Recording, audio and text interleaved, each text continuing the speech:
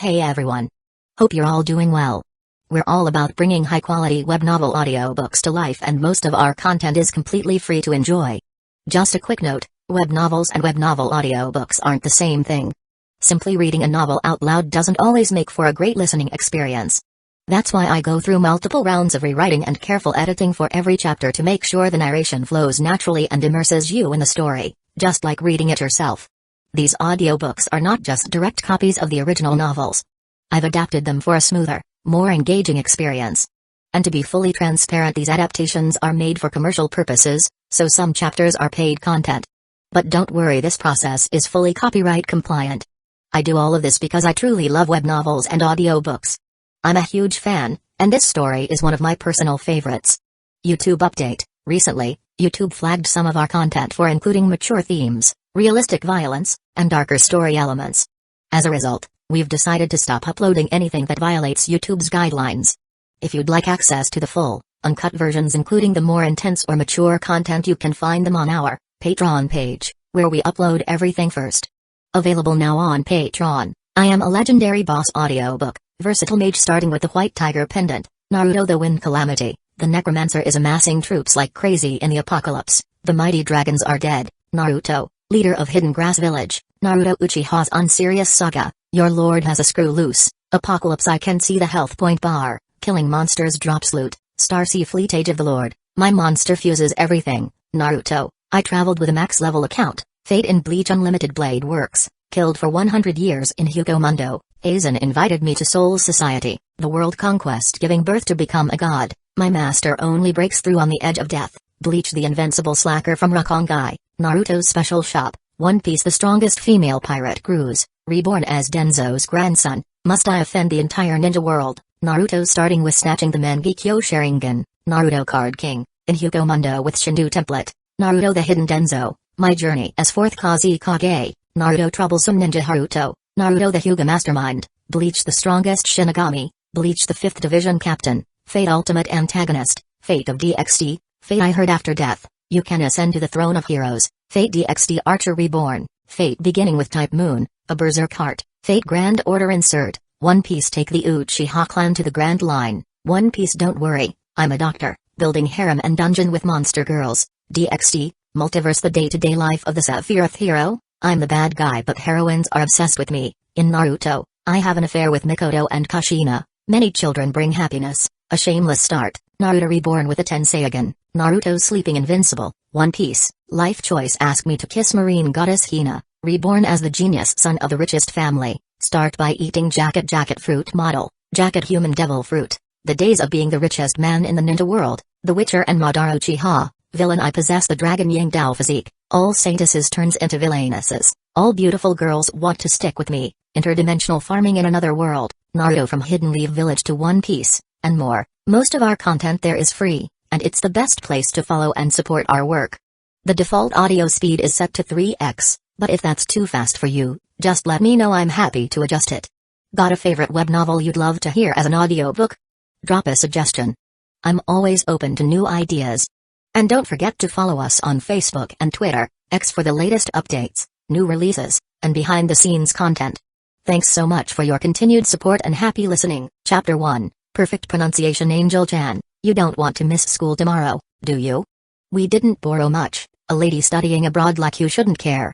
Exactly, being friends with us won't hurt. Ha ha ha. The harsh, arrogant voices of delinquent girls echoed through the dark alley, carrying a sense of malicious pride. Angel curled up in the corner of the alley, her golden hair covered in dust, looking somewhat dull. She clutched her head with both hands, feeling a splitting headache. So noisy. My head hurts. Wasn't I just drinking celebratory wine? Where is this place? Who are these people? The petite and fragile girl furrowed her delicate brows, her dazed eyes looking at the swaying figures in front of her. Her face and small lips were pale as paper, and her slender body trembled slightly due to the intense headache. But these reactions did not arouse any sympathy from the people around her. On the contrary, a delinquent girl with colorful hair and exaggerated makeup grabbed Angel by the collar, pulling her head up and cursing, "Speak up. Do you look down on us, bitch? Let go, it hurts." Angel moved her pale lips, murmuring unconsciously. Bang. The delinquent girl with a vicious expression kicked Angel hard, sending her flying to the wet and dirty ground of the alley. She lay there, trembling, unable to get up. Then, Angel was turned over, and several hands searched her body, pulling out a wallet. After taking the money, they threw the wallet at Angel's face with a smack. Ugh! What is this? So little money. Since I'm in a good mood today, I'll let you go. Remember to bring more money next time, or you'll know what will happen. Right, Angel? Ha ha ha. A group of gaudily dressed girls laughed triumphantly, walking out of the alley arm in arm. No one noticed that Angel, lying on the ground with empty eyes, suddenly moved her fingers. Kill. Human beings are scum. Vermin. Enemies. Destroy, destroy, destroy, destroy, destroy. Kill, kill, kill, kill, kill. Angel shakily stood up. This body felt entirely unfamiliar to her. Her ears buzzed with a buzzing noise, but she could clearly hear the bullies' laughter and heartbeats, along with distant car horns, all as if they were right next to her ears. It was too strange, too uncomfortable. But these were merely physical discomforts. What Angel found uncontrollable was the roaring voice in her mind. Kill, kill, kill, kill, kill. The voice kept saying this, with waves of strong emotions surging into her heart. Anger, hatred, and murderous intent quickly overwhelmed her rationality. She felt nauseous, like vomiting. Moreover, a chaotic mix of memories churned in her brain like minced meat in a blender, one of a researcher who had just completed her first major project, and another of a helpless high school girl who recently lost all her family and suffered from severe school bullying. Which one is really me? Why do I have to go through this? So, what are you planning to do? Family, life, dignity, dreams. Why do I have to lose everything? Huh? Kill, kill, kill, kill, kill. So, answer my question. Kill. Kill, kill, kill. The two wills reached an agreement, who influenced whom no longer mattered. Angel just raised her head, and her purple eyes instantly turned a pure crimson. She swayed as she moved, her vision also shaking. Angel didn't know how she approached the bullies who were about to leave. She raised her hand and placed it on one of their shoulders. Hey! The delinquent girl who felt a hand on her shoulder instinctively turned around, suddenly meeting a pair of blood-red eyes. Unknown memories are randomly appearing in my head. Anyway, you all are scum, right? Angel hunched over, looking up slightly, her mouth involuntarily curling into a grin. The sinister smile was reflected in the eyes of the delinquent girls. Ah! Damn! You dare scare us! You bitch, you want to die! Rip! An arm fell to the ground amidst the rising shouts and curses, blood splattering onto the wall and dripping from Angel's lowered right hand. One girl stared dumbfoundedly at her now half-arm, her expression first disbelief, then extreme terror. Ah! Splatter. Rip. Swoosh. Ah! 10 minutes later, a bloody hand suddenly gripped the corner of the alley wall. Angel, gasping for breath, stood at the alley entrance, the strong smell of blood emanating from her blood-stained clothes. Go. Home. Angel shook her head, her muddled rationality pointing her towards a very familiar path. Fortunately, it was late at night, and this area was relatively quiet and deserted, or perhaps she was lucky. No one saw this ghostly figure walking out of the horror scene. Angel smoothly entered a dark 2-story house, collapsed at the entrance, and lost consciousness completely. Drip, drip. The next morning, in the bathroom, cold water splashed onto Angel. It was autumn in August, and the early mornings in the Far East were already somewhat chilly. The water heater in the house needed to be set in advance, and at this time, only cold water was available. But Angel didn't feel cold. She stood motionless under the cold water in her school uniform skirt, staring at her white, delicate hands. Until a moment ago, they were still stained with dried, dark brown blood. The water washed away the blood on her clothes and body, flowing down her smooth legs to the ground, becoming dirty water and draining away. Clean, no scars from handling experimental equipment. Obviously very young. Is this transmigration or soul transference? Angel frowned, silent. After a while, she removed the blood-stained clothes, carefully cleaning this body that hadn't fully matured. After throwing the clothes into the washing machine, Angel, wrapped in a loose white bathrobe, collapsed onto the living room sofa. She frowned, staring at the familiar yet unfamiliar living room. Am I still me? Let's put that philosophical question aside. I am the enemy of humanity, the one who rings the death knell of civilization, the destroyer of the world, the Herrscher of dominance. Angel's cold, indifferent voice echoed in the room, steady and calm, yet somewhat numb. Why is it this world? Liking beautiful girls doesn't mean wanting to came to this world. Angel sighed tiredly. The inexplicable knowledge seemed etched in her mind, clearly telling her about her current non-human identity. There were also some pieces of information related to the Herrscher's powers that she hadn't had time to organize.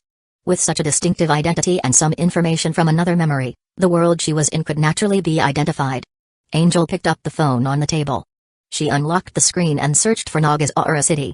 The first piece of news was a headline. This March, a catastrophic chain explosion occurred in Nagasawa City, shocking the world.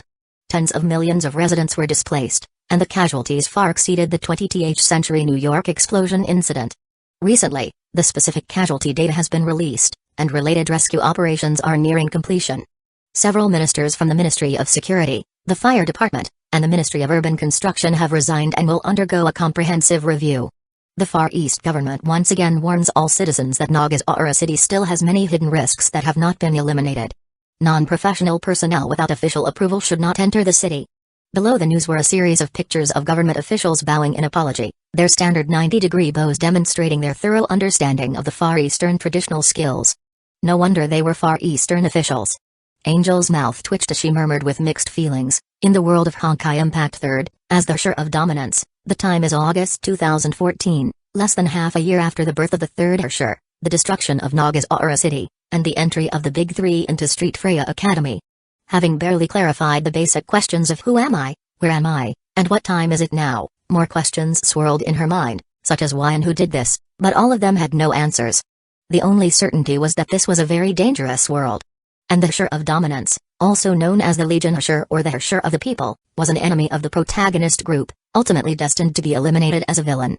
Thinking about this, Angel placed her hand on her forehead, her long, slender legs curled up, and her small body gradually curled into the sofa, uttering a perfectly pronounced and elegant Chinese character, Kuso.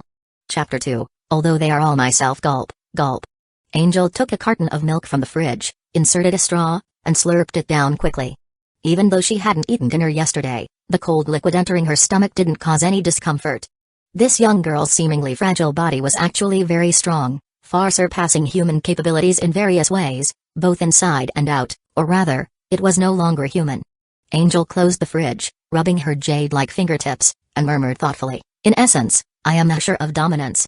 This body is merely a puppet controlled by my powers. But these powers also need to attach to a body to exist. If all the bodies available for attachment die, I will also die. Having only one body is really too dangerous. Angel felt a strong sense of threat. Putting aside all kinds of confusion and doubts, survival was the current priority. Driven by this thought, Angel naturally understood how to use her powers. The first step was to draw Honkai energy from the imaginary space. The second step was to find a medium suitable for the powers to attach to, such as a corpse or a powerful puppet. There was no suitable medium here, so she gave up on using a medium and used herself as a template to create a body. The third step was to activate the powers and dominate this body. A faint purple light flickered, condensing into a small but curvaceous and beautiful humanoid figure in front of Angel. Angel blinked. Opposite her, a perfect replica of Angel, as flawless as white jade, also blinked. They stared at each other, identical in every way. X2 After a moment, the original Angel's lips curled up. The amusing scene finally eased her heavy mood slightly, and she playfully said, take a few steps. Take a few steps, walk with vigor. Walk with vigor, walk 1,000 miles a day. Walk 1,000 miles a day, walk like a lifetime has passed. Walk like hey. That's enough, we're the same person. You're not going to keep this up and then punch me, are you? The clone Angel walked clumsily with synchronized limbs, then rolled her eyes and went straight up the stairs, completely shameless, as they were the same person and totally uninhibited. A while later, she came down dressed in a casual long-sleeve shirt and shorts, her slender white legs gleaming with an incredible brightness, almost as if glowing. Although it's myself, it really is a feast for the eyes. The original Angel sat on the sofa, watching as the clone Angel sat down across from her.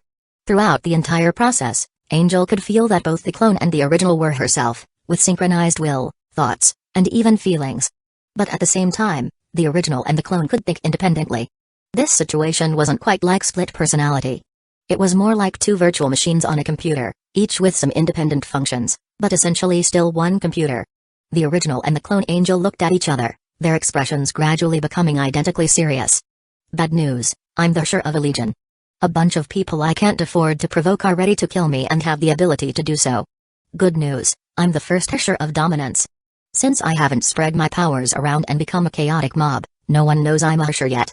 So, as long as she hid in a corner and stayed low, Angel might live safely until the later stages of the plot. What happens in the late stages could be thought about later, For now, she needed to conceal her identity as a Herrscher. As long as her identity wasn't exposed, she wouldn't attract the attention of those dangerous individuals. Both angels thought about this and then simultaneously remembered a dangerous situation. Those shredded girls. Too rationally, Angel didn't sympathize with those bullies who had done many disgusting things. They were just a bunch of young brats. Emotionally, neither of Angel's life memories had such cruel experiences, making it hard not to feel a bit sorrowful. But these didn't matter. What mattered was that those broken bodies were left in the alley. Even if the place was secluded, someone would eventually notice. When that happened, modern technology would easily confirm her as a suspect. Secular powers could be ignored, but if the three major organizations noticed, wouldn't she die? Both angels widened their eyes and stood up. The original angel, wearing a bathrobe, decisively said, "Fix the problem. We need to turn those bodies into our clones. If they continue to exist in their form for a while, the trouble won't come to us. Quick, let's hope we're still in time." The clone angel had already dashed out the door, leaving the original angel with a swaying golden ponytail. There was no need for verbal commands, their thoughts and consciousness were one and the same, a single entity. The distinction between the original and the clone was meaningless. They were both angel, with no primary or secondary difference. Even if one angel died, it would only temporarily lose an independent thought process, but angel would still live on without any other impact. Taking advantage of the time while one angel was away, the other angel in the house frowned and pondered for a moment, then suddenly disappeared from the room. This was a world of darkness, where up, down, left, and right, even the passage of time, didn't exist, creating an indescribable sense of ambiguous chaos. Floating in the void were some fragments of buildings. Some looked like pieces of unknown palaces, others like slices of skyscrapers, and many other inexplicable objects, all reflections of the real world in the imaginary space, hovering between reality and illusion. Angel, with a milk carton straw in her mouth, stood in the void, her purple eyes blinking gently. The knowledge about the imaginary space that came with the Herscher's powers gradually became clearer in her mind, and Angel quietly absorbed it, trying to understand it in a comprehensible way. After a while, her eyes lit up, and she extended her hand, an invisible field spreading out from her as the center. Soon, a vast area of space came under her control. Under Angel's will, the field enveloped a bunch of building fragments, bringing them together, merging, reorganizing, and refining them into a broad circular platform, resembling an ancient and magnificent hall. The stage hadn't yet reached the field's boundaries but was already vast enough to be considered grand. "This is the theater of domination," Angel murmured. Whether from her knowledge of the original work or the inherent knowledge of the Herscher's powers, she knew the essence and characteristics of this field. A controllable space domain, the source of her powers, drifting in the boundless imaginary world, where only the Herscher of Legion could freely come and go. This gave her an unparalleled sense of security.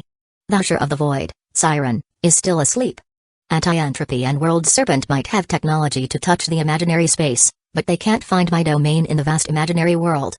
This is the ultimate life-saving charm. As long as one clone hid safely in the theater, it didn't matter if all the other clones in the outside world were destroyed, Angel would still live. Ha ha ha. Angel spread her arms and laughed heartily. Despite the existence of Auto-Apocalypse, the grand schemer and pure love warrior whose ultimate plan involved the powers of Hodam and possibly already had the cosmic juggernaut, which posed a significant threat. But this didn't stop Angel from breathing a sigh of relief. This was probably the first time she felt secure since waking up, feeling confident enough to survive in this world. After the pleasant laughter, Angel snapped her fingers, activating her powers, and numerous graceful female figures began to condense in the purple light. 10, 20, 30, 100, 200. Countless naked angels appeared, creating a quiet yet suddenly crowded and chaotic scene. Slap. The original angel, wrapped in a bathrobe, looked at the endless repetition of the snowy white scene before her and couldn't help but cover her face. Slap. Slap. Slap. All the angels on the scene, as well as the only one in the outside world rushing to the crime scene, simultaneously covered their faces. Although they were all herself, and all rare beauties, the sight gave Angel a bit of trypophobia. Chapter 3, The Justice-Sparing Beautiful Girl Feels Like My Body is Becoming Sluggish and Heavy. After calming down a bit, all Angel couldn't help but try moving their limbs, and soon some started complaining about their condition. My brain feels foggy too. The one outside almost dripped. Is it because there are too many of us? Should we reduce the number? Wouldn't it hurt a lot? All Angel looked at each other. This state was indeed problematic. It felt like if they pushed any further, they might all pass out. Angel feared pain, but she was also rational. To survive, she had to first understand this power of the Herrscher that was essential for her survival. So, 100 angels, after a brief hesitation, clenched their fists simultaneously and smashed the heads of the duplicates beside them. Ugh. So disgusting, I want to puke. But we are really strong. Skulls should be pretty sturdy, and yet we could actually smash them with a single punch. Yeah, as expected, losing a duplicate doesn't impose any extra burden. The pain is only momentary, and in other aspects. It's like shutting down a virtual machine on a computer, insignificant. Looks like we can consider a sacrificial combat strategy. After a gruesome scene of flying flesh and blood, there were 100 angel left, including the original, chattering about their feelings and judgments. As for the other half of the bodies, they turned into Herrscher cores, silently merging into the theater of domination. Angel finally relaxed their frowning brows. So, this is why the original Herrscher of dominance dispersed the cores? Each duplicate created an additional thought thread and combat unit.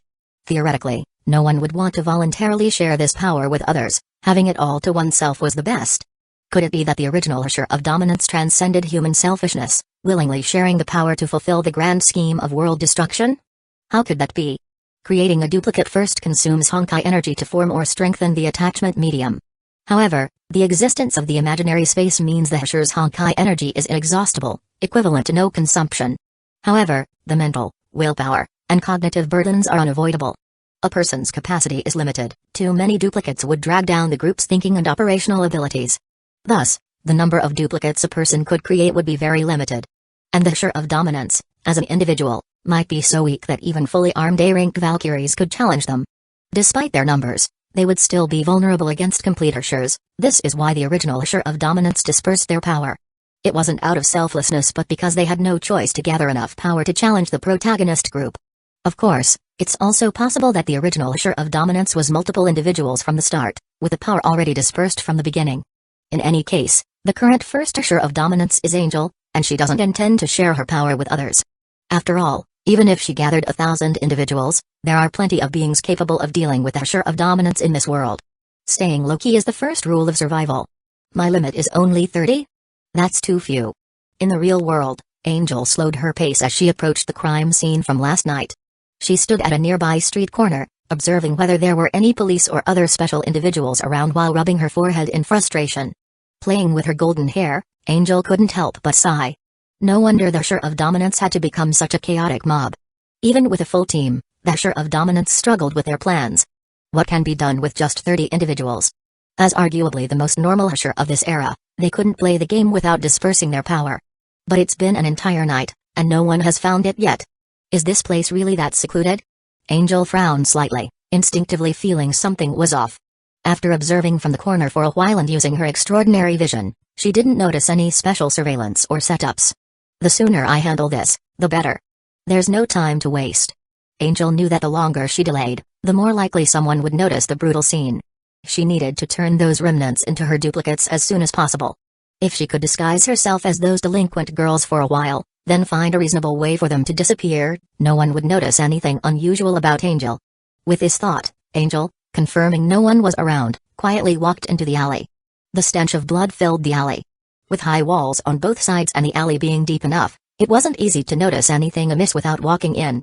The delinquent girls had carefully chosen this spot to avoid detection for their bullying, which conveniently made it easier for Angel to clean up the scene.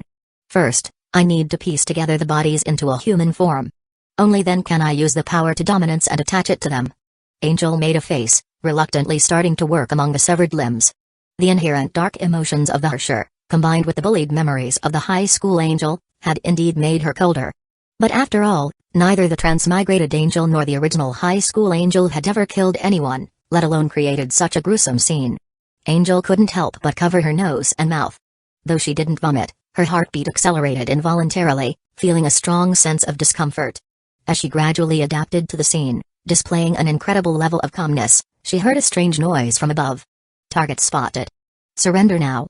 A clear and melodious girl's voice came from above, filled with righteous indignation yet unable to hide its youthful vitality.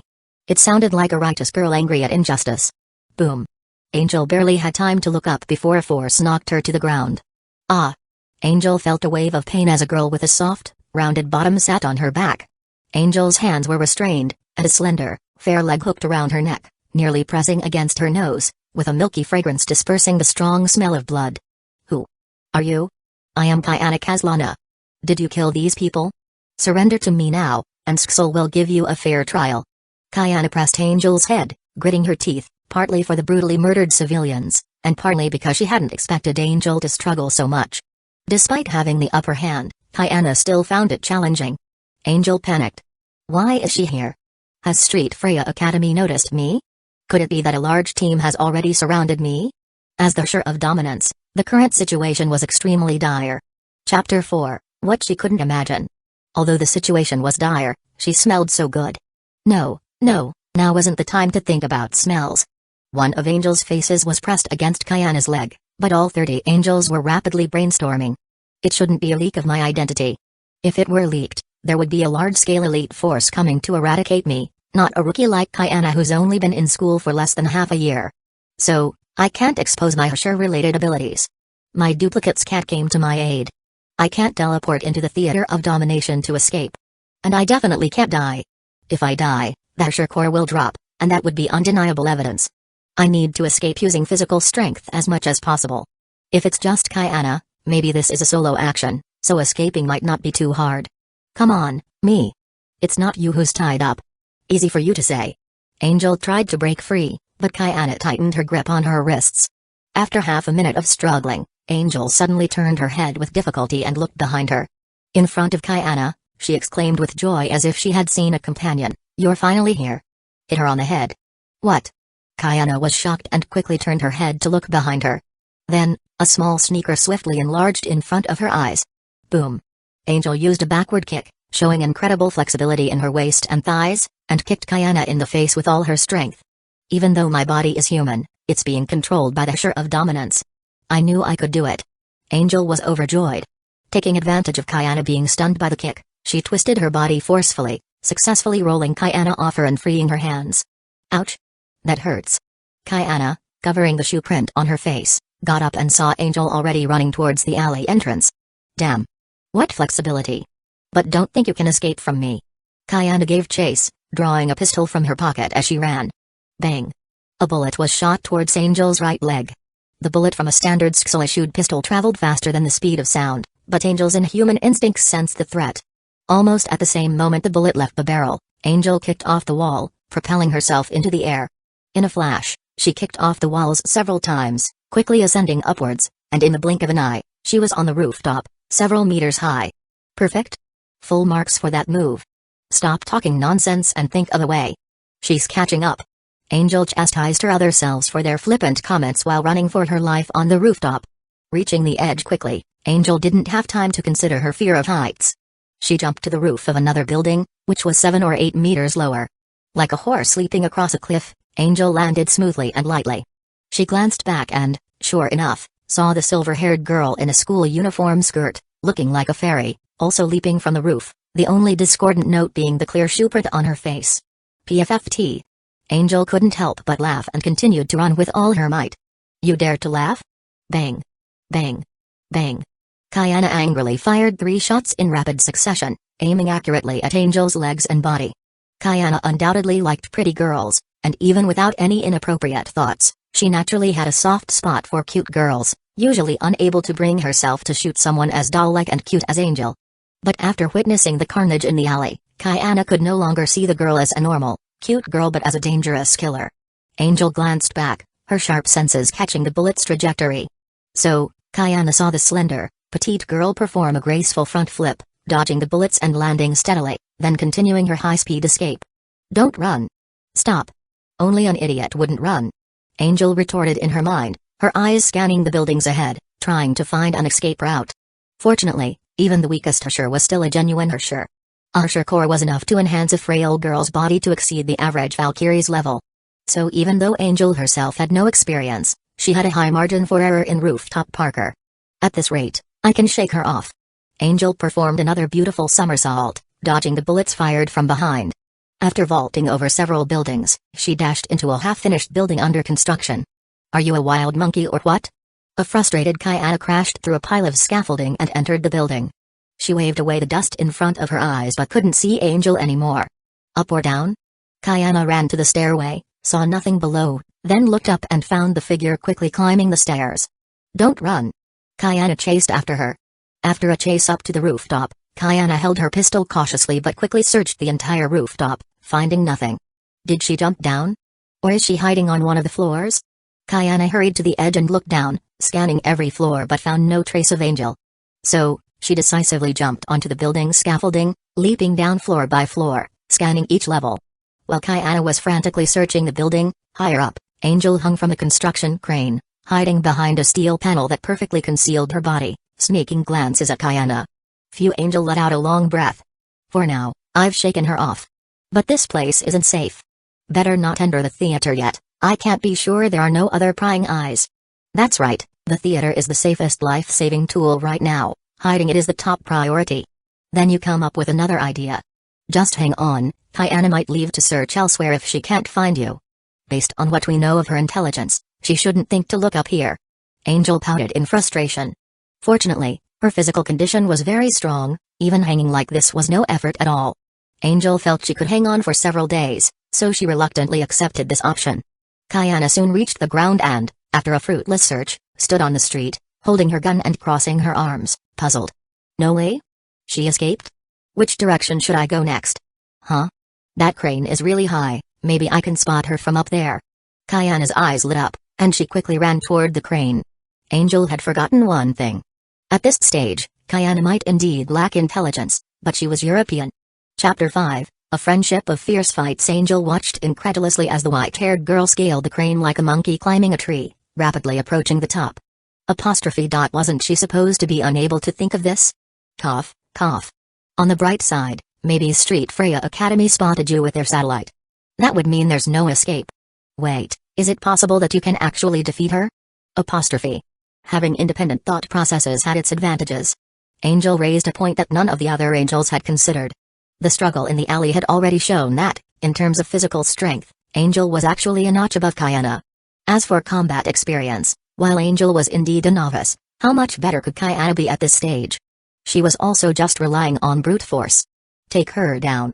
Exactly. If she's acting alone, defeating her means we can escape. If it's a Street Freya Academy ambush, capturing her might give us a chance to negotiate. Then let's do it. It'll be a good chance for us to get used to fighting. At worst, if we can't win, we can still run. Her intelligence is low, we can easily outsmart her. The angels were roused, eagerly encouraging Angel to strike. Angel, on the scene, had no time to think further because Kayana was almost at the crane arm. The crane arm was a long and sturdy steel structure, and on both sides of the ladder entrance were narrow walkways covered with steel mesh and wooden planks, almost the only walkable path on the crane arm. Kayana had just climbed the ladder and hadn't had time to catch her breath when Angel pounced at her waist. Bang! The two wrestled on the narrow walkway. In the scuffle, Angel seized the opportunity to throw Kayana's pistol away. You were hiding here? Damn it, my gun. Kayana, furious, began to thrash wildly. As Kayana Kazlana, the strongest Valkyrie of Sksel, future tense, when had she ever been this humiliated? Enraged, Kayana's strength surged, and she finally kicked Angel away.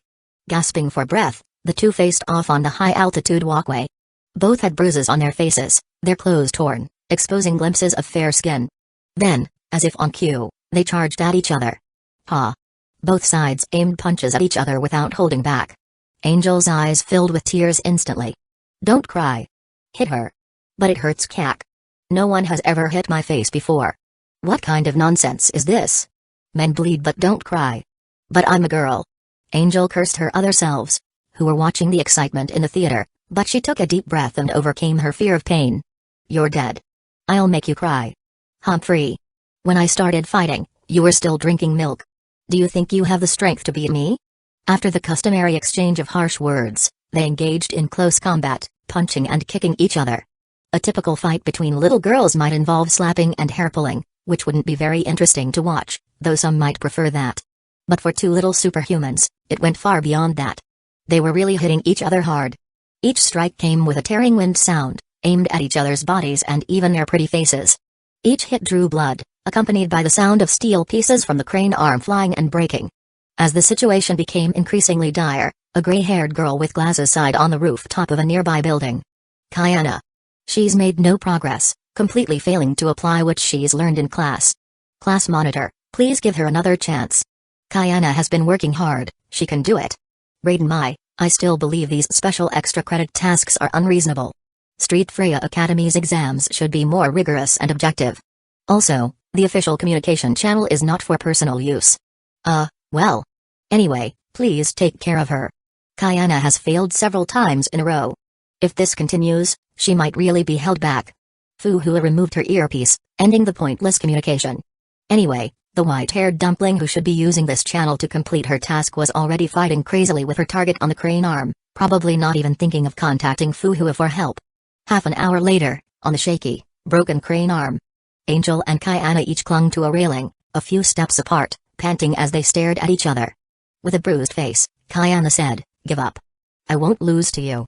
Angel, equally bruised, wiped her nosebleed and silently raised a middle finger. Arg. Kayana, enraged, charged again.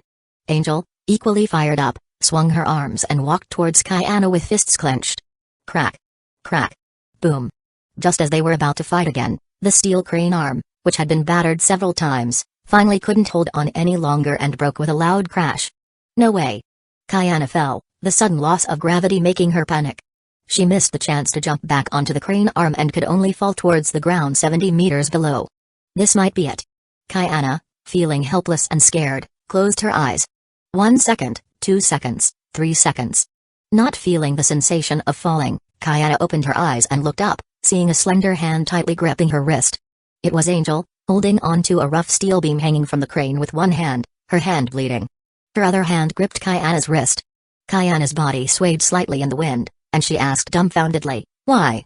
Angel rolled her eyes without answering. Firstly, any HI3 player, unless inherently heartless, wouldn't want to really hurt the super cute and extremely lovely Kayana. Secondly, if Kayana really got hurt here, Angel would be relentlessly pursued by a group of maniacs. Lastly, don't forget that the Queenie is still around. If she appeared when Kayana fell, she could track Angel back to the theater of domination. Whether or not the Queen cared about them, her appearance would mean the situation had escalated. Street Freya and even Otto would seriously focus on this, and that would be game over. In short, a fight was fine, but watching Kayana get hurt was absolutely out of the question, both emotionally and logically. Angel, dangling in midair, observed her surroundings and finally aimed for the nearby construction site rooftop. Heave-ho! Angel swung her arm, making Kayana's body sway in the air. After a few swings to build up momentum, Angel flung the screaming Kayana towards the rooftop. Ah! Kayana screamed as she hit the cement rooftop with a thud, rolled a few times, and got up holding her waist, wincing in pain. She shook her dazed head, looked up at the crane above, but Angel was nowhere to be seen. What the heck? Doing something like that again, saving me. Are you a good person or a bad person? Kayana muttered, feeling confused for a moment, standing dirty and disheveled on the rooftop, unsure of where to go next. Angel swiftly descended to the ground along the crane's cable, taking advantage of Kayana's inability to pursue. Limping into a nearby alley, she ran randomly for a few circles before deciding to flee even farther. Returning from the theater of domination to the real world required coordinates. There were only two types of coordinates, either the physical body in the real world or the location of the last angel to leave the real world. In other words, the 29 angels in the theater of dominance would either appear beside the angel outside door in the living room at home. So, she couldn't attract attention to her home. Therefore, she ran. With the qualities of a Herrscher, surviving anywhere wasn't difficult for Angel. The farther she ran, the better. Absolutely mustn't attract the attention of Skull, Anti-Entropy, or World Serpent. We, the pitiful thousand-fold Herrschers, just want to live. Nourished by the power of Honkai, Angel's body gradually recovered. At least it didn't affect her normal movement. She walked through a long alleyway, where the light from street lamps shone in. Getting out from here would bring her close to the suburbs. As long as she left the city, found an unmanned wilderness, and disappeared into the mountains and forests, no one would easily find her. Then she could sit down, rest, and think about what to do next. A smile appeared on Angel's face. Until she saw outside the alley, the gray-haired girl with a ponytail and blue school uniform fluttering in the wind, standing motionless like a mountain. Kuso. Afterward, Angel caught a whiff of a scent resembling roses and suddenly lost consciousness. Chapter 6, Teresa's conclusion. Class monitor, you're back? Don't look at me like that. I know I screwed up again this time. Kayana covered her bruised face and squatted down in embarrassment. Fuhua's original intention to give a serious lecture slowly dissipated in Kayana's shameful reaction. She held the unconscious Angel with one hand and handed over a bright red rose with the other hand. Class monitor, why are you still carrying a rose? On the road, A stranger gave it to me. Fuhua thought of the pink little girl she met before, and blushed as she handed her the rose. Fuhua wanted to refuse politely, but the girl stuffed the rose into her hand, covered her face, and ran away excitedly as if she had done something amazing. What are girls thinking nowadays? I, the immortal phoenix, really don't understand. Fuhua sighed silently. Kayana took the rose, sniffed it, blushed slightly, stood up, and said shyly, "Should I say you are worthy of being the class monitor? Not only are you a popular sister in school, but you are also popular with women after leaving Street Freya Academy. But I already have someone in my heart, class monitor, you can't conquer me, hee hee." Kayana said so, but holding the rose, she shook her body involuntarily and smiled foolishly. So, I, the immortal, really don't understand what little girls nowadays are thinking. Fuhua held Angel and called the landline with the headset. Soon, a whistling wind fell from the sky, and a black-armed helicopter slowly approached the ground. Kayana protected the rose with both hands, turned her head to look at the unconscious Angel, and asked with her silver hair flying, "Class monitor, how is she?" "The mission is to control and bring her back, so I didn't use heavy hands, she's just unconscious. In addition, classmate Kayana, your performance in this additional evaluation is 0 points. Hey! Don't do this." Amid the roar of the helicopter landing, Kayana raised her head and let out a shrill whine. "Goddess! Damn! My goddess! We are not Hammurabi, don't make laws here. What should I do? I've lost contact with you outside." "Calm down, the connection of power is still there, it seems she's just unconscious, not dead yet." Angels expressed their panic in different reactions, and after a while, they calmed down and gathered together to discuss the current situation. "Think carefully, the first person to contact us is Kayana, a new student of Street Freya, rather than a professional Valkyrie team, which means the problem may not be that serious. At least, no one should have thought that we are Herrschers. Then, there is still a chance. After all, the third Herrscher only appeared half a year ago. Normally, no one would have thought that a new Herrscher would appear so soon." 29 angels stayed in the square of the Domination Theater, sitting in a circle, desperately using their little brains to guess what would happen next. "I should be taken to Street Freya Academy outside, and then, it is likely to be a physical examination and blood test. But the Herrscher core is not so easy discovered, right?" The angels frowned, feeling a little uneasy, but they had already panicked before, so they were not panicked now. "Don't be too optimistic, but don't think the worst. First, we use human bodies, not puppet bodies. Second, the Herrscher core is not an obvious entity like a stone, but a more abstract energy system, which should not be discovered by conventional inspection methods." The angels spoke one by one. "The Herrscher of dominance per individual unit are very weak. For a single individual, the amount of Honkai energy in their bodies is far from the scale of other Herrschers. This is actually beneficial for hiding their identities. If it is just a general physical examination, the conclusion is likely to be Honkai energy adaptability is very good, and it is a good seedling for a Valkyrie. Otto is not paying attention to us now, right?" An angel uneasily expressed the biggest concern of the angels. A general physical examination may be fooled, but if the person paying attention to the physical examination is Otto, who has studied the power of Herrscher countless times, then the conclusion is another matter. Depend on what happens after waking up. If you meet Rita, Durandal, and other elite Valkyries from the Skull headquarters, or if there is any life-threatening situation, then jump back to the theater directly. If it is a general imprisonment, or Street Freya's surrender, it means that the situation is not so bad, you can be patient and dormant for the time being to see the results. I agree, it is better to say that this is the only way to do it now. The angels were worried, but considering that Angel was unconscious outside, they were completely in the dark about the outside world, so they didn't even dare to go back to the living room at home. Since there was nothing they could do, they could only wait. St. Freya Academy, the majestic office of the principal. Teresa, who was full of majesty, flipped through the information on the table. After reading it from beginning to end, she frowned and sighed. Alas, school bullying, this kind of thing again? Is this the traditional custom of this country? Why is it everywhere? There is no way, the Far East has its own national conditions. In a place where the victim is recognized as guilty, what else can we do? So have you understood the information on that child, dear little Teresa? The plump and beautiful body that is about to burst out leans on the sofa chair. The close-fitting Valkyrie uniform not only highlights the seductive waist curve, but also clearly reveals the snow-white and bottomless ravines. Heimko Murata, a mature woman like a red-haired elf, holds the rim of the red wine glass with her slender hands, shakes the wine lazily, and shows amazing attraction from every inch of her body. Unfortunately, she has been single until now. Teresa slammed the table and shouted angrily in a childish voice, "I told you to call me the school principal. It's because you are so careless all day long. Now even my eldest niece often disrespects me. Also, don't drink in the office. Calm down. It's time to get off work. There happened to be a bottle of red wine and a wine glass in your cabinet. I've been tired all day, and you don't allow me to enjoy it? Humphrey. Pay attention next time, especially when there are outsiders. You should restrain your alcoholic nature." Teresa puffed her cheeks and scolded in a self-righteous and majestic manner. Hueco smiled indifferently, drank, and then adjusted her expression and said, "Now it seems that the matter is relatively clear. A person who is qualified for hidden Honkai energy who lives an ordinary life suddenly awakens in extreme depression because of long-term bullying. Alas, that state is indeed easy to get out of control. It has happened before, but this time it is not a coincidence.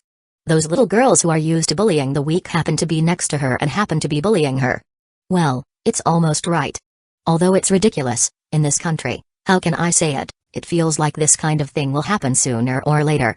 Hee, probably. Then what are you going to do, respected school principal? What else can we do? Even if we deal with it according to secular laws, the little girl is underage and can't be sentenced to any punishment at all.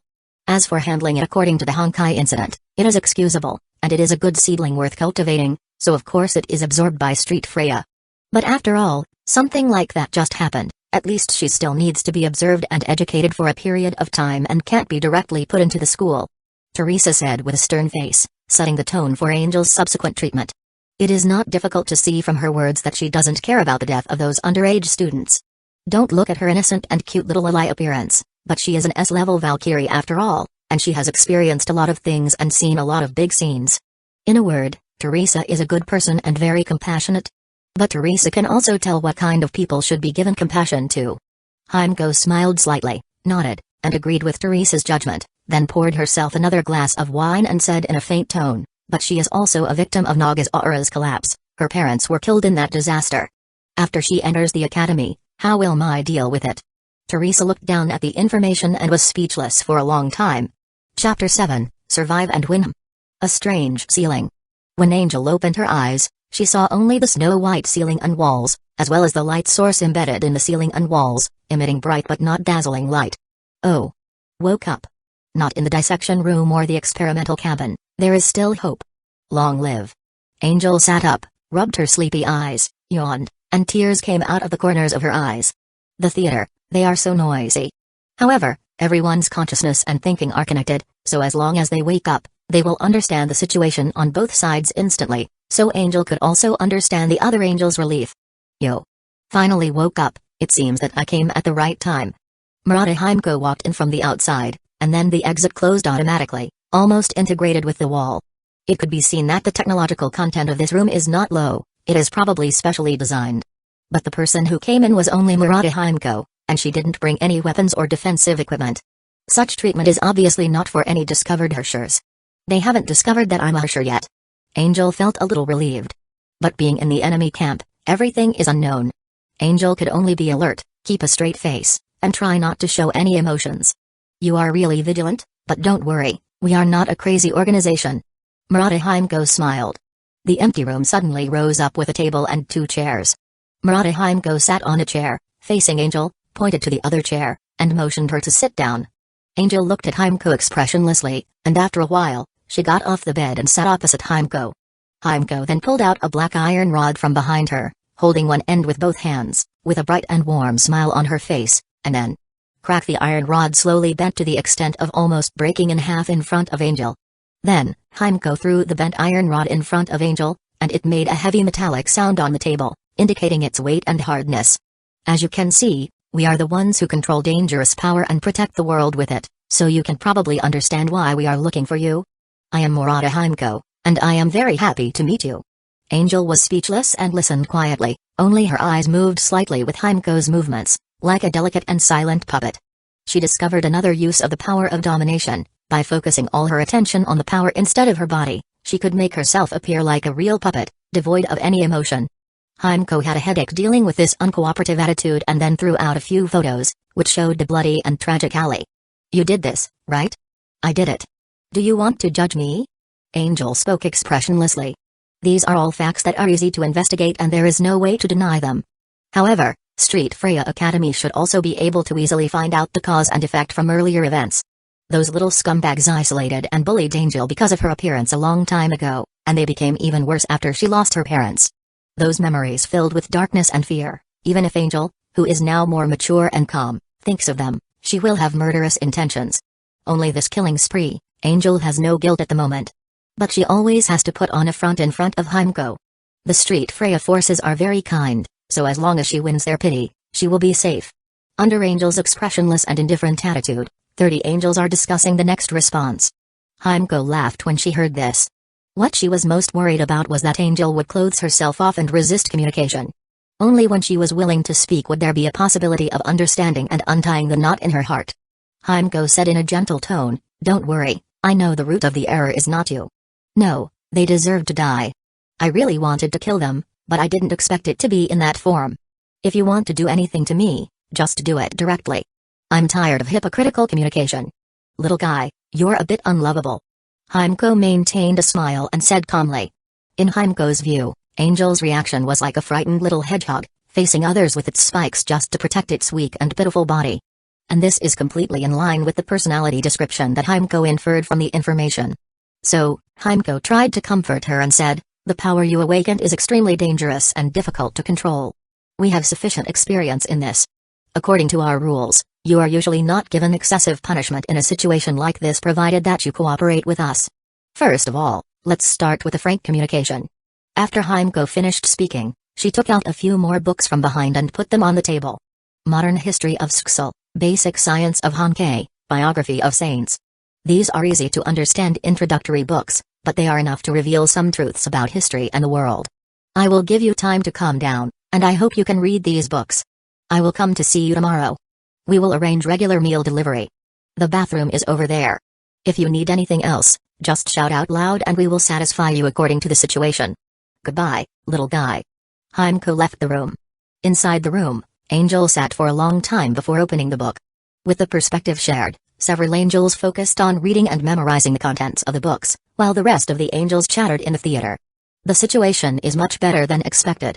It seems that Street Freya not only did not discover my identity as Herrscher, but also wants to recruit me. We should be thankful that we are in the Far East and have been noticed in Saint Freya's territory. Then should we stay? Well, if we stay, the risk of being discovered will undoubtedly increase.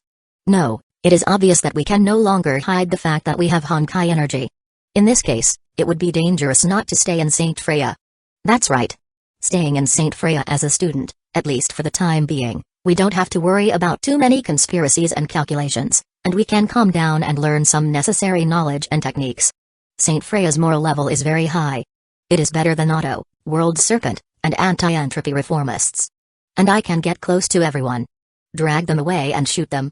After a collective brainstorming, the angels made two decisions.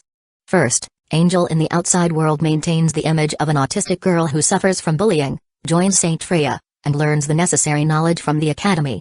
Second, the angels in the theater are divided into 10, carefully return to the real world one by one, and then use various means to go to different continents and hide in remote and uninhabited corners as the final resurrection archive after the theater falls. In short, staying alive is victory.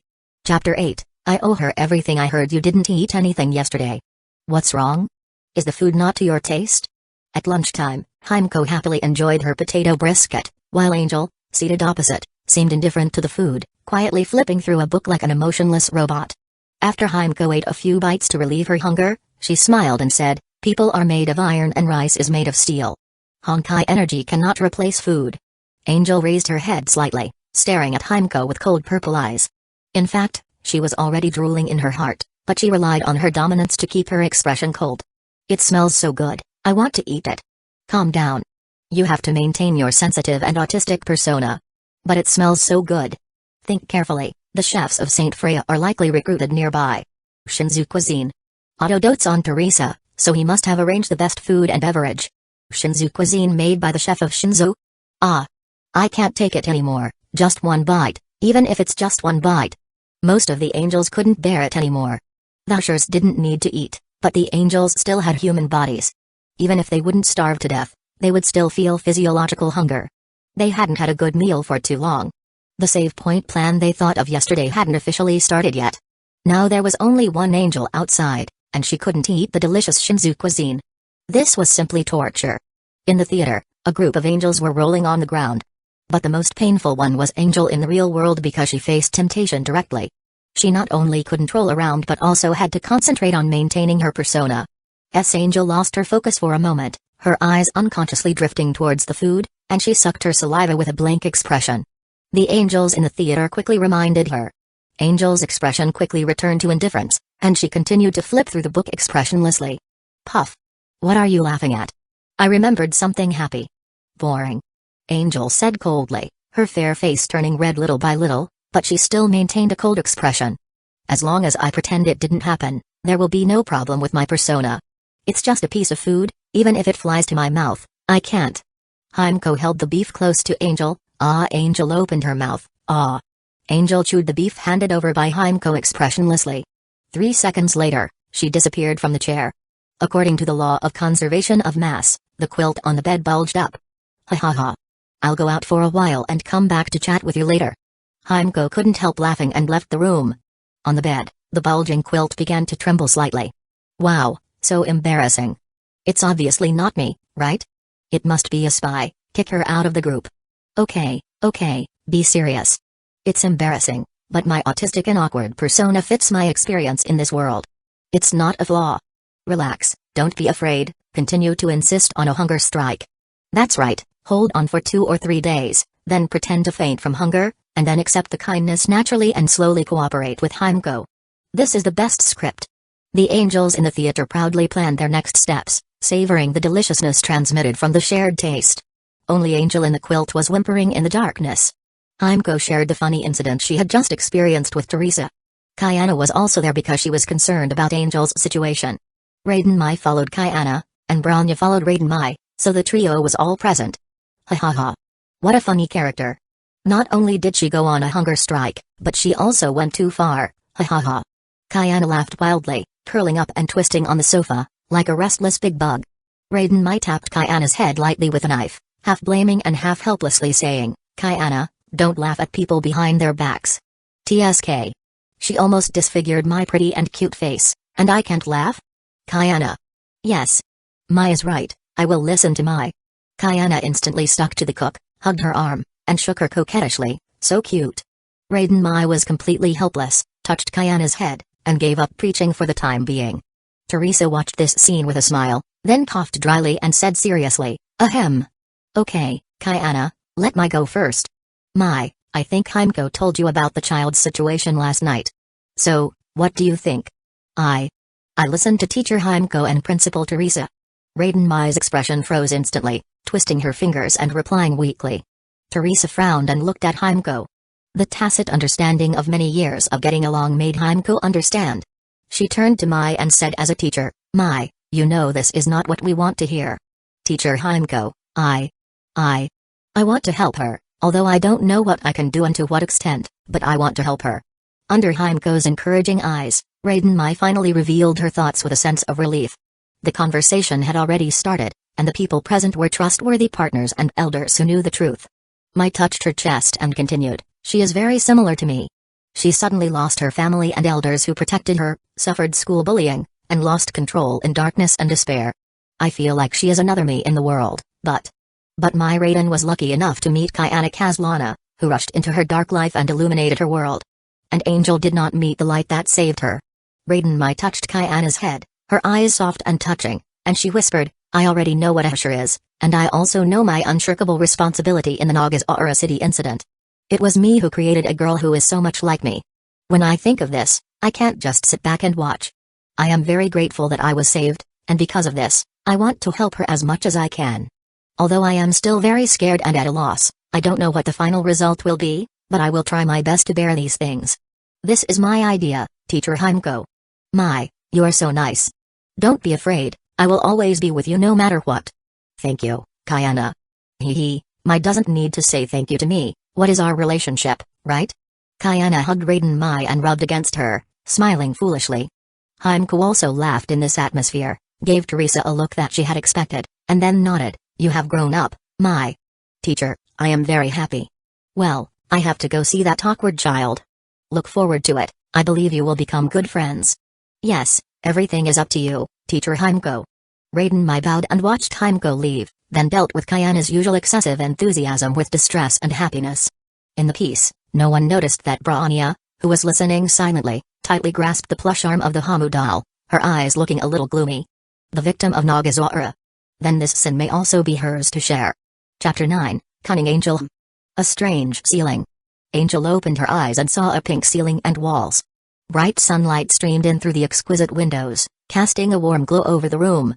Beside her pillow lay a bright yellow Hamu doll. The whole room was exquisite, cute, warm, and comfortable. Huh? Have I said this line before? Angel thought, slightly confused. I don't know whether you have or not, but it's the first time I've seen someone starve themselves to death. Hueco entered with hot white porridge.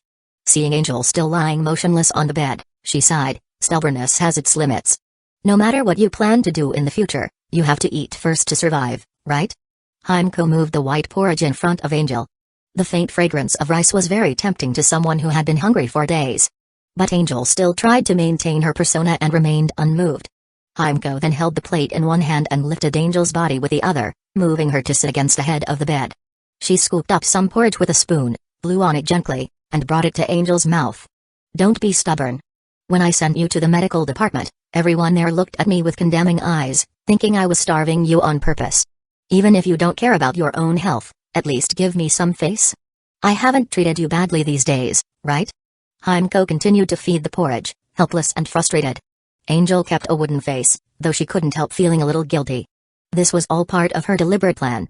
She had fasted for a few days, and when her body was really hungry, she relaxed her control, so she fainted. Judging by the current treatment, Saint Freya didn't seem to have the technology to detect dominance, at least not in ordinary physical exams and medical treatments. Now, Angel's last worries could finally be put to rest. Aunt Hueco, I'm sorry. I will find a way to compensate you in the future, Angel thought to herself. Her dry lips moved, and she said weakly, what do you want to do to me? I'm scared for you. To be honest with you, Saint Freya is a school for training Valkyries. We want you to enroll and learn how to become a Valkyrie. Even if you don't want to become a Valkyrie, at least learn how to control your power to avoid hurting innocent people or yourself in the future. Is it that simple? What else? If I really wanted to do something bad to you, I could have done it when I brought you here. Have you noticed any parts missing from your body? Hueco said, helpless with dark circles under her eyes, nearly out of patience.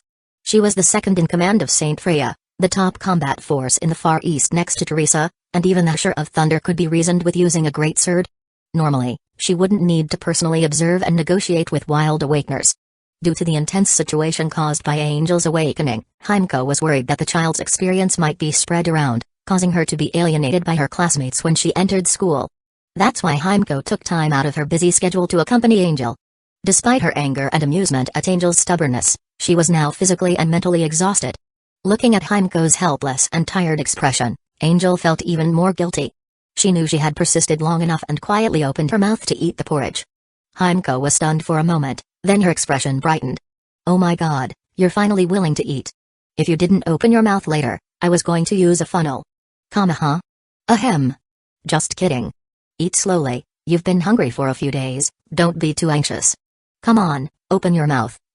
With intentional cooperation, one person fed the porridge, and the other drank it, creating a warm and harmonious scene. A bowl of porridge was soon empty. Angel touched her warm belly, and Hueco felt deeply moved. It's not easy, it feels harder than carrying out a mission. Yes, it's not easy, I'm almost starving. Okay. After observation, it's basically confirmed that you won't lose control easily, so you can live here for now. We'll talk about enrollment later, anyway, we won't force you, so don't worry. Hueco gently patted Angel's head and smiled brightly. Angel narrowed her eyes, looked up, and questioned, will not force me? Of course not, we are an organization that protects the world, not a terrorist organization. Hey. Who knows? What I said is true, I didn't lie to you. Hueco rubbed Angel's hair with both hands, feeling helpless again.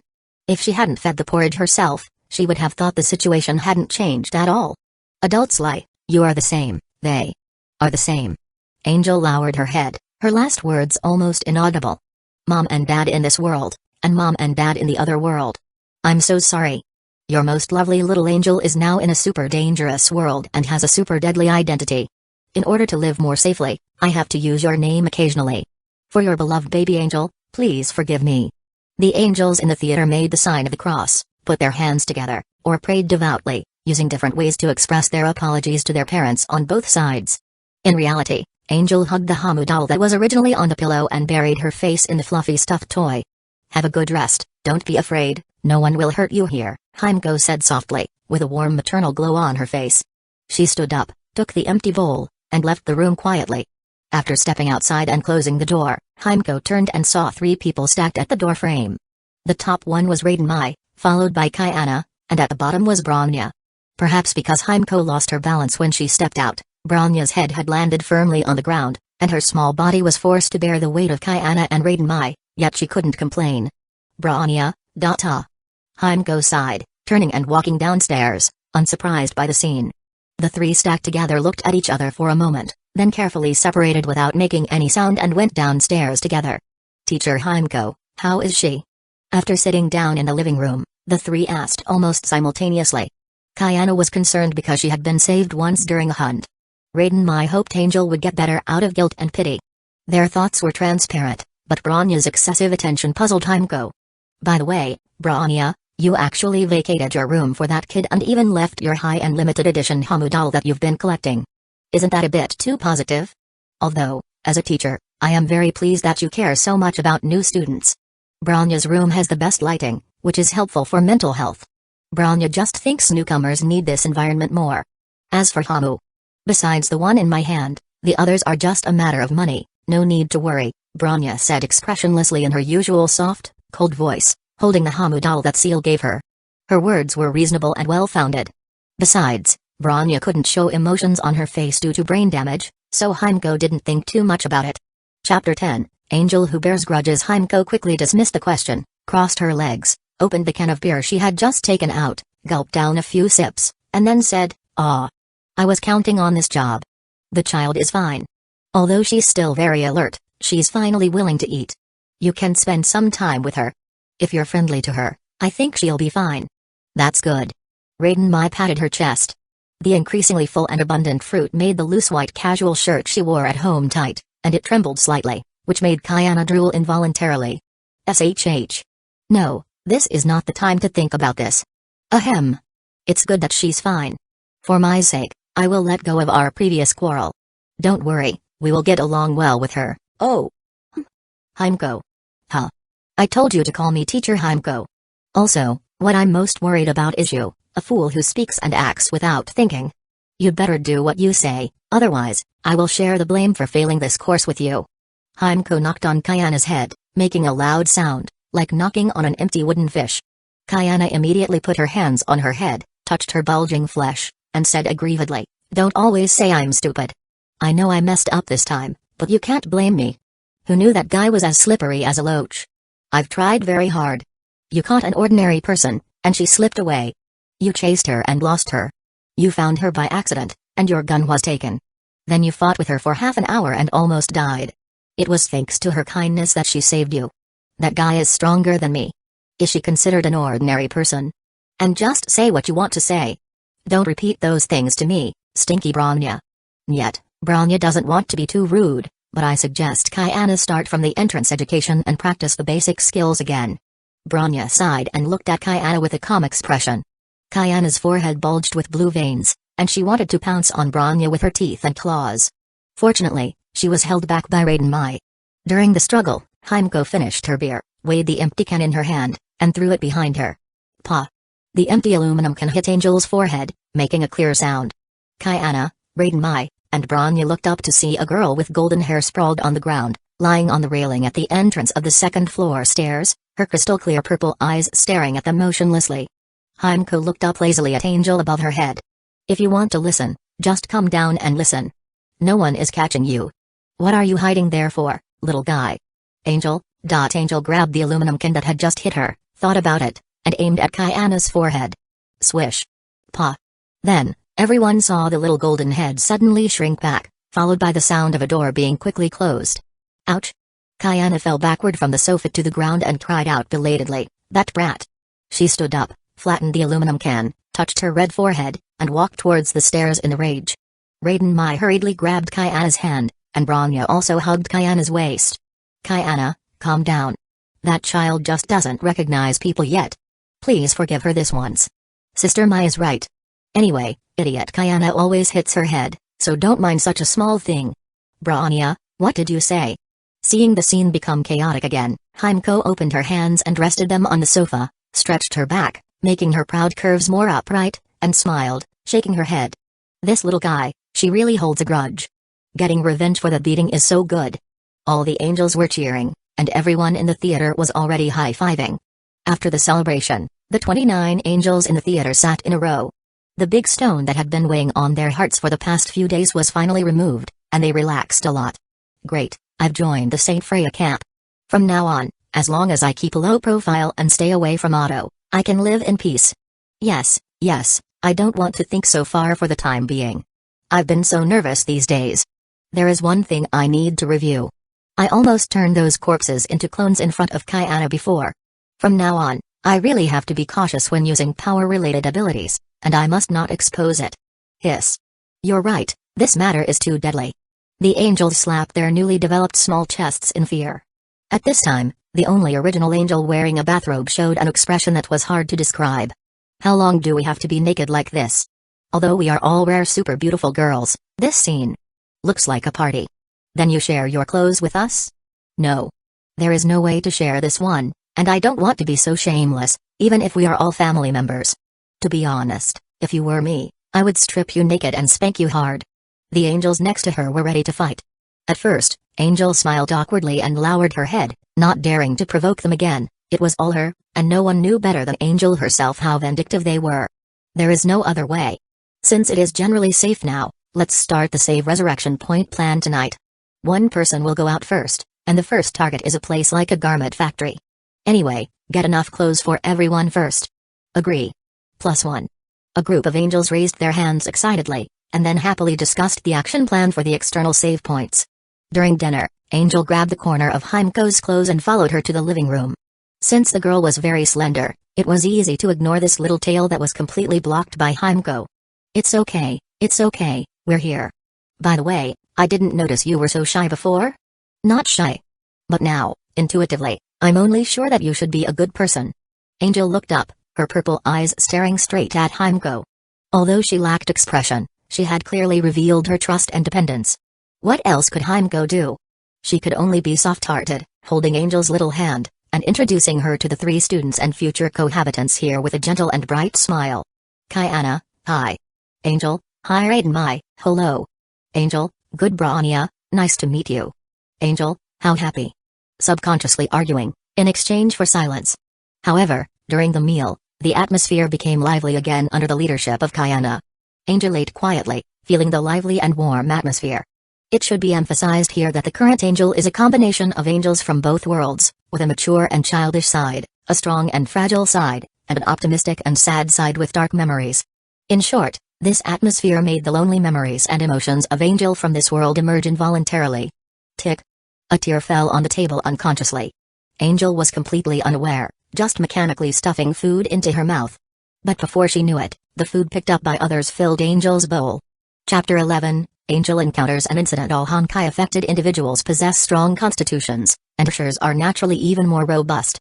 So, the days of fasting didn't take much of a toll, and Angel enjoyed a full meal comfortably. She felt deeply moved. Everyone in the theater felt the same. After all, it was a full meal after a long time, prepared by the beautiful, gentle, and virtuous Mai, the cook. Everyone watching, can you imagine the taste? Can you eat it? Oh ha ha ha. However, it was already time for bed. To maintain her need for solitude, Angel resisted the urge to get close to her Gakka wives and read alone in her room. Having decided to stop using her powers in Saint Freya, there seemed to be nothing else to do but go to sleep. The save point plan is handed over to you. I can't help anyway, so I'll go to sleep. Okay. Angel climbed into bed and lay in the soft, comfortable quilt. 1 minute passed, then 10, then 30. The moon outside was very bright. In the quiet school, Angel could even hear the sound of the waves with her excellent hearing.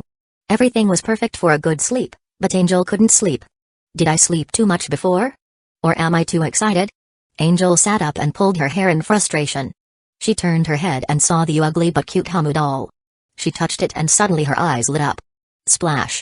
white jade-like arms gracefully emerged from the water, stirring the transparent droplets. Hueco lay in the bathtub in her room, holding a glass of red wine in one hand, and hummed contentedly, exuding a charming and lazy temperament that made people's blood boil. This is life. No overtime today. Hueco narrowed her eyes and sighed charmingly. Knock. Knock. Who is it? Knock, knock, knock, knock. Damn it. Hueco put down the wine glass, stood up, stepped out of the bathroom, pulled a bath towel to cover her chest, and strode to the door of her room without paying attention to the water droplets dripping from her body and hair. You'd better have a good reason. Oh, it's you, little one. What do you want from me? Facing the newcomer who had just moved in today, Hueco's anger subsided a little, and her tone softened. Angel kept an expressionless look, but the moment Hueco opened the door, the sight of her white skin and the forbidden temptation dotted with water droplets made her blush from her cheeks to her earlobes. Angel hugged the pillow, covering half of her face, and said sullenly, I can't sleep. If you can't sleep, just go for a walk. Why are you looking for me? Oh, are you too lonely and want to sleep with me? Wow, you are so bold. How long have we known each other? Ha ha ha. Hueco quickly understood Angel's intention and looked at her instantly red earlobes. The anger of being disturbed had completely dissipated, replaced by amusement and playfulness. Angel remained silent. She wanted to leverage her autistic personality, as dependent autism is still autism. However, she didn't expect it to be so exciting right from the start. Sister, I can't bear it. This figure is too good. It's no wonder you are the wife of a two-dimensional game, hee hee. Come on, me. Whether everyone can eat tonight depends on you. The angels in the theater started cheering and howling. In reality, Angel hugged a pillow, and steam gradually came out of her head. Although they were all her, they were really different people in different environments. Puff. We are all girls, why are you shy? Come in. Hueco patted Angel's head carelessly, turned sideways, watched Angel mechanically walk in, and then closed the door. By the way, have you taken a shower? No. I'm not dirty, and I'm not used to it, so I don't want to take a shower. That's perfect, leave the pillow, I'll help you wash up. Eh? When Angel came to her senses, she was already sitting next to the bathtub, and Hueco was rubbing her hair, with foam mixed with warm water flowing on her body. Angel crashed again. She dazedly cooperated with Hueco to take a bath, and dazedly sat in the bathtub, lying on Hueco's body, supported by an indescribable softness. Ah, my two lives are worth it. Hey, cheer up, we haven't lived enough. Disperse, all of you. Put yourself in our shoes, if it were you, would you still care about us now? TSK. Such a good benefit, it's wasted. How can you be so useless? It's as if she is not you. Finally, Angel, bubbling with happiness, was led out of the bathroom by Hueco like a puppet and eventually fell asleep happily in Hueco's fragrant and soft arms. TSK, I can't count on her anymore. The save point plan can only rely on me in the end. In the second half of the night, on the quiet side of the road, Angel, wearing a black hoodie and a mask, crawled in the grass without light. After waiting for a long time, a jeep slowly drove over. Angel's eyes lit up, and a golden light appeared in them. The Herrscher of Dominance doesn't have ultimate destructive power, but other than that, Angel's power is very versatile. The so-called Herrscher of Dominance is the Herrscher who destroys civilization within the human race and naturally has many skills suitable for manipulation rather than simply killing humans. For example, the puppet line that can manipulate objects and even honkai beasts. The illusion and hypnosis ability against humans can cause interference, even to other Herrschers, and it is even easier to deal with ordinary people. In a sense, it is a castrated version of the Herrscher of Sentience. There is also the ability to transform puppets, dolls, corpses, and even living humans into clones, which is the specialty of the Herrscher of Dominance. Additionally, the Theater of Domination can achieve space transfer and even has the power to seize other abilities. Now, Angel used the ability of hypnosis control to make the jeep driver stop the car and then quickly sat in the back seat. The vehicle continued to drive, and Angel looked around in the back seat, relieved to find that there was only the driver, with no other passengers. Is there any surveillance in this car? No. Where is your destination? The outskirts? Going to the suburbs at this time, alone? What are you going to do? Angel frowned, suddenly feeling something was wrong. Then she heard the driver's dull voice answer, deal with a body. Angel stroked her forehead and sighed. She didn't expect to encounter an unusual incident just after she came out. Is this good luck or bad luck? However, after the driver carefully explained the details of the incident, Angel's eyes became brighter and brighter. She was sure that this must be unique good luck. Chapter 12, Painful and Enduring. Miss Angel. Miss? What's wrong with you? What's wrong with me? The head of the family just received a ransom letter from kidnappers, and my wife is now helping to raise the cash. We thought. Huh? What kidnappers? I just went out alone to relax. You have been scammed, have you? Forget about it. I'm very tired.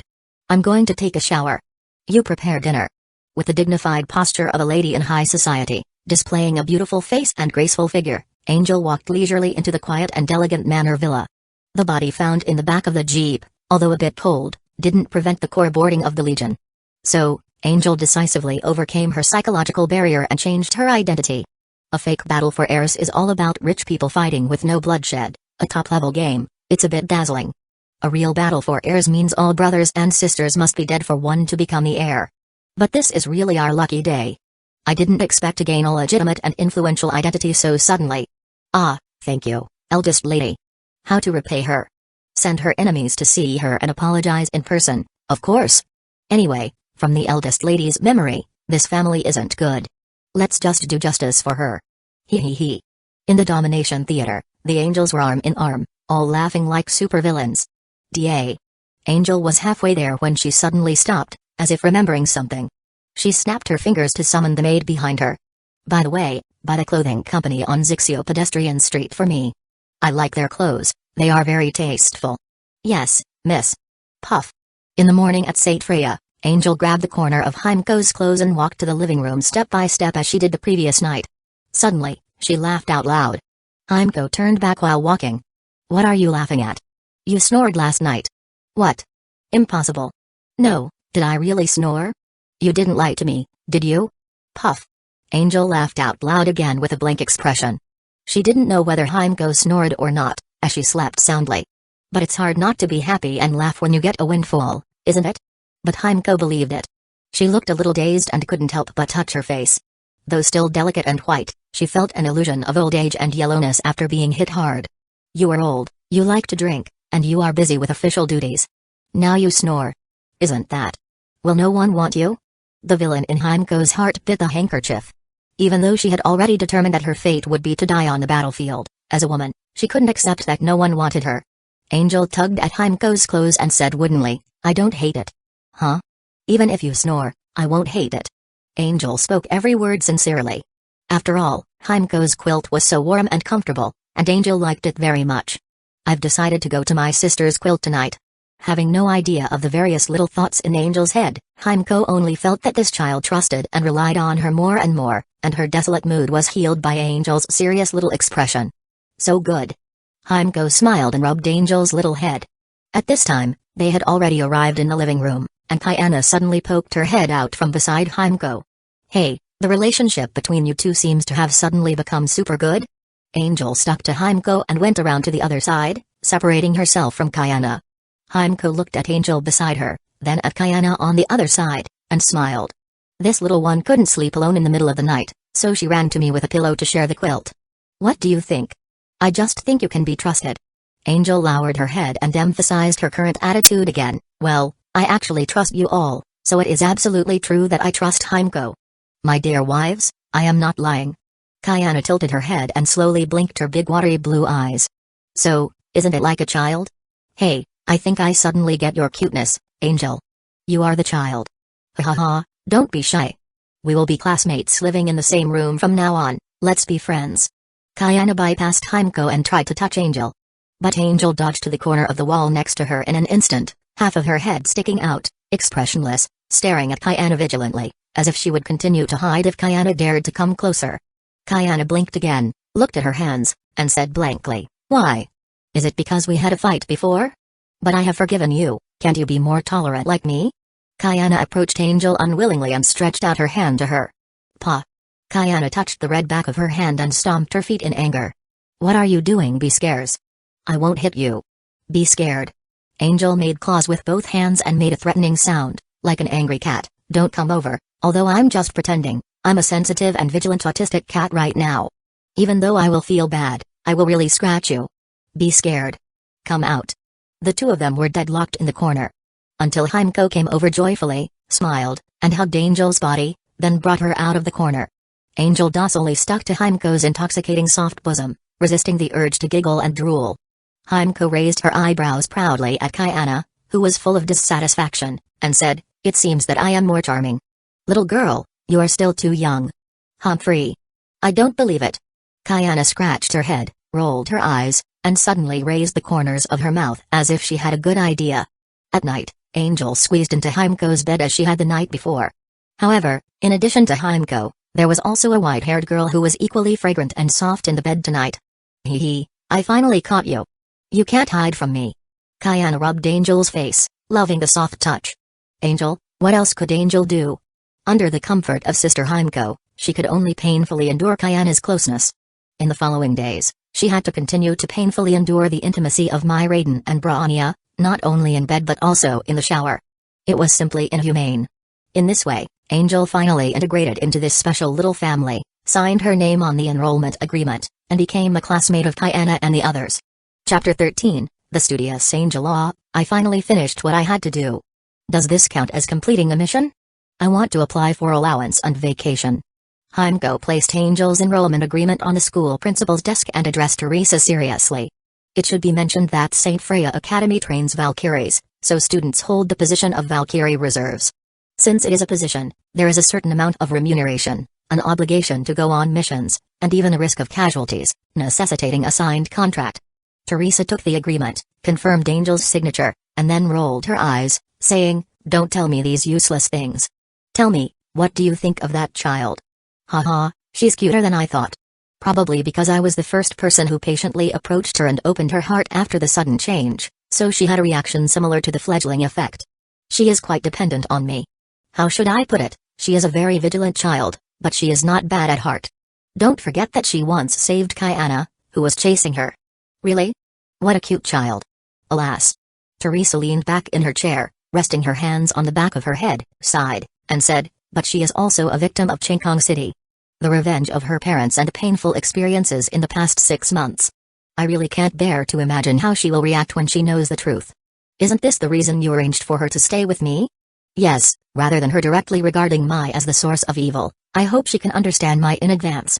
Maybe, if she knows what kind of child Mai is, she will be able to understand more easily that Mai is not the real culprit, and what should be hated and eliminated is the collapse itself." Teresa whispered with a dark look in her eyes, as if recalling some unpleasant memories. Hueco walked to the windowsill, did not comfort Teresa, but raised her glass to the moon, and said confidently, "I believe in them. Kayana, Mai, Branya, and Angel will all become students I am proud of. I believe they will handle all this. I believe that too. This is the meaning of Saint Freya's existence." Teresa giggled, opened the drawer, and flipped through the comics openly. Anyway, it was not working time, and Hueco would not punish her for reading comics at this time. Angel successfully enrolled and started classes. Kayana was very happy about this. On the first day, she patted her chest with pride and said, "I am your senior. After all, you have just enrolled. If there is anything you can't keep up with, just come and ask me. No need. Oh, don't be polite. We are all good roommates. With your IQ, it's hard for me to imagine a time when I need you." Angel shook her head seriously. Kayana was naturally dissatisfied, and then the class began. Ahem. Classmates, today's history class is about the Revolutionary War that changed the history of Danming 500 years ago. So, does anyone know where the old headquarters of Danming was at that time? The elegant and easygoing teacher Yang stood on the stage, looking at the students below with a kind and encouraging look. Kayana sat up straight. "Hiss. Listen to me, in this case, as long as you sit straight enough, the teacher will generally not call you." Kayana's lips moved slightly as she whispered to Angel, who was sitting next to her. Angel turned her head, glanced at her indifferently, and raised her hand silently. "Oh? New student Angel, have you already prepared for the exam?" "Haha, it doesn't matter if you answer wrong. For your proactive learning spirit, the teacher will give you extra points. Come on, answer it. In the current town of Kalastine." "Right. Do you know what happened there?" Kalastine was not only the old headquarters of the Mandate of Heaven but also the site of the most tragic ancient battlefield in the Revolutionary War. According to the book, back then, the classmates listened to Angel's detailed account of Kalastine's history, covering the main process of the Revolutionary War, the decision to move the headquarters, and Kalastine's later arrangements and current appearance. "Student Angel, you don't have to take the test on this period of history. I will give you full marks," Welt said, full of relief. History is usually the least popular subject for students of Saint Freya. Even the serious and studious Raiden Mai and Fuhua can only get normal high scores. He never expected a student to preview all the main content of the chapters in advance. It's truly rare. Well, this way, I can free up time to learn more things. Thank you, teacher. Angel sat down calmly, indifferent to the admiring eyes of her classmates. In fact, her heart was already dancing. I am a scientific researcher who fought my way into a high-level institution from thousands of troops. My academic ability is better than that of ordinary people. Now I have 30 independent thinking circuits to study together. The 30 clones each have their own duties. One part recites the key points according to the chapter, one part remembers and understands the whole, one part practices questions according to the learning progress, and one part conducts discussion and expansion research. A person's effective learning time a day is at most 6 or 7 hours, but I start with 300 hours. Foolish mortals, witness the rise of the god of learning. Oh. Besides, this is not considered high profile. Angel's so-called low-key behavior is fundamentally aimed at avoiding excessive attention from forces such as Auto, World Serpent, and Anti-Entropy. And is a student of Saint Freya with excellent grades worthy of their attention? Auto is probably the only one who would include Angel in the list of sacrifices for Kaiana because she lives in the protagonist group house. That is all. As for the sacrifices offered to Kaiana, although Auto will not carefully protect them, he will not waste them casually. So, being a god of learning in Saint Freya is actually very safe. Angel flipped through the book, thinking that it would take her another 4 to 5 weeks to thoroughly understand all the theoretical courses of the whole grade. She deliberately showed her strong learning ability, and naturally, she had her purpose. Angel looked to her left with the corner of her eye, at the slender figure with a straight posture, as if she could see that even the air around her was filled with a meticulous and rigorous atmosphere. Then, Angel curled her lips slightly. Ding-ling-ling. The bell for the end of class, which made the students happy, rang unexpectedly. Dong. Kaiana sat up suddenly, shaking her desk and chair. She wiped the saliva from the corners of her mouth when she fell asleep, and a tuft of hair swayed lazily on her head, as if indicating that she was still in a hazy state of mind. Then, Kaiana suddenly leaned next to Angel, put her hands on her shoulders, and said in astonishment, "Didn't you just enter the school, Angel? I will be able to recite all the liberal arts in 2 weeks. There is a considerable overlap between the science subjects and ordinary schools, and I am also sorting it out quickly. The gap between people is sometimes greater than the gap between people and dogs, do you understand? Are you scolding me?" Humphrey. Angel proudly straightened her chest, with the corners of her mouth slightly raised. "I have to say, bullying Kaiana is really a super fun thing, I can't stop it all." Then, Kaiana hugged her tightly and rubbed her face and head to vent her anger. "Oshi, let me go." "Don't stop," Angel said with a wooden expression, trying her best to resist in Kaiana's soft and warm embrace. Chapter 14, The Innocent and Kind-Hearted Angel. The morning consists of a theoretical class, and the afternoon is a training and practical class. In fact, the afternoon content is the key subject. No matter how good the theory is, it can only provide some guidance on the battlefield. Combatability is the key factor that determines victory, defeat, and even life and death. Even if you want to become a logistics Valkyrie far from the frontline battlefield, combat effectiveness is one of the most important indicators. Therefore, in Street Freya's courses, as the grades increase, the theoretical classes will be reduced, while the practical classes will be significantly increased. In short, Angel followed the protagonist group, who had unknowingly regarded her as the group's favorite, into the locker room, watched a gourmet feast with an expressionless face, and then changed into training clothes. Angel, why does it seem like there's drool at the corner of your mouth?" "The training clothes touched my lips," Angel explained with a straight face. Kaiana chuckled, put her arm around Angel's shoulders, and led her to the training ground without any doubt. It has to be said that even if you don't count the protagonist group, the average appearance of Street Freya's students is outstanding. After all, most of them carry the excellent genes of those who had the stigmata of the previous era, so it's hard not to look good. Therefore, Angel silently huddled in the corner, only sticking out half of her head, observing the round white thighs and the different beautiful curves. That's great. Of course the best one is my Hee. Kaiana, who was wearing white tights, squatted next to Angel, smiling stupidly at the beautiful girls moving in front of her. Angel silently moved to a corner to observe. She couldn't be discovered as also being a pervert, which would be detrimental to her character. Then, Hueco, who came to class, slapped her on the back. "Huh?" Angel screamed and climbed to a high place along the corner of the wall. She looked down at the stunned Hueco, bared her teeth and claws, and made a threatening sound. "Hiss, it's me. You little guy, why are you like a scared kitten?" Angel saw who it was, slid down from the wall, came behind Hueco, grabbed the corner of her clothes, lowered her head, and blushed. This whole set of reactions is really not an act. Angel is mostly afraid of someone suddenly touching her from behind, which will trigger a stress reaction. Hueco puffed up her cheeks, tried hard to hold back her laughter, and came to the front of the students with Angel following suit. Ahem. In today's training session, I'm glad that no one asked for leave or was absent from class. So, as your class teacher, although it's a little late, I want to introduce you to the new one. Come out. Hueco reached back and took out the little golden retriever hiding behind her, dangling it in the air like a soft piece of cloth. With her light and petite body, her white and tender little face slightly bulging as if expressing her dissatisfaction, and her soft golden hair, she looked like a top-notch pet that could be held in your arms, stroked, and played with. Hee hee. She's pretty cute, right? You've also noticed Angel's performance just now. She has excellent physical fitness and reaction ability, but her personality is a little too shy. Don't bully her, no way. Hueco. Teacher Hueco, you don't know, she was so impressive this morning, she made all the teachers in the theory class burst into laughter. Kayana smiled naively and quickly changed her words before Hueco's eyes showed murderous intent, thus saving her own life. Hueco raised her eyebrows, held Angel close to her, poked Angel's face, and said, "Really?" Snort. Okay, it was my fault for scaring you suddenly.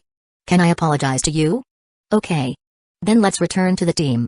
Today's class is about to begin. But since you have just entered school, you are completely blank about the basics.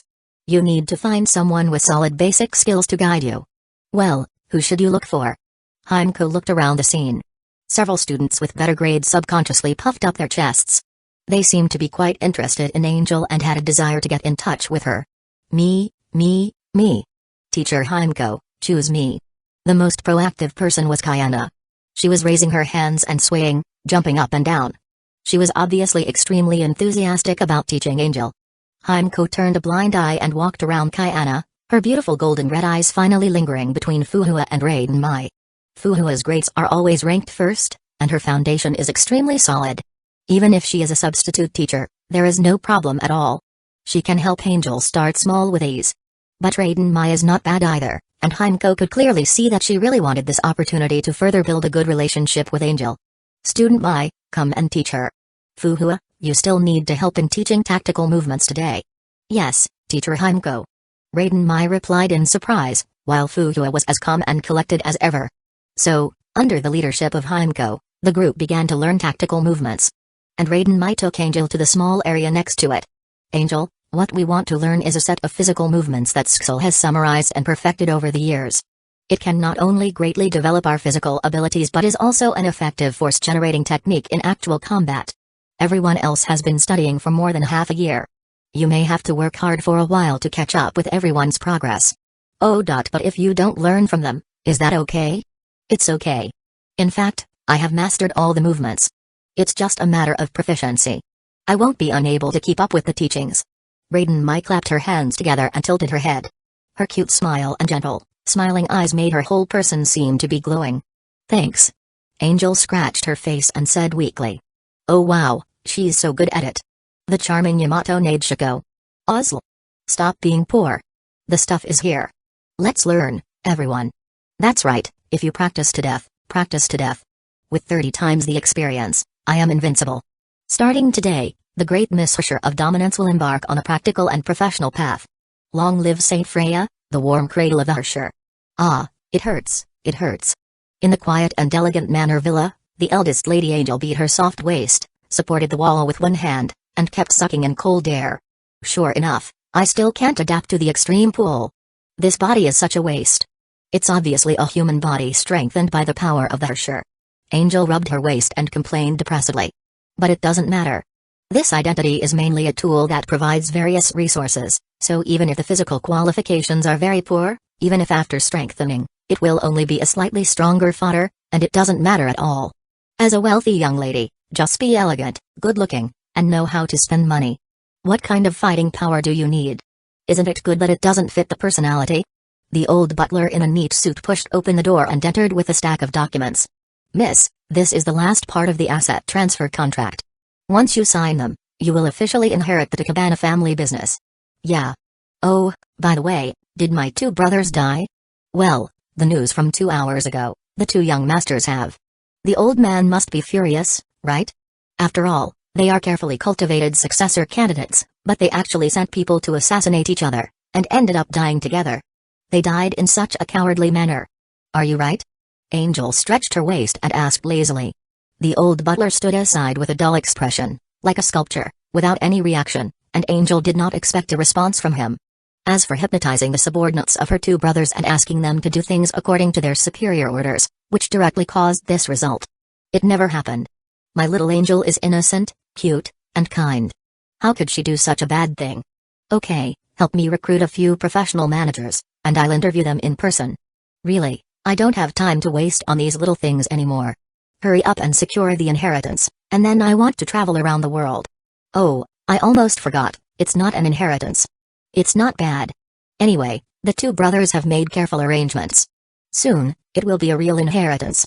Angel smiled sweetly. The other 29 angels also raised the corners of their mouths almost simultaneously. Chapter 15, Angel, spying on class monitor. Ha. Ha. Hey. In the vast and flat domination theater, a row of angels in loose martial arts uniforms practiced Skill's basic fighting techniques. Their punches and kicks were as fast as the wind, honing their body's flexibility while consuming significant physical energy to exert the strongest physical strength. Skill's physical training was scientifically grounded and incredibly effective. Alright, you're familiar with the postures. Now, start dividing into groups. Half of you input Honkai energy, while the other half focuses on mobilizing more muscle strength. Physical skills will eventually be used in real combat. Remember, we are not afraid of death. Find the strongest attack method at all costs. An angel, flipping through a book, passed by and addressed the training group without looking up. Another angel, also engrossed in a book, walked by and added casually, think about our enemies, our deadly Herrscher identity, and the fact that we only have 30 clones left. If we don't improve our combat effectiveness, we'll be defeated by future bosses in minutes. Comrades, our lives are at stake. These words ignited a strong fighting spirit among both the large physical training group and a smaller group deepening their theoretical knowledge. Roll. Roll, all of you. I, Angel, believe in myself, not destiny. As long as I train enough, I will have the last laugh. In the real world, at Street Freya Academy, in the morning mist, a girl with glasses in short-sleeved sportswear ran steadily on the playground. The white mist lingering around her made it hard to tell if it was fog or evaporated water vapor from her body. Fuhua completed her usual 20-kilometer morning warm-up and stopped at a corner of the playground. Her slightly rapid breathing returned to normal after a short walk. Fuhua exhaled strongly, her breath piercing the fog like an arrow. She then spread her legs, bent her knees, and moved her palms naturally, performing a set of boxing techniques that had become instinctive. Sometimes still, sometimes moving, her limbs flowed like a dance. There was no audible force cutting through the air, but the fog around Fuhua swirled and followed her movements as if magnetized, forming a beautiful and mysterious pattern. Fuhua's movements were not fixed, she moved instinctively. As the ancestor of Shinzu's martial arts, her actions were the epitome of perfection. As a crimson sun rose from the horizon, the morning light penetrated the mist and illuminated Fuhua, making her seem to glow. Typically, Fuhua would enjoy the morning light, immersing herself in a state of mindless serenity, moving when inspired and stopping when satisfied. However, today, she stopped before the light passed, turned around, and looked up at a nearby tree. Student Angel, you've been staring at me for several days. Do you need something? Swoosh. The dense branches shook. Fuhua saw a shadow dart into the bushes, disappearing along her blind spot. A fallen leaf drifted from the treetop where Angel had been. Fuhua sighed, pinching the leaf with her fingers, rubbing her brow in frustration. Is she holding a grudge because I knocked her out? She could just say so. No need to hide and watch me for days. Though it was a mission requirement at the time, we're classmates now. Maybe I should apologize in person. Fuhua pondered how to resolve the situation. She had experienced being followed before by a support group of classmates. Though she didn't understand their behavior, she managed to persuade them to stop. This shouldn't be difficult, she thought. You were spying on the class monitor again today? Good morning, Akayana, wearing fluffy slippers, yawned sleepily as she descended the stairs. I wasn't spying, just observing. Humphrey. Angel puffed her cheeks, handing a cup of warm water to Kayana. Goo-goo-goo. Ah. Feels good. Thank you. Little Angel. Kayana grabbed the empty cup, suddenly hugged Angel, and began to pet her, a daily routine. Angel nestled into Kayana's soft bosom, sniffing the intoxicating fragrance, and squinting in enjoyment. Chin. Scratch the chin a little. Yes. It feels so good. Yoshi Yoshi Yoshi. Good girl, good girl. Well. Continue.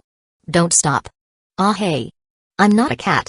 Angel's rational side pulled her back from indulgence. She escaped Kayana's arms, eyes wide in anger, then took the cup Kayana had drunk from to the kitchen to wash it. So scary. Why is she so soft and fragrant? Is this the legendary succubus physique?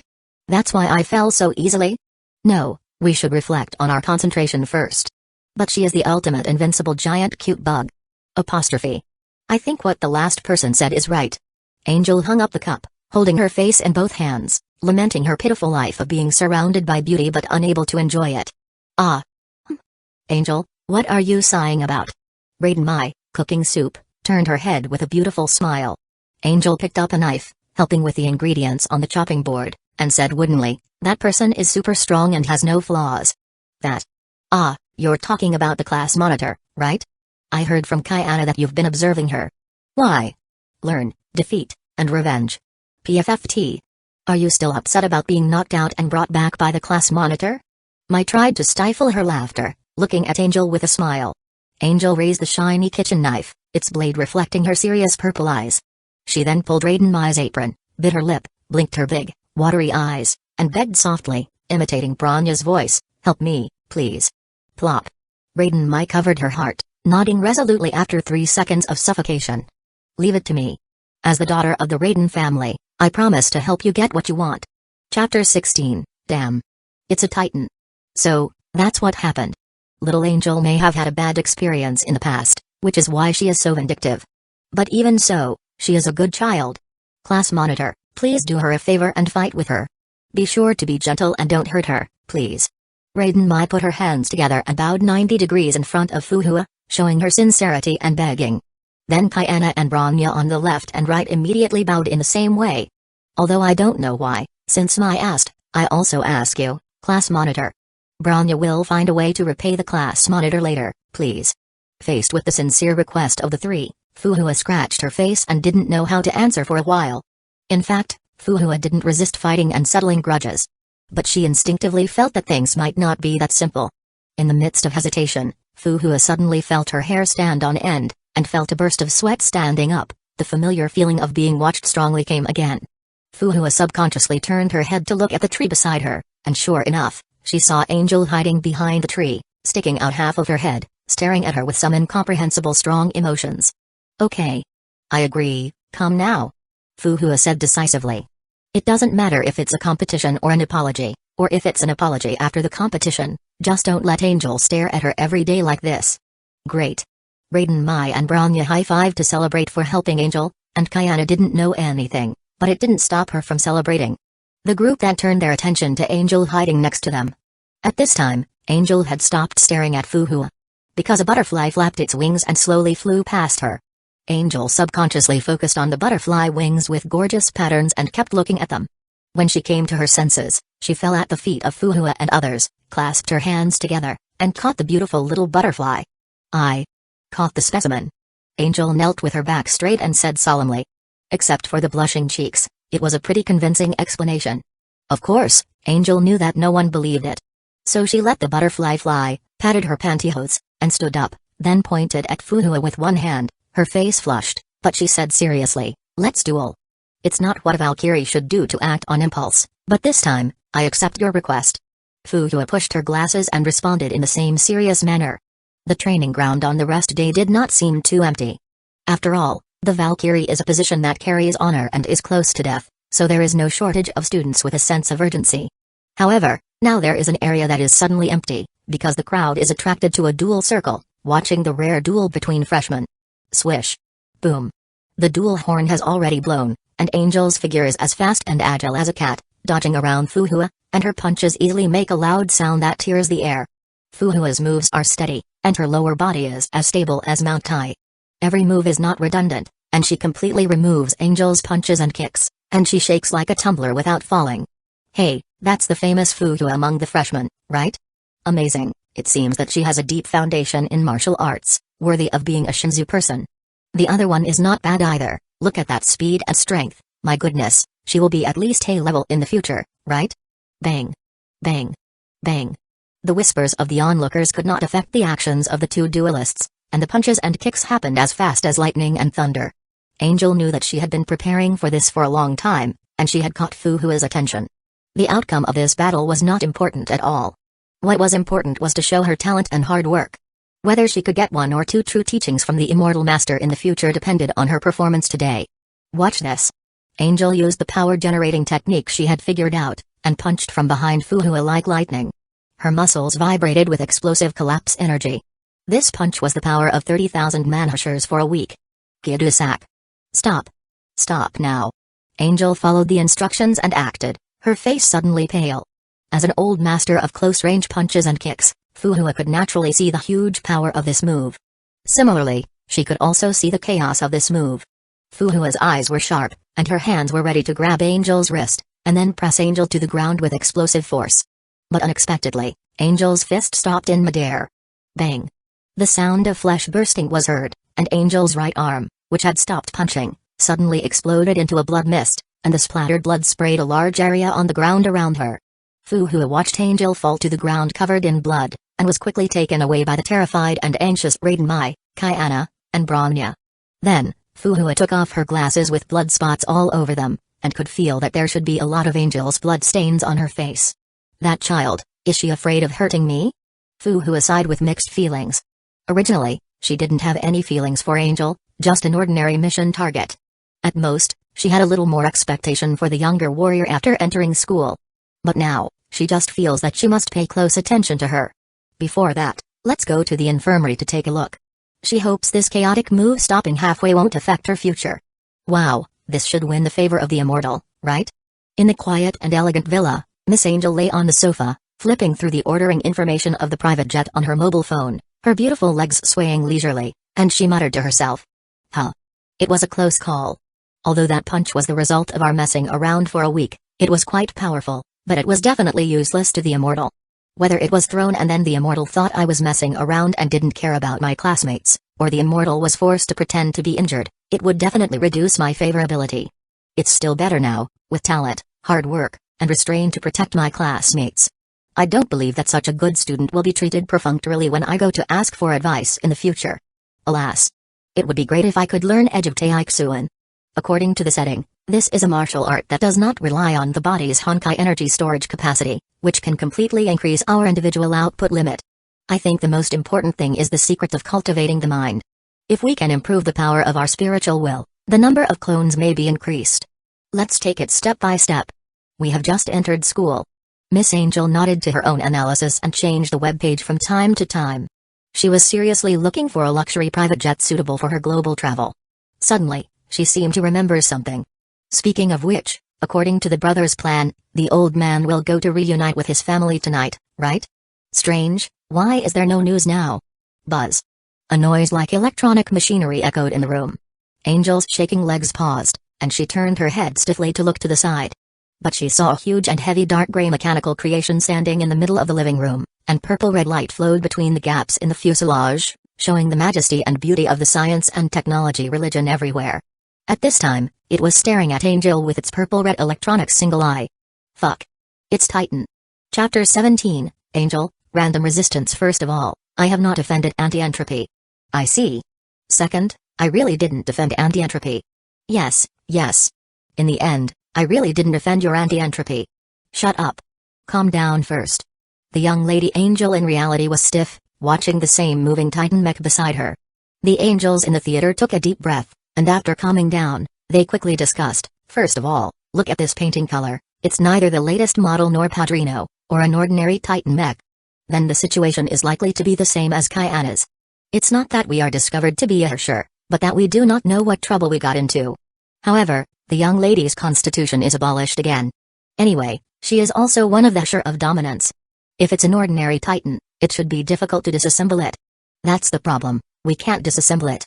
That's right, otherwise, the young lady's combat power would be hard to explain, and it is likely to attract more attention from anti-entropy. Don't add risks to yourself. Random response, as long as you don't want our corpse, or want to pull us to be dissected. As long as these are not things that may reveal the identity of the Herrscher, then you just have to wing it. In just a few seconds, dozens of thought circuits completed the brainstorm at the same time and gave the decision to the young lady Angel. As a result, the young lady Angel sat up from the sofa, her white and tender barefoot stepping on the soft, fluffy carpet. She lifted her skirt, bent her knees, as elegant as the court nobles, and then smiled like a flower. Unknown guests, visiting late at night, I don't know what this little girl can help you with. Kaka. Titan was silent but raised heavy conclusions to the robotic arm that could crush Angel into a meat pie at once. Then it shrank and deformed the fingers, protruding a black gold cannon tube with a caliber, and purple-red energy quickly condensed at the artillery mouth.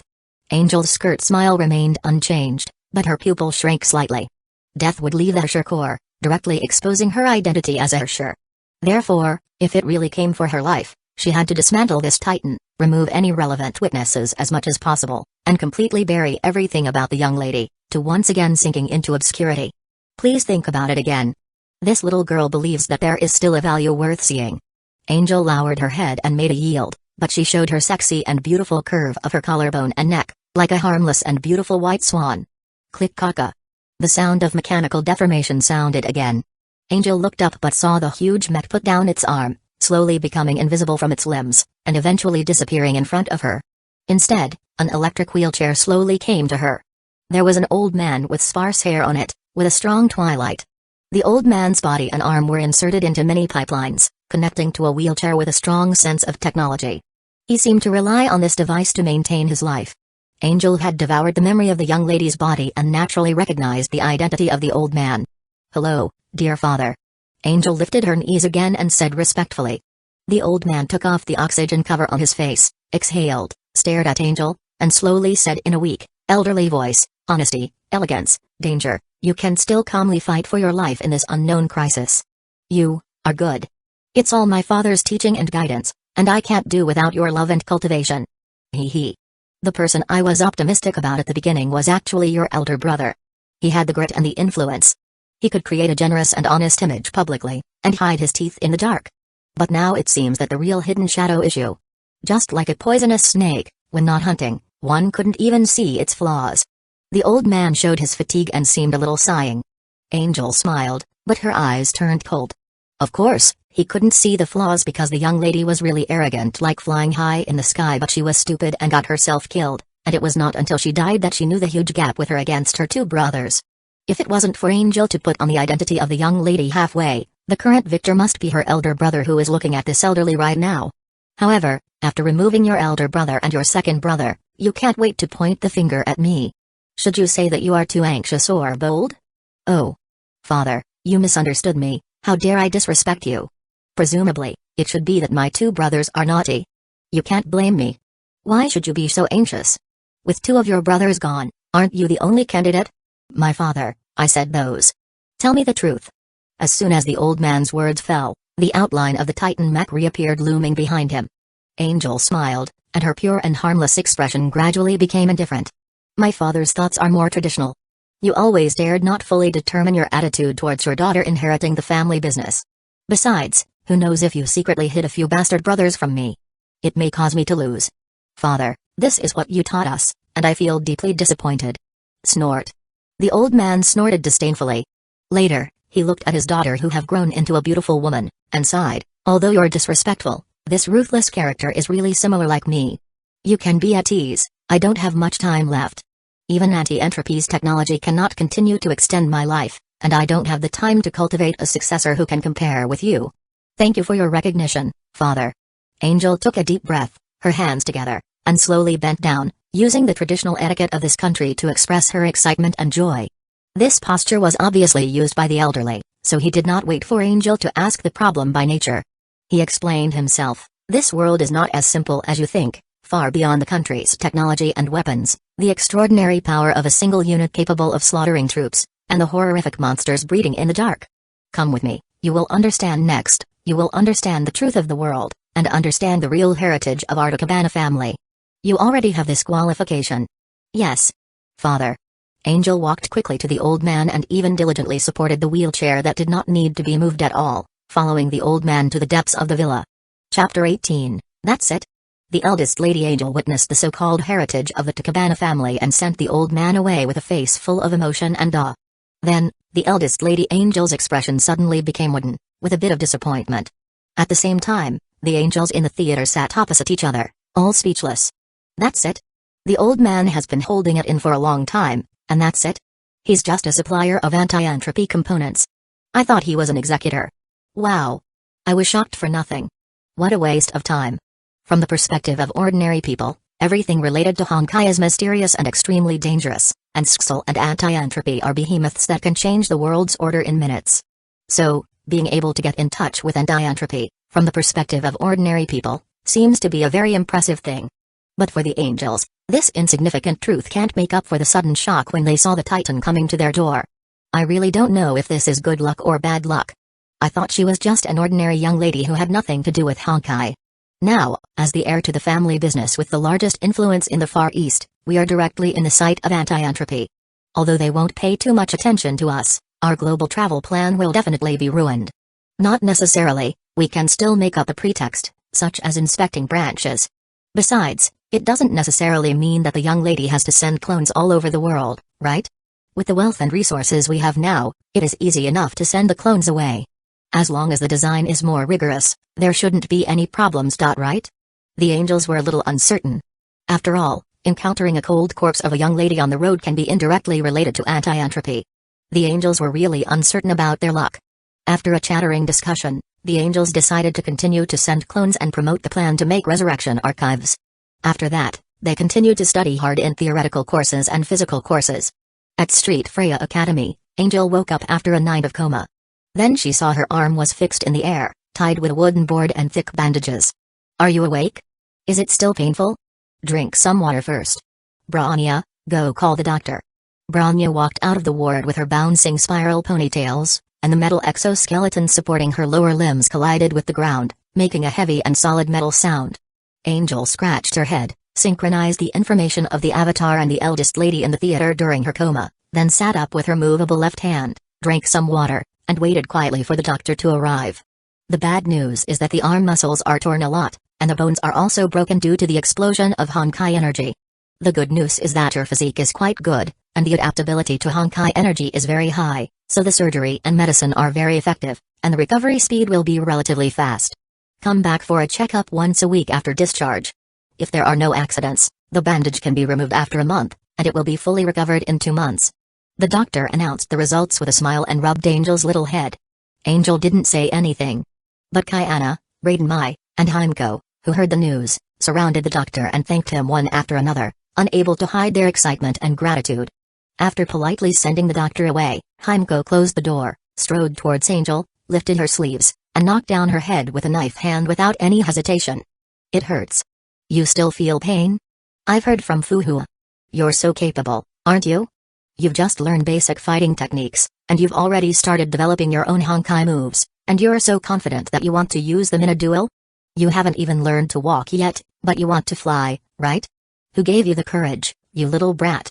The more Hueco spoke, the angrier she got, so she slammed Angel's head with her hand a few more times and continued angrily. Do you know that developing your own fighting style is something that only an experienced A-level Valkyrie is qualified to consider? You're just a kid who's been in school for a week, and you're just fooling around. It hurts. You deserve it.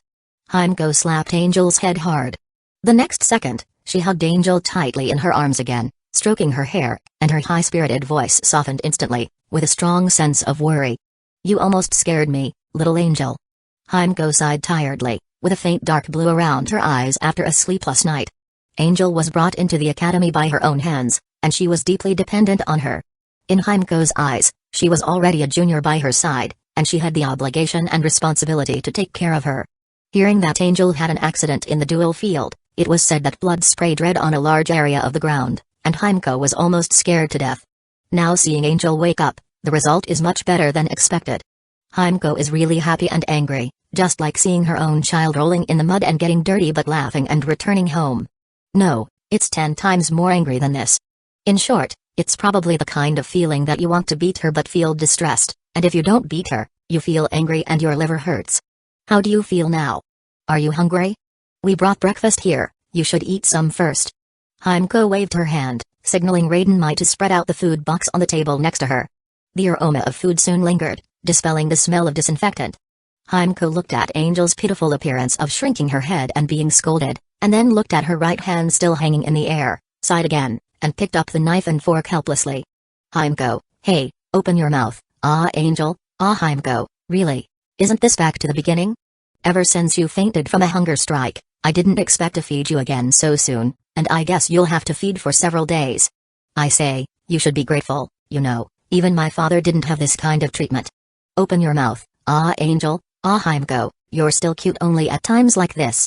Don't take the actual combat class during these days of recuperation, and forget your random moves. If you really want to learn something in depth, I'll help you find a way when you perform well enough. Do you understand? If you do, open your mouth, ah Angel, ah. The morning glow also shone in from the window at this time, and the dust in the ward slowly flew in the light, making people feel calm and at ease. Kayana, Raiden Mai, and Branya watched the scene of Hueco feeding Angel. The mature and beautiful red-haired woman and the cute little girl made them feel sincere envy. On the one hand, Hueco had never taken care of them so gently and intimately. On the other hand, such a contrasting scene made it difficult not to imagine a mother and a child. But the memories of their mothers were far from perfect or either lack thereof. That's great. Kayana whispered to herself, then took a deep breath and restrained the urge to cry for some reason. Let's go out and handle the discharge procedures for Angel first. Keep your voice down and don't disturb them. Raiden Mai put her finger on her lips and whispered to the two. The two nodded in unison, and then left the ward, leaving the space for Angel and Hueco, who they thought was the most trusted and relied on by Angel. Chapter 19, Very Obedient Angel. After being discharged from the hospital and returning home, Angel, with her right hand in a sling, received meticulous care from Hueco. Although Angel knew that her injury was purely the result of her self-righteousness, wanting to show her talent, and because she knew she would not die, so she subconsciously had fewer hesitations and stepped into a place where she was one step into disaster. But in Hueco's view, this was her dereliction of duty as a caretaker. She failed to let Angel realize the danger of Honkai energy, which was a lack of responsibility in guiding her education. The next morning, Hueco patiently fed Angel, tidied her skirt for her, changed her into white shoes, and led her to the principal's office. After leaving the house, Angel grabbed the corner of Hueco's clothes with her intact left hand. The more she recalled Hueco's caring care, the guiltier she felt. Hueco. Cat Angel raised her head from behind and looked at Hueco's silky wine-red long hair with tears in her eyes. Hueco heard the voice, looked back, and couldn't help patting Angel's head. What are you doing? It was the first time Hueco saw Angel's tearful appearance. Feeling Angel's regret, her heart softened immediately. In that relief, she felt that the fatigue from not sleeping well in the past 2 days was nothing. Hueco, I'm sorry. I will treat you well in the future. Angel twisted her thin eyebrows and spoke with a determined face. Sister Hueco, although I have to hide a lot of things and lied to you several times, I will definitely double compensate you in the future. You have to believe me. The angels swore together in their hearts. Hueco couldn't stop smiling and rubbed Angel's little head. Little brat. Hueco scolded with a smile, then took Angel's left hand and led her all the way to the dean's office. Hey, you were just discharged from the hospital last night, so you don't have to go to class for the next 2 days. There's no one at home during the day, so you can stay at the dean's place for a while. She has a lot of food here, as well as comics and game consoles, which is perfect for a little kid like you. Hueco pressed Angel on the sofa, then took out fruits and a fruit knife from the refrigerator in the corner. She quickly cut a fruit in a plate and placed it in front of Angel. By the way, the dean likes to slack off and read comics during office hours. So I'll give you a task. If you find her slacking off, remember to notify me. I'll give you a reward, little Angel. Hueco leaned close to Angel's ear and whispered with a smile. The warm breath on her sensitive ears made Angel blush, and she nodded obediently. However, Teresa was standing behind Hueco with her hands behind her back at this time. No matter how quietly she spoke, Hueco's orders couldn't escape the hearing of the S-level Valkyrie. Teresa kicked Hueco on the calf and said with a stern face, "Don't spread rumors about me in front of me. Get out of here and go to work. If I find out that you spread such unfounded remarks maliciously, I will deduct all your wages." Hueco was unmoved, still with a lazy smile, and waved, "Yes, yes, the principal is right. Then, I will go to work first, and bring you lunch at noon. Bye, little guy." "Bye, Hueco." Angel said goodbye seriously, watching Hueco push the door and go out, and then turned her eyes to Teresa in front of her. Teresa had been observing Angel's reaction from beginning to end. At this time, she raised her lips and said in a sweet and childish voice, "Hee hee. It seems that you get along well with Hueco. From just now until now, your eyes have been glued to her. What's the matter? Is this dean not cute enough?" Angel picked up a piece of fruit, chewed it, and looked at Teresa woodenly without saying a word. "Of course she is cute, but I am an autistic cat now. I can't talk to strangers casually. I have to be reserved. Angel put on a cool mask in front of Teresa with confidence. By the way, the fruit cut by Hueco is so sweet. Teresa raised her eyebrows and had nothing to say. After all, she had heard from Hueco that this child was very vigilant. There was nothing she could do if she was not familiar with her. She took out a comic book from behind her and said, "This Dean recommends The Legend of Hamu, The Great Adventure Part 6. It is a masterpiece with unparalleled plot depth and artistic level. It has been published for 10 years and its popularity has not diminished at all. Little guy, take it and read it with gratitude. This is a rare commemorative collector's edition signed by the author. I won't give it to others who want it." Teresa put the comic book on the table, then turned around and walked back to her office with a confident smile. Hee hee. No one can resist the charm of The Legend of Hamu. Wait and see, Hueco, this little guy will soon become a follower of this Dean, and then become my loyal fan. Angel tilted her head, not knowing what Teresa was thinking. However, although she was not very interested in things like Hamu, she really had no other way to kill time at the moment, so she flipped through the comic and read it casually while eating the fruit plate cut by Hueco. As time passed and the comic book became more and more engaging, Angel had to admit that Welt was indeed capable of creating a legendary IP. Under the childish style of art, the story depicted was very romantic and cute, with the purity and touch that children liked. No, wait, something seems to be wrong. Angel's expression became serious, and she turned her head to look in the direction of the desk, but saw that Teresa's figure had long been blocked by the pile of documents and was out of her sight. Hueco's reward. Angel remembered Hueco's instructions before she left, and her heart suddenly itched. Hueco's reward, although it should be a very safe healthy type, but what if, right? Angel's eyes suddenly became sharp. At this time, Teresa was happily reading comics. Although work is also important, it doesn't make any difference whether it is finished earlier or later. I just read for an hour, just 1 hour, it doesn't affect anything, right? Teresa flipped through the comic book, and with a slight sense of guilt, she was able to immerse herself in the plot and indulge in the pleasure of lazing off in office. Click. Click. Suddenly, with the keen senses of an S-class Valkyrie, Teresa detected the sound of a camera behind her. Teresa still had a happy smile on her face, and turned her head. She saw Angel lying on top of the tall bookcase behind her like a kitten, with the camera of her mobile phone facing Teresa, and the light of the screen illuminated Angel's expressionless face. Hey! Cute little Angel, what are you doing in such a high place? Come down quickly, look, the principal has just found the next volume of the comic and is about to give it to you. Teresa smiled stiffly. Then. Ding dong. There was a familiar sound, and Angel's video message was sent. Teresa's smile disappeared. And Angel obediently groped her way down the bookcase, walked to the original position of the sofa, and sat down very obediently. Chapter 20, Angel's Life Preservation Index rises. Teresa, it's not good to slack off in front of a child, really. At lunchtime, in the dean's office, Hueco said to Teresa, whose expression was stiff and whose eyes were wandering.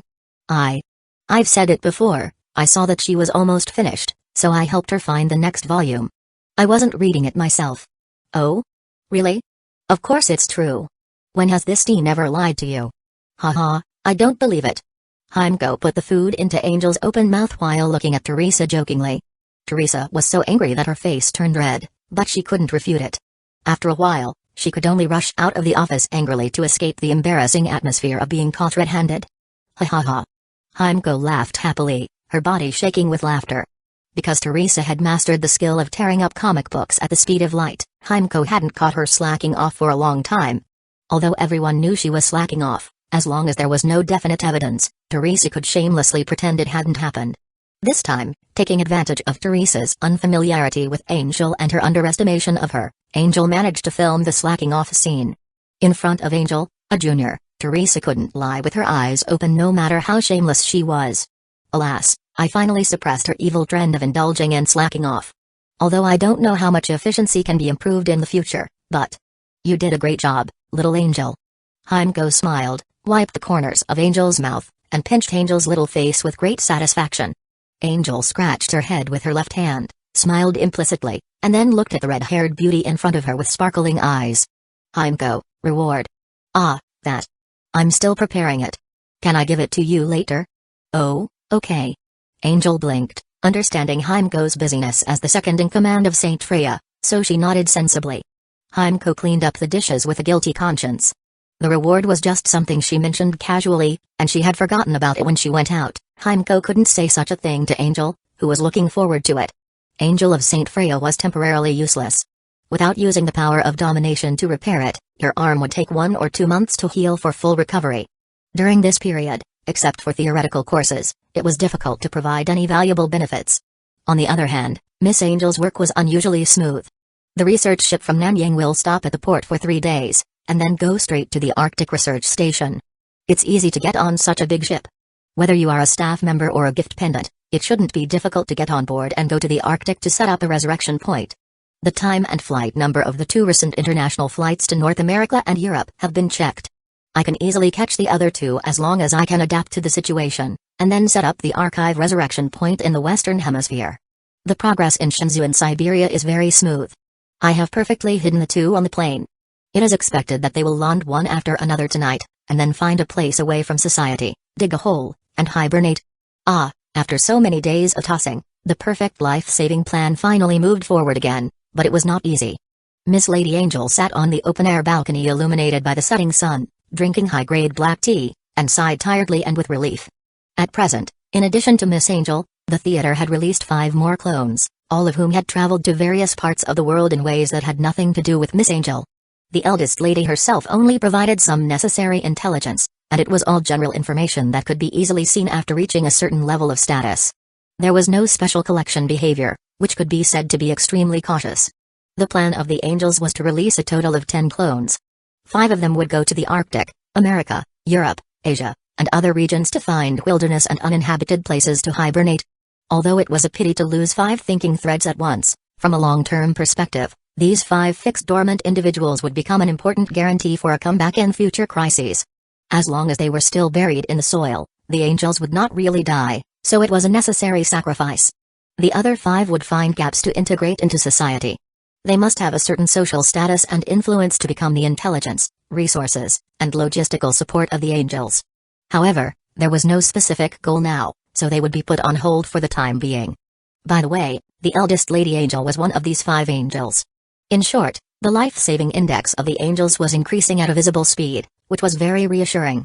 The eldest Lady Angel leaned against the soft chair, looked at the sunset, and squinted her eyes happily. Then, she got up, went back to the house, changed into a delicate and decent dark blue dress, went out, and got on the long-awaited luxury car. Tonight, the old man would introduce his so-called backer to Angel. It was said that it was because of his friendly relationship with the big man that he could get an advanced Titan robot as a personal guard.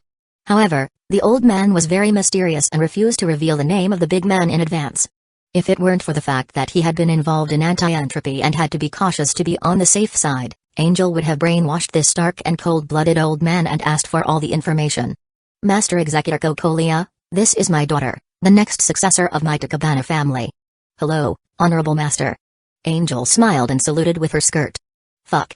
I knew that someone who could mix with such a dark capitalist and give Titan to ordinary people must be a reformist. I didn't expect Kokolia to come on stage in person. But it seems reasonable. Damn. After Angel finished her greeting, she stood up again, and a smile on her face became more perfect and elegant. On the huge screen in the underground conference room, a woman with long white legs in long boots, her hands wrapped around 2 huge snowballs that were about to burst out, as charming and seductive as a golden-haired vixen. Who else could it be but Kokolia herself? Kokolia on the screen lowered her head, as if she was looking at Angel. After a moment, she smiled indifferently and said, So, the next business will be taken over by her? That's right, Lord Kokolia. But my daughter has just started to take charge. If there is any negligence, please forgive me. Don't worry, I am very satisfied with our cooperation all the time. I believe in the vision of the head of the Takabana family. The next cooperation will definitely be very pleasant. Next time we have a chance to go to the Far East, we might as well sit down and have a good chat. A beautiful woman like your daughter will surely make people feel better just by meeting her, right? Haha. Lord Kokolia is too kind. In this way, I can feel at ease. Ha ha ha. The two chatted familiarly for a while, and Angel kept listening with a smile, occasionally laughing out loud. The scene was very harmonious for a while. But Kokolia obviously didn't have so much time to chat with a small supplier. After simply recognizing Angel's status as the successor, the call ended quickly. Angel then accompanied the old man for a walk, following behind the wheelchair, listening to him sigh and brag about the various operations in the process of making a fortune. Black and white, pornography, gambling, drugs, organ trading. He seemed to have intervened in many aspects, at least he had operated them. It was not until the information age rolled in that he took the accumulated capital to catch the fast train of technological development, and then the high-speed train of anti-entropy, speeding all the way, and even once led his company into the ranks of the Fortune 500. Angel listened. In fact, it was very boring, and she didn't plan to be a big capitalist. Instead, she felt that since the people behind the old man were all organized to help her out, then, shouldn't he be sent to reunite with his proud heirs as soon as possible? Angel stared at the old man's sparse hairy head with a faint gaze, and finally decided to endure it and not make trouble now. It's still the old saying, survive, survival is victory. The old man only had 1 or 2 months left to live, and it would take Saint Freya's angel 1 or 2 months to recover. So it's the same in the end. It seems that the angels can only lie dormant during this period. Chapter 21, Angel who relies on Hueco in the Arctic, on the glacier snowfield with howling wind and snow. Angel, wearing a thick scientific expedition coat, shielded the cold wind with one hand and walked slowly forward, holding a sensitive compass. When the compass needle became more and more erratic, Angel stopped, reached into the theater space, and took out a shovel. It seems to be close to the pole, and I can't figure out the direction at all, but it's remote enough, right? Angel shook her head, shook off the ice and snow from her hat, and used great force to dig a cave in the ice. She lay down in it. Then, I'll sleep first. I hope there won't be a day when I need to wake up. Angel said, hearing her own farewell and blessings in her mind, as she was gradually buried by the frozen ice and snow, leaving no trace of her existence. In the vast western desert of America, a slender figure walked slowly, the mysterious black cloak fluttering in the wind. Well, I don't know the exact coordinates, but it's very far from the city. I think it's enough. Angel said and found a rock wall with severe wind erosion. Then, she dug a pit, buried herself in the ground, and finally cut off her consciousness. Shinzo? Tibetan Plateau. Siberia. Europe. Eastern European Plain. These angels, thousands of miles apart, each found a place as remote and random as possible, hid themselves, and then fell into a deep sleep. In this way, all 5 resurrection save points were in place, located in extremely remote and completely random places that could not be reached by transportation. It is worth mentioning that Angel would never do the stupid thing of hiding her weakness and deliberately setting riddles to indicate the direction, or even leaving a map. So the location of the save point is completely random, so random that it can only be transmitted through the connection between the theater of domination and the clone, otherwise even the angels themselves don't know the specific location of the save points. These 5 save points will remain dormant until the number of angels suddenly decreases sharply, at which point they will be awakened. Then they will pay attention to the situation in a place where no one knows, and take all necessary actions to ensure angels' survival. The life-saving angels slept at different times. When the last life-saving unit was buried underground, several months had passed. There is no need to repeat their stories. Let's go back to mid-September 2014, 1 month after Saint Freya Angel was injured. The weather was gradually approaching winter. Although the chilly wind had limited impact on Saint Freya students who were Valkyrie reserves, some people had gradually changed their dressing style. The general cool dress was switching to a warm and lovely style. In such weather, Angel came to the hospital to remove the fixed right hand. Don't be afraid. Although it may be a bit scary, you have recovered well, little angel. The gentle and lovely doctor smiled and comforted, skillfully removing the bandages and other objects from Angel's hand. Soon, a complex smell mixed with medicine and pus filled the air. Angel looked at her right hand that was finally exposed. The whole arm was slightly yellowish from the medicine, with several crisscrossing scars carved on the skin, and some strangely colored things that seemed to be wound discharge. Angel stared blankly for a long time and suddenly laughed out loud, pulling the corner of Hueco's clothes beside her, saying, "Puff. Hueco, it's so ugly."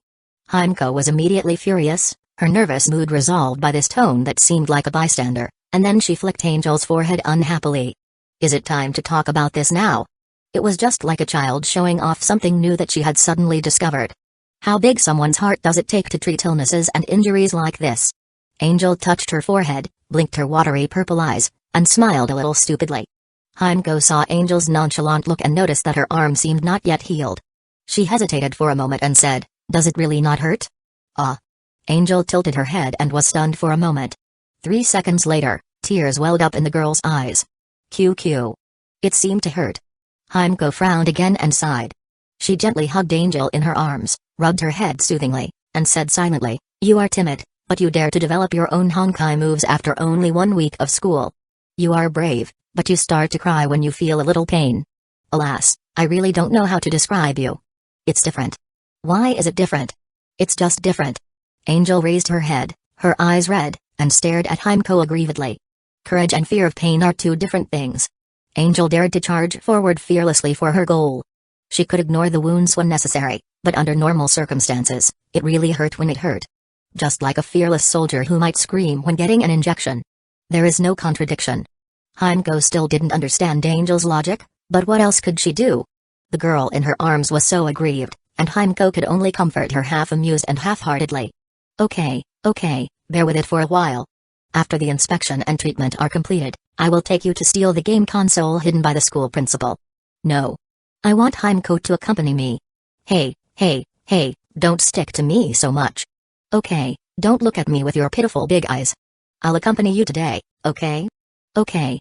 Angel rubbed against Hueco's bosom and laughed happily. Hueco is so nice. I like Hueco the most. He. Hueco sighed, rubbing Angel's head helplessly, and silently apologized to the drinking buddies who had agreed to fight all night today. Hueco. Yes, I'm here, don't move, the doctor is going to clean your arm. Hueco said with an unstoppable smile. For more than a month, Angel gave Hueco a different feeling from Kayana and the other two. Kayana and the others were also cute and good children, but they were all independent, had their own ideas and hobbies, and never deliberately pestered her. Angel was not like this. This child liked to stick to her when sleeping, eating, going out, and even in class, as if she could only feel safe and comfortable with her. This was an experience Hueco had never had before, being trusted and relied on by a child wholeheartedly, as if she couldn't live without her. Too clingy to me. But, unexpectedly, I can't hate this feeling. Hueco smiled with some distress and happiness. Chapter 22, Angel confirms the Freya. No, I've completely fallen for Saint Freya. No way, that's Sister Hueco. That's right, Sister Hueco's words are really irresistible. In the Domination Theater, more than 20 angels discussed Saint Freya's angel's performance. But they all expressed understanding. They were all family, how could they not know how little resistance they had to Sister Hueco, who had a proud figure, a cheerful personality, and was kind and passionate? It seems that we have to work harder. Yes, Sister Hueco has had a hard time. Her body is already broken, right? We can't watch her die to save Kayana. What last lesson? I want Sister Hueco to teach me for the rest of my life. That's right. For survival, for Sister Hueco, roll up. Although they couldn't come up with a perfect solution, the angels knew that only by having power could they get what they wanted. As a Herrscher of Legion, they now had greatly reduced the number of clones compared to the original. If they didn't work hard, they would be unable to do anything in the future. So, after a short break, the angels started moving again. 2 angels opened their legs, bent their knees, and punched. They practiced the basic fighting techniques that they had practiced countless times, and added Honkai energy in various ways to tap into all possible power in these basic movements. 6 angels punched each other, their slender bodies wrapped in black silk gymnastics suits crossing in the square, sometimes coming to the edge, sometimes fighting in the sky, sometimes confronting each other, and sometimes attacking chaotically, simulating the real battlefield with the advantage of independent thinking circuits to accumulate combat experience. 6 angels waved their hands to control the silk threads, some controlled the building fragments, some cut objects, sometimes attacked and defended each other, and sometimes withdrew from the battle to ponder new inspirations, continuing to work hard on the application of domination power. Some of the other angels were training with the various firearms that Miss Angel got, while others used the puppet silk threads to move to the edge of the domination theater, then used the silk threads to drag the building fragments in the imaginary space, exercising both the output limit and control of the power while contributing to the construction of the domination theater. At this time, in the outside world, Saint Freya Angel felt guilty for a few seconds because everyone was working hard while she was addicted to the beauty of Sister Hueco, and then she thought it through. Well, it's all me, it doesn't matter. Anyway, they can actually feel the goodness of Sister Hueco, right? Hueco. Angel leaned against Hueco's chest and closed her eyes with peace of mind and satisfaction. At the same time, Miss Angel lifted her bangs designed by a professional stylist, started, and walked lightly into the morning hall where the guests had already left. Da. The crystal clear and flawless light pink nails knocked on the coffin board, making a solid wooden sound. Angel's mouth curled up. It's not easy. I finally made you die. My patience is almost exhausted. And Angel waited for a month, but not just to completely take over this multinational company that was once on Fortune 500. She was waiting for someone else. ZZ. After a slightly noisy electronic sound, Outside the morning hall, the tall Titan mecha raised its arm and projected a three-dimensional hologram of Cocolia's proud figure. Angel turned around, lifted her skirt, bent her knees, and saluted with a smile. "Hello, Lord Cocolia. I wanted to comfort you, but you don't seem to be sad. Is that so? Then, if I shed 2 tears, will you believe it?" Angel crossed her fingers, tilted her head, and smiled cutely. Cocolia raised her lips and praised, "Not bad, you look like a successful big shot." No, compared to you, I am just an insignificant pawn. I will inherit my father's career and path, and I am willing to die for Lord Cocolia." Okay, let's stop with the polite words. You know why I came. Well, as for how to deal with this Titan that my father shamelessly borrowed, it is naturally up to Lord Cocolia to decide. I have no opinion. Angel smiled gently, looking completely pure and sincere. Cocolia looked at Angel steadily, and after a moment, she waved her hand casually.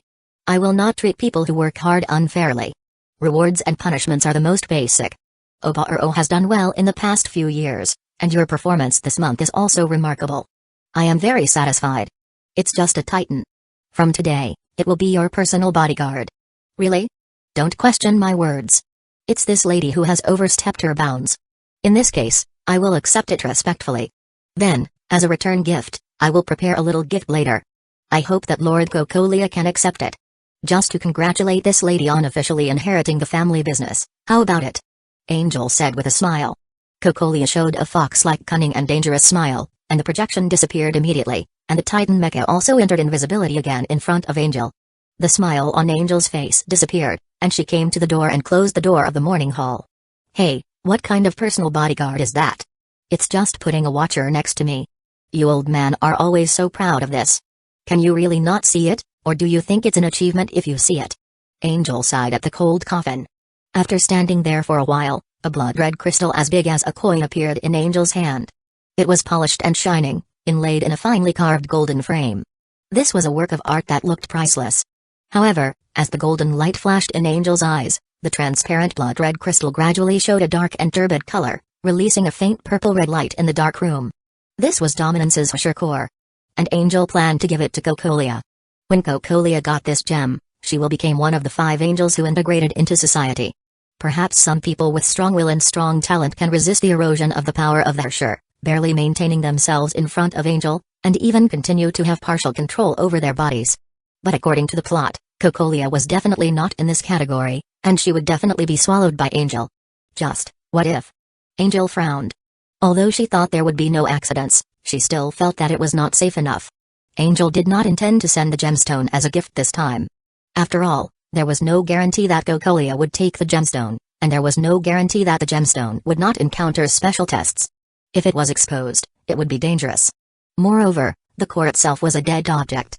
Once it left Angel's sight, she couldn't tell whose hand it was in and when it would start to corrode. Should I find an opportunity to meet and put the gemstone in her hand personally, or make another plan? Angel touched her chin and hesitated in the dark. Chapter 23, Angel, promoted to be grade boom. After the bandages were removed, the month passed quickly as Street Freya Angel continued to recuperate from her injuries. Neko-cha. Honkai Fist, 10%. Boom. The young girl's petite body, with perfect curves outlined by the white tight-fitting battlesuit, sped across the training ground like a cannonball. But that's not important, let's not mention it. Anyway, this period was all about trivial routines, and apart from establishing her dominance in the science curriculum through 2 monthly exams, Angel didn't have any more gains. After all, many of the advances in the theater space couldn't be explained to anyone. I don't believe it, how can I, Kayana, not beat a freshman who hasn't had a practical class in 2 months? Ah. Foolish, witless, you've lost your temper. Retreat, Kayana. Boom. Ahem, please continue to ignore the above murmurs, they're all inconsequential and trivial. However, after being cooped up inside for so long, Angel was finally settling into that warm environment. Although her favorite was still Hueco, she had also learned to mock Kayana's intelligence, compliment Mai's cooking, and watch the Hamu anime with Bronya without any help. By the way, she's also mixed up with Teresa. With this configuration, when viewed by a Honkai Impact 3-player tourist relatively unfamiliar with the plot, no one would believe it if they said that Angel wasn't the main character of the group, right? Is that all you can do, hide? Puh. Boom. Boom. Boom. Before Kayana could finish her harsh words, she was flanked by the swift and sensitive cheetah-like Angel, who closed in from the side, followed by a period of completely unrecognizable chain beatings. Kayana. Raiden Mai covered her mouth with both hands and let out a trembling cry of horror. As Kayana's best friend, how could Raiden Mai stand by and watch her suffer this ordeal? Raiden Mai clenched her teeth and her fists with determination. Then closed her eyes. At the same time, Hueco and several female Valkyrie teachers were holding evaluation sheets, nodding their heads at Angel's performance. Well, the movements are very standard, and judging by the force and timing, it looks like she has truly integrated the basic physical arts, rather than just mastering the stance. Indeed, the standard is perfect for a reservist. And this black armor, it's called Hunter Suit, Spectre, right? It perfectly utilizes advantages in speed and stance. It seems we have another talented female martial artist. Hueco-sensei, congratulations, it looks like this year's chief student can be decided, and this armor set is going to be taken by her. I heard that you brought this child up. It seems you have special educational skills. When will you have time to teach us? Truth be told, the kids in our class this year. Alas, one term is not as good as another. Ha ha ha. Don't make a fuss, it's purely because she's competing on her own. Angel had already mastered the basic physical arts before she stopped classes. During her time recuperating, she often asked me for advice on practical combat. With this kind of performance, her self-awareness and talent are more important.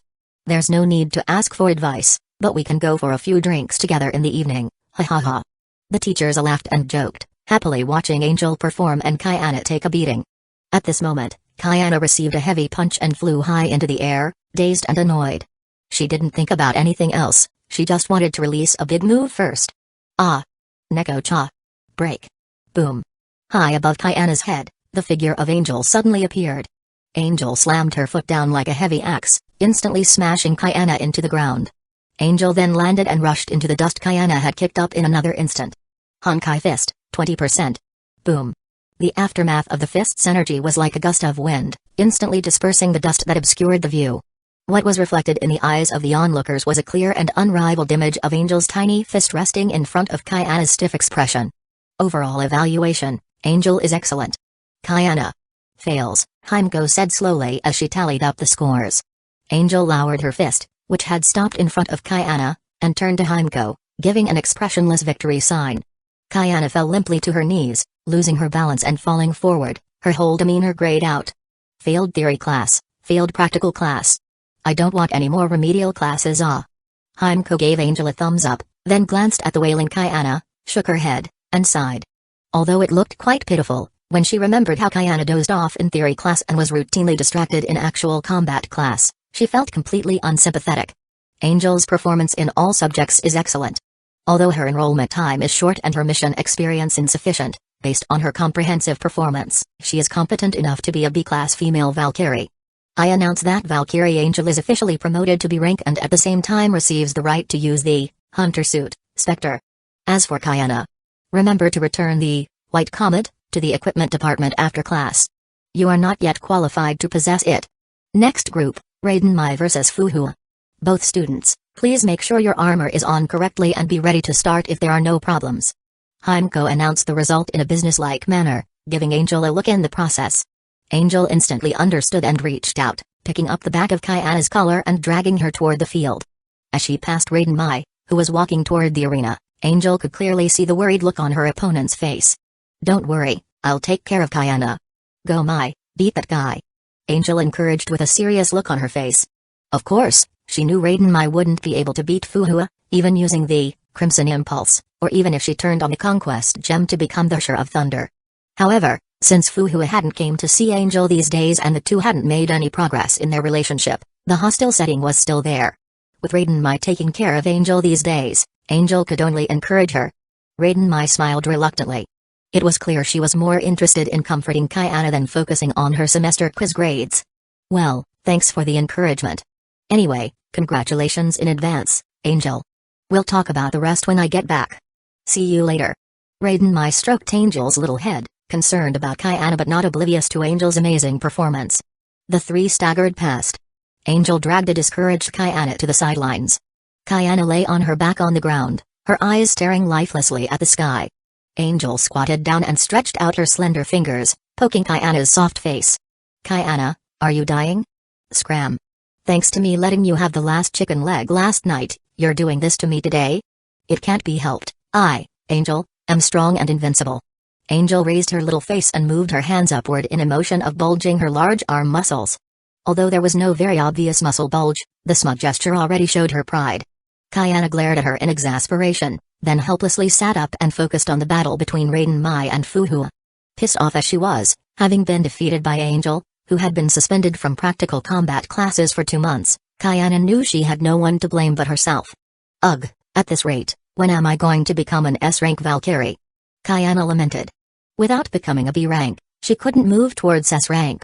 Without reaching S rank, she couldn't ask her great-aunt about the whereabouts of her stinky dad. Had she known that, she wouldn't have bragged about S rank when her great-aunt mentioned she'd reveal the news if she reached A rank. How confident she was when she boasted, and how much it hurts to be hit in the face right now. Life, it's so hard. Angel looked at Kayana's depressed appearance and felt a little bad. But the identity of an honor student is a favorable basis for the next action, and defeat at the hands of the school scum Kayana is something she really could not accept. Therefore, Angel could only lie on Kayana's back and gently touch her head as a way to express her feelings of comfort. Chapter 24, Angel, the friendly classmate. As expected, Raiden Mai lost to Fuhua.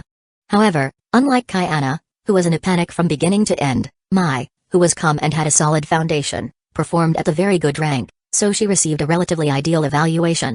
Finally, she officially became a C-rank Valkyrie from the reserve. This assessment was the first formal assessment for the freshmen of this year.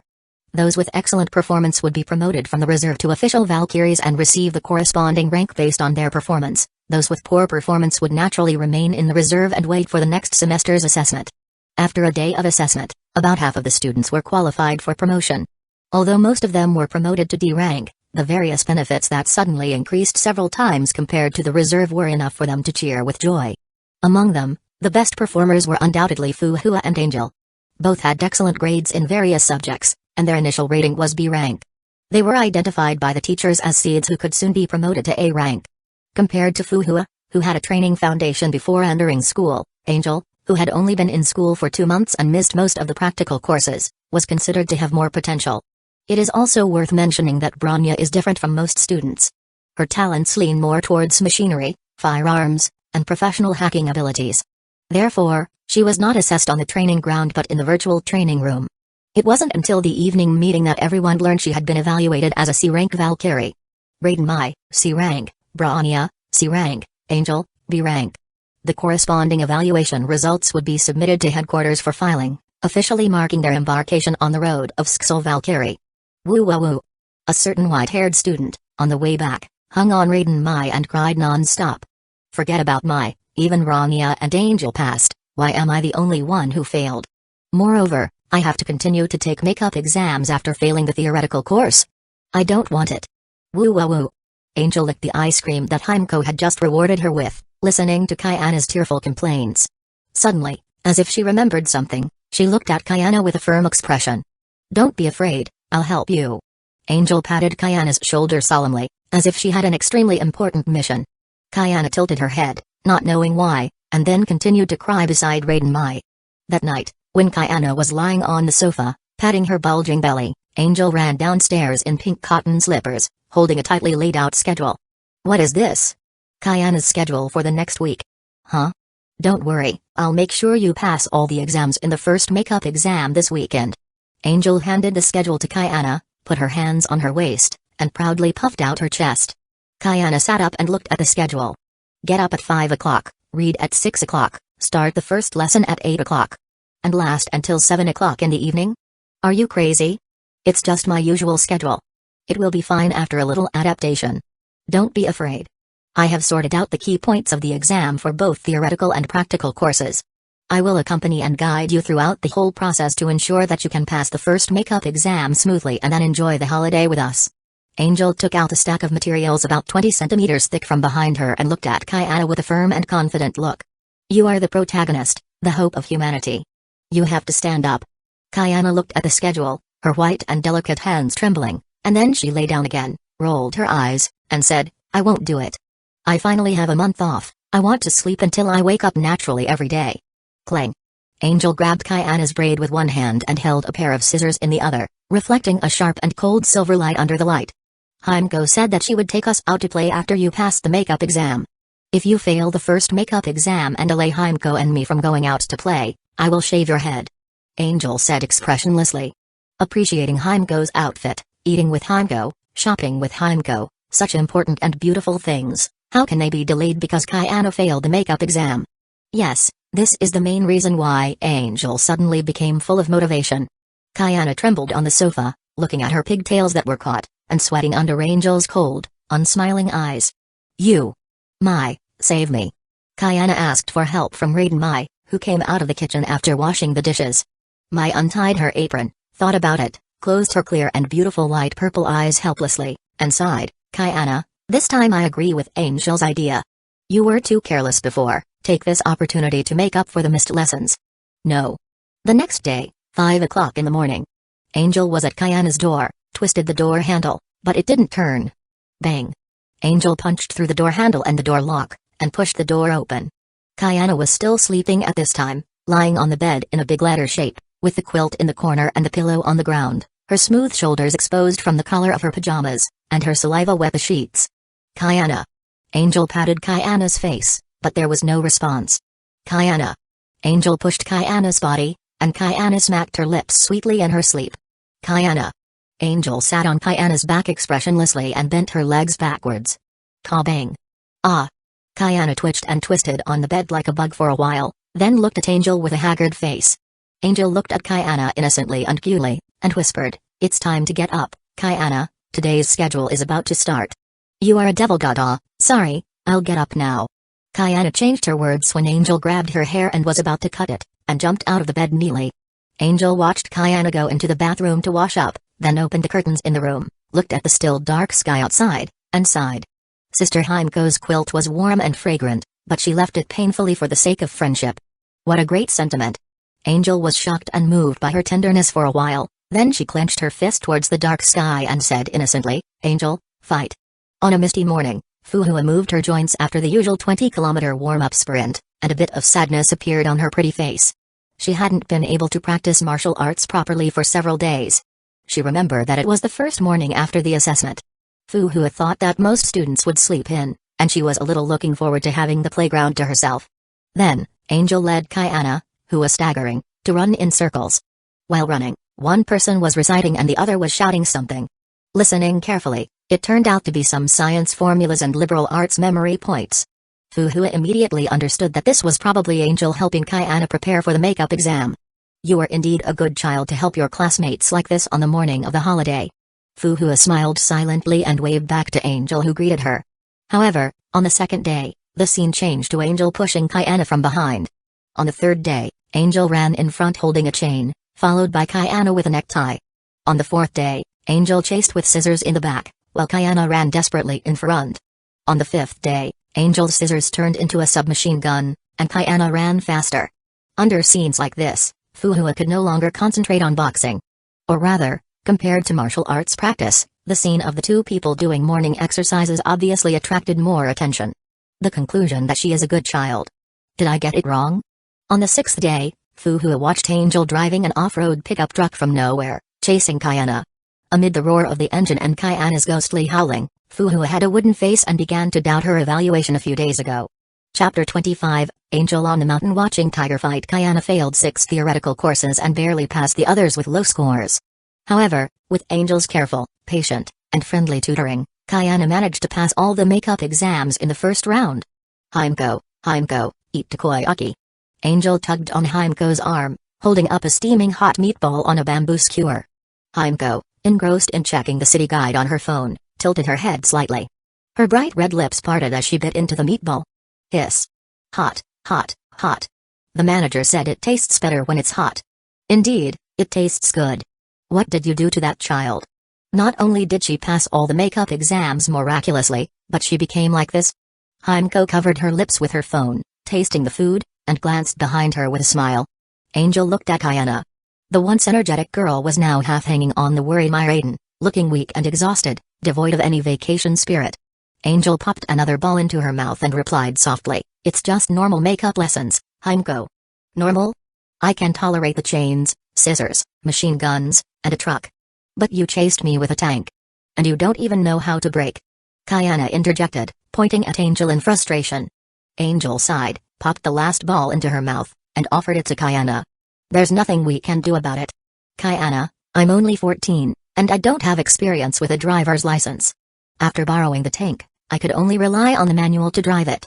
It's normal that I'm not familiar with the brakes. Be thankful I don't know how to use the weapon systems of the tank. You still have the nerve to explain? If you can't drive, don't use the tank. Do you want to kill me? Also, the takoyaki is delicious, thank you. Kayana pulled Angel's face, eating the meatballs in a mix of anger and gratitude. Angel reached out to pull Kayana's soft face. If I used conventional methods, how could I pour the test knowledge into your empty brain? You should thank me. Shameless. You just wanted to hang out with Aunt Heimko. You are inhumane and disloyal. I have decided, I will share a room with Aunt Heimko tonight, and I will piss you off. What? You dare to snatch Heimko from me? Angel was shocked, her usually expressionless face showing impatience. Everyone knew how shameless Kayana was. If she set her sights on Heimko, it would be trouble. Humphrey. Are you scared, brat angel? Let's duel. It's a matter of life and death. Don't think you're great just because you beat me in the test. Tests and duels are different. Do you believe I won't beat you? Stupid paramecium, today I'm going to. Bang. Bang. Heimko punched each of the girls, forcing them to silence. She glared at them, hands on her hips. Behave outside, and don't drag me into your grudges. And call me Teacher Heimko. Bang. Kayana received another punch for her impolite address. I'm only 24. Why do you call me Aunt? Where am I old? Tell me, Kayana. Heimko grabbed Kayana's ears with a fake smile, her terrifying aura making Raiden step back and ignore Kayana's plea for help. Angel's eyes lit up, and she grabbed Heimko's arm, rubbing it. Heimko, even if you are 10 years older than me, I still like you the most. You. I'm starting to miss the introverted you. Heimko didn't know whether to be happy or sad, chopping Angel on the head. Angel stuck out her tongue, then wrapped around Heimko's arm, intoxicated by Heimko's scent. Introversion was a fitting character background. Angel was indeed not sociable. I hope Sister Heimko won't blame me when she knows the truth. Amen. H.U. In the snow-covered Kosovo mountains, Angel, wearing a white coat, rubbed her nose and lay under the snow. Herrschers and humans are not the same creatures. Herrschers are more stable and resilient. However, as a Herrscher of dominance, Angel was a rare exception. Their bodies were more puppet-like, driven by power rather than being real Herrscher bodies. They could still catch a cold in the ice and snow. H.U. Angel grabbed the snow to wipe her nose, wrinkling it uncomfortably but staying motionless. Damn it, why can I be like Saint Freya? Angel, be close to Sister Heimko and enjoy hot springs, and Miss Lady Angel also had maid services, but I have to stay here and freeze. Don't make a fuss, stalking is effective. The anti-entropy force should be aware of this place. For our control of Gokolia, hold on. At worst, after getting her body, I'll let you taste it first. Such a big and round golden bear, aren't you tempted? Get lost. I suspect you are playing tricks, and I have evidence. Angel rolled her eyes at her own people's sarcastic remarks. 300 or 400 Honkai beasts had gathered in the valley. Most were knight class and chariot class, with a few reaching chariot level.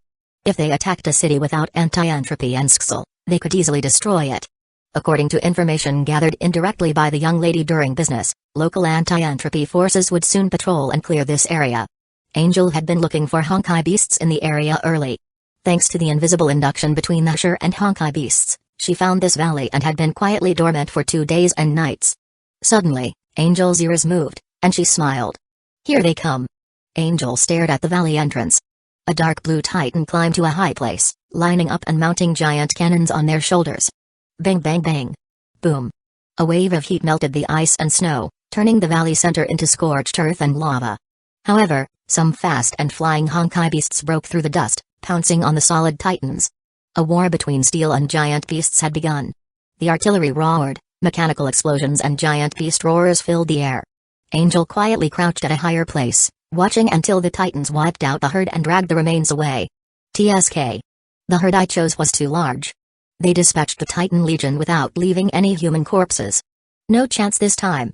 Angel sighed, sensing other Honkai beasts in the area, and decided to find the next battlefield.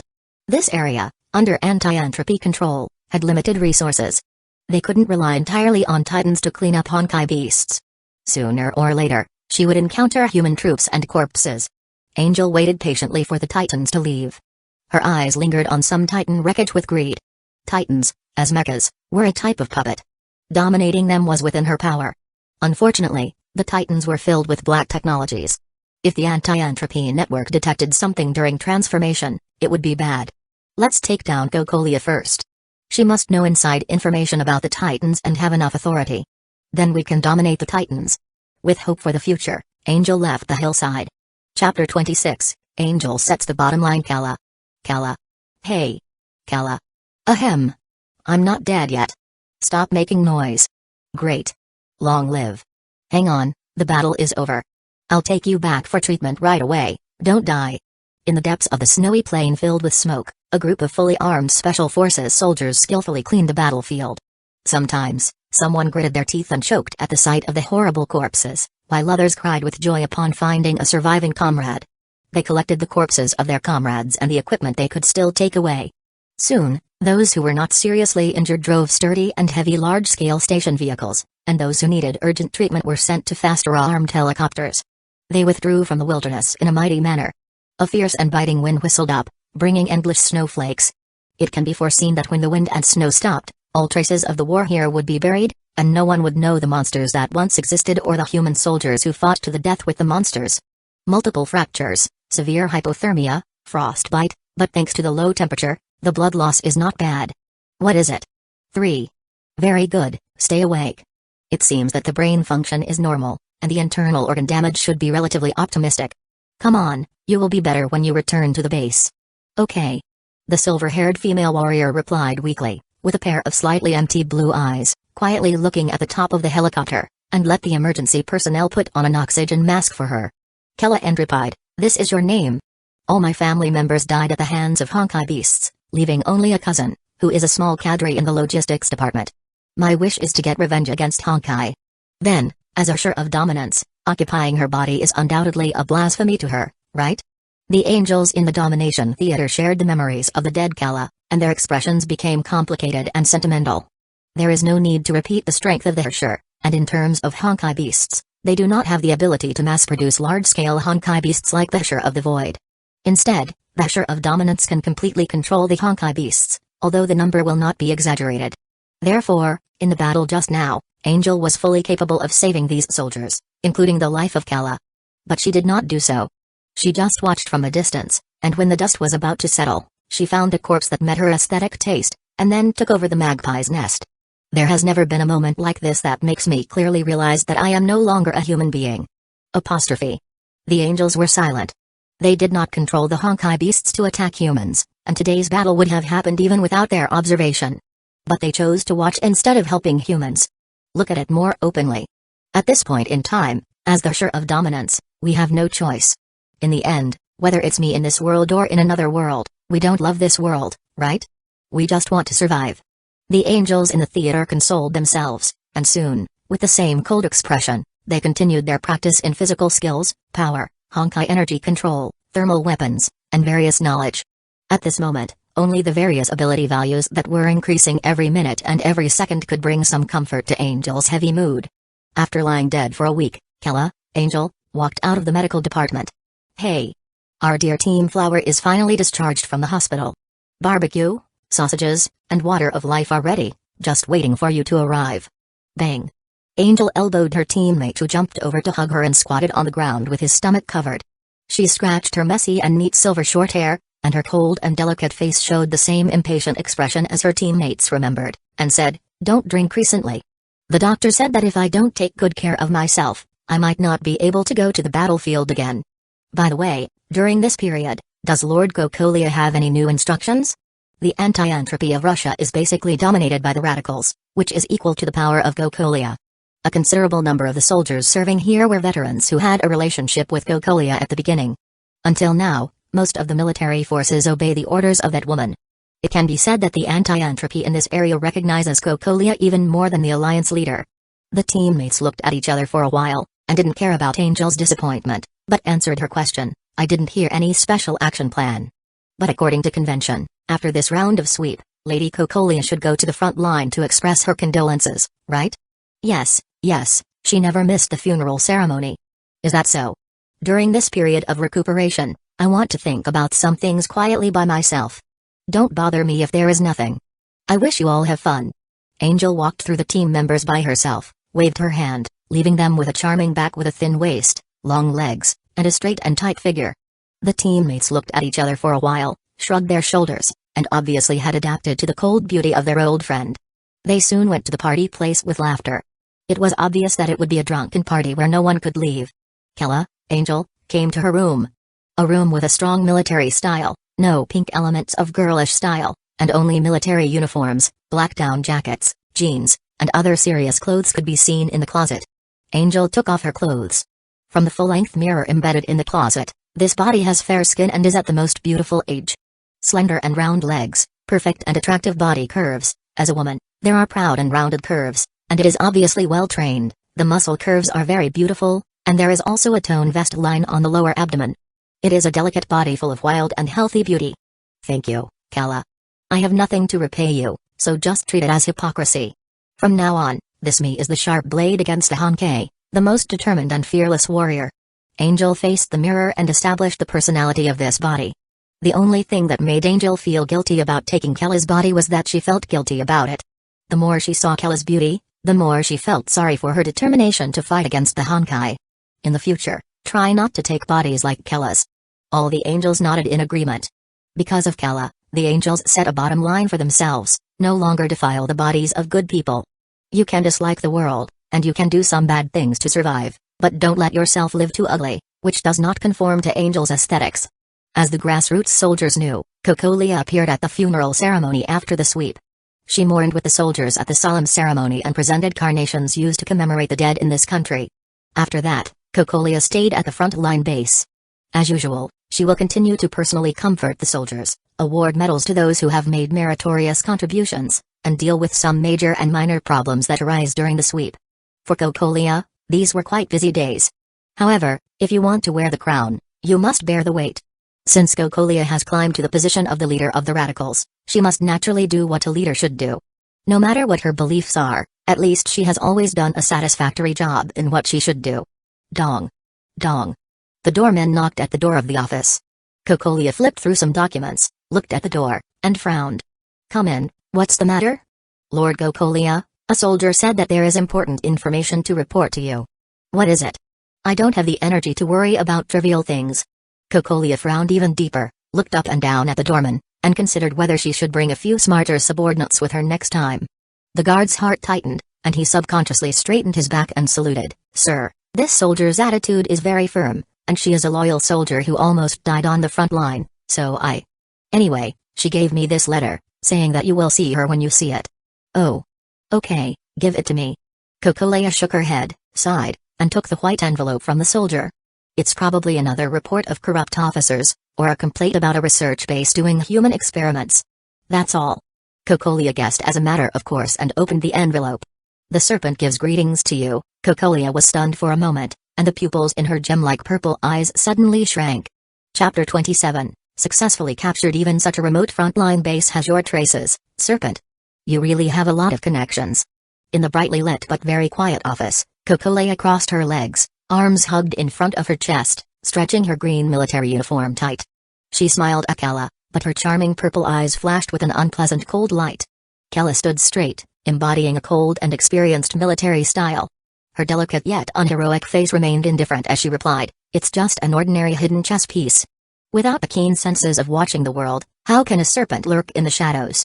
If I've displeased you, Ms. Cocolia, I'll disappear from your sight after this. Oh, there's no need to disappear. I'm not that stingy. Tell me, what message do you want to convey by revealing your perfect hidden chess piece? Cocolia leaned back, feigning casual interest. Disappear? What a joke. It is much safer to keep a spy under your nose than to let them vanish. Cocolia hoped this person in front of her would remain in the army. But by then, it wouldn't be certain who was watching whom. Kella slowly reached into the collar of her military uniform, extracting a diamond-shaped ruby the size of a coin from his chest. She placed it on the table without a word. Cocolia glanced at it and asked, what is this? I don't know. Huh? Mr. Grey Serpent will discuss the details with you in person. I am only responsible for delivering this item to you. I don't know what it is or how to use it, and I don't need to know. Kella responded expressionlessly. When the angels use a clone as a puppet, they can cancel the body's emotional responses, perfectly masking all emotions. Cocolea couldn't discern any information from Kella's face, so she merely shook her head and said, "You really are thorough mystics. However, since you're willing to expose the hidden chest to pass it on, it must be something extraordinary, right? Well, I will accept it. Is there anything else?" Cocolea picked up the gem casually, pinching it between her thumb and index finger, admiring the crystal-clear bright red luster under the light. Her lack of vigilance wasn't her fault, mainly due to their cooperation over the years. Cocolea had long determined that the world's serpent and Skull were equally difficult to deal with and believed they could plant hidden pieces in anti-entropy. From the perspective of their extremely mystical purposes, the word serpent and gray serpent confirmed Kella's origin. Cocolea saw no suspicious signs, especially in her own territory, so there was no need for alarm. Then, the gem suddenly melted and disappeared between her fingers. "Although you can be regarded as a mother, based on the Nagasaura City incident that took away my parents, Cocolea, you deserve to die." Kella's stiff expression eased, and she leaned forward, finally looking at Cocolea's trance expression across the table and spoke without mercy. "Mom. Mother Cocolea. Mom, what are you doing? Come here." In front, in the big house with blooming flowers, Brania, Seal, Sin, Rosalia, Lilia, all the children were there, waving at Cocolea with laughter. "Is Brania back too? But why is Seal here as well? Have I rescued her? What was I doing just now?" Cocolea was momentarily stunned, feeling a stinging pain on her forehead, and the light in front of her eyes seemed too dazzling. But soon, she ignored these anomalies and walked towards the children with a gentle smile. "My lovely children, Mom is back, and this time I brought your favorite cake," Cocolea said, hearing their expected happy cheers. Her mood improved, and a smile on her face brightened. The moment she stepped inside, Cocolea's expression froze. She looked up to see a black monster falling from the sky, opening its bloody mouth with sharp teeth. Crack! A sound of biting and swallowing came from the darkness. After that, Cocolea knew nothing more. "You're right, Cocolea, you deserve to die." Cocolea flipped through the documents on the table, signing and approving them, while casually responding to Kella's words. There was no decent resistance or struggle. "It seems that our initial judgment was correct. Cocolea is not special, at least she has no ability to resist us. Now it seems that deliberately isolating the young lady from this matter was overly cautious. But there is nothing wrong with being cautious. Our identities are too dangerous, and Otto's malice is even more dangerous. We can only be careful again and again. However, I finally got an identity that is slightly qualified to pry the world. I have to thank Cocolea for her management over the years, and now, all of this belongs to me." After handling the last few documents, Cocolea, Angel, looked up and glanced at Kella, Angel, showing a meaningful smile. Then, Cocolea leaned back suddenly, her half-exposed chest rippling with extremely eye-catching waves. Cocolea sighed, staring at the ceiling with a gloomy look. "So, have I taken revenge? You could say I did, but I can't really laugh." "Why?" "I don't know." The two spoke one after the other, not conversing but simply voicing their thoughts. The office fell into silence. Many people were guilty of the disaster in Nagasaura City, including Raiden Mai, who turned into a Herrscher, Brania, who aided the evil, and even Raiden Ryuma, who originally put the Conquest gem into Mai Raiden's body. According to Angel's experience in this world, it wouldn't be too much to kill all involved. But from Angel's perspective in the other world, Cocolea, who caused the artificial eruption, was the absolute mastermind and culprit, and the others were just used or didn't have hold in the situation. It was contradictory, it was so uncomfortable. It was a mess. Angel suddenly felt she had a split personality. After all, two completely different individuals were mixed into her now. She had to face the mental problems she had deliberately ignored before. In a moment of irritation, confusion and annoyance, Kella and Cocolea looked at each other and closed the gap between them in a flash. Chapter 28, Everyone Got Shot. Puff. In the steamy natural hot spring, Miss Angel held a ceramic wine dish filled with sake. She had just taken a sip when she suddenly sprayed it into the pool. Ahem. Angel covered her mouth and coughed repeatedly, choking. The blush on her face, caused by the hot water and alcohol, suddenly became much more pronounced, contrasting sharply with her snow-white skin. Miss. The beautiful girls who were massaging and holding wine next to her immediately surrounded her, looking at Angel with worried and helpless expressions.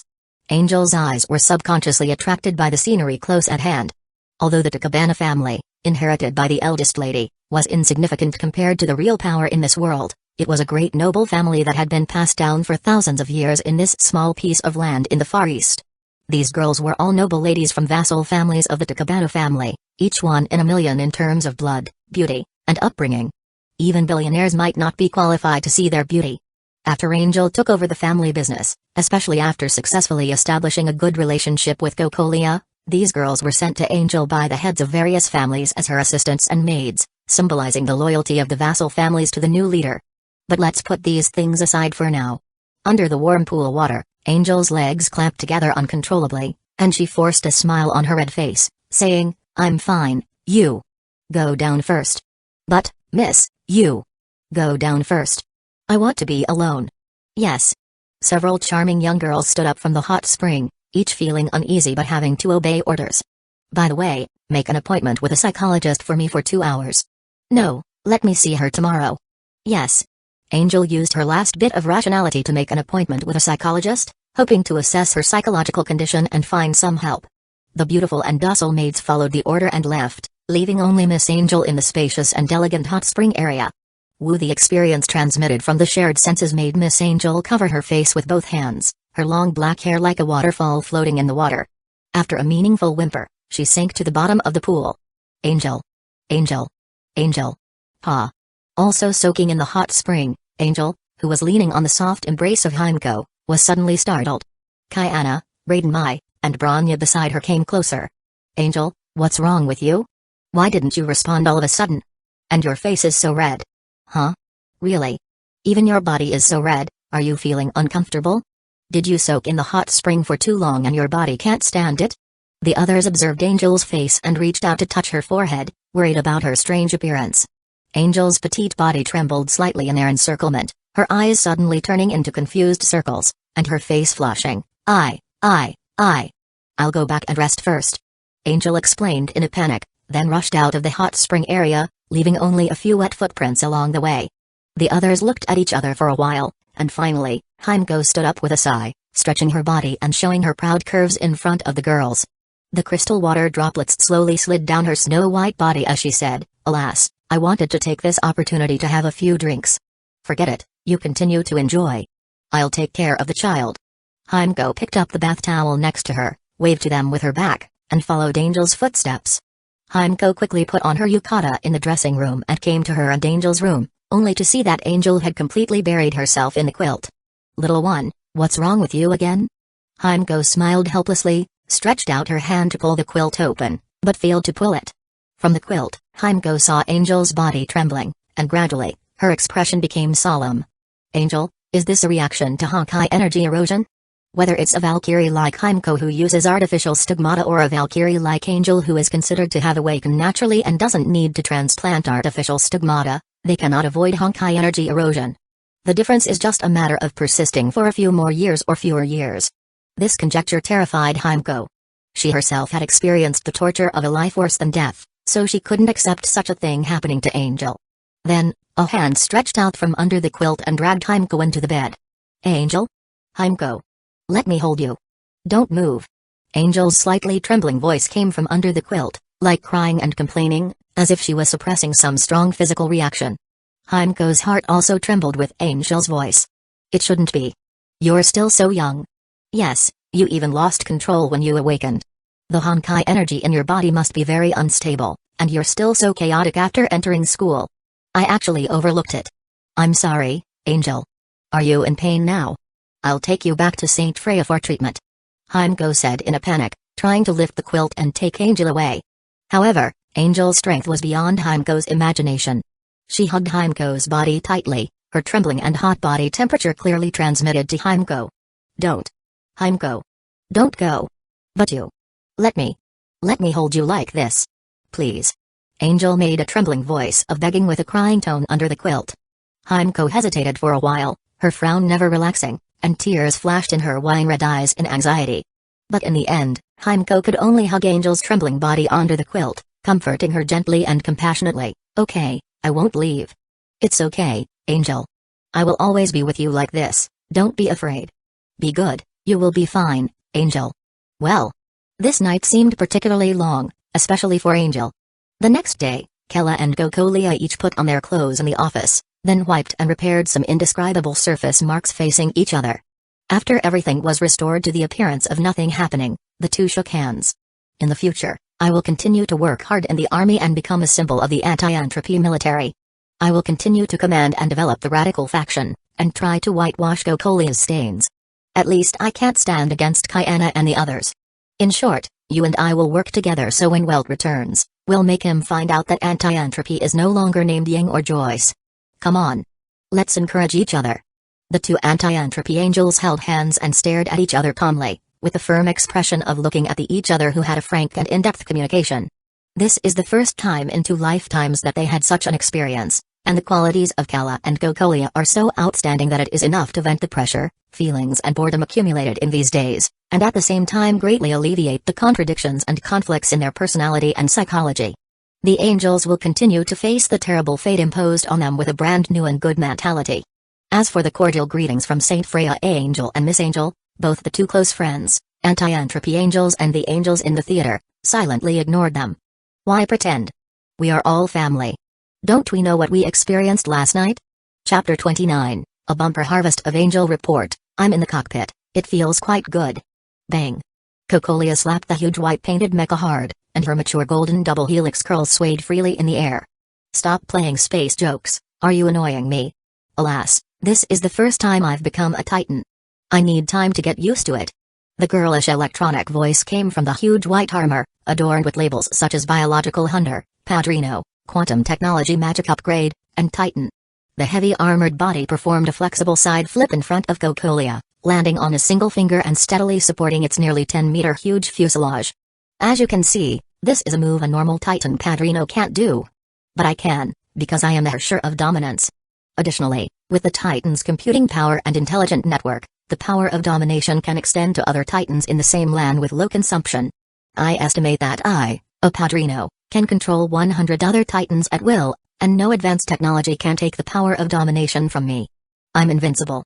Don't be arrogant. It's just a good force under the Herrscher. Even with 100 of them, at most, Rita Ross ice could turn them into mere fragments. It's hard to say what we really can go higher than this. Really? I think we can at least take down Wendy. The Titan turned upright, raising its mechanical arm high and pointing at the ceiling, exuding confidence and pride. Kokolia frowned but said nothing. This was indeed a powerful force that could not be ignored, and it was absolutely loyal to her. I will arrange for the Equipment Development Department to continue to strengthen and build 100 Titans with the best performance. After the organization is formed, the entirety of anti-entropy, unless Welt can't hold it back and blows my head off, otherwise, I will be the one who stands in the top. That's right. I, the Padrino, am invincible. Ha ha ha ha.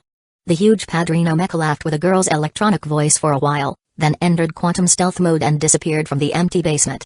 Kokolia turned around, lifted her hair from her forehead with one hand, and laughed wildly, feeling a sudden surge in firepower bringing her a full sense of security. Ha ha ha. However, her arrogance was only temporary. Angel, who knew the plot, understood how deep the waters in this world were.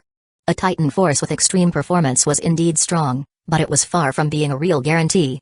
Then, it's time to go to the next place. I hope there will be a similar surprise.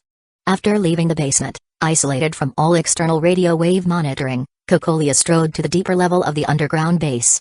Face recognition, passed. Fingerprint recognition, passed. Iris recognition, passed. Epidermal gene recognition, passed. Dear Executor Kokolia, please enter the character password and voice password. Passed. Welcome to the highest level depths of the laboratory. I wish you have a smooth experiment. Following the order in memory, Kokolia passed the artificial intelligence recognition program in turn and entered the laboratory blocked by a high-strength sealed door. Obviously, biological experiments were being conducted here. Dozens of silver-gray cabins stood neatly in the dim light, with light blue fluorescence shining through the glass windows, exuding a cold and strong sense of technology. Kokolia approached an experimental cabin and saw a sleeping handsome face through the glass window. The replica of Welt Joyce is great, it's really an excellent physical material. This wave of profit is huge. The emotions of the angels were so excited that Kokolia unconsciously raised a charming and cunning smile at the corners of her mouth. Bang! Since all of the monitoring devices had been removed in advance, Kokolia stopped suppressing her expectations, broke through the glass cover, and reached out to grab the clone's face. Then, in the environment where the nutrient solution flowed, Kokolia dragged the body out. Kokolia's purple eyes turned into a golden cross. After a minute, 2 minutes, it took a full 30 minutes.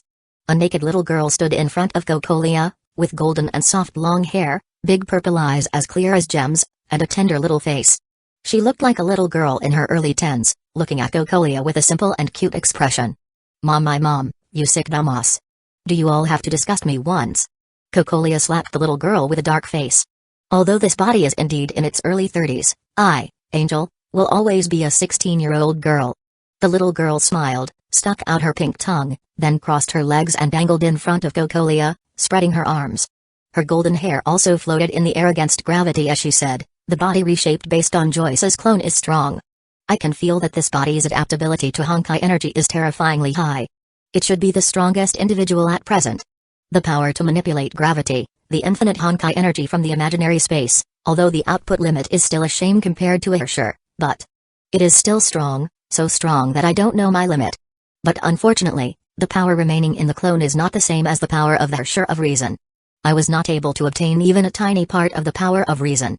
Cocolia nodded as expected, without excessive surprise or disappointment, but said with expectation, "Hurry up and see if you can use this as a template to copy the body. If you can do it, all our clones can be shaped with this template in the future, and the overall combat effectiveness will be improved to another level." The little girl nodded and stretched out her hand, and the purple glow condensed into a human shape in her hand. After a moment, the light dissipated, and there was nothing in her hand. Cocolia frowned and shook her head. As expected, there is a limit to the physical body created out of thin air, and the quality of Joyce's clone has exceeded that limit. It is indeed expected. After all, if there were no limits to the physical body created out of thin air, then the original Herrscher of dominance would not be 1,000 puppets, but 1,000 S-rank Valkyries. It may also be because we are still too weak. If we obtain other Herrscher cores or powers, or develop the powers more deeply, we may be able to increase the upper limit of shaping. That is also for the future. Fortunately, there are more than 20 successful Joyce clones, enough for everyone in the theater to use. No, maybe they should be kept. Because after using it, you can no longer change your image. What if you need another powerful image in the future? I agree.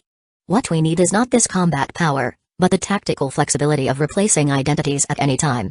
Don't lose the big picture for the small. By the way, call me Nitty in the future. I always think this name should be very suitable for me. Cocolia discussed with Ninty, and then sent the liquid capsules in the laboratory to the Domination Theater one by one. So far, the combat power bonus that can be directly obtained by using Cocolia's identity has been obtained, and other things will have to be planned slowly in the future. After doing what can be done, Cocolia wrapped Ninty's petite body with a cloak and left the laboratory, holding Ninty like a child. But when the door of the laboratory slowly closed, Ninty's golden little head popped out from under the cloak and stretched out her flashy little hands. Star of Eden. No, this move should be called Earth-Shattering Star.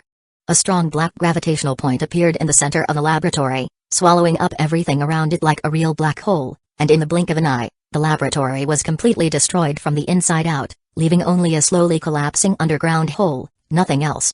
Cocolia is now Angel's clone, and she should try to wash off the stains that can be washed off, and she can't be beaten by everyone like in the original timeline. Chapter 30, Angel is gradually becoming obsessed with daughter's Husizzle good tea. In the deep mountain base covered in snow, Cocolia sat in front of a glass viewing window overlooking the sky, legs crossed, facing several floating projection windows lazily. Cocolia, why are you suddenly diverting a lot of resources to the Titan transformation and production line? You know that the core R&D force is actually Dr. Einstein and Dr. Tesla. Researching Titans is simply missing the point. We should allocate our main resources to biological and quantum technology, where the conservatives are weak. Then, under the premise that conservatives are unwilling to share the core technology, should we continue to use the blood of countless soldiers to make up for the defects of our Titan models being outdated and in scarce production? That is a necessary sacrifice. We don't have the basic data and core technology of Titans. Trying to improve from the root is not worth the loss. We might as well continue to trade resources and quantum technology with the conservatives. Besides, we are still an organization. If we encounter a crisis that requires a large-scale mega army, the leader and the conservatives will not remain indifferent. Everyone has their own reasons. In the past, because many resources were in your hands and we had the same general direction, I compromised. But enough. Several executors, I have an idea. How about we all be in harmony? Cocolia blew on the tea and said casually. At this time, a little head popped out from the door of the lounge. The strange little girl, with one blue and one gold eye, and fluffy short hair that was half pink and half purple, had a carefree smile on her delicate face and said in surprise, "Mom, you are here Dada, are you in a meeting?" "Oh, it's Sin. It's nothing serious, come here, come to Mom." Cocolia's eyes lit up, and she waved to Sinmer, showing that she obviously cared more about her daughter than chatting with the old men. Sin blinked, and a hint of hesitation flashed in her strangely charming eyes, but she finally walked towards Cocolia with a smile. "Oh, my lovely baby girl, you are the cutest in the world today. Come, lie on Mom's lap." "So good." Cocolia let Sin lie down, resting her head on her thighs. She stroked the little girl's extremely soft hair, her face full of love and pampering. Sin blinked and involuntarily shrank her neck, her little face soon turning red. Since returning from the front line base a few days ago, Sin found that her mother Cocolia seemed to have changed a lot. At first, she was suspicious, but later from various details and conversations, she didn't find anything wrong, so she just thought that her mother might have figured something out. "Mom, don't be like this, you are still in a meeting." Sin puffed up her face and showed a disapproving expression. However, she didn't get up and even moved her head meekly under Cocolia's palm. "Mother Cocolia has become a little strange, but it seems to be pretty good." Sin narrowed her eyes, the corners of her mouth lifting in comfort and happiness. Although Cocolia in the past was also very good to them, it was far less intimate than now, and the current Cocolia was more in line with Sin's yearning for the word mother. Of course, it doesn't mean that she hated the previous Cocolia. Anyway, forget it, why think so much, it's comfortable now. Sin rubbed Cocolia's thigh. In the comfortable environment, she felt a little sleepy. Cocolia couldn't stop playing with her daughter's face and hair, then looked up and sighed to the gloomy old men on the screen. "Alas. You know, in the years of competition, especially after the Nagazora City incident, I deeply realized a fact. That is, after excluding the leader whose whereabouts are unknown and whose life and death are uncertain, the top combat power in my hands is actually far above the conservatives. But why are we still constrained by the conservatives? Isn't it because of the autonomy of the Titan core production expansion? Biotechnology and quantum technology can bring power, but at least at present, the real core power is still Titan. Without the initiative of Titan, we will never think of truly overwhelming those stubborn conservatives. Of course, the powerful Titan developed at all costs will eventually become Angel's puppets. There is no need to be too clear about such trivial matters with her good comrades in front of her." Several executors were silent for a while because they knew what Cocolia said was true. The radicals had indeed surpassed the conservatives in terms of funds, resources, and even numbers, but if the battle really started, the conservatives who controlled the Titan core would be the most vocal. "What you said is also a commonplace issue, but this time the hand is so big, can we understand that? The research in quantum and biology is not going well? Please use your brains, adults, think about it. If there was a way to get power beyond the Titans on other tracks, would Skull be wasting time? Wouldn't they have crushed us anti-entropy long ago? It is because the power of the Titan core is basically unsolvable that anti-entropy has the room to divide into two factions and argue with each other." Cocolia thought about the power of Ninte's Shinra Tensei flattening the mountains, and remembered a certain golden Saint Judo with a more buggy appearance, but she still boasted about the power of the Titans without changing her expression. For the core interests of Angel, bragging and telling some nonsense is not shameful. Several executors' faces changed slightly because of Cocolia's overly straightforward words, but they still maintained restraint. However, they still agreed with Cocolia's points. After all, in their eyes, anti-entropy relied on the Titan Legion to fight against Skull. So, they chose to continue focusing on the current problem. "Are you sure we want to switch back to the mega technology that the conservatives have been operating for a long time? Can it succeed? At least it is more promising than the castles in the air quantum technology and biotechnology. After all, we have ready-made samples and a large number of technicians, and we can even poach people from the conservatives. Yes, we don't have Dr. Einstein and Dr. Tesla, but we have money and resources, and scientific research is largely a matter of money and resources. Too idealistic. Not to mention the huge amount of resources previously invested in the fields of quantum and biology, are they just going to go to waste? First of all, I didn't say we should give up research in other fields. I just adjusted the general direction of resource allocation based on the reality of serious imbalance between input and output. Secondly, I didn't say we should surpass the conservatives in the research of Titan mechas. That's not realistic at all. What I want is just basic independent production and transformation capabilities," Cocolia said patiently. Finally, the attitudes of several reformist executors loosened. They accepted Cocolia's argument that the plan was not sudden, but based on reason. Allocating resources to areas more likely to produce results was sensible. The goal setting was also realistic. It was not to surpass but to close the distance, which was not a fantasy. Everyone, as long as we can master a certain scale of the Titan power, and then rely on other advantages, it will be no problem to completely overwhelm the conservatives. I think my decision is correct. Do you have anything else to say? I can understand your decision, but it is too sudden and aggressive. Unless we see certain results, otherwise, we will not give you too much support. When have you not been like this? I'm used to it. However, since you don't support me, then in order to support scientific research, please turn a blind eye to some of the actions I will take next. Don't question me all the time. I have to do business and I'm very busy. Humphrey. You don't need to emphasize this, Gokulia. The video conference ended there. Gokulia put down a cold tea and picked up Sin, who was a little absent-minded and tired. Rubbing, kissing. Mom. What's wrong? I raised you up, and you're so tired today. Why can't I pamper you? Sin was annoyed in Gokulia's arms but didn't resist her closeness. It's not that I don't like Mom to kiss me. It's just that Mom is an ordinary person, her body is too weak, and I don't want her to get hurt. Yes, that's it. Sin pouted and found a reason to make herself less embarrassed. Gokulia pinched Sin's cheek and complained aggrievedly, "My dear daughter, you don't know how annoying those old guys are. They call themselves radicals, but they are more timid and stubborn than the conservatives. Sometimes I really want to dismiss them all so that they don't jump out and complain to me from time to time. Then I'll kill them. Don't give me that. I still need all the resources they have. Besides, at least investigate first. We are not terrorists. We can't fight and kill at every turn. What a trouble. Mom is so nagging." Sin said with disgust, but reached out to touch the top of Gokulia's head, trying to comfort her clumsily. Gokulia rolled her eyes, laughed, and then said to Sin's face, "Hey, if you really want to help your mother, repeat what I say now. I like Mother Gokulia the most." "No." "Huh? Why?" "No. Too childish, I'm not a child anymore. Go find those two idiots Rosalia and Lilia. Too much. I love you in vain. I won't give you afternoon tea and small cakes today." Gokulia puffed up her cheeks and poked Sin's face unwillingly. Although she is a married woman over 30 years old, Gokulia has a delicate face like a 20-year-old girl, a mature and charming devil figure and a childish expression, which makes her look particularly cute. At least Sin, who sat obediently in her arms, didn't feel disgusted at all. Chapter 31, Mom Must Be in Love. "Ah. My dear baby girls, you are finally here. I missed you so much. Come, let me kiss you and hug you. Mua mua mua." The little girls with long pink hair and long blue hair arrived at the room deep in the snow mountain base in a daze.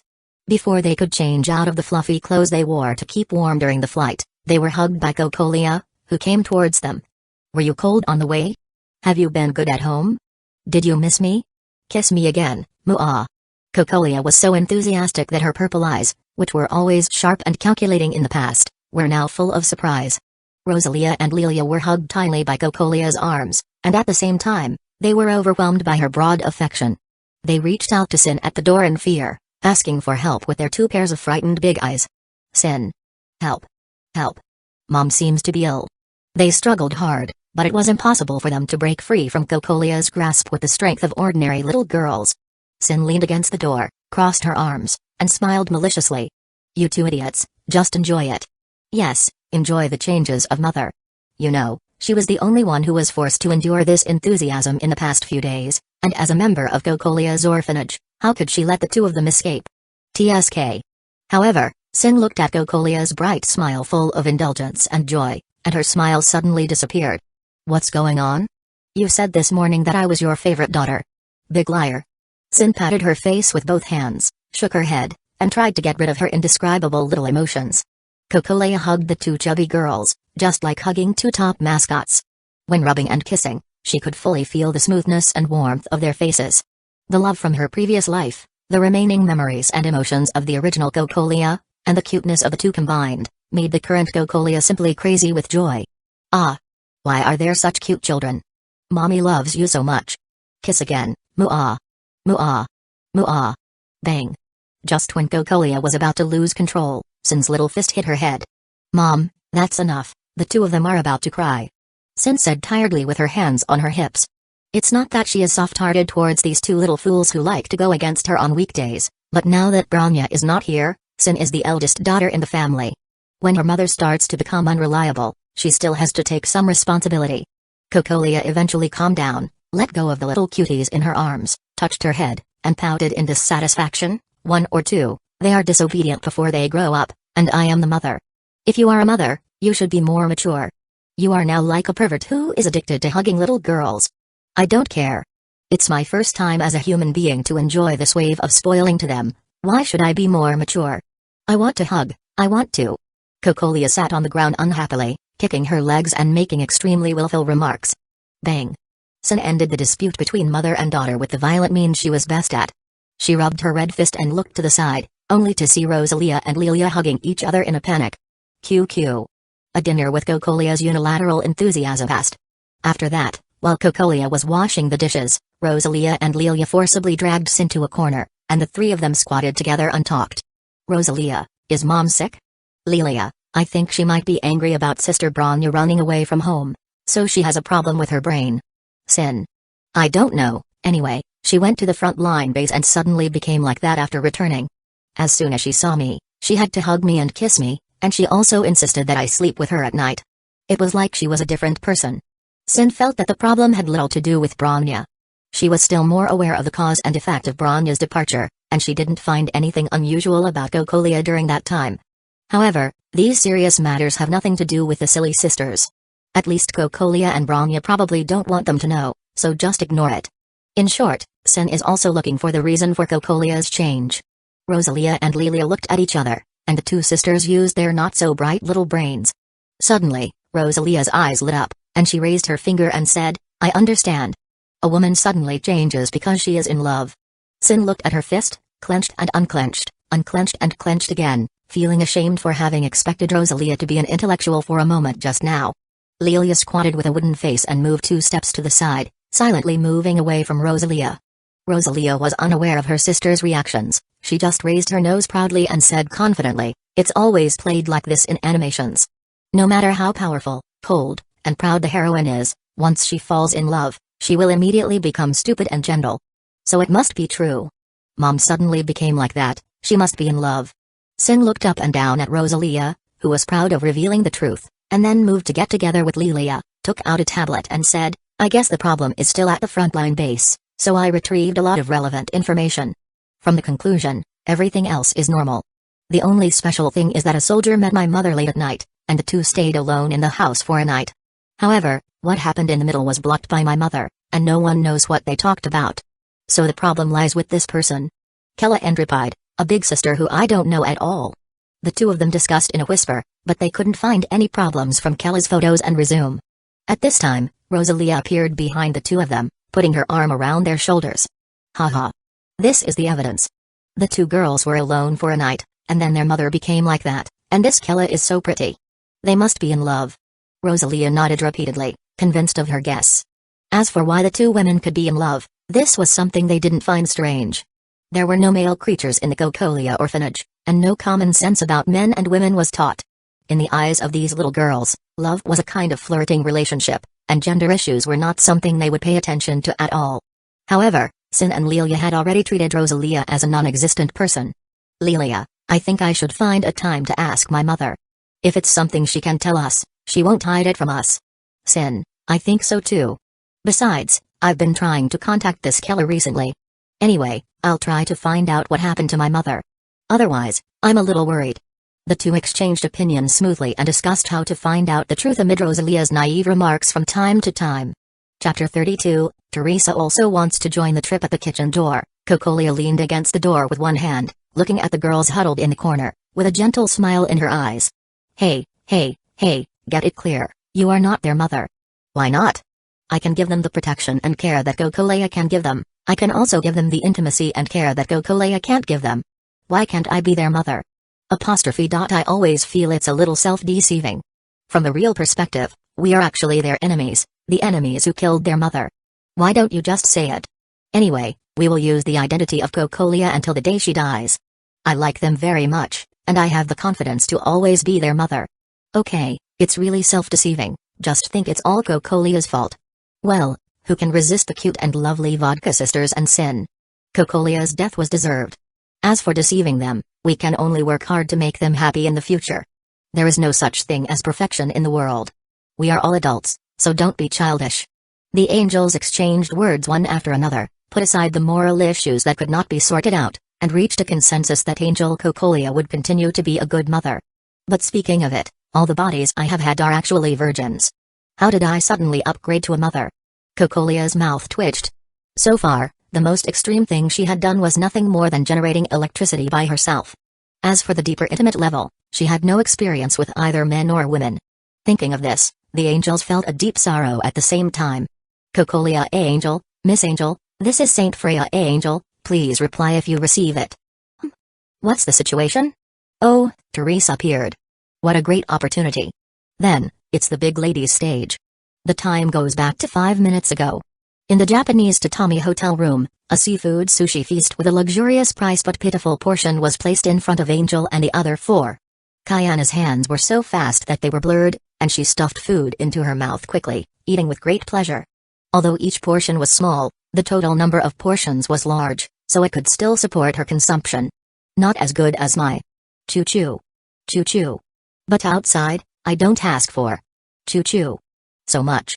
The Aojan, the little white-haired girl's head was shaking left and right happily, but she still didn't forget to maintain the lofty status of Raiden Mai in her heart, refers to the status of a special cook. Raiden Mai chuckled, feeling a little embarrassed by the praise. Watching Kayana's feasting, her big light purple eyes were filled with an intoxicated soft light. Bronya asked Raiden Mai about the proper etiquette of eating. Sister Mai, is this how mustard and soy sauce are used? Yes, Bronya did a great job, but if you really want perfection, you can lower your elbow a little, so that the wrist and the back of your hand form an elegant arc. Like this. Raiden Mai demonstrated the eating action dignifiedly and elegantly, covering her lips with one hand and chewing with her jaw slightly, as if every pore was releasing an elegant and cultivated noble breath. It can only be said that she is worthy of being the queen of the Raiden family, the daughter of a noble warrior born and raised in the Far East, and her etiquette is simply an eye-opener for everyone present. Raiden Mai looked at their expressions of surprise or admiration and suddenly smiled shyly, saying, okay, these are all strange etiquettes that are not used at all in normal times. In fact, as long as you enjoy eating, you don't have to care. Everyone who was watching nodded immediately. Indeed, they are Valkyries fighting against Honkai, not socialites who are committed to marrying into a wealthy family, so they don't need these overly elaborate rituals. As long as they are not like Kayana, who digs for food like a wild boar. Ah! At this time, Angel curled up in Heimko's soft arms and sighed deeply. Because Cocolia Angel was just discussing the moral issue of revenge for killing a mother, Angel also felt a little confused. Heimko lowered her head with concern, tightened her grip on Angel, and said softly, "What's wrong? Is the pain not over yet? Are you uncomfortable somewhere?" "No, I'm fine." "Oh, so you are still entangled in the matter of wetting the quilt the night before yesterday?" "Heimko." Angel raised her head with a flushed face and glared at Heimko angrily. "We agreed to keep this matter secret from everyone." Heimko tilted her head, stuck out her tongue, and said coolly, "Hey, I forgot. I just... Okay. It's no big deal. For a Valkyrie, this erosion disease is as difficult as life and death. You just sweated in pain and may have leaked some other fluids. This is already a great thing. If it were someone else, they would only be lying on the hospital bed in a daze. That's right, you little guy really don't know how high the sky is. You are lucky to be able to get through it so easily. Why are you still entangled in these? In my opinion, you haven't suffered enough." Teresa rolled her eyes, picked up a piece of sushi, and put it in her mouth. Everyone nodded in agreement. The next second, the 5 people on the vacation trip focused their eyes on Teresa at the same time. "Andy, how come you are here?" "Wow. I almost fell out." Kayana asked halfway, and then she quickly covered her mouth with both hands, chewing vigorously, and looked at Teresa with big eyes full of question marks. Teresa was wearing a long dress of aristocratic nuns in the academy, eating sushi, and said casually, "I heard that my lovely student actually encountered the super dangerous Honkai energy erosion disease. How could I still sit still?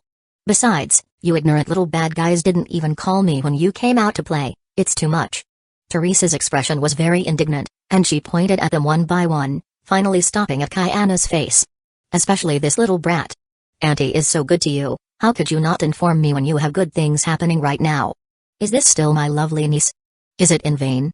Kayana chewed and chewed for a long time before swallowing the food in her mouth, and then said with a dazed look, "But Teacher Heimko said that my aunt is very busy and has no time to come out to play, so we should not disturb you."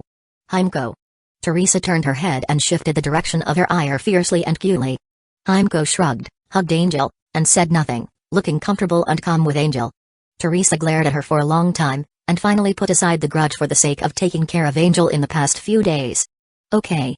The principal has decided, I will also join your vacation trip, and the expenses will be deducted from Hueco's salary. It's decided happily. Knock knock. Just when Hueco's face changed slightly and she was about to fight for her wallet, there was a light knock on the door. Dear guests, our geisha performance is ready. Do you want to enjoy it now, or? The eyes of everyone turned to Hueco. After all, she was the only teacher in the original group of 5, and she arranged most of the trip, including this expensive hot spring hotel. Then let's do it now. Hueco said indifferently, blinking confusedly. Does the room package here also include geisha performances? Hueco recalled, but seemed to find no relevant memory. Chapter 33, Cowardly Angel. The sound of flutes and strings filled the room, and an elegant and melancholic piece of music suddenly calmed the listeners, leading them into an indescribable state of beauty. There was no doubt that this was music of a very high level, capable of intoxicating even laymen. In the middle of the room stood a girl with hair as black as a waterfall and skin as white as Yuki. She was gracefully dressed in a light blue feather knit and a dark blue pleated skirt adorned with cherry blossom and flowing water patterns. She stood before the audience like a blue butterfly flying in the sky, or a white egret standing in the Yuki, sweetly and realistically. Please, look at me carefully. The girl, as beautiful as a poem, spoke sweetly and shyly, half covering her beautiful face with a folding fan. This sentence completely stirred the emotions in the hearts of the audience. The dance that followed was a song of waves on the footsteps. It was not fast, but its slow movements were full of a beauty that made people smile, as if physical movements and hoteler emotions had perfectly combined to produce a wonderful charm. Time became unimportant at this moment. Even Kayana stopped eating voraciously and watched, her eyes motionless. So beautiful. Kayana sighed unconsciously, speaking for everyone. After an unknown period of time, the dance ended with a long and clear notes of a flute. The perfect girl who seemed to have walked out of a painting smiled shyly, lifted her skirt, knelt down, and nodded to the audience in gratitude. After half a minute, the applause continued. Hueco, this place is expensive for a reason. Angel clapped her hands and looked up at Hueco, naturally becoming a supporting role. Hueco also clapped her hands, smiled at Angel, and then looked at the beautiful girl in front of her. Indeed, I never thought that a mere hot spring hotel could invite the head of the Takabana Zaibatsu to perform for the guests.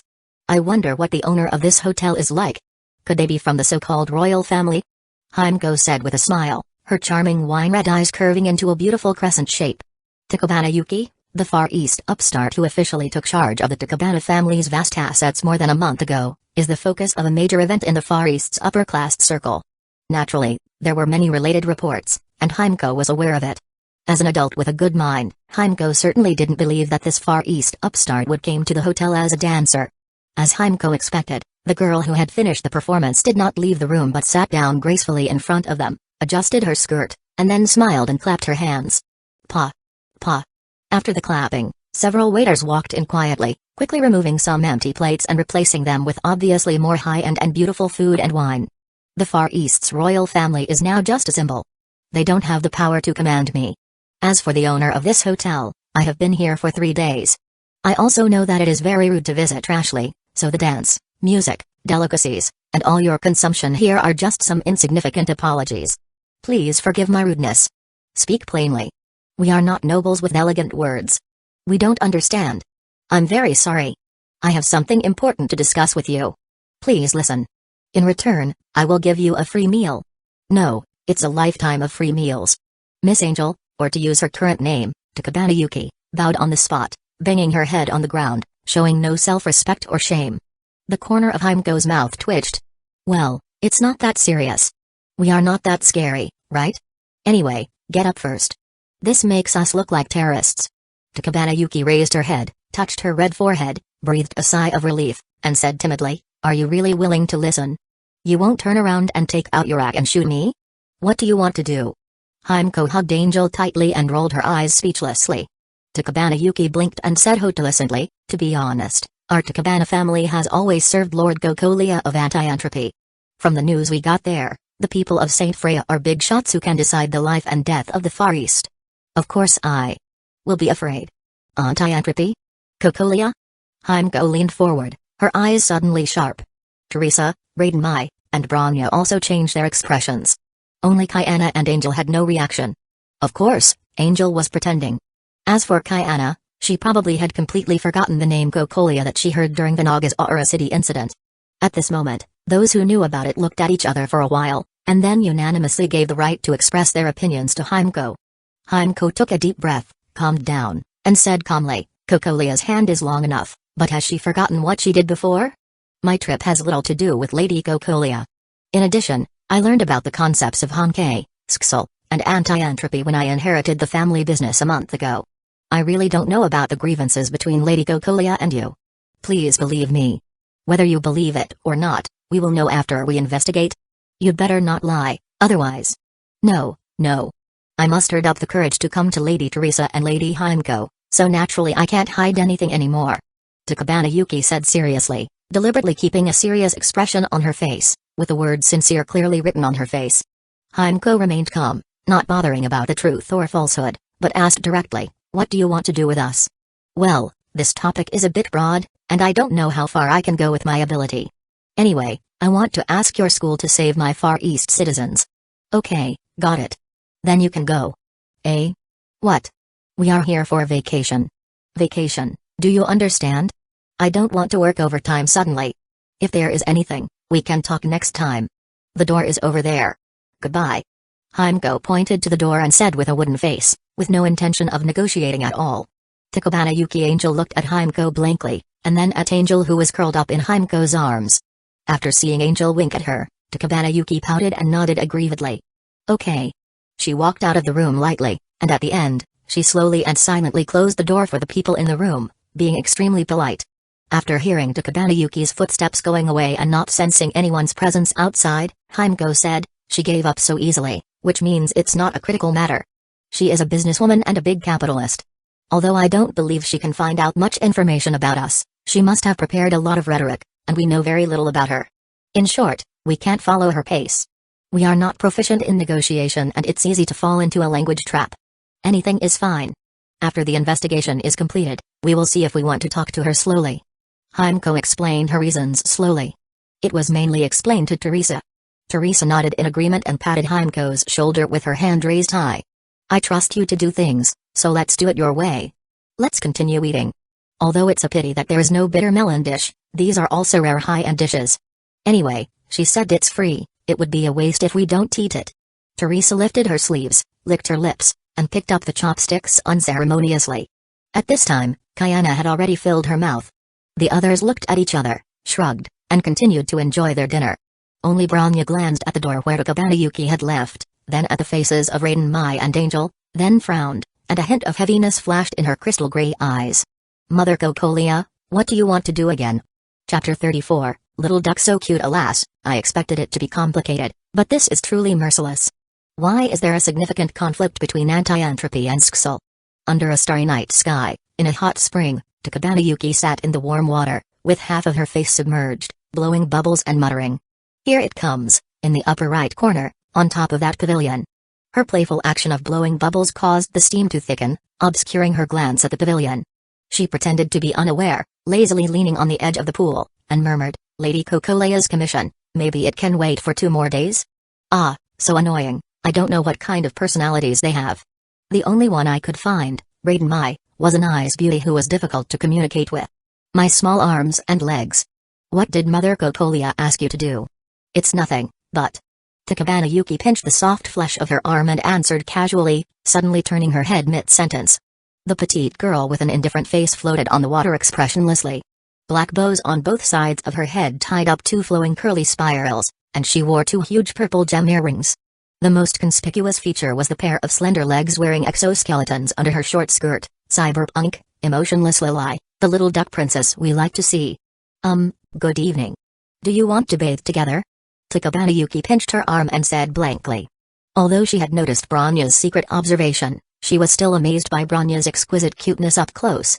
Bronya looked at Takabana Yuki's expression calmly, a bit surprised by her cute reaction, but she still said calmly, Excuse me, but Bronya is concerned about Mother Kokolia's plan. If you don't mind, please tell Bronya what kind of orders Mother Kokolia gave you. Well, there's no reason to hide it. She just asked me to hand over the communicator to you. By the way, can Valkyries fly? It's amazing.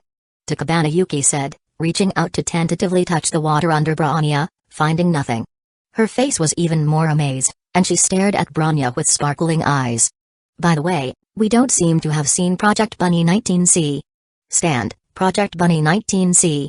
Stand Act 2, Motorcycle of Reason. Requiem, Herrscher of Truth. I'm so excited. Bronya shifted her sight slightly with discomfort. Though she thought Takabana Yuki was just marveling at her ability, her inexplicable intuition told her there was more to it. Hey. Did Mother Cocolia just ask you to forward the communicator? Are you sure? By the way, there's one more thing. She said she knows you don't want to contact her, but at least find time to contact your sisters at home. They miss you very much. That's it. I understand. She really have no other plans? Bronya paused, her calm eyes softening a little. She believed she had almost broken up with Cocolia and was unwilling to take the initiative to contact her. But Rosalia, Lilia, and Sin were different. Even though they had past conflicts, they were now like sisters. Breaking up with Cocolia didn't mean giving up on her other family members. Takabana Yuki poured warm water on her arms, moisturizing her snow-white skin, and said calmly, I've said that I came here mainly on my own initiative, and it has little to do with Lady Cocolia. Of course, I did ask for her opinion in advance, and she only asked me to hand over the communicator to you, that's all. Then what do you want to do? I hope that what happened in Nagasaura will not happen again. Bronya's pupils shrank. Takabana Yuki leaned against the edge of the pool, playing with her hands in the water, and sighed. Alas. The Far East has a population of 130 million. Until a few years ago, it was still the world's second largest economy. This narrow island nation has a huge amount of resources such as talent, finance, technology, and logistics that attract worldwide attention. So how fortunate we are to be favored by both anti-entropy and Sksal. Then, Nagasaura was destroyed, and tens of millions of people suffered unbearable disasters. What do you think is the problem, Miss Bronya? Bronya was speechless. The direct cause of the fall of Nagasaura City was Raiden Mai's awakening as the Herrscher of Thunder. But the fundamental reason lay in a series of operations by Cocolia, with Bronya's help. Bronya didn't know how serious this sin was, but she knew it was a debt she could never repay in her lifetime. And this debt also included Angel, who now trusted and was close to her. Bronya's eyes flickered, then dimmed, and she just clenched her fists silently. Takabana Yuki observed her reaction, her mood somewhat complicated, but she still focused on her task and continued. The main force of anti-entropy is out of reach, and the Sksal branch is isolated overseas. The Far East, which seems to be doubly protected, is actually just a pig that no one cares about. The two major organizations only want our manpower, material resources, and financial resources, and none of them have seriously protected us. The disaster of Nagasaura City must not happen again. This country can't bear it, and the people can't bear it. For this reason, I must take action. Do you know that the Nagasaura City incident is actually related to Mother Cocolia? Bronya said with a heavy look in her eyes. Hearing this, she thought that Takabana Yuki was probably a good person. But in Bronya's eyes, Cocolia was very cruel. Takabana Yuki had better be prepared, otherwise, it would not be surprising if she was killed one day. Takabana Yuki smiled when she heard this, then shook her head bitterly and said, how could I not know? Although I am far from qualified to know the plans of these big shots, the Takabana family is the head of Lady Cocolia's minions in the Far East. We can still see some of her actions before and after the Nagasaura incident. If you are dissatisfied with Mother Cocolia and came to Saint Freya, you'd better take some precautions. Mother Cocolia. To be honest, she is very dangerous. You might as well look over there. For Bronya's kind advice, Takabana Yuki pointed to the open space next to her. Bronya looked as she was told and saw the outline of a huge mecha emerge. Although Lady Cocolia is not in the Far East, her eyes and gun are always with me. If you say something bad about Lady Cocolia in front of this guy, she will hear it, Miss Bronya. This is the truth. Bronya says the same thing to everyone. But since there is a titan following you, it means you have really been recognized by Mother Cocolia this time. But why? Does she have any conspiracy again? Bronya frowned, becoming more suspicious and fearful. The last time Cocolia plotted, she destroyed Nagasaura City and turned them all into unforgivable villains. This time, there must be a conspiracy to condone Takabana Yuki and Saint Freya. Is it to deal with Principal Teresa, or is it still evil towards Sister Mai? Bronya couldn't guess, and she felt heavy in her heart. Takabana Yuki admired Bronya's tangled and suspicious reaction. Although her expression didn't change much, the various colors flickering in her gray eyes were very interesting. Bad taste. Shut up. I won't do anything bad, can't I just admire it? Oh, so teasing little girls is really addictive. Little duck so cute. Takabana Yuki held her face with both hands, took a deep breath, and smiled with satisfaction. Chapter 35, Takabana Yuki, who worries about the country and the people. Bronya finally took the communicator that Takabana Yuki sent her and floated away in front of Takabana Yuki with a heart full of doubts and heaviness. After that, Takabana Yuki opened her arms and raised her legs leisurely under the water. The maids as beautiful as flowers came with fine wine, poured wine, and served her body. Takabana Yuki closed her eyes and raised a slight arc at the corner of her mouth, just like an ancient king who was arrogant and extravagant. At this time, in Himiko's room, Angel took out her mobile phone in front of Himiko and Teresa and searched for Takabana Yuki's information. "Hey, little girl, are you interested in that guy?" Teresa was wearing a white short skirt, lying on the tatami bed, and her snow-white legs extending from her pink pumpkin shorts were kicking lazily. Angel glanced at her sideways and then continued to browse the news on her mobile phone. "I remember her. This person did a lot to help the victims of Nagasaura City. Yes, there are a lot of news. If I wasn't in St. Freya, I could also receive her subsidies. She's a good person, probably." Angel murmured and made an evaluation. As one of the victims of Nagasaura City, it is normal to say a good word for the philanthropist who helped Nagasaura City. But for Teresa and Himiko, who thought they were hiding the truth, it was definitely not a light word. Teresa's expression froze for a moment, then she smiled and approached Angie, looked at her phone, and said, "Oh, it looks real, maybe she is a good person. Principal, do I really have to wait until graduation to become an A-rank Valkyrie?" "Not necessarily. If you perform exceptionally well and complete a few important tasks, it is possible to become a Ni-rank Valkyrie earlier. After all, our Saint Freya has also become a Ni-rank Genius Valkyrie before graduation." "Why are you asking this suddenly? When I reach A rank, I can apply to unlock the confidential files of Nagasaura City and know what happened there, right?" Angie put down her phone, and her purple glass-like eyes stared straight at Teresa. Teresa's heart was choked. How should she answer this? What should I do? Seeing Angie's persistence and trust, the guilt in my heart deepened. Fortunately, Himiko approached at the right time, put her hand on Angie's head, and looked speechless. "You are so ambitious, little guy. Do you know what A rank is? I, your teacher, have been through hundreds of battles and climbed out of hell again and again to get the A rank evaluation. For more than 90% of the Valkyries, B rank is the best. How can it be that simple? Himiko is so long-winded. I am a genius. I must be much faster than Himiko. Hey, you little girl, dare to argue with me? Look at me, the poisonous dragon drill." Himiko looked irritated. She used her arms to hold Angel's little head and clenched her fists to drill on both sides of her temples. "It hurts. Himiko hates you. Stinky brat, if you keep whining, I won't hold you to sleep tonight." The two of them were playing around, but gradually they both smiled. After playing for a while, the two simply lay down on the tatami and hugged each other naturally. Himiko hugged Angel's petite body, and the smile on her face gradually disappeared. Angel leaned against Himiko's chest, and her hands gradually clenched in secret. "This child trusts me so much, but I. Sister Himiko trusts me so much, but I." That night, the two people who felt guilty hugged each other tightly in their sleep. Bronya had a secret talk with Himiko and Teresa the next morning and told them all her doubts and guesses. To sum up, Bronya thinks that Takabana Yuki may not have any bad intentions to contact us. However, Bronya can't guess what Mother Gokolia is thinking, so we have to be careful, especially in terms of Sister Mai's safety. At this point, Bronya couldn't help but reach out and touch the back of her head, and the look in her eyes became a little quieter. Gokolia used a brain chip to help Bronya control the exoskeleton so that her disabled legs could have stronger mobility than normal people when needed.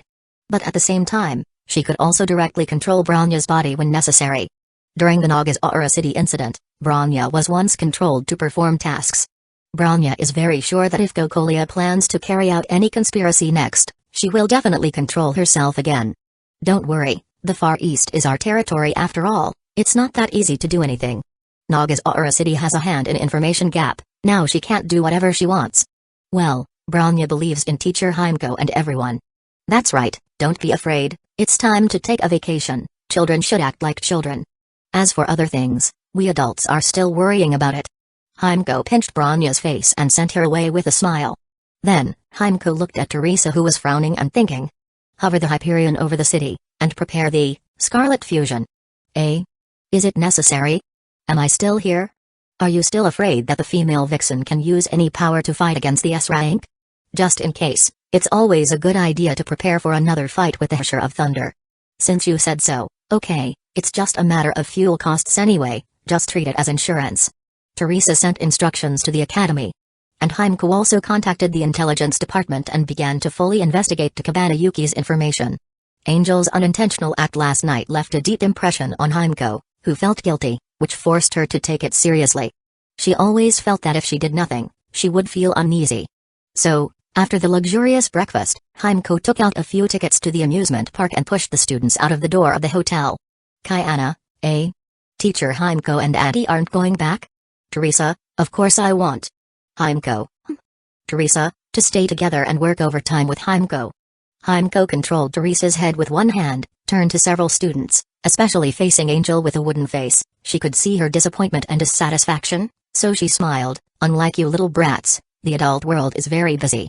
Okay, go play by ourselves today, don't disturb us, let's go out together tomorrow. Himeko rubbed Angel's head and watched the students go away. She and Teresa returned to the hotel and walked to the high internal reception room. In the quiet room with faint sandalwood, Takabana Yuki, wearing a Japanese brocade dress, knelt and waited, boiling water in the red stove and brewing tea. Thank you both for meeting me. Okay, forget the polite words. I want to make time to continue my vacation. Just tell me, what do you want to talk to us about? Himeko said straight to the point, neither kneeling like Takabana Yuki nor taking the cup of bitter matcha on the table. Teresa looked at the green liquid and was a little eager to drink it. She took it up and drank it, then smacked her lips and said to herself, it's not as good as bitter melon juice. Takabana Yuki clapped her hands. Soon, two beautiful young girls came over and removed the tea set, and put down the bitter melon juice and red wine. Himeko and Teresa looked at each other. Do all capitalists do whatever they want? In addition, ordinary people are not suitable to know about our affairs. Do you understand? Don't worry, Lady Himeko. They are all insiders who participated in anti-entropy's affairs. They are also my confidants and can be trusted. As long as you are happy, tell me your purpose. It can be seen that both of you are not particular about details, so I won't be polite. In short, I am willing to devote all the financial, material and human resources of the Takabana family to serve Saint Freya, hoping to exchange Saint Freya's protection for this country. Neither Himeko nor Teresa looked surprised, because Branya told them a lot of information early in the morning. Himeko sighed and said, haven't you been cooperating with anti-entropy? To be precise, we have always been serving Lady Cocolia, but she has never considered Far East as her territory. Maybe she is more fond of her hometown, or maybe she doesn't care about this country at all. But Far East has always been our protection area. Isn't this unnecessary? Himeko looked confused. Takabana Yuki's smile gradually disappeared, and she asked softly, is it really like this? What do you want to say? If it is really protected, how did the incident in Nagasaura City happen? The atmosphere seemed to freeze at this moment. Himeko narrowed her eyes slightly, and even Teresa's expression suddenly sank. Takabana Yuki sighed and looked up, as if she could see something higher through the ceiling, and said, anti-entropy has a great foundation in the Far East, and Saint Freya is floating near the Far East, but in the final analysis, none of you care about this country. Raiden Ryuma can hide a nuclear bomb in the center of the city for 10 years, and Lady Cocolia can also take action to catch this nuclear bomb, and Saint Freya has never even known about this nuclear bomb. If one party really cares about the lives of billions of people in this island country, then nothing will happen. Takabana Yuki's words are like accusations. If it were a selfish and arrogant politician, there would be thousands of rebuttals to these words, such as she doesn't understand the Honkai at all, such as the occurrence of the third eruption is inevitable, and it is not easy to limit it to Nagasaura City, etc. But Himeko and Teresa are not that kind of politicians, they are very conscientious. So, the two were speechless for a moment. Takabana Yuki resumed her smile at the right time, and said in an understanding tone, I am not blaming you two. First of all, the incident has already happened. Secondly, I have no ability or qualifications to point fingers at you adults. It's just that although I am an ordinary person who is dull and fragile, I also want to do something for my equally powerless compatriots. To be honest with you, I actually talked about these things with Lady Cocolia before you, but she really has no intention of taking care of this island country across the ocean. I told her that in this case, I will seek the protection of Saint Freya for this country. She acquiesced. What I want to do is not complicated, just measure the material resources of the Far East and win the favor of Saint Freya, that's all. I am willing to do my best to provide everything Saint Freya needs, so that Saint Freya can station troops in Far East, set up a monitoring network, recruit people and even dominate this country. I want Far East to become a vassal of Saint Freya, I want Saint Freya to truly enter Far East, and then protect the people here. The blood of Nagasaura City cannot be shed in vain, let alone again. Politicians and the self-defense forces can't protect anything. The only one who can protect us is Saint Freya. So, please agree to my request, both adults." Takabana Yuki prostrated herself in front of Himeko and Teresa, with her hands and forehead completely pressed to the ground, and in the most sincere manner, she made a request that was equivalent to losing power and humiliating the country. Chapter 36, Dark Ambitious Thoughts of Takabana Yuki. Sip in the quiet room. Takabana Yuki Angel leisurely drank the freshly brewed bluish hot tea prepared by the maids, and the sweet taste spread in her mouth. She couldn't enjoy the so-called Japanese matcha, which was too strong and bitter. Even with super sweet desserts, Angel still couldn't savor it. In comparison, the common tea in Shinzu was more to her taste. Himeko and Teresa had left a moment ago, carrying a bunch of extremely favorable cooperation agreements given by Takabana Yuki, but also filled with hesitation. Takabana Yuki smelled the fragrance of tea, and her eyes moved to the girl brewing tea beside her. She said, "You look absent-minded, what's wrong? Are you worried?" "This.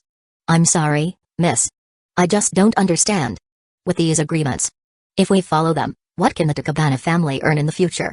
Alas, so you can only be sent to my side as assistants, and not as heirs of your respective families. I am overstepping my authority, please punish me, master." The girl in the blue kimono looked terrified and bowed beside Takabana Yuki. Takabana Yuki shook her head, put down the teacup, and reached out to lift the girl's chin. "Don't be afraid. I'm not like my two brothers who are gentlemen on the outside but perverted on the inside. I have a good temper. Can't you see it these days? I dare not. I dare not guess, master. Hee hee. I really like you. I like your beauty, I like your loyalty, and I like that you can't live without me. Yes. It's our honor." Listening to the girl's extremely obedient and gentle voice, Takabana Yuki suddenly felt a little bored, but she rolled her eyes and seemed to have an idea. She raised her lips and whispered to the girl, teasing her and all the maids present, "You are actually more professional than me in contract matters. You are right. If I really follow that kind of contract, I won't make any money. I may even have to pay a little if there is a business error.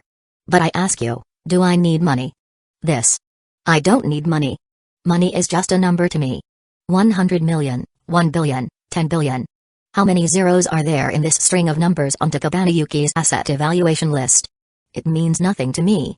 Takabana Yuki held the girl's face and caressed it gently, smiling at the corners of her mouth, but her dark eyes were like a deep whirlpool, rolling with a terrifying undercurrent.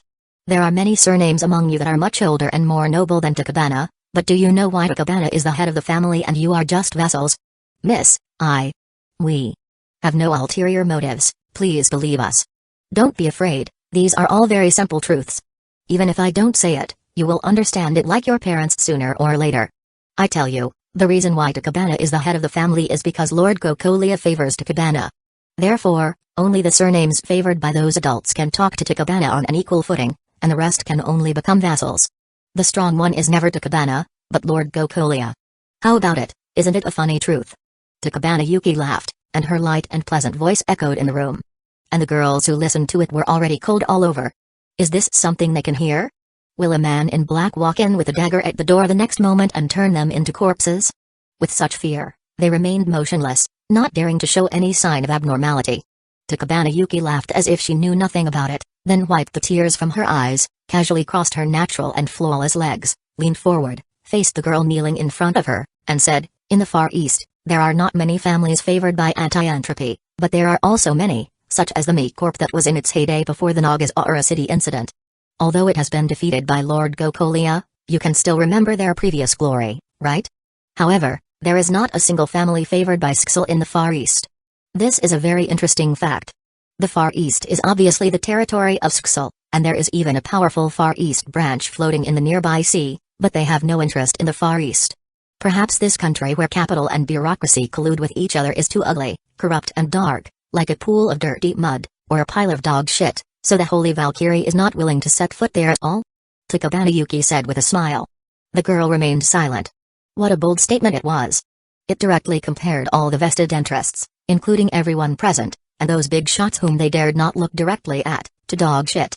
At this time, Takabana Yuki's smile gradually faded, and she pinched the delicate chin of the girl in front of her, which looked like a lotus petal, and said expressionlessly, "So what's the use of me having money? What I want is to become the first and only ruler in the Far East who is favored by both Sxil and anti-entropy. Money? Political power? Military power? What a joke. When my goal is achieved, what I say will represent the attitude of Sxil and anti-entropy. What if I am penniless by then? What if I am heavily in debt, even if the Takabana family goes bankrupt directly? The Invincible Valkyrie is just offshore, and the Titan Legion that can crush everything in its path threatens across the sea. Who can stop me? Who dares to stop me? This country will become my toy in the palm of my hand, and all the powerful and wealthy families will be my slaves to do whatever I want. I can do whatever I want and step on anyone I want by myself. This is my goal, this is the meaning of those contracts, and this is what I want to do. The ups and downs of the girl's voice were quickly and fiercely transmitted into their ears and into their hearts. The ambition and image described in those words hit their souls like a tsunami that covered the sky and the sun, shaking their hearts and livers so much that they could not speak. Do you understand? Takabana Yuki whispered the last question in the girl's ear like a sigh. Of course, they did not react, not knowing how to react, nor did they dare to react at all. So, Takabana Yuki stood up leisurely, patted her skirt, and walked out of the room on her own. Only at the last moment before leaving the room, she turned back and smiled at the girls. By the way, I suddenly remembered a little thing. Well, Takabana will stand in the sky because of the favor of Skull and anti-entropy. Then, what will happen if a girl who is not valued by the family is favored by Takabana? Takabana Yuki laughed and left the room. At this moment, the breathing in the room suddenly became heavy. Yes, just as Takabana Yuki said, even if they are penniless or even bankrupt, as long as they are favored by a higher level, they can control everything as they please. What about them? As long as they are favored, can they? Of course, there may be girls who are not ambitious enough, but from another perspective, the eldest lady has said things to this extent, do they have any other choice? Wow, we are really demons. But compared to those family heads and young masters who have twists and turns in their hearts, these weak and powerless girls are indeed more useful. After all, they can only rely on me. Just like the relationship between the emperor and the eunuch? Yes, just like the eunuch, they will be the most loyal supporters of the existence of Takabana Yuki, because without Takabana Yuki, everything will cease to exist. Kokolia should arrange more monitoring measures. Yes, although they are theoretically impossible to betray me, it is better not to spread these words, so as not to let the character of Takabana Yuki become a dark and ambitious person. Angels discussed the next action calmly. At the same time, in the amusement park frequented by the Saint Freya holiday group, Bronya took advantage of an opportunity when no one was around and took out the communicator she got last night. This is a mobile phone of anti-entropy, and there is no need to worry about the signal and cost. There are only two names on the contact interface, one is Kokolia and the other is Sin. Bronya hesitated. She wanted to test Kokolia's thoughts and find out what this emotionally complicated mother was planning. But at the same time, she really didn't want to contact Kokolia, and didn't know what to say to her. Finally, Bronya pressed Sin's name. Rosalia, Lilia, Sin. Is everyone okay? Bronya smiled, and the thoughts she had been suppressing for a while, as well as the memories of the orphanage period, suddenly emerged from the bottom of her heart. Soon the communication screen was connected, and a pink girl was staring with a pair of silly and cute big eyes full of question marks, as if exploring something. The sudden signal seemed to scare her, and Rosalia's expression was stunned. Bronya laughed softly, and then someone suddenly handed her a cup of milk tea, and she subconsciously took it and took a sip. Bronya, listen to me. Something big happened. Mom is in love. Puff. Chapter 37, Angel, Happy Bronya, what I'm going to say next is very serious. Don't be afraid. Bronya is professionally trained, Bronya will not be afraid of any unexpected scenarios. Calmly sipping milk tea.jpg Mom is in love. In love. In love. In love. Puff. At this moment, all the angels wiped their faces subconsciously. Beautiful girls are also people, and even the charm of a beautiful girl's cherry red lips can't offset the sticky touch of milk tea. Then, all the angels, including Kokolia, tilted their heads together, with many question marks appearing above them. I'm in love? Why don't I know it? Bronya looked at the milk tea in her hand and Angel with milk tea all over her faces, feeling at a loss and embarrassed. Sorry. Why are you here? No, now is not the time to worry about this. Rosalia, what did you just say? Say it again. Bronya put the milk tea aside and held the communicator tightly in her small hand. Even though the damage to her brain made it difficult to show obvious changes in expression, she was still shaken and panicked. On the screen, Rosalia shook her head as if she had expected this reaction and sighed like a little adult. Alas. I knew you would be scared. Listen to me, Mom went to the front line base before, met a beautiful big sister, and secretly stayed alone with her for a night. Then she changed after coming back. Not only did she hug us and kiss us every day, but she also often acted spoiled with us. It was like she was a different person. I'm telling you, This is a typical symptom of being in love. Bronya? Bronya slowly tilted her head and sorted out Rosalia's words. Of course, she didn't believe that Cocolia would fall in love. However, after thinking through this logic, why did it feel so unexpectedly smooth? Of course, Bronya still didn't believe that someone like Cocolia would fall in love. Rather than believing that Cocolia is in love, it's easier to believe that Seal can break through the sea of quanta with 7 punches and return to the real world. Bronya shook her head violently, trying to sort out her messy thoughts and emotions. Just then, another familiar voice came from the communicator. You idiot. That's the communicator used to contact Bronya, not a toy for you to play with. Idiot Rosalia. I didn't play with it. And why are you so proud? Mom clearly said it was for us to use together. Let's take the communicator back first. It would be bad if the idiot Rosalia broke it. The screen suddenly shook and spun around, accompanied by the sounds of Sin, Rosalia, and Lilia fighting. Finally, with Rosalia's wail, the picture stabilized again, and the faces of Sin and Lilia appeared. Why is the communicator on? Isn't his Bronya? You're still alive? What a pity, I thought I could see you dying and asking for help. Ha ha ha. When Sin saw Bronya on the communicator, she couldn't help but smile in surprise, then quickly changed her expression and said sarcastically. Bronya's mouth twitched. Sin Mal, the old tsundere from the orphanage. This girl was so tsundere that she once went against the entire orphanage and even pushed Bronya down the stairs. It was the injury from falling down the high stairs and the fact that she reluctantly participated in the X10 Honkai energy injection experiment with a disabled body that completely destroyed Bronya's legs, leaving her with only the exoskeleton to move. If it were an ordinary girl, she would either become an enemy of Sin or be deeply afraid of her. It was because of Bronya's unusual experience that she could still treat Sin calmly after what happened and gradually realize Sin's character. She was not a particularly bad child, just too clumsy in all senses, that's all. Bronya is doing well now, you don't have to worry. Huh? Who was worried about you? How about you, are you all okay during this period? It's okay, except that Mother Cocolia suddenly changed her temperament, and I always feel a little uncomfortable adapting to it. Everything else is no different from before. Oh, by the way, Mom seems to have made a fortune, so our food and other things are much better. Sin sat cross-legged in front of the screen, grinning and laughing nonchalantly, and her heterochromatic eyes, which were usually sharp and fierce, now showed a faint smile. Lilia sat next to Sin and nodded in agreement. Sin is right. Hearing the descriptions from the 2 more reliable girls, Bronya also raised her eyebrows slightly. She felt relieved, finally able to set aside her worries about her sisters these past days. Then, Bronya said with a serious face, what about Mom's love affair? Sin and Lilia looked at each other and were about to explain when suddenly, the pink-haired girl who had been tossed aside appeared between them. She pointed to a photo of a short silver-haired woman in a military uniform, her face full of grievance as she shouted, I told you, Mom must be in love to have changed so much. Look, I even found a photo of the person. Bronya, you be the judge. The evidence is right here, and they still don't believe me. They even hit me. Even if you're not smart, you should still be reasonable. Idiot, don't suddenly squeeze in like that. Ah, I'm going to fall. Oh no, the communicator. After another round of chaotic spinning, the communicator suddenly went black. Bronya's face darkened as well. Those idiots. Bronya couldn't help but curse. But after cursing, she shook her head and laughed. Although it felt like there were more problems, seeing everyone at the orphanage full of energy made Bronya very happy. Then, she noticed someone tugging at her clothes. It turned out to be Angel, expressionless, rubbing her face wet with milk tea like a cat's paw, looking at Bronya quietly with her blinking purple eyes. Sorry. Bronya will go find a towel now. 5 minutes later, Angel sat on a bench on the street with an expressionless face. Kayana moistened a towel with mineral water. Bronya carefully wiped Angel's face with the wet towel, as if she was afraid of leaving marks on her delicate white skin.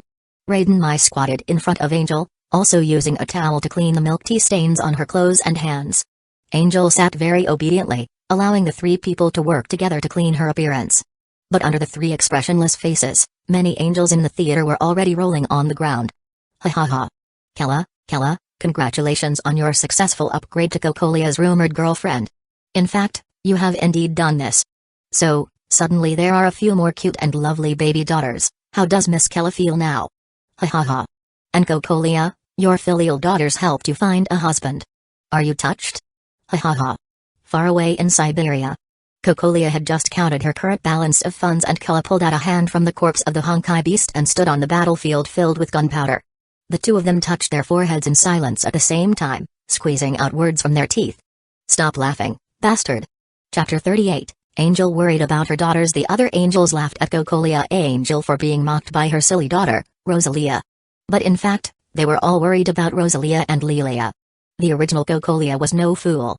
A fool could not become the leader of the anti-entropy radical faction, nor could a fool defeat the anti-entropy veteran and business giant Raiden Murayama, who experienced the second collapse. She pushed the X10 experiment forward in a hurry and even launched artificial collapses to create a new Herrscher. Naturally, she had her reasons. Mom, this string of numbers is so long. Do we have money?" Rosalia came over from the desk and squeezed into Cocolia's arms. Looking at the symbol of money on Cocolia's computer screen and the string of numbers in front of the symbol that was too long for her level of knowledge, Rosalia's eyes suddenly lit up. Cocolia took the opportunity to hug the warm and soft little girl. "Muah. Muah. Muah. Oh my, isn't this my lovely Rosalia? She's so cute after not seeing her for a few hours. Come, let mommy touch her." Rosalia was not yet the swordsman with horns and a tail. She was just an ordinary little girl. Of course, she couldn't resist Cocolia's enthusiastic rubbing. "Hee hee. Mommy, please be gentler. It's so itchy." "Ha ha ha." The little girl with long pink hair struggled in Cocolia's arms, her clear and pleasant laugh filling the room. "Stupid Rosalia, you know this will happen, but you still move forward. Alas, you'll be eaten by mommy sooner or later. Hey. She deserves it." Lilia and Sin came over, watching Rosalia being teased in Cocolia's arms, and they both said sarcastic words simultaneously. Cocolia smiled when she heard that, stroked Rosalia's pink head, then leaned over and kissed Lilia and Sin on their tender cheeks. The two little girls blushed immediately, finding it difficult to hide their shyness and happiness. While saying sarcastic things about Rosalia, they secretly wished to be treated the same way by Cocolia. Who doesn't like to be spoiled by their mother? "Okay, it seems that it's lunchtime. Are you here to call me to eat?" "So good," Cocolia said with a smile, about to hug Rosalia again. At this moment, Rosalia pointed at a long string of numbers on the screen and said crisply, "Mom, are we rich? Is it ours?" "Yes. We have emptied the property of the Raiden family, and we have a reliable partner in the Far East. We have made a lot of money during this period. I've been counting for most of the day. I am so tired. Then, I want to buy delicious food." Okay, buy the best." Cocolia straightened her posture, squeezed Rosalia's head down gently, and agreed with confidence. "I want to buy delicious food." Okay, buy the best. "I want to buy delicious food." Lilia also wants a new dress and comic books. Cocolia, buy. Sin, come to think of it, I also want some new clothes, and a sharper weapon. Cocolia, buy clothes. Fill your wardrobe. Make weapons. Use the best materials. Rosalia, then I want a remote-controlled airplane toy. Cocolia, buy. You don't need to buy this. Just let the technical department make it for you. Cocolia took the children to the restaurant, making all kinds of promises along the way. So, when it was time to eat, the three children served their most beautiful and generous mother, Cocolia, very attentively. Some massaged her shoulders, some picked up dishes for her, and some poured drinks for her. Cocolia enjoyed her lunch in a daze. But the happy days did not last long. One night, when the wind and snow were strong, Rosalia and Lilia had a fever. It's confirmed. It's the Honkai energy erosion. Cure them. We've tried our best, Lady Cocolia. In fact, there is no cure for erosion. Even if there were some results in various experiments before, it can only be alleviated at most. I know this is hard to accept, but Lady Cocolia, I'm afraid they can't hold on for too long. You have to be mentally prepared. How much time do I have? It's hard to predict, but at most 3 to 5 years. Okay, do your best. Cocolia wore a wooden expression and finally took a look at Rosalia and Lilia, who were sleeping on the experimental table with many medical tubes inserted into their bodies, and then quietly left the laboratory. Coming to the lounge outside, Cocolia sat down on the bench, raised her head, covered her eyes with her arm, and sighed uneasily. The purpose of the X10 experiment is to find a way for the human body to coexist with Honkai energy, to save the children eroded by Honkai energy that Cocolia took in this country. Unfortunately, the experiment failed. Cocolia lost Seal and Branya's trust, and then lost those children one after another. Now, the Cocolia orphanage, which was once a safe haven for poor children, has only Branya, Sin, Rosaria, Lilia, and Seal who is stranded in the quantum realm. No wonder she is so anxious, taking the risk of attacking Raiden Murayama, and even creating the Herrscher at all costs. Because the Herrscher is the only possibility for the success of the X10 experiment. If she can't complete the experiment and get the treatment, she will lose Rosaria and Lilia next. Hateful people also have their difficulties and shining points. Is this a two-dimensional character? Or is this the common nature of human beings? The angels thought for a while, and then gave up on exploring Cocolia's nature. Whitewashing the current Cocolia angel is the interest of the angels. As for the original Cocolia, sorry, the angels don't have that kind of saintly heart, and a good death is enough. Mom? When Cocolia was distracted, she heard Sin's low call, with a bit of worry. Cocolia put down her arm, opened her eyes, and saw Sin standing beside her with a frown. Cocolia smiled lightly, reached out to touch Sin's face, and said softly, "It's so late, why haven't you slept yet? Don't ask when you know the answer. So, how are those two idiots? Is it serious?" "It's okay, it's just that they ate too much during the day and had a stomachache. Do you think I'm a child?" Sin rolled her eyes, put her hands on her waist, and her tightly twisted eyebrows told of her irritable and impatient mood. Cocolia's smile froze. Helplessly, she gently hugged the girl in front of her and comforted her in a soft tone. "They are really fine. They will be alive and kicking again in 2 days. How much time do you have?" "To be conservative, 3 years. But don't worry, I have a lot of ideas. I will definitely find a treatment method within 3 years. Believe in Mom." "Yeah." Sin nodded gently. After feeling the enthusiasm of Cocolia these days, in this suddenly dark and emotional atmosphere, Sin felt Cocolia's burden and love for them more than ever before. Thinking of this, Sin bit her lip, and finally stroked Cocolia's back and comforted her. "Actually, no one has ever blamed Mom. Elizabeth, Fable, Luluan. Everyone understands that it was Mom who saved us. You have done enough and worked hard enough. So, if even those two idiots. Don't blame yourself, because they will definitely not blame you, Mom." Sin tried hard to dig out words of comfort from her mind, but unfortunately, she had never done such a thing, so the more she spoke, the more confused she felt. She could only express her thoughts as much as possible. Cocolia was stunned for a moment, her eyes flickered, and finally she smiled with soft waves. "Thank you, Sin. Mom is very touched." "Who needs you to be touched?" "No, anyway, just cheer up." Sin's face immediately flushed, and she replied awkwardly and caringly. Chapter 39, Grey Serpent, I discovered your true face. Do you think Cocolia is a failure? You try desperately to hold on to everything you have, but you keep losing it, and the things you cherish are pushed away by yourself. This kind of life is truly terrible. Right, Grey Serpent? I came to ask you why you suddenly destroyed Welt's experiment base and all the experimental data and records. Did you forget you don't need to share your experiences with me?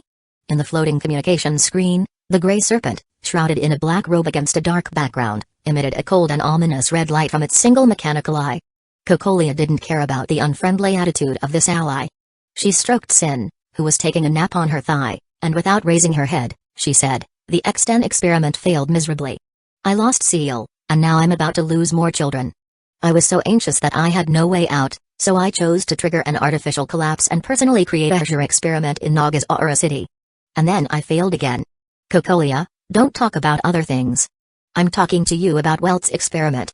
Grey Serpent, what did I do to make you disrespect me so much? Huh?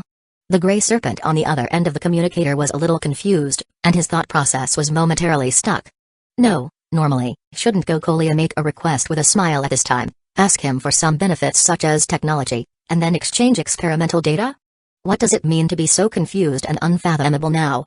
Cocolia still didn't raise her head, letting the communication screen float in the air. She concentrated on combing Sin's hair and said in a faint tone, "You painted a big picture for me after the X10 experiment's success. I trusted you, did it regardless of the cost, and even persuaded my daughters to become experimental subjects, but so far I have only lost. When my experiments failed again and again, you did nothing. I abandoned humanity to trigger an artificial Honkai eruption to conduct experiments, and you did nothing. When I failed again and faced multiple pressures from radicals, conservatives, and even Sksol, you still did nothing.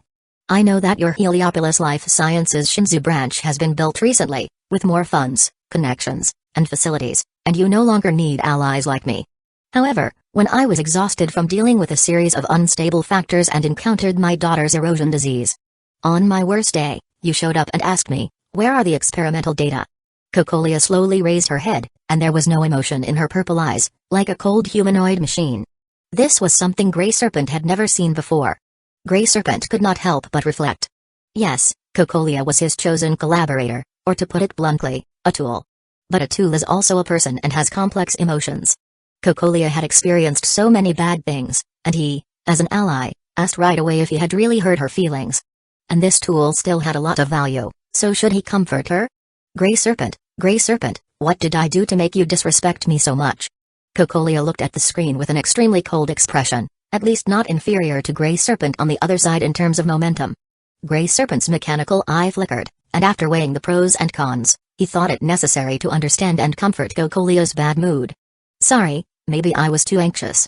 As you said, in order to conduct experiments better, I have recently put most of my energy into the construction and communication of the Shinzi branch, and failed to take into account the overall situation. I apologize to you. I found the whereabouts of Welt Yang. Cocolia did not comment on Grey Serpent's apology but casually gave a piece of information. Grey Serpent's mechanical eye flickered again. Is that so? Then I understand. If the leader is still fine, then Joyce's clone experiment does have a reason to be destroyed. After all, clones are always clones. Such power is okay to use against Valkyries or Titans, but it is insignificant compared to the real body. Although it is a bit too cautious and does not fit Cocolia's past style of being wild. But considering that Cocolia's series of radical actions have put her in an embarrassing situation of being trapped inside and outside, it is not incomprehensible that she wants to avoid the malice of Welt Yang, the ultimate power. Grey Serpent weighed the pros and cons. He actually already had most of the data for this experiment. Destroying the laboratory would only make him lose the most recent data, which was not a serious loss. Besides, Cocolia might not have destroyed the last part of the data. She might still have it in her hands, waiting to trade with him. Considering this, Grey Serpent decided not to provoke Cocolia, who was obviously in a bad mood. I'm sorry to bother you tonight. I won't bother you for now. Let's talk when you have time. Wait. Grey Serpent wanted to cut off the communication, but Cocolia asked him to stay. Grey Serpent paused for a moment, feeling somewhat unpredictable about Cocolia's strange state, so he had to calm down and said, anything else? Medicine for treating erosion. I don't want to save all the children in the world now, I just want to save Rosalia and Lilia, even if it's just to reduce the pain and buy time to a certain extent. Do you have it?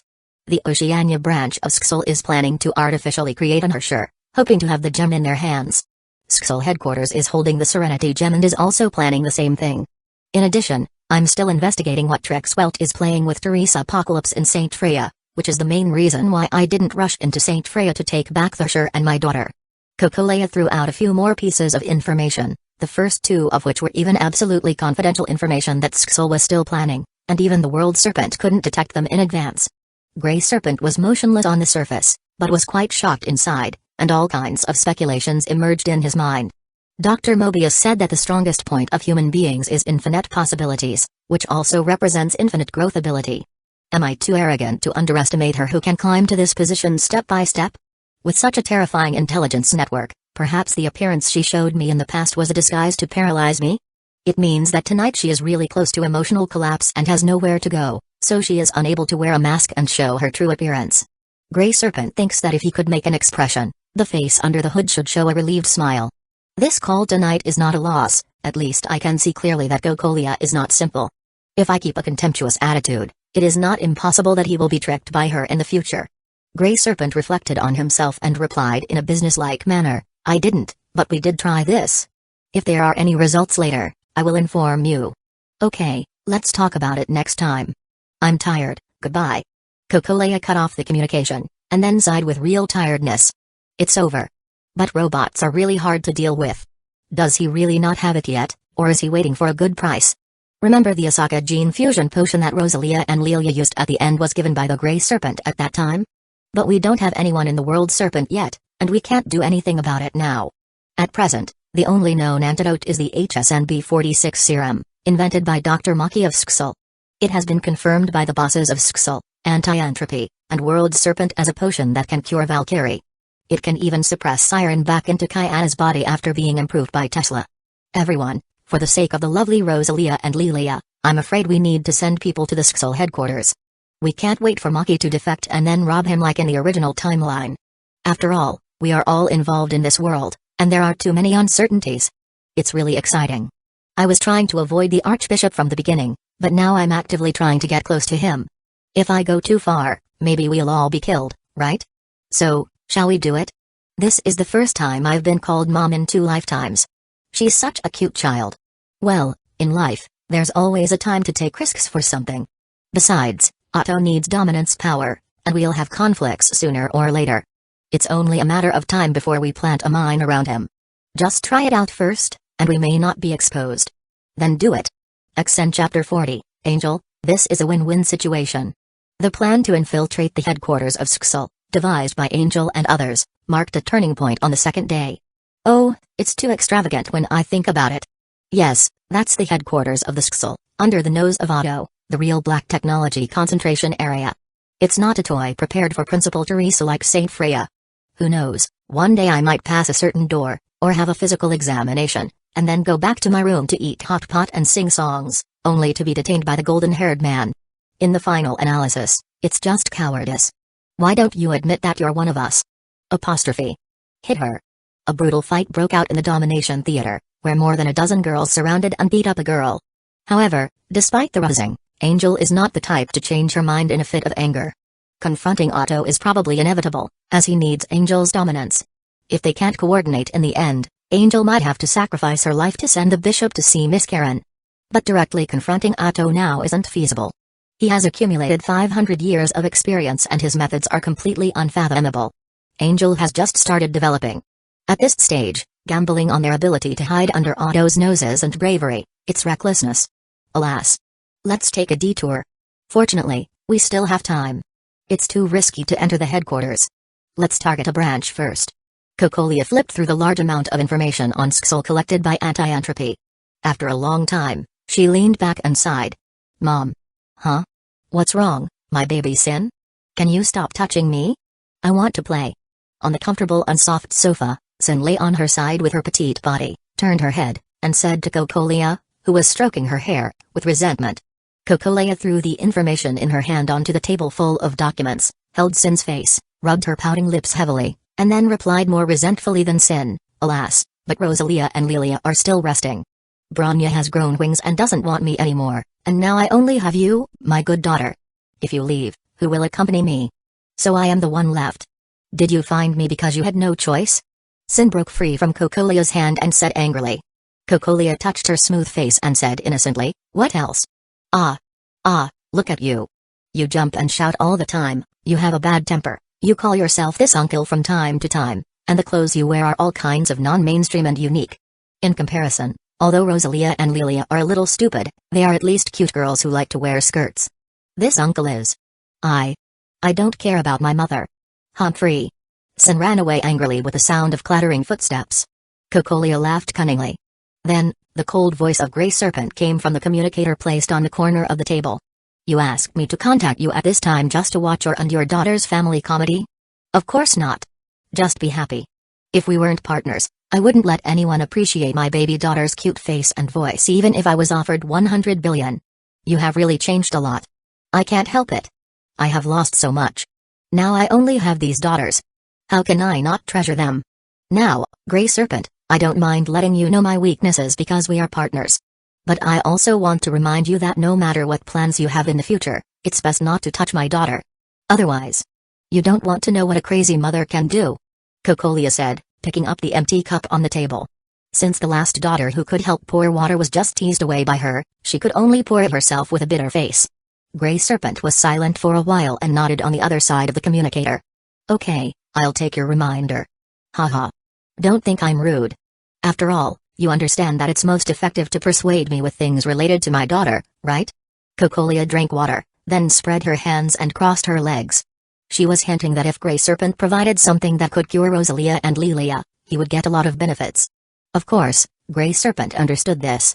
He shook his head and said, there is really nothing at the moment, but I will increase my investment. Thank you. Cocolia raised her glass and said sincerely. Although she was preparing to take action, she would consider any other possible options before successfully curing Rosalia and Lilia. Then let's get down to business. What do you want? An intelligence report about the recent travel plans of the top leaders of all branches of the Sksol. What do you want to do? The Gem of Desire and the Gem of Serenity are also targets worth paying attention to before the Herrscher of Thunder.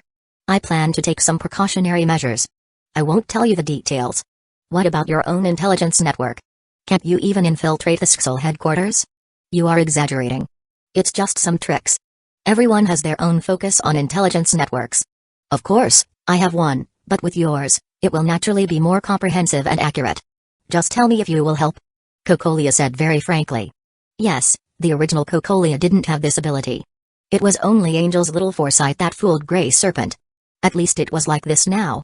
As for Grey Serpent, who heard this honest talk, of course, he didn't believe it. What do you want in exchange? In the future, I will provide you with 3 pieces of important intelligence unconditionally.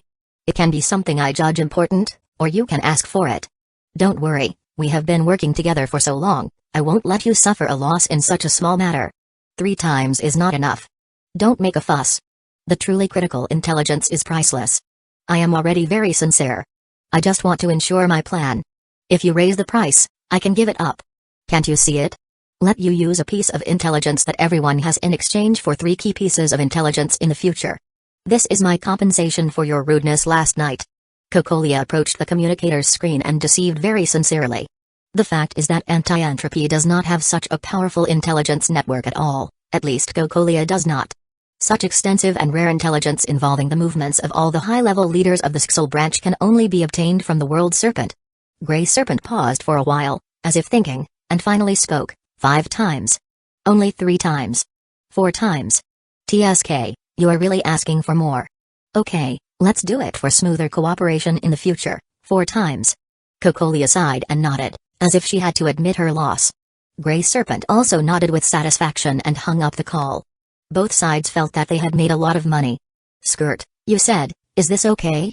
Just as Cocolia silently thanked her ally for her generosity, Sen appeared in front of Cocolia with a little red skirt and cute little white shoes, looking unhappy. This child, although she was making a fuss, actually understood that Cocolia was trying to make her a little more ladylike. On this day when Cocolia was in a mess, Sen chose to lose face and meet her mother's expectations. Cocolia was stunned for a moment. She was really stunned. After all, how awkward and arrogant Sen Mal is clear in the plot and in the memories of the original Cocolia. Now, does this child's behavior mean that she agrees with the current Cocolia, at least not less than the original Cocolia? Come here. Cocolia smiled and waved. Sen pinched her skirt and seemed to be very uncomfortable with this unsafe clothing that would blow up with a little wind. She was a little resistant but finally walked over hesitantly. Cocolia hugged her in her arms. Although it was Sen, not Rosalia and Lilia, Angel now felt the reward for her efforts. This is good, there is a sense of security that truly integrates into this world, and Angel likes it very much. Chapter 41, Please Let Me Marry BT. In December 2014, the Siberian ice sheet, already close to its coldest period, encountered an abnormal and extreme freezing storm. The temperature in the core storm area dropped below -70 C, colder than the coldest recorded weather in the Arctic. Even more bizarre was the storm's movement. It was advancing towards the Novosibirsk area at a high speed of 250 km per hour. Beep beep beep, hurry up. Hurry up. Gather. Amid the piercing sirens, a row of gray-green soldiers in full-body exoskeleton armor rushed towards the distant base. The overly rapid acceleration caused the tail flame jets on their torsos and joints to vibrate unstably. Buzz suddenly, a strange electronic noise sounded, and above the advancing column, a 16-meter-high snow-white mecha appeared out of thin air. These huge figures flying in the air had extremely sturdy bodies and limbs, with the arc of every inch of metal plate armor releasing a strong sense of machinery and power. Titans in place. Pilots, board. Yes. 5 including Colonel Kala, the leader. 36 pilots in steel armor jumped high, landed between the Titans' drooping fingers, and were sent into the open cockpits. Whoa. Dear BT 7213, I'm back. Did you miss me? Pilot, I am not human. Please direct your reproductive desire towards a more appropriate target, at least a carbon-based creature. Oh, come on. With such a cute voice, I don't mind at all. Pilot, this is considered sexual harassment. The hot-blooded pilots had just finished a long-distance training session, and as soon as they entered the cockpits, they began flirting with their Titan intelligence. Of course, they didn't know that all the I was controlled by Titan Angel, driven by Kala. If Titan Angel were human, her expression would surely be quite remarkable right now. The Titan BT-72 is nominally a modified and upgraded plus version of the Padrino model, equipped with a highly intelligent collaborative system developed by Cocolia's scientific research team. In reality, they are all puppets controlled by Titan Angel through the power of domination. In these Titans, Angel provides critical functions such as Honkai energy, mecha control, and mecha enhancement, akin to the body's limbs. The Titan pilots provide the judgment and decision-making capabilities of excellent warriors, akin to the brain. This arrangement reduces the difficulty of Angel's multi-line operation and leverages the military qualities of the Titan pilots to maximize the performance and combat efficiency of each Titan. Z, a harsh and sharp electronic sound suddenly rang in the ears of all Iron pilots, forcibly interrupting their banter. Then, Kella's cold voice, as icy as the snow, reached everyone's ears. I've already told you that Titan is not your target for your desires. If you need that, find something else. Now, switch to autopilot mode and prepare for the remote meeting. We have a mission. Yes. The 36-man Titan pilot column became serious. Playing around is one thing, but the previous sirens had already indicated a serious situation. They were all carefully selected talents from various front-line bases, and it was impossible for them to not understand the gravity of the situation. Soon, a conference room with a solemn atmosphere appeared in front of them. Cocolia, in a stunning and majestic military uniform, stood in front of an electronic map of Siberia, pointing to a bright red area. The situation is urgent, so let's not waste time. The target is likely a special variant of the Honkai Emperor, but the energy level detected is close to the limit of a lower-level Honkai beast. It may evolve into an Emperor-level Honkai beast at any moment, manifesting as an extremely low-temperature blizzard. It will reach Novosibirsk in 4 hours, where 1.5 million civilians will freeze to death. Your mission is to intercept and kill it en route. Real-time map information has been sent to BT-72. At the current speed, you are expected to enter the range of the low-temperature blizzard in 30 minutes. Following the tactical command plan, you have 2 hours to locate and eliminate this Honkai beast. If you fail, we will deploy silver bullets. Is that clear? After her resolute voice fell, Cocolia's purple eyes, sharp as swords, looked straight ahead, as if she could see through all the soldiers via the remote signal. Yes. 6 very good. Reserve 10 minutes for tactical confirmation and self-check before arrival. We have 20 minutes for discussion now. Let me share some bad news. We haven't faced such a large-scale Honkai disaster in nearly 20 years. The last time it was resolved by the leader himself. So, I'm prepared to hold a collective funeral for you. Sir, your words are too formal. Who here isn't ready to sacrifice? Otherwise, we wouldn't be qualified to have our own BT-72, right? A soldier said with a smile, followed by hearty laughter from the rest. Cocolia, standing in front of the electronic map, smiled. I'm glad to see your commitment. Even if you wanted to be deserters, you wouldn't be allowed to. Wow. Such a cold speech. You truly are the executor. Listen, don't waste time. The performance of BT-72 far exceeds your imagination. If used properly, even an Emperor-level Honkai beast can be defeated. This battle is not only to protect our compatriots but also a test of the Siberian District Military and Scientific Research Department's years of efforts. Complete the task beautifully, or we'll all become the laughing stock of anti-entropy. Got it, sir? Also, I have a small request. What is it? After this battle, please let me marry BT-7219. Cocolia's smile vanished. Simultaneously, the Titan pilot column erupted in excited wolf howls and laughter, with voices saying, I want it too, I want it too. No. Next one. Sir, I want to marry BT-7232. Denied. All similar requests are denied. BT-72 is a Titan mecha. Do you understand mecha? Can you be more normal? Also, I can barely understand the men, but why are you female soldiers following the wolf howl? The voice system on BT-72 is a female voice, a female voice. But sir, she is a Lily mecha girl, a Lily mecha girl. Cocolia's face darkened. Amid the soldiers' cheerful voices, she began to regret making the fine-tuned original voice of Angel into the voice system. Kella, after this, take them back to the base and cool down their perverted blood. Yes, sir. Kella said expressionlessly. From beginning to end, only she, the captain, remained serious and had no intention of joining the fun. First, she maintained the persona of a cold officer. Second, she was also Angel. What was there to be proud of about her own voice? However, the excitement was short-lived. After a few minutes of banter, the professional soldiers began focusing on specific battle details, raising questions about terrain, temperature, weather, reinforcements, and other aspects. Cocolia answered each one, adopted some opinions, and made some temporary adjustments. Finally, the Titan pilots left their last words, and the remote meeting ended. Chapter 42, Angel, Execute Protocol 0 Protocol 1, Connect with the pilot. Neural connection completed, self-check completed, No body dysfunction or system error found. Pilot, Titan is ready. Our neural connection coordination has reached 96%. About to execute Protocol 2, stick to the mission.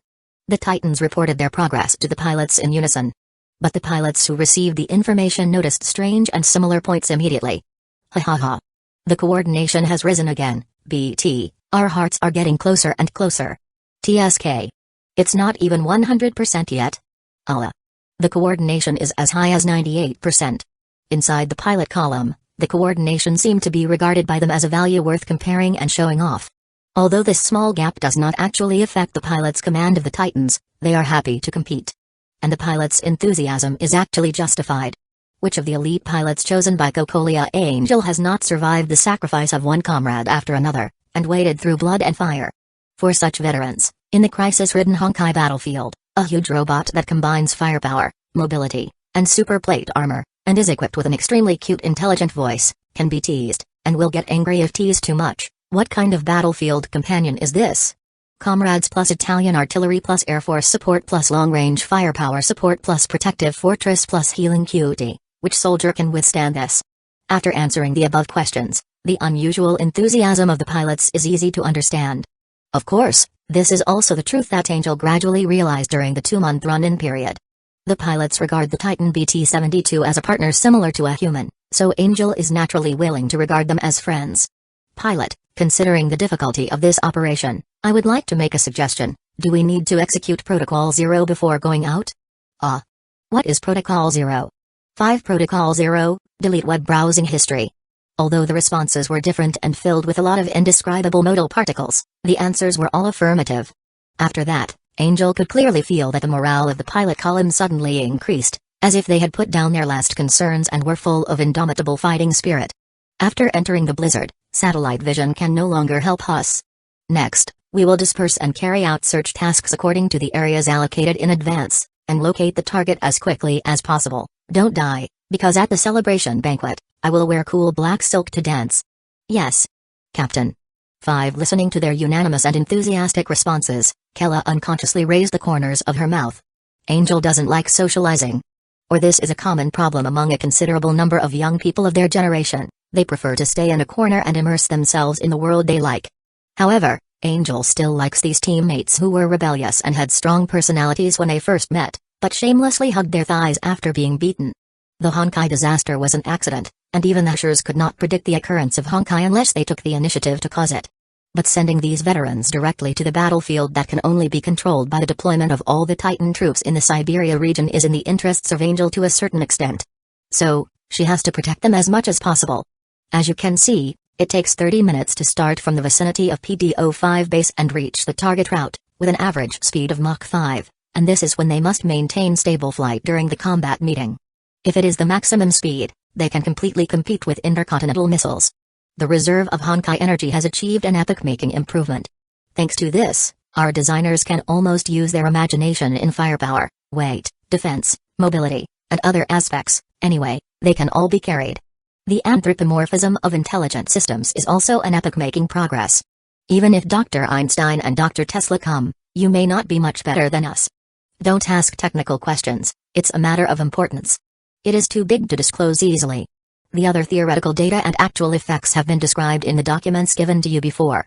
Today's battle is the proof of everything. Everyone, please look forward to this victory, and also consider how much support you can provide to the Siberian region in the future. The disaster came suddenly, and I have to make other arrangements next. Although I have confidence in the Titan BT-72 and the Titan pilots, I cannot be careless. After all, it concerns the safety of millions of civilians, so I will leave now. Cocolia waved her hand casually, and the figure disappeared from the screen, leaving many executors with a huge real-time satellite image and the first-person combat images from each Titan BT-72. Among the connected executors, most of the radicals looked calm, as if they were confident about today's temporary battlefield demonstration. In fact, they were all eager to talk to Cocolia. It was basically, for the sake of being in the same faction, could you share it with us at a lower price? As for the conservatives, most of them looked solemn. Titan's autonomy, which is the mode of the conservatives, has been breached, and the degree of the breach is a bit outrageous. This unfavorable fact is really hard to accept. Especially Dr. Tesla, who was upset about the downfall of Raiden Ryuma, wanted to be aggressive, But because there was no hard evidence, and because of the outrageous performance of Titan BT-72, she was held back. Don't mention how twisted and irritable her face was. If all these data are true, I will report to the leader of the Alliance truthfully for the contribution made by Cocolia, and give due rewards. Finally, it was Dr. Einstein, the representative of the Conservatives today, who gave a tone and completely abandoned the Nagasaura City issue that she originally intended to bring up, and replaced it with affirmation and praise. Putting aside the ideological contradictions between factions, Cocolia is an executor of anti-entropy after all, and the progress made in Titan technology is a huge contribution to the entire anti-entropy. With this one item alone, even if Raiden Ryuma was rehabilitated later, even if the Nagasaura City incident was blamed on Cocolia, the Conservatives would not be able to accuse her of anything. After all, it was not a false accusation. Raiden Ryuma did have illegal misappropriation of funds, and the Conquest gem was originally placed in Raiden Mai by Raiden Ryuma. Both factions are guilty, so no one should blame the other. Even the irritable Tesla understood that now that the Titan BT-72 appeared, it was useless to say anything, and the executors would not hold Cocolia accountable. In the raging snowstorm where the road ahead could not be seen clearly, Kala smiled with satisfaction. The pressure inside anti-entropy has been relieved. Congratulations to myself. Don't be too anxious, there is one last item. We have to fight this battle beautifully enough to really leave the Conservatives speechless. It depends on you, Kala. Well, my position is a pure soldier, leave the fighting to me and Titan Angel. After a comprehensive search of about 20 minutes, the Titan pilots found the source of the disaster. It was not just one Honkai beast that was about to evolve into an emperor, but 7 supernatural Honkai beasts with complementary abilities. This was actually something to be thankful for. Whether it was anti-entropy or Skull, those who really dealt with Honkai for a long time understood that there was a qualitative difference between the Emperor-class Honkai beasts, the mob fodders and the head of the herd. It was better to fight a group of Honkai beasts than to face an Emperor-level Honkai beast. 3-in-1 formation in place. The rest of the machines clear the threats other than the Emperor and provide support at any time. Everyone, take your positions and try their hardness and abilities first. Yes. One after another, huge mechas, like white giants flying through a blizzard, gathered from different directions, and then faced the Honkai beasts in a 3-to-1 formation, showing off the standard high-energy bombs on their shoulders. Boom boom boom. Continuous strong lights covered the snow, engulfing the advancing Honkai beasts. A clear high-energy reaction appeared on the satellite map, and the 1,000 miles wide zone covered by the snowstorm almost lit up. Tesla, what? What kind of output capacity is this? Is there really only 36 machines? Only those who make weapons can truly understand the power of weapons. Dr. Tesla may be the human who understands the irrationality of this power the most. And she, as well as all the researchers who pay attention to this place, did not expect that Titan BT-72 did not have any epoch-making energy technology at all, but relied on Angel's imaginary portal. The imaginary portal is equivalent to a faucet, connecting to the imaginary world with unlimited water. The output power of the Legion Herscher's faucet is limited, but it depends on who you compare it with. Anyway, the consumption of most humans and mechas is far lower than Angel's energy supply efficiency. And the Titan BT-72 is as high as 16 meters, which is enough to carry a battery with huge capacity and output. In this way, without too advanced technology, as long as you debug it a few more times, an energy system with terrifying output and long battery life will be completed. Chapter 43, Calamity Prompt Decision Boom. Like thunder and the wrath of God, the terrifying high temperature and impact force even disrupted the snowstorm covering 1,000 miles. On the scorched earth, the small and medium-sized Honkai beasts that originally guarded the 7 giant beasts were all annihilated. Only the 7 Emperor-class Honkai beasts, some like snakes, some like bears, some like birds, and some with indescribable strange shapes, stood up again from under the scorched earth, shaking their huge bodies like mountains, looking up at the sky. In the air, 36 snow-white giants put away the cannon devices on their shoulders. Although 9 of them spread to the edges in all directions, the back thrusters of the remaining 27 increased the power, as if they were equipped with blue 6-winged wings. Huh. Kella stared at the status data from each machine, exhaled lightly, and said, "The high-energy mode needs to be cooled down. All machines, close combat suppression, do not allow them to move forward one step." Yes. The turbulent airflow seemed to freeze for a moment. The next second, 27 titans rushed into the enemy like lightning, attacking the huge Honkai beast in a 3-to-1 mode. Boom. Kella was the first to approach the enemy, and his steel fist hit the lower head of a giant snake with unparalleled impact force, causing the giant beast that was looking up at the sky to straighten its body upwards. At the same time, a titan arrived above, holding a sword in both hands, stuck in the bloody mouth that could undoubtedly swallow a 16-meter Titan fuselage, and forcibly opened its snake mouth. The scales are hard, right? Let me see if your stomach can stand the burning. The last Titan flew high in the sky, and a long silver-gray shell emerged from the mechanical arm aimed at the giant snake's mouth. Boom. The shells bypassed the Titan that opened the snake's mouth and went straight into the giant snake's belly. The next second, the three Titans tacitly got away from the giant snake. Boom. Boom. Boom. The dull explosions came from the giant snake's body one after another, knocking the giant snake to roll around, smashing countless rock hills, and constantly spewing out fireworks, gunpowder and miserable roars from its mouth. After the short explosion, the giant snake twitched its body, and when it was about to raise its head to deal with these hateful big bugs, it found the trace of the enemy above its head. A pair of huge blue energy wings crossed the sky, brewing a terrifying power, making the giant snake feel uneasy and roar. That was Kella holding a sword with both hands, aiming at the head of the giant snake below. Behind her, the other two Titans used all four limbs to resist the rear of the Kella mecha, and greatly released the energy valve of the thrusters. The two wings across the sky were formed by them. Level 1 Body Enhancement. Level 2 Enhancement. Super Enhancement. The third gear Body Enhancement mode was in place at once. The snow-white plate armor of the Kella Titan was covered with a layer of faint blue light, and the strength of the entire body reached the upper limit that the current technology and dominance could reach. Kill. Kella shouted with a strong killing intent that longed for death. The two bodies at the back immediately output the maximum propulsion force. They sent the attack to the head of the giant snake almost in an instant. The metal giant sword pierced the snake's head, and then the terrifying impact force exploded. Boom. The earth-shaking roar raised a huge amount of dust like a missile explosion, and the sound shook hundreds of miles. But soon, the tail flame of the Titan's thruster swallowed the dust. In the clear picture, the giant snake's head exploded, but its huge body was still trembling in the scorched earth, making a futile final resistance to death. This scene was reflected in the eyes of all the executors.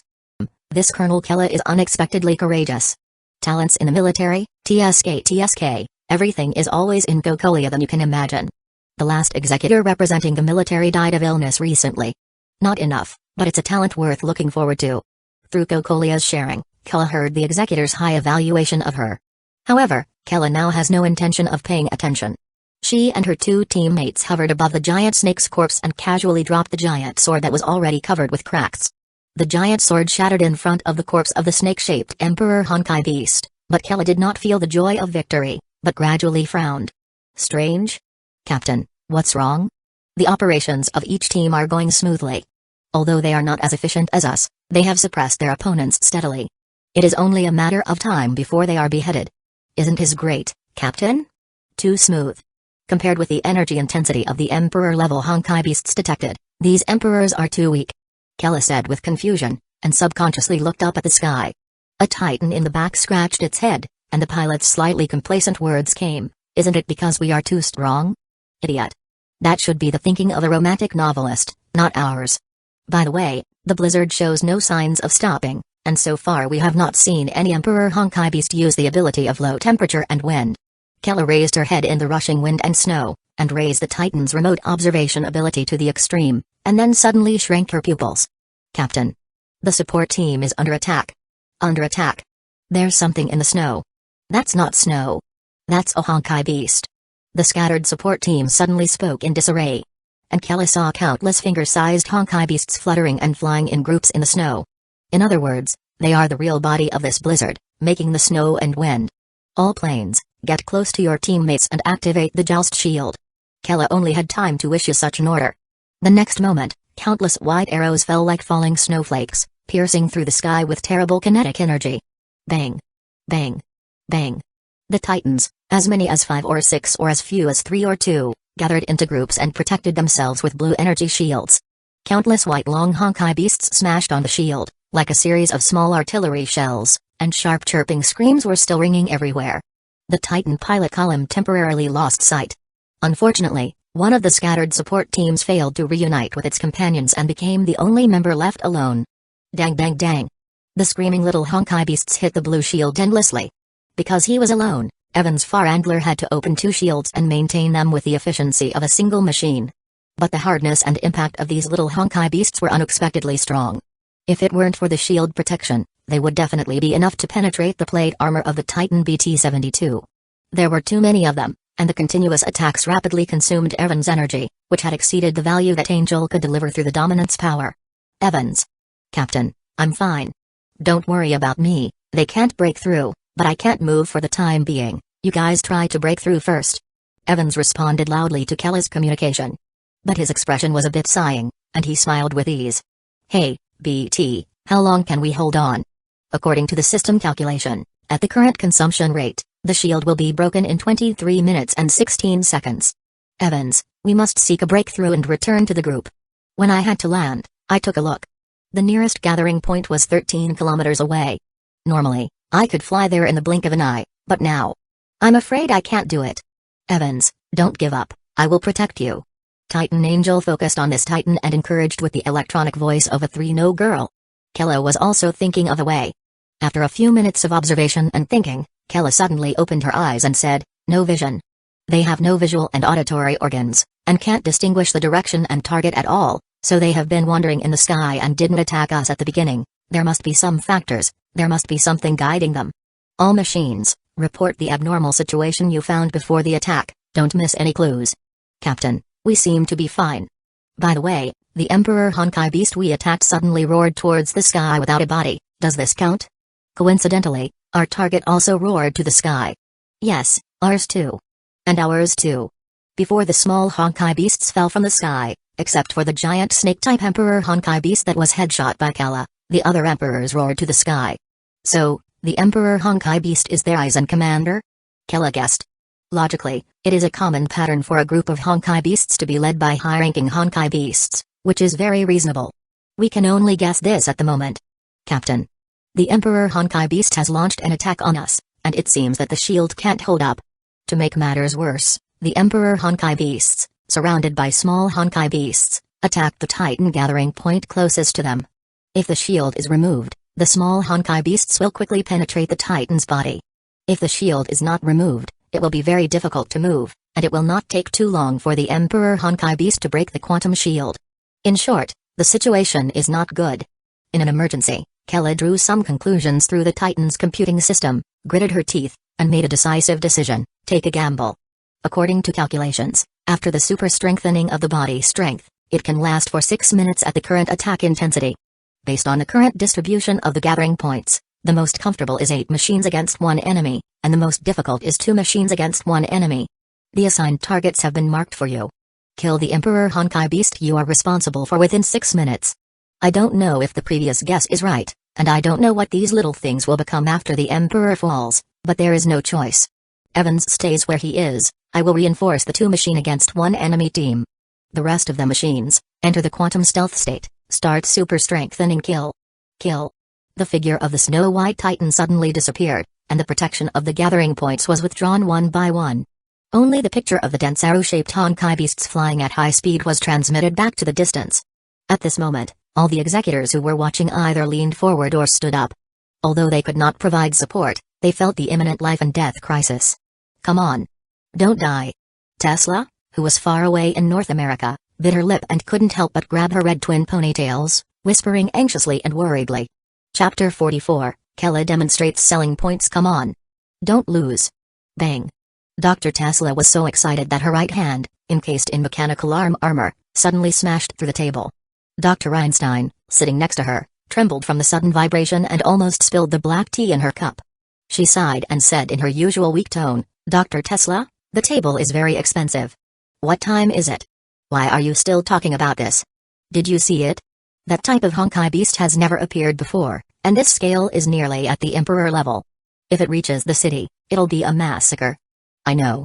That's why the silver bullets are easy to be deployed, and there seem to be other backups on Kokolia's side. Don't worry, the situation can be controlled. But I'm worried about that Titan pilot column. They're too far away, and Kokolia's Titan core is still en route with no immediate support. Damn it, if only my Era Auto giant robot were there. Tesla grabbed her head frantically. Even if the people in the picture were ordinary, Tesla would be distressed, let alone the brave warriors of the same organization. Einstein was silent for a moment, then sighed, trust them, Dr. Tesla. I think they have already realized this. For now, the executors far from home had no other options. Captain, there's a weakness in the neck. I'll leave it to you. The 2 Titans, fighting 2 to 1, shuttled through the hail of bullets formed by the sea of insects. They were like ships in turbulent waters but still managed to trip the massive bear-shaped Honkai beast, directing it towards Kella. Kella controlled the mecha, and a sharp blade extended from the right arm of the mechanical arm. Pilot, according to calculations, our propulsion force is not enough to form an effective attack force in the encirclement of small Honkai beasts. I know. Believe me, BT. Follow Protocol 2, stick to the mission. The fuselage safety restrictions are lifted, and the extreme propulsion mode is activated. Pilot, I will always believe in you. Me too, BT. Let's kill. The short and resolute conversation was transmitted through the wide area communication channel, making everyone's heart tighten. Clang. The armed sword separated the bodies of countless insect-type Honkai beasts, accurately piercing the lower neck of the bear-type Honkai Emperor, deeply penetrating the giant bear's body through the narrow fur area without shell protection. Roar. The giant bear roared and struggled, knocking away the other two titans and wildly swinging Kella's titan in the air. It's over. It wasn't a one-shot kill. Captain, are you okay? Captain. The panicked voices of the pilots came from the two titans overwhelmed by the swarm. Then, through Kella's titan's perspective, everyone saw Kella, wearing a silver-white exoskeleton, jumping out of the cockpit. She faced the ubiquitous small Honkai beasts like bullets and punched the crazy giant bear in the eye. Roar. At the moment of its roar, Kella landed on one of its teeth, grabbed a section of the black cylinder on its neck, and threw it into its throat. Nano-fusion battery, kid. Kella chuckled in her helmet, jumped up, and landed on the Titan's open palm. Pilot, the mecha can no longer maintain effective protection after losing the last fully charged battery. It's okay, BT. Our mission is accomplished. Kella, in the Titan's fist, blood oozing from the corner of her mouth, spoke in a nonchalant tone. Excited shouts from teammates came through the communication. Kella patted her head, sighed, and said, "Stop yelling, I'm not dead yet. The next task is up to you." BT, block their voices, they're giving me a headache. Pilot, the mission is not over yet. Kella, believe me. Execute Agreement 3, protect the pilot.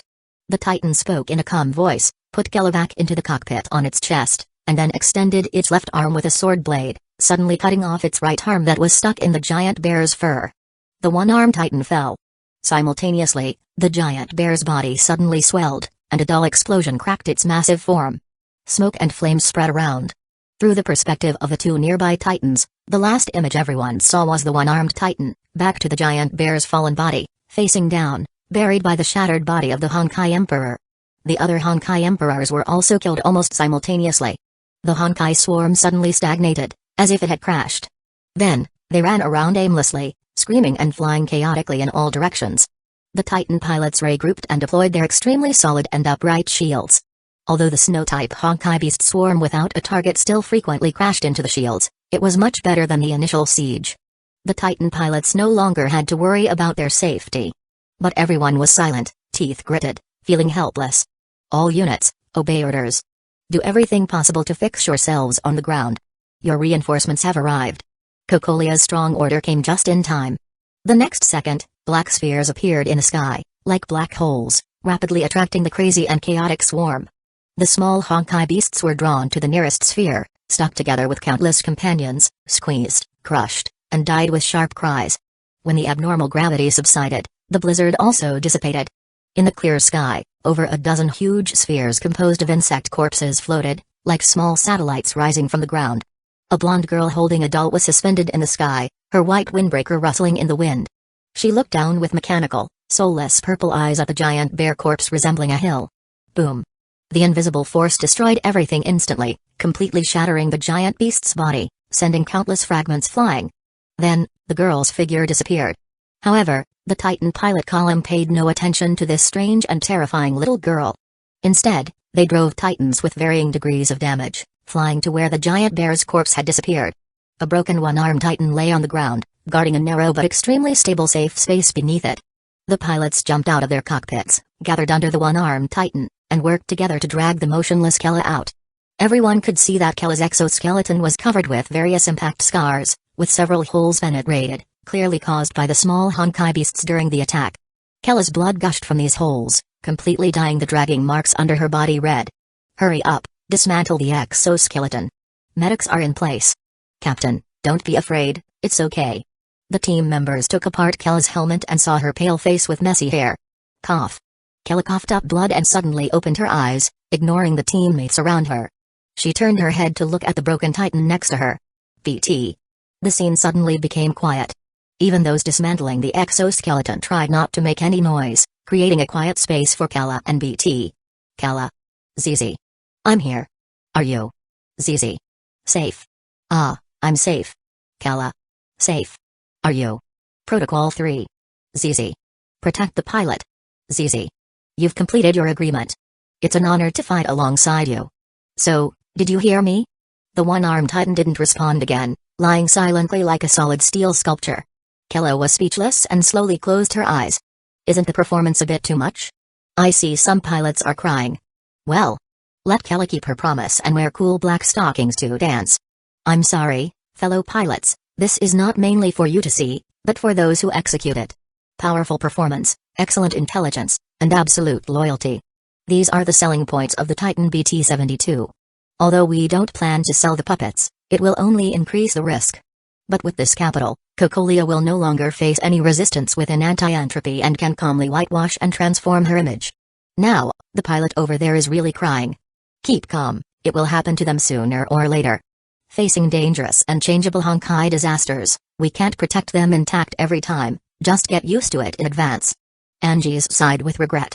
Although they had expected it, they were not happy that the performance affected the audience they didn't want to affect. Chapter 45, Angel tries to clean up her act. That means it will take another 5 years for the Titan BT-72 to achieve mass production and promotion?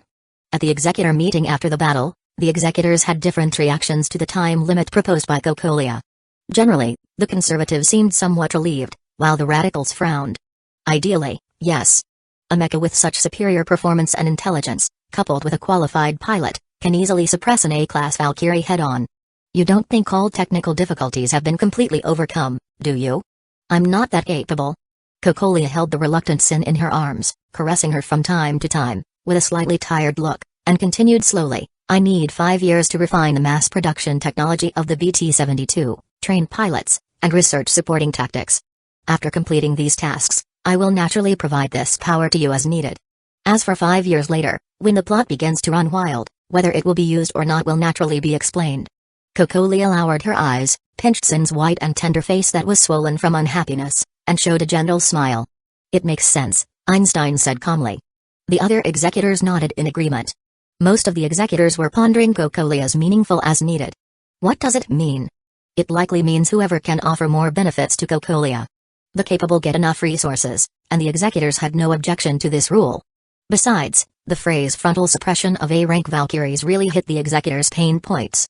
For them, the most life-threatening issue wasn't the Honkai, but those A-rank Valkyries who could break through the Titan Legion's interception. The decapitation tactics of Schicksal had frightened them for too long. At this point, probably only Einstein and Tesla, who are in the North American headquarters, master a large amount of war technology, and can summon the leader at any time, are exceptions. So, after seeing their colleagues' reactions, the executors felt the pressure of competition and began planning how to please Cocolia first. Let's go if there's nothing else. I'd rather deal with the aftermath of the war than argue with you guys. Cocolia waved her hand impatiently, boldly showing her authority. However, most of the executors either coveted the power of Titan BT-72 or were afraid of the little girl who solved the swarm-type Honkai beast but wasn't mentioned at the meeting. In short, they were all intimidated by Cocolia's power this time, so they had no objections. Only Tesla suddenly put her whole face close to the screen and said gloomily, "Wait. You haven't told me what's going on with that girl. Why did she?" Dr. Tesla. And Dr. Einstein, if you are free recently, I sincerely invite you two to visit Siberia. I have many important things and hope to have a long talk with you two. Cocolia directly interrupted Tesla's aggressive questioning and, after extending the invitation, decisively cut off the signal. She could imagine the scene of the irritable Dr. Tesla overturning the table after witnessing the familiar power. Thinking of this, Cocolia couldn't help but raise the corners of her mouth happily. "Mom, you smile so cunningly, like a bad woman." Oh. Mom has never been a good person, don't you know it best, little cutie who's about to be eaten by Mom? Cocolia said this, squeezing Sin hard into her broad chest, and getting close to the girl's warm body amid her panicked screams. "Don't bite my face, are you a puppy? A little cutie like you is born to be eaten by Mom. Let's start with the sweet and soft face, you can't escape, he. So annoying." That day, Rosalia and Lilia, who had just recovered from a serious illness, peeped at the door, hugged each other in fear, and dared not enter the room. Tesla and Einstein arrived much faster than Gokulia had imagined. On the third day after the war, the Titan pilots returned to the largest snow mountain base in Siberia for repairs. After Gokulia consoled them, she met these two esteemed seniors in her office. How were the casualties this time? Seeing Gokulia returning, Tesla, who wanted to ask directly, suppressed her temper, looked unhappy, and asked with concern.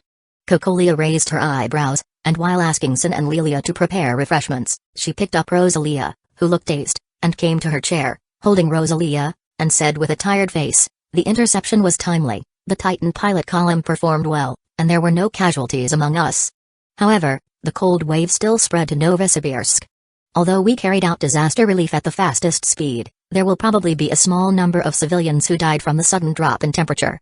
Well, if you have any needs, you can tell us, and we will try our best to help. And, at least this time, you did a great job." Tesla crossed her arms, a little unhappy, but still praised sincerely. Sin and Lilia came back with refreshments soon. Gokulia asked the two veterans to sit down and, in the dull air, said directly, "That child is the final result of Joyce's genetic research." "What did you say?" "Don't stare at me like that, it's not me who led it," Gokulia said with a righteous tone. Tesla slammed the table. "Who else could it be if it wasn't you? Do you think we didn't investigate? Should I ask the leader to confront you in person?" Lord Joyce's genetic research began when the radicals emerged, and it has been going on for decades behind your back. I've only been in anti-entropy for 10 years and have only been influential for 3 or 4 years. Please use your brains. If it weren't for decades of long-term research, could you have created such power? Gokulia explained calmly, but Rosalia in her arms was frightened by the sound of slamming the table, which made Gokulia frown while comforting her. Sin's eyes suddenly became sharp, speaking so loudly to Gokulia in front of her. Did they treat her, Sin Mal, as a dead person? As a pure fighter, Sin began to get restless, but fortunately, Gokulia reached out and held her head, preventing Tesla from being beaten up. "Dr. Tesla, there are children here, please mind your manners and words. Otherwise, I, as a mother, will be very angry." Gokulia said lightly and skillfully scratched Rosalia's chin, soon making her forget the shock and giggle. Tesla's long accumulated momentum suddenly stuck, like a runaway flamingo being strangled by the neck. This is the weakness of a good person. Even if they feels justified in questioning loudly, with an innocent and cute little girl next to he, Tesla had to restrain her expression. After taking a deep breath, she pulled the corner of her mouth apologetically to Rosalia. Seeing Tesla's momentum falter, Einstein, who had been silent for a long time, finally spoke. "Although much of the investigation points to you, I also understand the power games and risk transfers. The child's ability is too amazing. At first glance, she seems like another Welt. Given your explanation, it makes sense. That must be a power that can only be obtained through long-term research." The smart Dr. Einstein obviously couldn't have known that it was a power formed after the perfect fusion of a Herrscher of dominance who invaded the clone of the Herrscher of reason. Gokulia nodded, her expression unchanged. "Whether you believe it or not, I really don't have time to do so many bad things.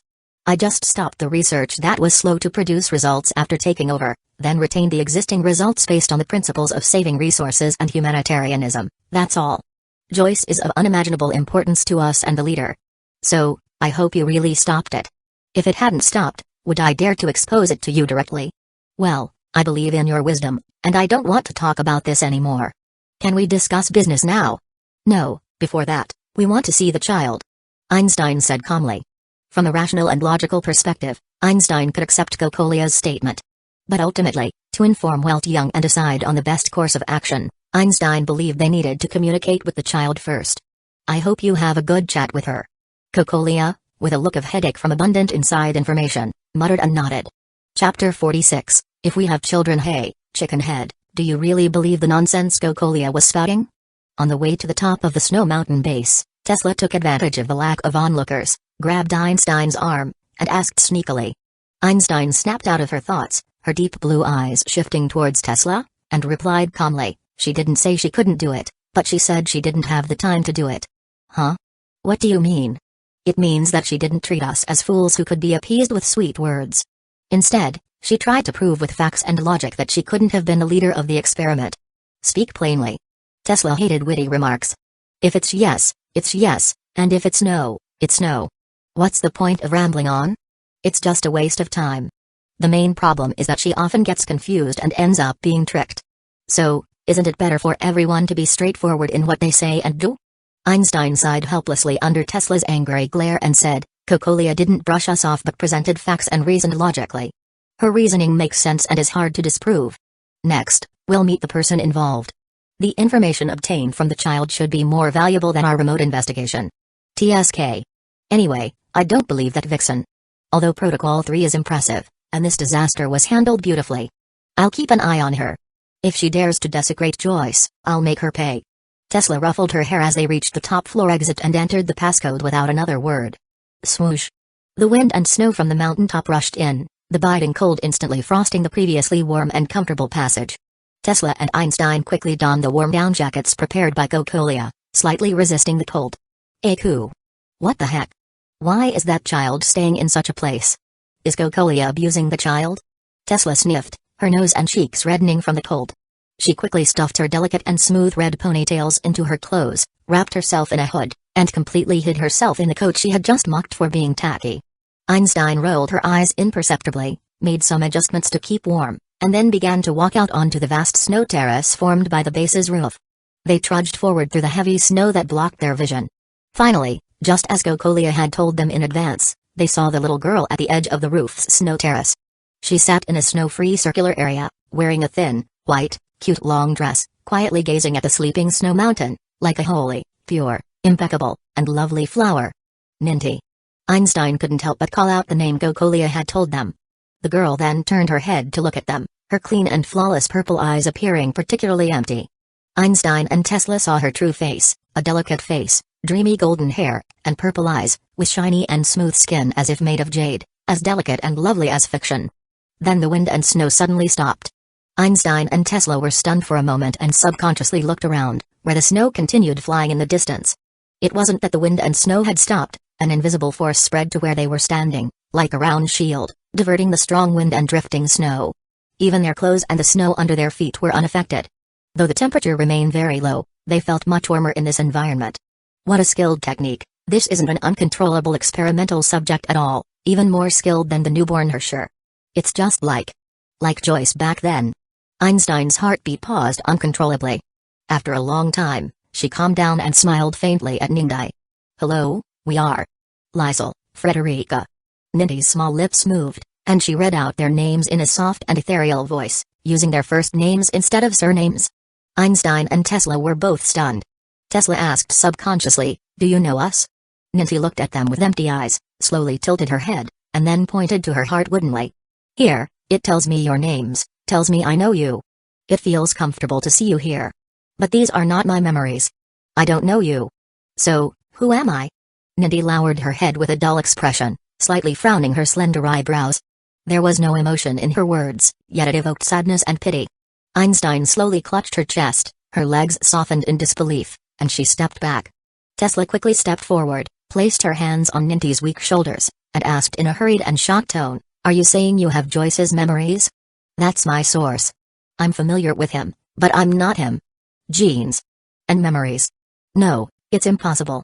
He's a Herrscher, but it seems that. Tesla's pupils trembled as she grasped Ninty's shoulders tightly.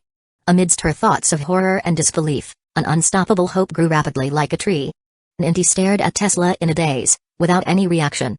Until Einstein stepped forward, pried Tesla's hands off, and then sat with Ninty on the eaves above the snow-capped mountains. You are sitting here alone. What are you looking at? I'm not looking at anything. It's just very quiet here, just like when I hadn't yet emerged from the incubator. It's comfortable. Are you confused? Yeah. I've been wondering what I am, but my mother can't answer me. I know you are very smart, so do you know? Ninty looked up at Einstein, her mechanical and empty purple eyes like clean, transparent, and fragile glass. Einstein smiled softly, unable to resist touching the top of Ninty's head. Finding no resistance, she smiled even more deeply and said, this is one of the most complicated and simplest problems in the world. Many people can't figure it out until the day they die. However, Joyce figured it out, so you can too. Really? Of course, I won't lie to you. Einstein smiled very gently. Ninty gazed at her smile, then raised her hands and held Einstein's soft, tender little hands. I like you. Ninty said, the light and childish words coupled with her dull expression, making her sincerity particularly poignant.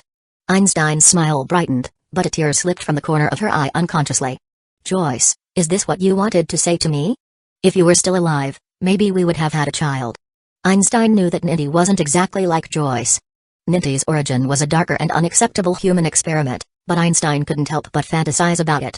Tesla also sat carelessly on the other side of Ninty, put one hand on Ninty's shoulder, and said crisply, "Don't listen to the chicken coop head's nonsense. Thinking about such ghost questions is useless. The most important thing is to be happy, understand? Happy? Yes. Be happy, be joyful, and face every day cheerfully, so there will be no regrets. Then, how can I be happy? You have to find that out yourself. However, sitting here all day, thinking about this kind of problem, and not seeing anyone, you can't find a way to make yourself happy. Come on, come back to the warm room with me, and I'll teach you how to play games." Tesla said with a smile, but her red eyes betrayed the memories and longing stirred within her.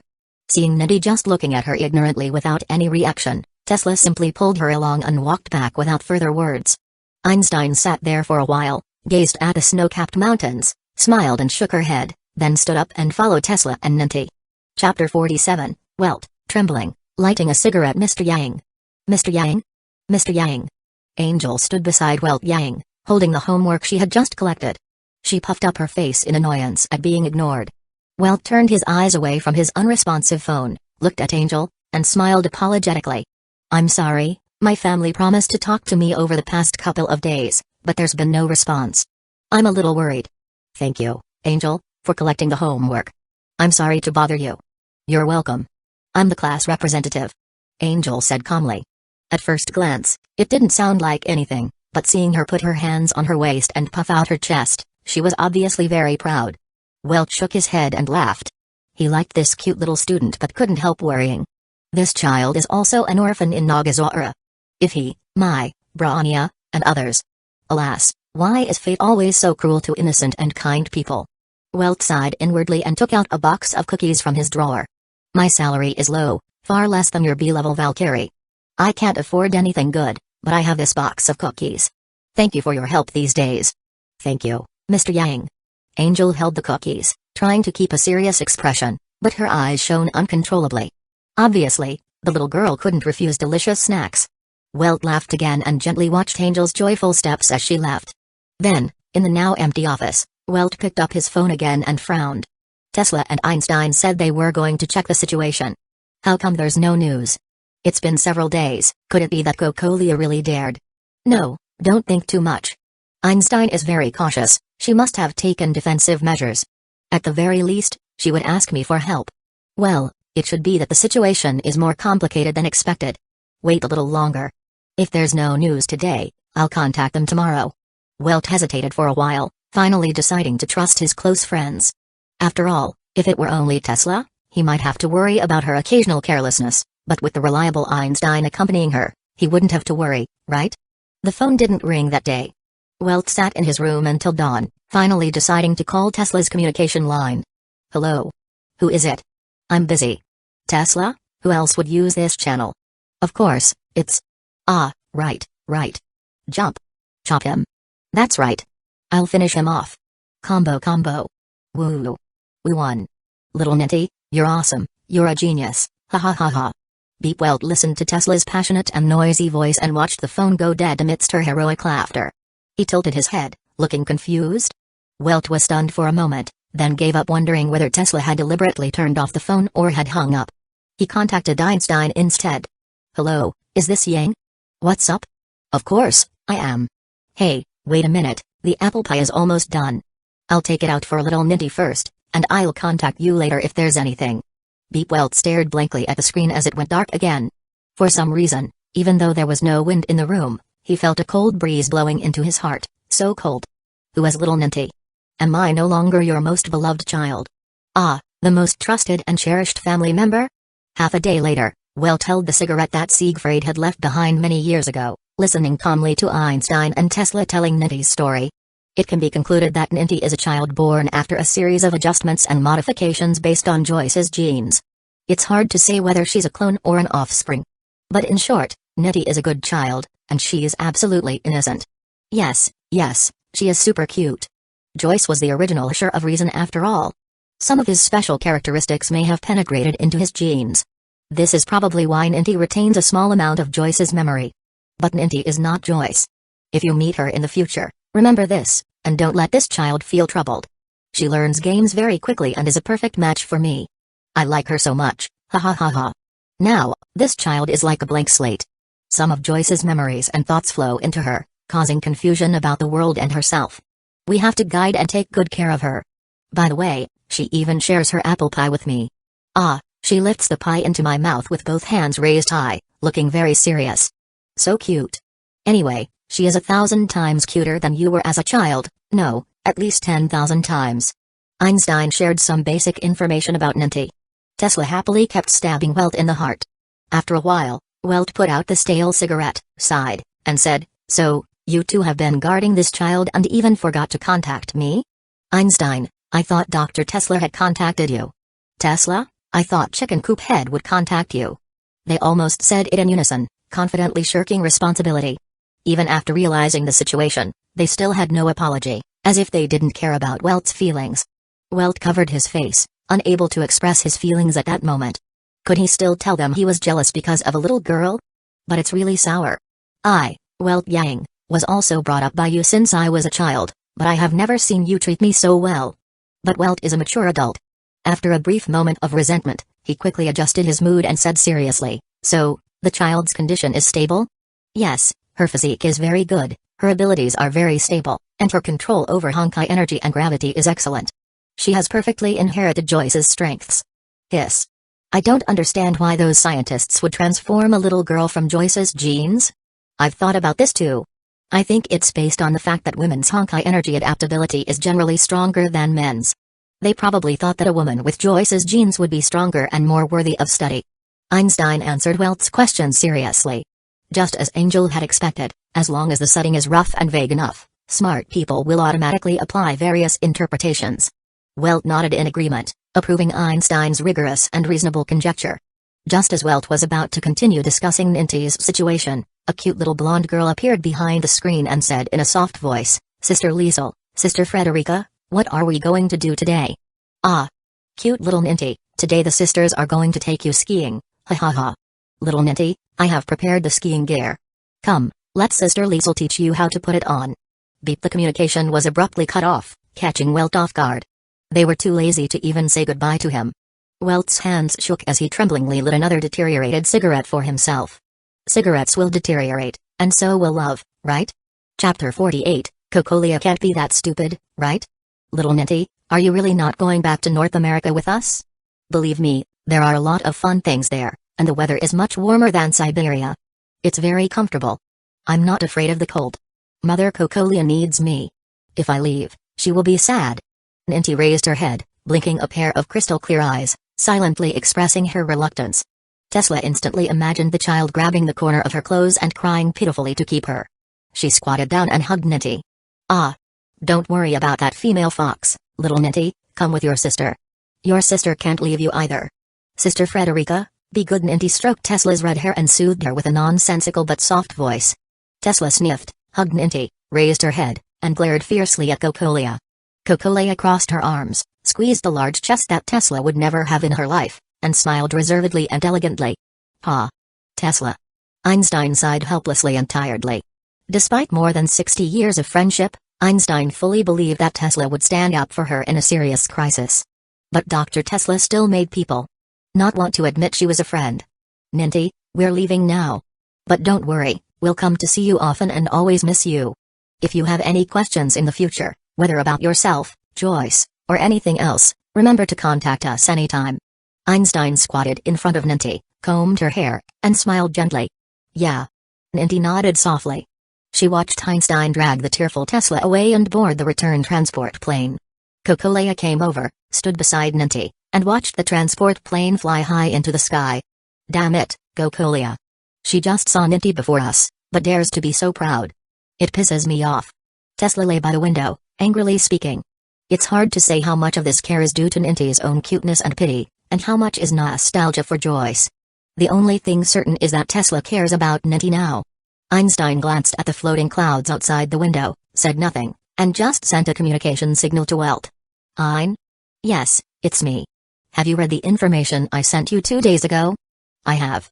It's the X10 experiment. I only knew the name initially and didn't investigate it deeply. I didn't expect so many things hidden in it. Now, I finally understand why Cocolia attacked Ryuma and his daughter. Welt took off his glasses, rubbed his eyebrows with a complicated look, and murmured, I thought she coveted the power of the Herrscher and tried to compete with me using the Herrscher of Thunder. Now it seems she was projecting her own standards. From the beginning, all she wanted was to heal those children and find Seal Valerie who was lost in the Sea of Quanta. But why couldn't she communicate with us properly? If she talked openly, we would understand. There was no need to go this far. Welt thought of Raiden Ryuma, still in prison. Because he didn't want to destroy the rule of law in the Far East, he followed the appeal process and has not been released yet. Then, he thought of Nagasaura City. Alas. Welt sighed deeply, reflecting deeply, because of the concept of respecting personal will and the need for development, he allowed anti-entropy to reach the current state of near-splitting, indirectly leading to the tragedy of Nagasaura City. Perhaps he is really not suitable to be the leader? Einstein leaned back in her chair, also with mixed feelings, and said, Cocolia is a survivor of the second eruption. Initially, she also fought for anti-entropy. She once confronted the Honkai with her mortal body. She has personal experience of the horror of the Honkai. If so, she wouldn't be stupid enough to deliberately create a Herrscher. The Nagasaura City incident is probably more accidental and unexpected. It may really be that a third party no one expected is behind the scenes. But I've never heard of the so-called World Serpent. I didn't know about their existence either, so it's not ruled out that Cocolia deceived us and tried to shirk responsibility. Einstein and Welt looked at each other across the screen, understanding from each other's expressions that neither thought Cocolia would lie to them with such a clumsy excuse. If it's fake, it will be exposed sooner or later if investigated. But if it's true, it's truly terrifying. A mysterious organization with unknown power and advanced technology has been operating under the noses of Sxl and anti-entropy for many years, concealing itself from the two major organizations and promoting the awakening of the Herrscher of Thunder. What do they want? What else can they do? Welt also found it difficult and said, let's sort it out. What did Cocolia tell you these 2 days?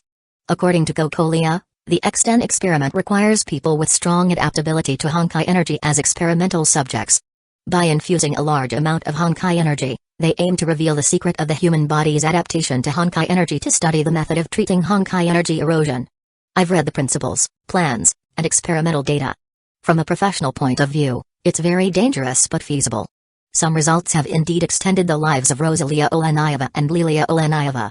But it is still the conspiracy of the World Serpent, right? It aims to reveal the secret of the human body and Honkai energy, but it sent Seal Valerie into the quantum world. Yes, Cocolia had doubts before, but she had sacrificed too much and couldn't turn back. Besides, Seal Valerie has fallen and disappeared. Even for this daughter, she can only continue to step forward. Einstein analyzed. Welt nodded as he listened, feeling that it was more reasonable and credible that Cocolia was trying to retrieve something from a tiger and ended up getting hurt. Welt touched his chin, sorted his thoughts, and pondered. In summary, first, the World Serpent contacted Cocolia and proposed the X10 experiment, a so-called cure for Honkai disease, and Cocolia couldn't refuse. Then Zyrflii fell into the quantum world, and other children in the orphanage also suffered misfortunes. Cocolia was desperate and set her sights on Raiden Mai, a miracle born with a stigma and could coexist with the Conquest gem for over 10 years. That sounds about right. But Cocolia didn't see through the World Serpent's plot. They set up a Honkai energy furnace in Nagasaura City and took advantage of Raiden Mai's hesitation to forcibly trigger an artificial Honkai eruption. Maybe Cocolia has more responsibility in this, like she assisted in these arrangements, or even knew about it. It shouldn't be. As mentioned before, Cocolia knows the horror of Honkai. What she needs is a perfect experimental subject, not a Herrscher. Moreover, she sent Bronya Zakit to capture Raiden Mai. She can't be stupid enough to think she can defeat the Herrscher by herself and Bronya, right? Einstein made a logical inference. Yes, how could anyone think that a few titans and a mere Bronya could defeat and capture a Herrscher? This is too brainless. Cocolia is definitely not that kind of person, right? Chapter 49, Cocolia, somewhat righteous, right? Ryuma hid the truth deeply from his daughter. Cocolia could only discover that the Conquest gem was inside Raiden Mai and had remained stable for a long time. She likely believed that Ryuma had achieved the stability of the Conquest gem, so she boldly attacked Ryuma and then captured Raiden Mai. Who knew? Who knew that the World Serpent would be so crazy? Who knew that Raiden Mai's situation was actually not stable at all? Cocolia was limited by the information gap, her impatience, and the behind-the-scenes calculations of the World Serpent, which eventually led to the tragedy of Nagasawa City. If we trace the source, Raiden Ryuma, who implanted the Conquest gem into Raiden Mai, may be the real culprit, and Welt, Einstein, Tesla, and others who acquiesced were also accomplices. For the safety of an old friend's daughter, the gem was given away, and it was allowed to stay in the city for more than 10 years, hidden in the body of a little girl who was completely unable to control it, a Herrscher gem that could give birth to a new Herrscher at any time. How could it be treated so carelessly? Welt and Einstein sorted out the cause and effect relationship and realized that they were also responsible, not any more innocent than Cocolia. Welt lowered his head deeply, and his waist seemed to be bent a little by the heavy burden of guilt. He felt that the whole incident was completely clear at this point, and all the previous confusions were filled in, becoming a true history without any flaws. Yang, it has happened. We still have a lot to do. Now is not the time to be depressed. I know. The victims in Nagasawa City, North America should also provide more support. Although it is a meaningless compensation, we should do something. Well, I will. In fact, Cocolia is better than us in this regard. She started to act very early. The Takabana Consortium almost went bankrupt helping the victims in Nagasawa City. It must be because of her instruction. We can also cooperate with the Takabana family. This is the most efficient way. Okay, I'll leave it to you. Welt nodded with a look of disgust. He didn't pay too much attention to these specific details but changed the subject and said, so what do you think about Cocolia's 3 cooperation demands, building the East Shinzu Sea base and exploring the Eye of the Abyss? It was said to be 3 demands, but Welt only mentioned 2. Einstein didn't seem to have any doubts and gave a well-thought-out answer. The purpose of studying the deep is to enter the quantum world and find Seal Valerie. I have no objection to this and can agree. If the East Shinzu Sea base is just for expanding power, she has the qualifications based on her performance in the Siberian collapse incident. But I'm worried that her purpose is more than that. You know what I'm saying.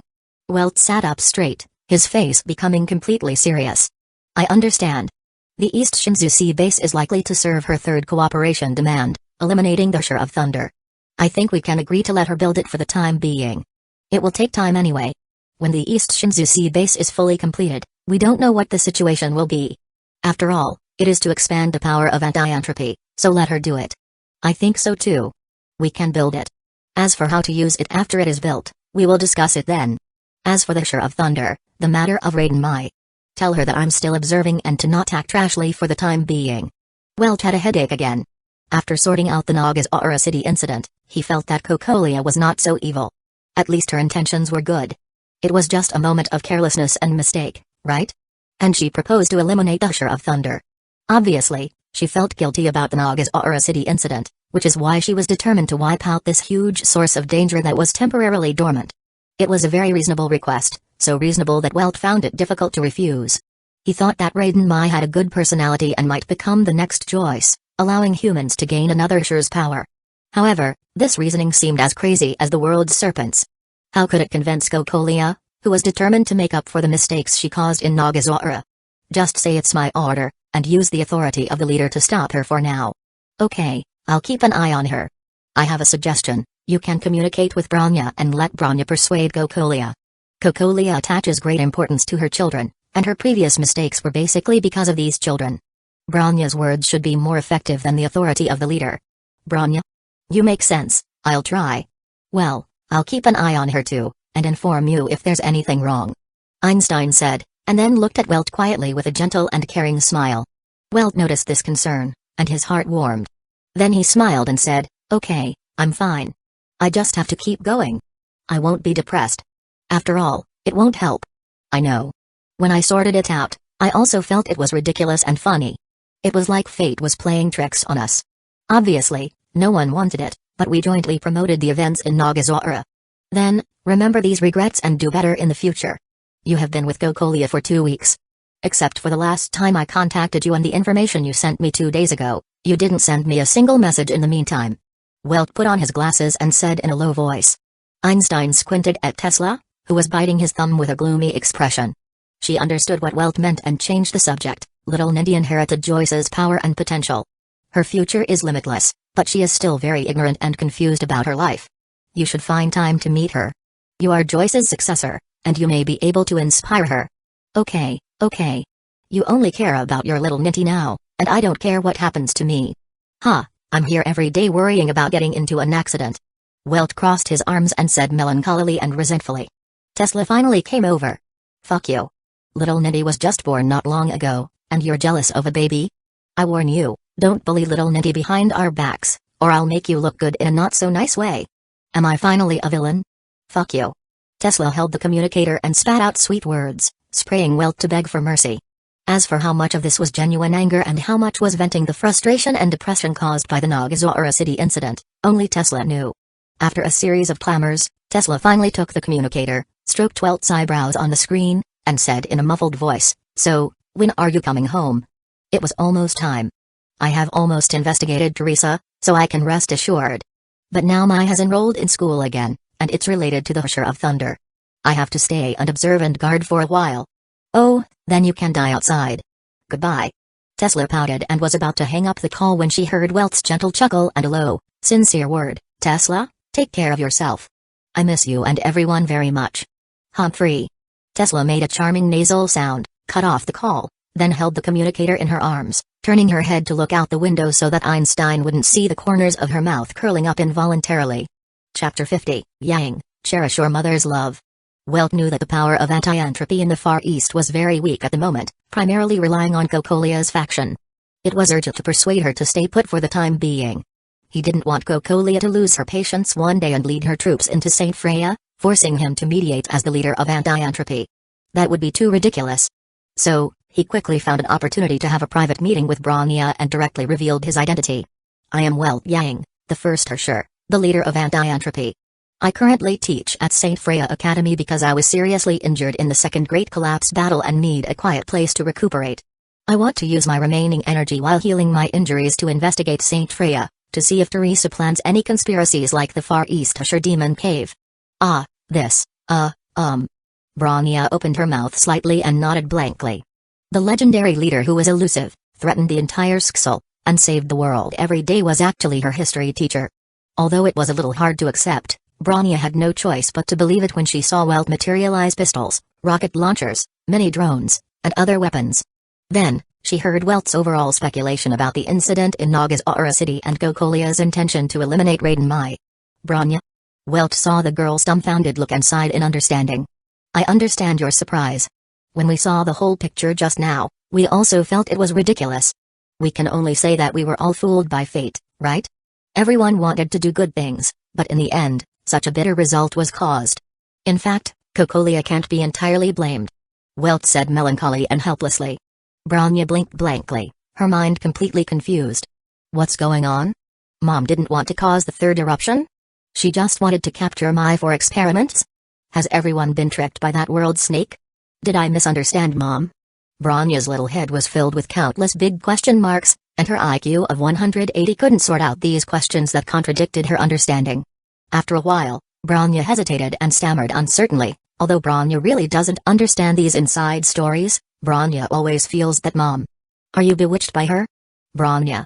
Welt's expression became serious. Bronya subconsciously straightened her back, and her little face tightened under the majesty of the leader. Welt frowned, full of regret and earnestness. She is your mother. She wants to save you daughters and has paid so much for you. But you, as a daughter, don't understand and trust her as well as we, outsiders. Bronya, do you think this is right? Bronya, ask yourself, as a mother, does Kokolia love you? Love. Right? Bronya's pink lips trembled slightly. She thought of Seal, who was tricked into an experiment and then disappeared, the control chip implanted in her brain, and the miserable and terrifying scene in Nagazora City. But then, she also thought of the simple, old but very warm orphanage. She remembered Kokolia celebrating the children's birthdays, often finding ways to buy cheap and good sweets and toys for everyone, and crying sadly for the sick children. The past memories emerged in Bronya's mind. The days when she was with Kokolia and her sisters, just the memories made her heart warm.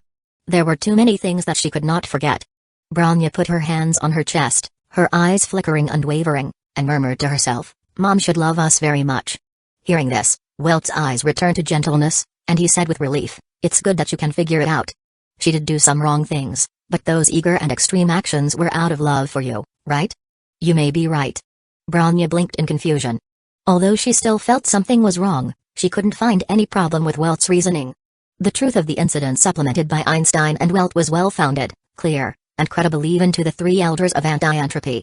Bronya certainly felt it was smooth, just like the real history she had personally experienced. Besides, the Alliance leader and his men are great people who have fought against destiny and collapse for decades. Their judgment must be more reliable than a little girl's vague understanding, right? Bronya thought so and was gradually convinced. Welt sighed and said with emotion, "Parental love is usually the most selfless and greatest in the world. I support you in being a child who can distinguish right from wrong, and I support you in bravely resisting Cocolia when she does something wrong. But a selfless mother who has given everything for you, misunderstood and even hated by her daughter, is too cruel. This is unfair to Cocolia." Welt was heartbroken and spoke up for Cocolia. So, Bronya's already confused thinking became even more muddled. Am I really wrong? Cocolia clearly wanted to do good for us, but she did go too far. But she just wanted to save everyone who was sick as much as possible, and she just wanted to find Seal at all costs. Seal, what should I do? Bronya's eyes sparkled with tears. Her determination to part ways with Cocolia was shattered by Welt's explanation and advice. Find a time to have a good chat with her.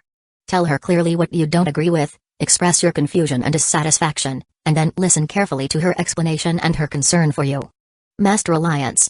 Bronya, blood is not the decisive factor of maternal love, and sometimes it has nothing to do with maternal love. Cocolia is undoubtedly a great mother. In this cruel world where the crisis of death is everywhere, it is extremely lucky to have such a mother. You are right. So, cherish this maternal love, cherish Cocolia as a mother, and don't regret it in the future. Promise me, Bronya, to cherish this relationship as if it were a treasure given by God. Welt persuaded sincerely, step by step, and looked at Bronya with a gentle and encouraging gaze. Bronya hugged the Hom doll in her arms tightly, and gradually, a feeling of missing emerged unprecedentedly. She slowly closed her eyes and nodded. Well, Bronya understands. Thank you, Lord Alliance Leader. Bronya was grateful. If Welt hadn't specifically comforted her, she might have truly become a stranger to Cocolia, but once upon a time, she had also called her mother with joy. Which child would really be willing to break up with the mother who once loved and relied on her?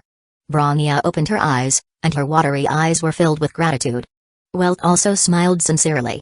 He was very happy to have persuaded this mother and daughter who were separated by misunderstanding. HU. In the distant snow mountain base, Cocolia, who was holding Rosalia in one hand and handling official business in the other, suddenly sneezed. She sniffed and tilted her head in confusion. I suddenly feel like someone is talking about me. Is it an illusion? Do you have any pigs? No. Is it an illusion? That's right, instead of worrying about such trivial matters, why not continue to work hard? Now you are the most promising person among us. For the future of freedom, you must work hard and strive to take down anti-entropy as soon as possible. That's right, it should be just an illusion, ha ha ha. Ninti should work harder. Let's make a bold assumption. We may be able to get Welt's Herrscher core. Yes, for Welt's core, go for it. The angels laughed and aimed their target at the distant Mr. Nice Guy, which was very ambitious. Chapter 51, Angel with a face full of question marks. Jujijajadu. Tonight, the kitchen of Morata's house was filled with the usual sound of rapid vegetable chopping. The cold kitchen knife in the hands of the blonde girl hit the chopping board smoothly, quickly cutting the ingredients into beautiful slices, cubes, and even intricate carvings. Angel, your knife skills are amazing. Raiden Mai, who was frying chicken nuggets, raised her chopsticks and sighed for the nth time. Before Angel arrived, Raiden Mai was responsible for the family's meals. She could only make dinner delicious, but with only one pair of hands, that was her limit. After Angel came, the kitchen expert was added. With their joint efforts, the color, aroma, and taste of dinner rapidly improved, turning every meal into a delicious work of art. Raiden Mai gently looked at Angel's petite back standing on the small stool, and her eyes suddenly darkened. In the past, she must have been so well-behaved and sensible, accompanying her mother to cook every day, right? Angel squinted her eyes and saw from the corner of her eye that Mai Raiden suddenly looked sad. What poor acting. If I hadn't turned a blind eye, Mai's thoughts would not be hidden from those around her, right? Angel's hand paused almost imperceptibly, then she continued to process the ingredients, with a calm expression on her face. She couldn't comfort Mai Raiden. This was not just because she needed to hide her identity. More importantly, Angel could understand Mai Raiden's innocence rationally. Just like a hostage tied with a bomb and put into a crowd without knowing it, you can't blame the disaster on the hostage. But emotionally, Angel in this world had personal pain she couldn't completely let go of. So, for now, she can only leave it like this. Angel can only avoid resenting Mai Raiden now, and leave the rest to time. Shua. While thinking, Angel suddenly moved her wrist and threw out a chopstick like a lightning bolt, sticking it next to the hand of the white-haired girl. Wow! Kayana, who was squatting by the cupboard, was frightened and fell back. When she came to her senses, a shadow shrouded Kayana's head, and looking up, she saw an expressionless blonde girl standing over her, holding a sharp and shiny kitchen knife, with water still dripping from the blade. Gudong. Kayana lay down, swallowed her saliva, scratched her head, and tried to explain with a silly smile, "Well, I just came to ask how long it would take for dinner to be ready. I studied very hard today, so I'm quite hungry." Raiden Mai touched her forehead and shook her head. Angel held a kitchen knife in one hand and grabbed Kayana's collar with the other, dragging her out the door, then pointed to the notice posted on the kitchen door: "During meal preparation, flies, cockroaches, mosquitoes, dogs, and Kayana Kaslana are not allowed to enter." Angel pointed at the notice, expressionless, slowly raised the kitchen knife, with a faint cold light flashing in her eyes. Driven by survival instinct, the white-haired girl almost crossed half the living room in an instant and hid next to Hueco, who was sitting on the sofa. I'm wrong, isn't it okay? You continue to cook, I will definitely not steal food. I swear." Angel stared at the trembling hair peeking from the edge of the sofa, then after 3 seconds, her eyes moved to Hueco. "Good evening, welcome home, Hueco." Angel held the kitchen knife in both hands, smiled shyly, twisted her slender and petite body, and said sweetly. Hueco waved her hand with a bright smile, as if she was used to it. "Hey, I'm back, Angel. Dinner will be ready soon, please wait a little longer." "It's okay, take your time, please." "Well, I'll continue cooking." Angel turned around and went back to the kitchen with a sweet smile. Kayana then poked her head out from behind the sofa, watching Angel walk into the kitchen with big, fearful eyes, then breathed a sigh of relief. Kayana pouted her pink, crystal lips and complained, "Damn it, what kind of differential treatment is this? Her eyes treat me like complete garbage. Am I not a human being? Who told you to always secretly eat our food? Last time, you even stole our luxurious sushi and turned it into vegetarian rice balls.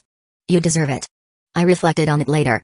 Didn't she post a notice to humiliate me and force me to do another makeup exam week training? I think it's good. Finally, there's someone in this house who can handle you.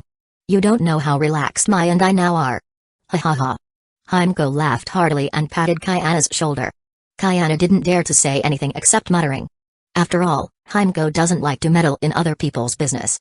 Mai is soft-hearted towards her, but Angel is different. Angel will really take action against her. And every time she is in the wrong and can't beat others, she has no choice but to suffer.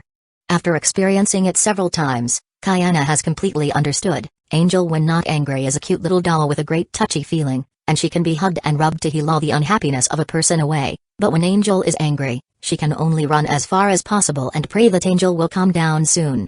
Soon, a dazzling array of delicacies was placed on the table. Everyone enjoyed the meal very much. Only Bronya, who came late, chewed and swallowed mechanically throughout the whole process, as if she had a lot on her mind. Pork rib soup is rich in calcium and vitamin B, which can effectively relieve stress.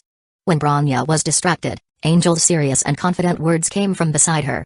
Bronya turned her head and saw Angel slowly pushing a bowl of fragrant pork rib soup towards her. Angel. The mood that was always calm and indifferent was repeatedly pierced by Welt's remarks today, and the bowl of soup handed over by Angel, along with the concern conveyed in her clear eyes, finally completely shattered Bronya's state of mind. Bronya lowered her head, her eyes suddenly turned red, and tears rippled in her eyes. "Mother, even if I know the truth, what can I do? The mistake has been made, we owe too much, how can I let Angel?" Angel, closest to Bronya at the dinner table, was the only one who fully captured Bronya's changes. Angel was flustered and didn't know what to do. And Bronya hugged her tightly. "Bronya? Angel. Don't be so nice to Bronya. I'm sorry." At this moment, Angel launched an off-field call for help from all the angels, but after brainstorming, they only came up with the same face full of question marks. In the end, Angel, who didn't know why, could only hug Bronya back, patting her back gently, with a confused look on her face. But for the trembling little girl, Angel had to comfort her as much as possible. Raiden Mai, Kayana, and Hueco looked at each other for a while, silently realizing something, but they were powerless to do anything except eat in silence. This dinner ended with Angel's confusion and everyone else's discomfort and guilt. Chapter 52, The Free Entry Boudoir. That night, Bronya picked up the communicator and called one of the only 2 channels on it, one for Sinmal and the other for Cocolia. This was the only way to ensure absolute confidentiality and prevent most interference and eavesdropping. Bronya thought she couldn't use Cocolia's channel, But tonight, she had too many things to say to her. After a short signal call, Bronya took the communicator and finally saw a familiar face in front of her. Hey, what is this baby? Is it a new game console? Is it fun? Unfortunately, it was not Cocolia who appeared on the communicator screen, but Kayana's face. She was lying on all fours like a cat, and her healthy and delicate body curves were extremely attractive against her loose pajamas. However, her big eyes full of curiosity were too silly and cute, diluting her feminine charm. Bronya had a cat-like face and said in a flat tone. Bronya remembered to lock the door. Ah, you mean that? Isn't his the extension course about lockpicking that was opened a few days ago? Angel thought it was very interesting, so she dragged me to take it. Hee, I didn't expect that. I am quite talented in this area. Now, door locks of your level are no problem for me. Kayana grinned, revealing a mouthful of white jade-like teeth. Bronya raised her thin eyebrows and said expressionlessly, I'm not praising you. Don't be happy for yourself, idiot Kayana. This idiot should be glad that Seal is not around now, and Bronya doesn't have the good habit of entertaining herself. Otherwise, if she ran into something she shouldn't have seen, Bronya would have to be cruel and kill her. Kayana felt Bronya's malicious attitude, so she stuck out her tongue cutely, sat down carelessly, and said with a smile, I saw that you were not very friendly tonight, so I was a little worried. So, what happened to you, Bronya? Thank you for your concern, I'm fine. You go out first, Bronya is busy now. Forget it, you sit next to me, just don't disturb me, it's too late. Bronya was still touched by Kayana's straightforward concern, and seeing that Cocolia's face had appeared on the communicator, she reluctantly drove her aside. Anyway, Bronya had decided to have a frank chat with everyone about these things. It doesn't make any difference whether Kayana knows it earlier or later. Maybe it will be helpful for her single-cell brain to understand the situation earlier. Kayana said oh and sat down obediently next to her. She reached out and grabbed a bag of potato chips, ignoring Bronya's sharp glare, and started eating on Bronya's bed. The time went back 10 minutes ago, to the Snow Mountain base. It was already late at night, and it was time for the children to go to bed. But for some reason, these children all ran to Cocolia's bed tonight. Cocolia wondered if it was Nidi's appearance that made them feel a sense of crisis. Children are more possessive, but if they are competing for their mother's attention, it is particularly cute. Cocolia smiled, took out a storybook, and told them fairy tales, just like the original Cocolia did in the orphanage. At the end, the prince and the princess are in the castle. Mom is so boring. She always tells these childish stories that children don't even listen to. Indeed, I think it's more interesting to tell the story of Hamu's adventure. Lilia thinks so too. We have grown up.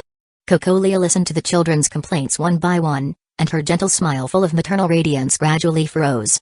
Hash, how about I show you the story of the evil queen eating Snow White bit by bit?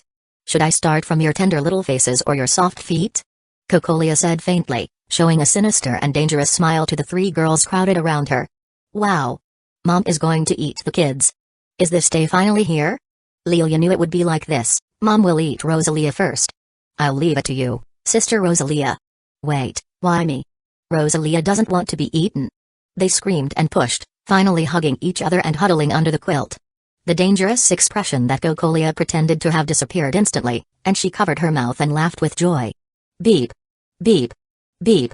The happy time was interrupted by the communicator on the bedside table.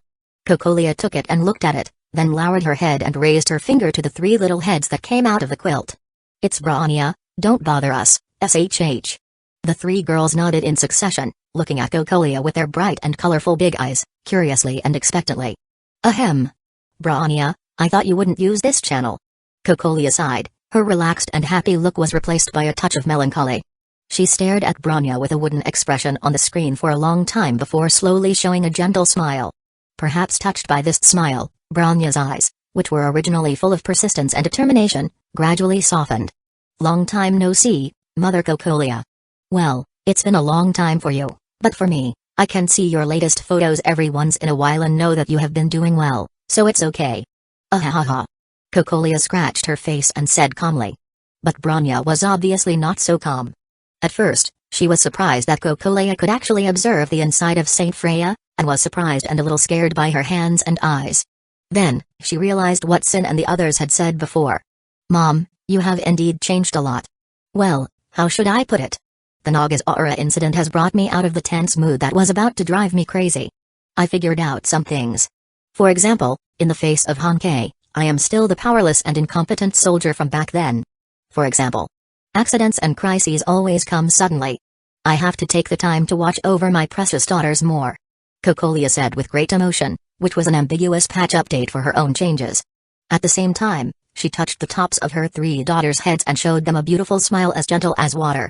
The girls also responded with sweet and shy cute smiles, rubbing against Cocolia's body, as if they were greedily absorbing the warmth from their mother. Bronya looked at Cocolia in surprise. After a long while, she sighed and said with mixed feelings, Bronya is very happy. Compared with the impatient, extreme, and self-willed mother before, I believe everyone will like this mother more. Really? Will you too? Cocolia smiled even more brightly, looking at Bronya in the communicator with some expectation. Bronya paused. Even if there was no one around, she would not be able to break through the shame and say this question, not to mention that there was a paramecium watching next to her. Thinking of this, Bronya subconsciously glanced at Kayana. At this time, Raiden Mai was gently wiping the corners of Kayana's mouth, and Hueco was spreading a clean tablecloth on the bed to prevent more potato chip crumbs from falling on the bed. Bronya, puff. Why did you show up too? Chapter 53, I hurt my mother again. Raiden Mai, I just passed by and saw that the door was not locked.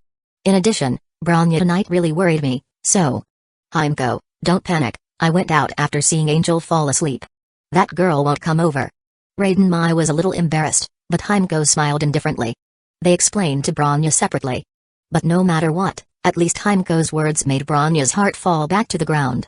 They couldn't explain the matter of Naga's aura to Angel. No one was prepared. Bronya, are your roommates here? It's not important, mother. What's important is that the leader has told me the whole truth about Naga's aura. Bronya decisively changed the subject, not wanting Cocolia to continue delving into the roommate issue, especially since Raiden Mai was among the roommates. According to Welt, she was the target that Cocolia was trying to kill now. However, the words "the truth about Chinkong City" stunned Raiden Mai and Kayana at the same time, and they subconsciously wanted to ask. Fortunately, Hueco stretched out her hands, hugged their heads, and covered their mouths at the same time. Keep talking. Hueco mouthed to Bronya, while signaling Raiden Mai and Kayana to calm down.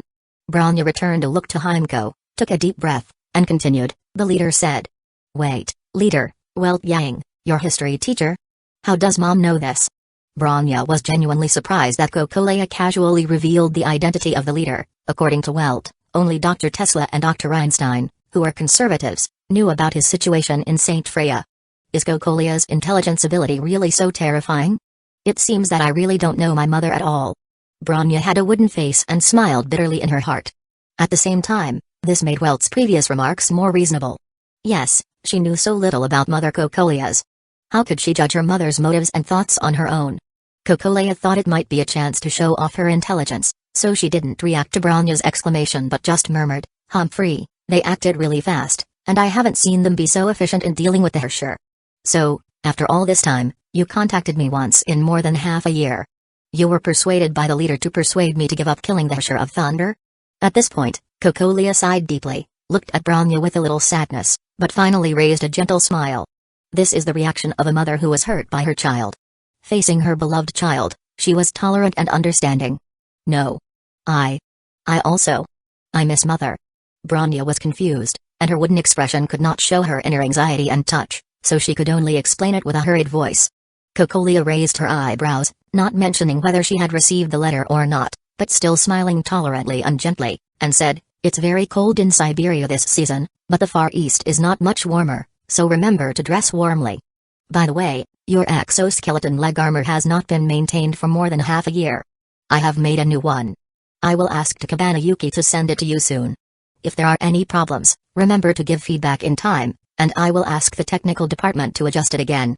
The familiar care was just like the tenderness that Cocolia occasionally showed in her past memories, but it was more direct.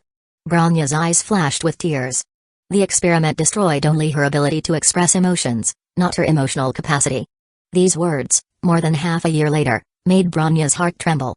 Hiss. Bronya took a deep breath, calmed her surging emotions, and then said calmly, Thank you, Mom, but Bronya's attitude will not change. Stop it, Mom. I know you are as stubborn as before. Who else can understand your character better than me as a mother? But Bronya, no. Cocolia shook her head slowly, her tone calm and firm. Bronya's heart tightened, and she said, Mom, you don't understand Sister Mai at all. She is not a monster, give her a chance. How to give her a chance? Sister Mai is a good person. Okay, go and tell the 3 million wronged souls in Nagazora. See if they let her be a good person. Does that mean Sister Mai must die?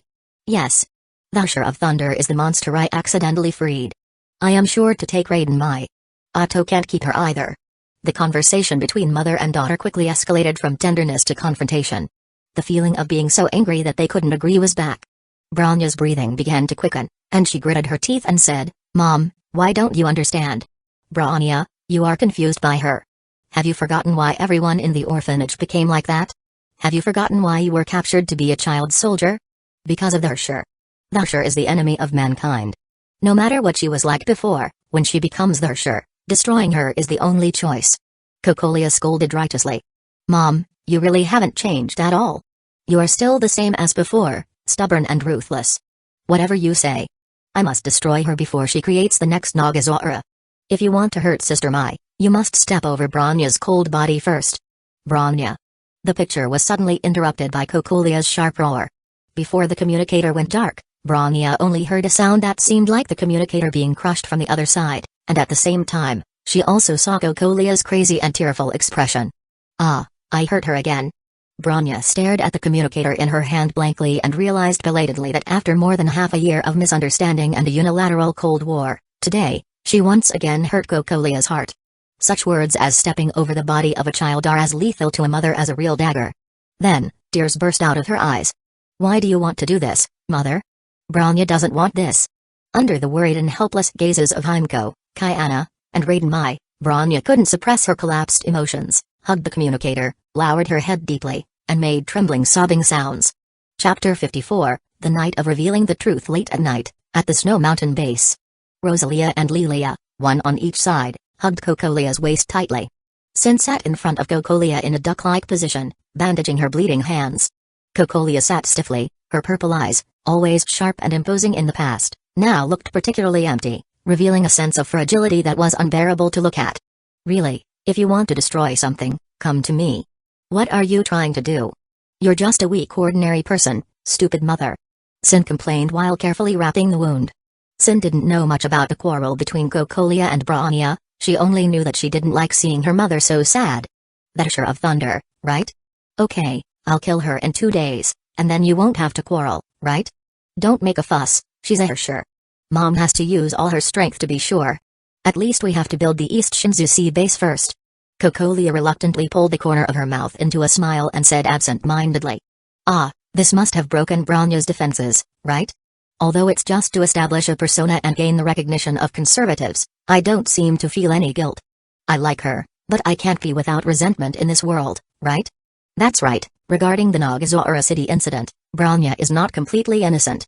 Angels talked to each other, soon tacitly ignoring Bronya's situation and beginning to calculate their gains and losses. In short, Cocolia's persona is now re-established, a good person with the dream of saving children, a resolute and decisive hawk. For this kind of person, I don't believe the conservatives will still care about the past. In the end, the strongest fist of anti-entropy is still with the conservatives, with Wealth Yang. If we are not accepted by this core circle, no matter how much we operate among the radicals, we can't match the energy when they make up their minds. Now Cocolia and Ninty are tied together, and the favorability gained by both sides can be added to each other. Keep working hard, aiming for Cocolia to truly take power and Ninty to be recognized as the next Welt. Angels calculated shrewdly, and their future plans became clearer and clearer. Create different identities, strive for various powers, first defeat Otto, the hidden threat, and then face Kevin calmly. As for the future, maybe they have the ability to lead mankind to fight against finality? Well, don't fantasize about things that are too far away. Anyway, just follow this path. They have found the correct way to use the Herrscher of Dominance. Be Bronya. At St. Freya, in Bronya's room, amid the girl's suppressed sobs, Kayana finally mustered up the courage and tentatively reached out to Bronya. Kayana gently lifted Bronya's head. But Bronya bit her lip, her small nose tip flushed, her eyes red, crystal tears flowed slowly, and even her wet long eyelashes trembled slightly because of crying. She was really pitiful and touching. Especially because her past image was a Threnololi, this sudden exposure of vulnerability made her even more lovable. Doki. So cute. Although the timing was wrong, Kayana didn't have the IQ to understand the timing, so she subconsciously gave her own evaluation. Pa. Bronya was so embarrassed that she slapped the white-haired bug in front of her off the bed. No one sympathized with Kayana's fate. Only Raiden Mai tried to help by handing over a box of tissues. Bronya snatched the tissue and wiped the tears from her face while sobbing. After a long time, Hueco, Raiden Mai, and Kayana, who had a slap mark on her face, sat in a row on the bed, facing Bronya, and listened quietly to Bronya telling the truth about Nagazora City. Even compared to Welt's objective position, Bronya unconsciously emphasized a lot about Gokolia's position and motivation as a mother because of her guilt towards Gokolia. In short, after listening to the whole story, the three listeners felt that the whole story of Nagazora City was suddenly clear, and for Gokolia, except for some sighs, they felt that they could not hate her at all. Therefore, Angel and others secretly sighed more than once that the characters they played opposite were all good people, which was really fortunate. So, this Conquest gem was originally placed in my body by my father. Does he also have an unshirkable responsibility? Raiden Mai smiled bitterly. She was still upset about her father being framed by Gokolia. Now it seems that Raiden Ryuma was neither framed nor innocent. Everyone was silent for a while, not knowing how to comfort her. After all, after sorting out the entire storyline, the source of all this was really Raiden Ryuma's selfishness back then. Hueco rubbed her brows, and after digesting this information carefully, she suddenly frowned. Wait, I almost forgot a key question. Teacher Yang is actually the leader of the Anti-Entropy Alliance and the first Herrscher? He has been hiding in St. Freya Academy for many years. What does he want to do? At first, he saw Archbishop Otto sent Principal Teresa to the Far East to build a base and academy here, and he was worried about some conspiracy, so he came to investigate. He was going to leave recently, but Sister Mai enrolled again, so he had to continue observing for a while. It's more or less like this. Damn, they are playing us like monkeys. The information about the leader is extremely confidential, and only a few people really know what he looks like, so it's not the Academy's investigation ability that hasn't discovered him. Bronya hugged her beloved Homdal and explained woodenly.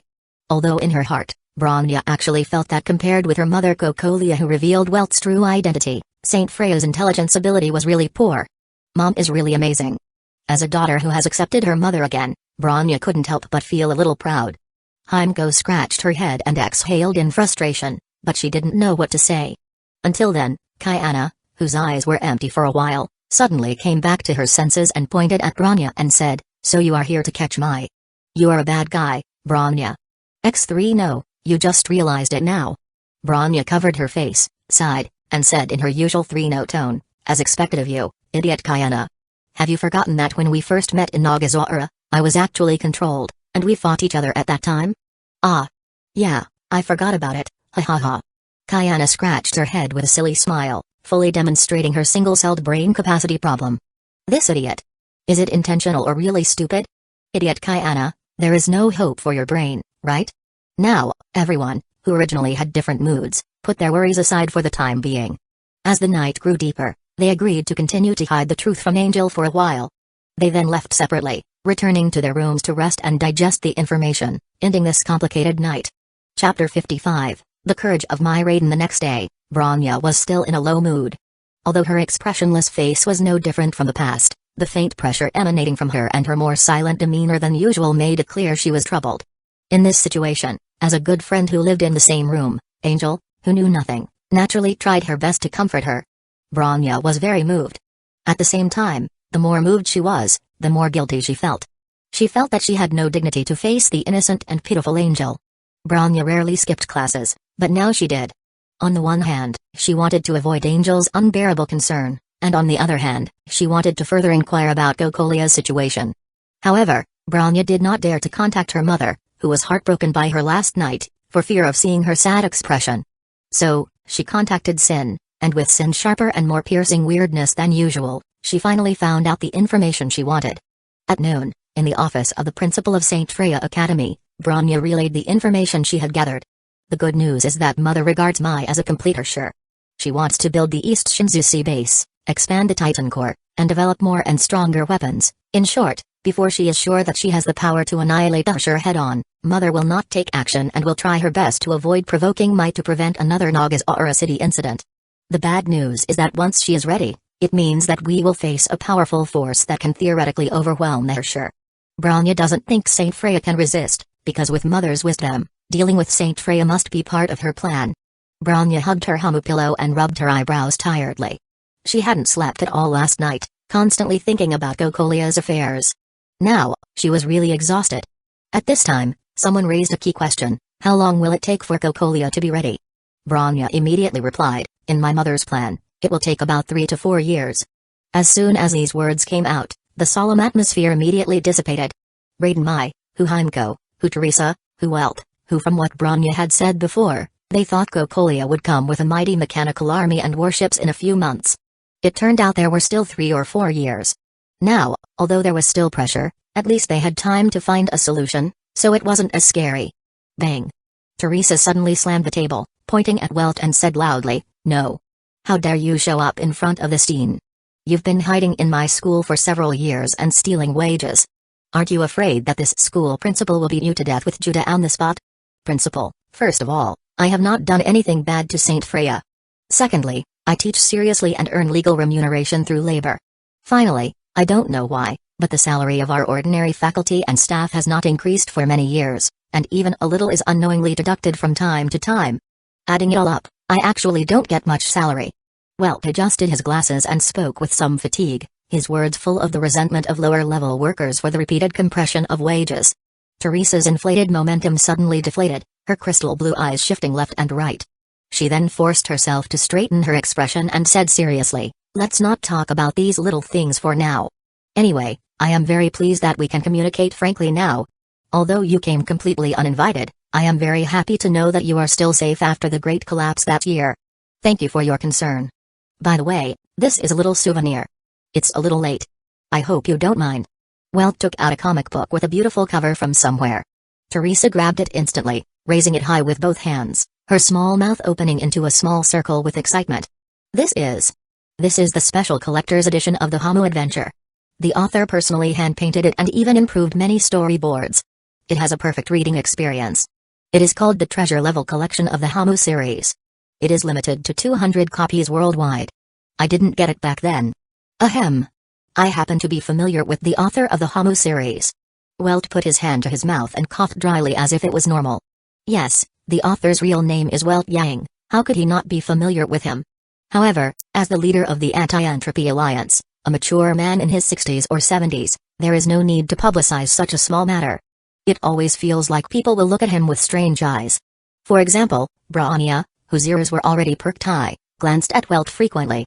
If the timing wasn't wrong, she would surely pester him for information about the author, right? Principal, as you know, I am a Herrscher with a human heart, and I have a lot of experience in controlling the power of the Herrscher.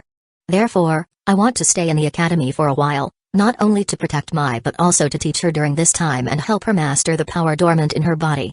What do you think? Ah, it's okay, you just stay, I have my own way with Grandpa. Hee Hamu, hee. Teresa held up the collection comics, sucked the saliva from the corner of her mouth, and responded carelessly. She had no time to think about Welt's problem. Several people belonging to Saint Freya couldn't help but twitch their mouths. Even Bronya, who was shaken by this rare treasure, knew that business was more important. But Teresa Apocalypse.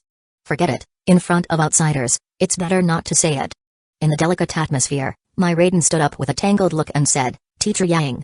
"No, Lord Welt, what are your plans for my father?" "Just continue to call me Teacher Yang. I like the identity of a teacher. If the collapse was not still threatening our world, perhaps a teacher would be the most suitable career for me. As for Ryuma, we are still trying to find him," Welt said gently. Raiden Mai frowned in confusion and asked softly, "But, with anti-entropy's strength, it shouldn't take that long, right? Is father's problem serious?" "Mai, you have to understand that it is precisely because anti-entropy has power that overrides the secular world that we should be more cautious in interfering with normal people's affairs. There are laws in the Far East. Cocolia took the formal legal route to put Ryuma in jail, and we can only use legal channels to rescue Ryuma. First, we need to raise enough funds to make up for the deficit that Ryuma misappropriated without authorization, and then apply for parole. In short, it will take some time." Welt patiently explained the principles of anti-entropy, and also hoped to convey the concept of using power prudently to Raiden Mai. But things were actually far more complicated than this. First of all, the mistakes made by Raiden Ryuma were clear to all the executors, and even Welt couldn't force these executors to understand and forgive. More importantly, Raiden Ryuma had too much responsibility for conquering the gems. Even if he was released from prison, he still had many problems to face. Raiden Mai pursed her lips and finally nodded in understanding. Welt smiled gently and said, "Don't worry about Ryuma. We are all working hard, and Cocolia let go a long time ago. It's only a matter of time before we rescue him. The more important thing now is that I hope you can master the power of the Herrscher. Only when you become a Herrscher like me will we have enough power to convince Cocolia and avoid this terrible conflict. But can I really do it? Humans are fragile and strong beings, especially the heart that wants to protect important people. It's 100 times stronger than the heart of a Herrscher, just like Joyce back then, just like me now. So, don't ask if you can do it, ask if you want to protect the people around you. Of course I want to. Raiden Mai said decisively. For Kayana, for Angel, Bronya, Teacher Hueco, and for all the people who cared for and helped her, Raiden Mai clenched her fist, and then bowed deeply in front of Welt. Teacher Yang, I will do my best to learn. Please teach me. Raiden Mai had not experienced the pain of losing Kayana, nor had she witnessed the cruel scene of school life being shattered. But the heart of protection always exists. And the appearance of Angel, as well as the various information she had received during this period, reminded her of her responsibilities as a sinner in Nagazora. At this moment, Raiden Mai had the greatest determination and decided to muster up the courage to face the darkness she feared the most. Chapter 56, Angel's screaming groundhog. While Saint Freya and Welt were discussing business, Angel and Kayana were having dinner. It goes without saying why Angel didn't join the conversation. And it's easy to understand why Kayana didn't join. Why aren't Hueco, Mai, and Bronya here? What did they do? Yes, what did they do? I don't know either. Angel and Kayana looked at each other, eating the lunch prepared by Raiden Mai, both equally confused. However, it should be obvious which one was genuinely confused and which one was pretending. Angel quickly emptied her lunchbox. As a Herrscher, she could match Kayana's appetite. Then, Angel put away the lunchbox and got serious. Kayana, forget about them for now. Have you found out what the monitor likes? Well, sort of, not really. Kayana blinked cutely, then frowned in distress. Angel was puzzled. What's the situation? I asked her what she likes, and she said there's nothing special. I asked her what she likes to do, and she said there's nothing special. I asked her if there's anything she wants, and she said there's nothing she wants. How can I find out? Kayana puffed up her face and shook her body angrily. Angel, don't panic, stay calm. From the plot stage, Fuhua is somewhat autistic now. Her politeness is just a mask, and her closed heart won't be easily approached. Moreover, she is still Otto's spy, so she naturally maintains a distance from Saint Freya's students. In short, gaining Fuhua's trust and closeness is more difficult than expected, and Angel is still patiently planning. Just be direct. I have no patience left. Angel slapped the lunchbox and puffed up her cheeks unhappily. While other angels were making progress step by step, how could she stand still? Kayana chewed the meatball in her mouth, looked at Angel's sudden irritable reaction, thought for a while, forked out her last meatball, and offered it to Angel. Calm down, Angel subconsciously opened her mouth. Then, her angry squirrel-like reaction instantly dissipated, and she squinted her eyes happily. Good times, right. I also think today's lunchbox is very rich. Is it some festival we don't know about? Kayana smiled and cleaned up her tableware. That afternoon, they didn't wait for Hueco, Mai, and Bronya to come back to class. The school bell rang, and Kayana sat up straight, bursting her sleepy snot bubble. She grabbed her shoulder bag and rushed out without saying a word. Let's go find Mai, but her bag seemed hooked by a steel pipe, and no matter how hard Kayana stepped, she couldn't move forward. Huh? Kayana turned her head and saw Angel sitting upright, staring at Fuhua walking out of the classroom, holding Kayana's bag with one hand. Hey! Kayana used all her strength, her face flushed, trying to pull out the bag, but Angel's little hand was as immovable as an iron statue. Tired, Kayana squatted down and rolled her eyes. What do you want to do? Come on, accompany me to intercept her. I don't want to. I want to find Mai. I haven't seen Mai for a long time. 2 strawberry cakes. Hey, do you think such a little thing can bribe me? I tell you, Mai is Mai. 3. And I'll sleep in your room at night and be your pillow. Deal. I know the general route of the class monitor after school. Come on, I'll take you on a shortcut. The two shook hands in a friendly manner and reached a win-win agreement. Then Kayana excitedly directed the route. 5 minutes later, Fuhua was walking on the road to the library. She stopped beside a landscaped grass on the side of the road. Hey, Kayana, Angel, what do you want to talk to me about? Fuhua had a calm expression and sighed softly. The next second, 2 cute little heads popped out of the grass. Angel's face was serious, and Kayana was smiling. Both of them had some green grass and leaves on their heads. Obviously, they have been waiting here in advance. Then, under Fuhua's and Kayana's gaze, Angel stood in front of Fuhua, patted the grass and leaves off her body, bowed, and held out a thick envelope with both hands. Please teach me martial arts. Well, before that, I want to know what this is. The apprenticeship gift, my current salary. And I will pay it on time every month until I become a master. Angel kept bowing, raised her head, tightened her face, and said seriously in a soft voice. That's not necessary. Fuhua was a little speechless. She felt the sincerity, but Fuhua had never seen this way of expressing sincerity before. Fuhua clenched her fist, put it to her mouth, and coughed dryly. Well, it's good character to treat money as dirt. But anyway, I only know a little bit of basic boxing and kicking skills inherited from my family. It's nothing great. Instead of looking for me, you might as well practice more basic physical skills in practical classes. Fuhua refused somewhat helplessly. It's not that she cherishes her skills. It's that the basic physical skills developed by Otto are already a highly streamlined universal version of her unique skills. In terms of tempering the physique and exercising control of Honkai energy, they are sufficient for high-level female warriors. As for the real unique skills, the talent requirements exclude more than 99% of people. Fuhua is pessimistic about this. She doesn't think Angel is an exception. Moreover, her current identity as a spy is not suitable for exposing too much power. Angel took a deep breath. After following Fuhua for more than half a month, she got used to her, so much time and effort were not in vain. She had been tolerant of this kind of autistic personality. Angel stood up, walked to Fuhua with a fierce momentum, slapped the envelope into Fuhua's hand with a snap, and said angrily, "Take it, I'll wait for you at the training ground tomorrow morning. Kayana, let's go." "Oh. Goodbye." Class monitor Fuhua stood there, looking at the slender backs of the two girls running away quickly in a daze. After a long time, she blinked her eyes, looked at the envelope in her hand, and said hesitantly, "I didn't agree either, classmate Angel." However, Angel, who should have heard this sentence, had disappeared without a trace. You got the wrong direction. Jingwei has never been an active personality. She has always been passive, just like when she was sealed by Kayana and was rescued. Jingwei is a bottom. You should learn from Kayana's recklessness. That is the correct way to solve the problem. Angel made a painful judgment and felt sorry for her mistakes over the past weeks. It had been several months. If she had found that direction earlier, with her effort, she would have learned so many real skills by now. Sure enough, I still have to be strong and aggressive. As long as I am strong enough, she will retreat again and again until she teaches me Taiksu in eminence. Finally, I have sorted out my thoughts. Okay, starting tomorrow, let's drain the martial arts inventory of the immortal. Angel, fight. Angel lay in Kayana's soft and fragrant arms, squinted her eyes comfortably, and fell asleep with the expectation of tomorrow. But tonight, she had a strange dream. In the dream, there was a snow-white and boundless space. Angel's mind was not very clear, and she walked forward subconsciously. Until she saw an exquisite and beautiful crystal throne with no one sitting on it.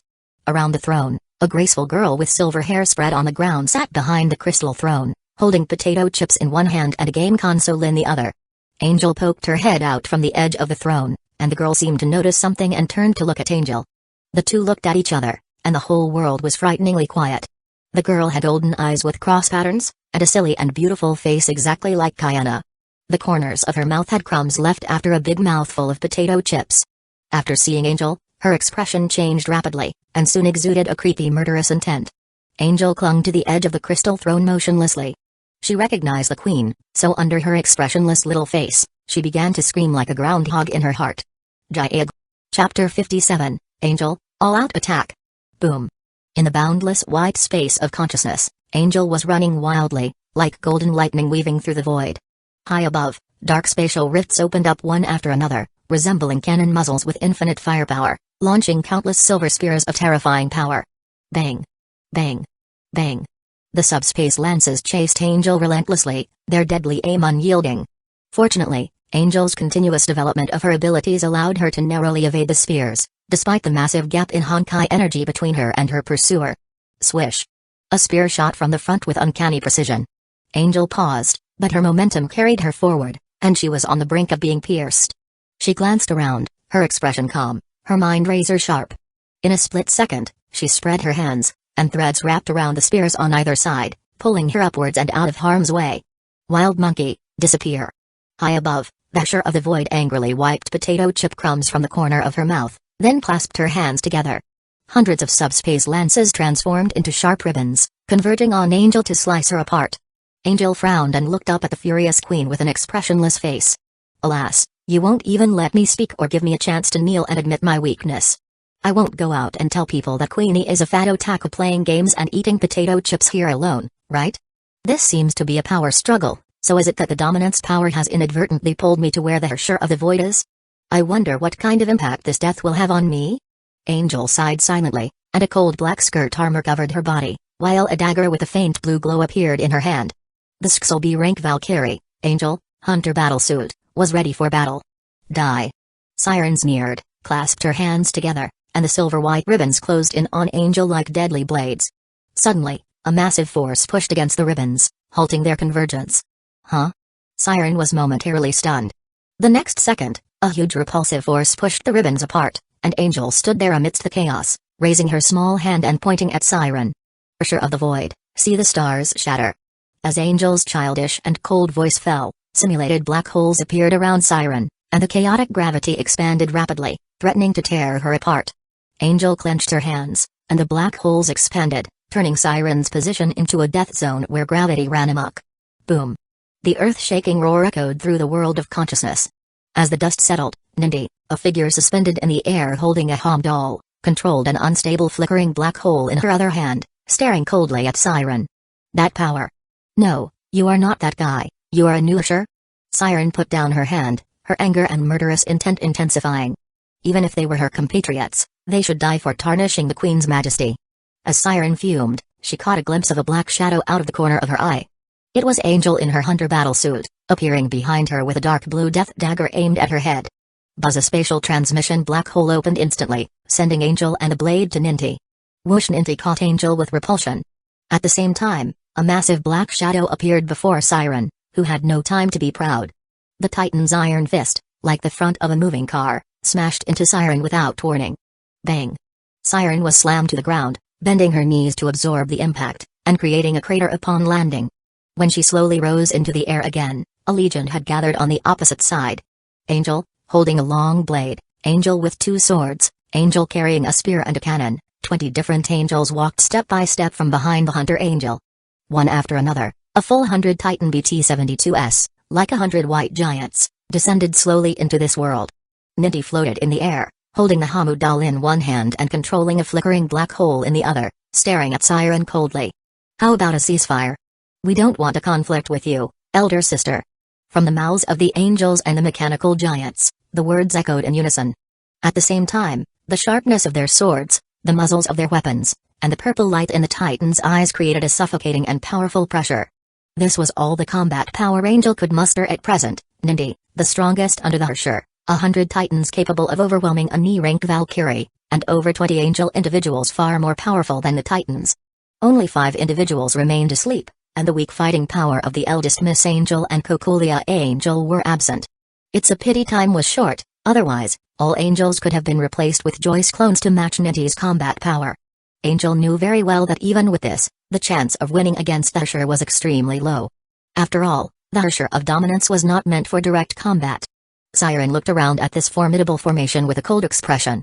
After a long silence, she covered her face with one hand, raised her head, and laughed maniacally. Ha ha ha ha. Yeah, I'm so weak now, not even 1/10,000th of what I used to be. But just because I'm weak doesn't mean you can be stronger than me. Go to hell, ants. Siren's words were filled with tyrannical killing intent. With a wave of her hand, thousands of spears flew out like a rainstorm. The angels were speechless, knowing that dialogue had no effect. Sister, I'm sorry. If you want a war, then let's have a war. The angels made their decision, and the entire army charged. Angel? Angel. Angel.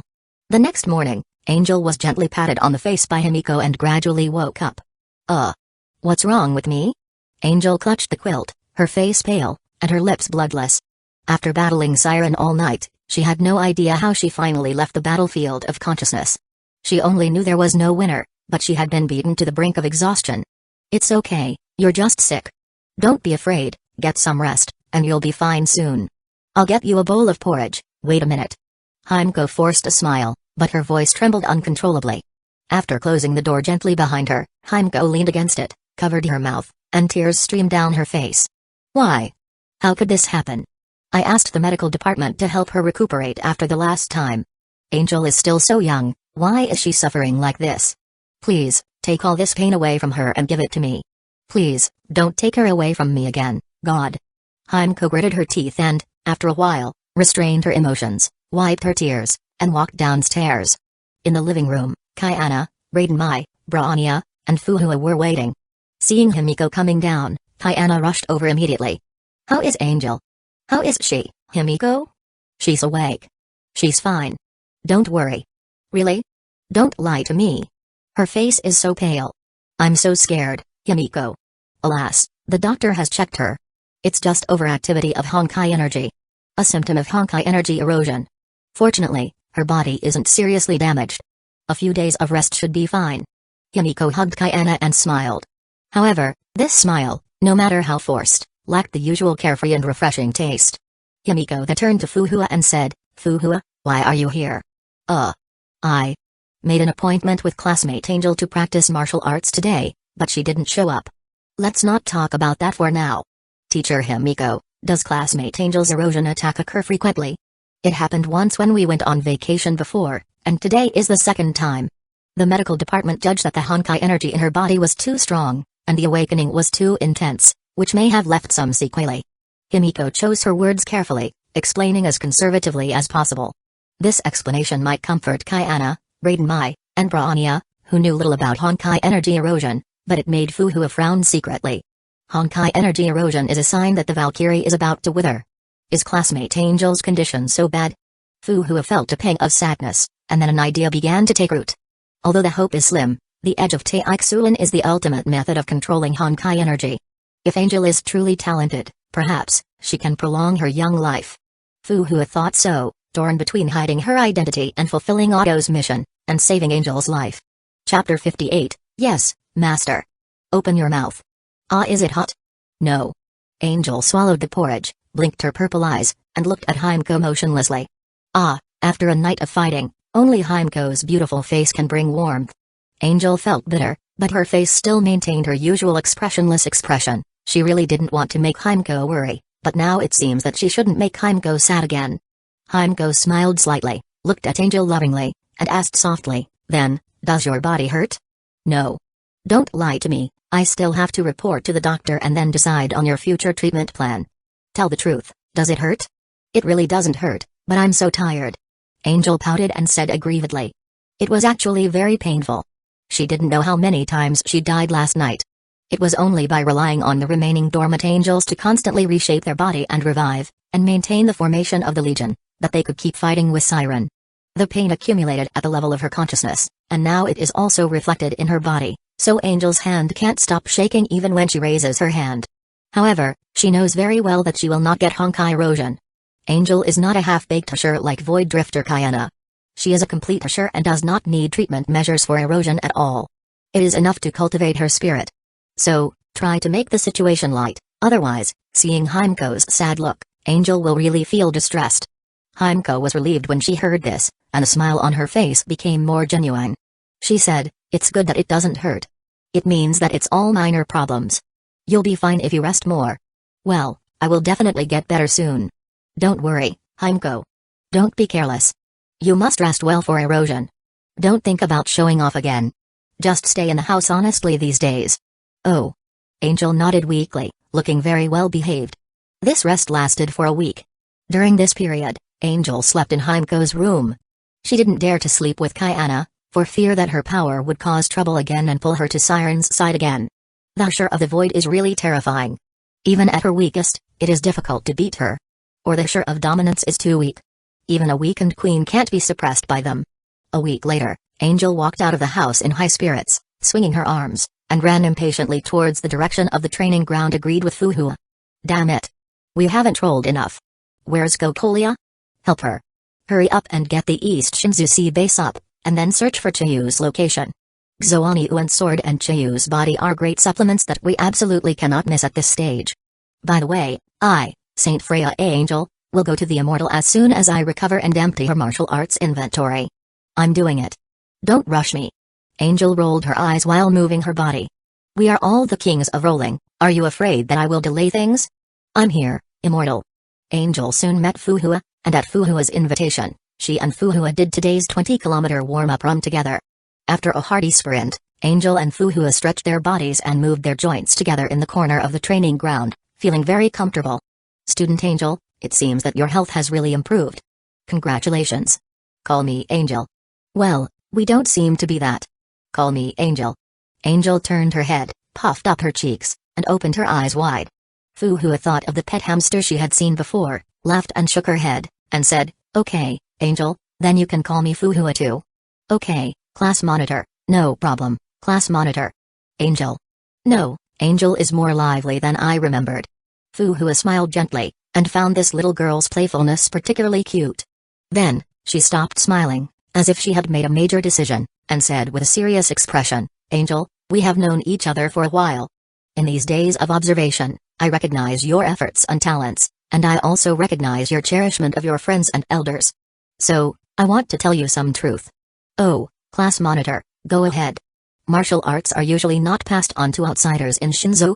This is mainly because the requirements for talent are too harsh. People who are not suitable will only go astray, or in today's words, be controlled by the collapse energy, and eventually harm others and themselves. So you want me to teach you martial arts? I am actually very hesitant, and I have considered whether to just teach you some superficial boxing and kicking routines." "Class monitor, you are so insidious."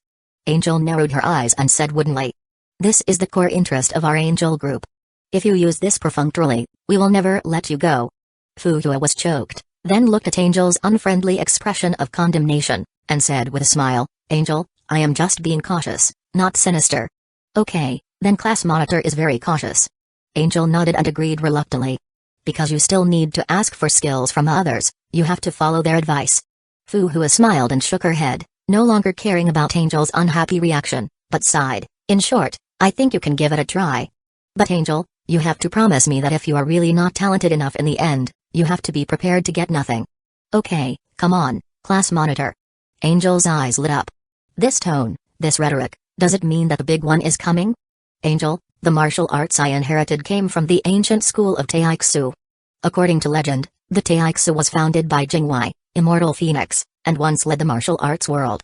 Its unique edge of Taiksuan can be called the strongest martial arts in 5,000 years.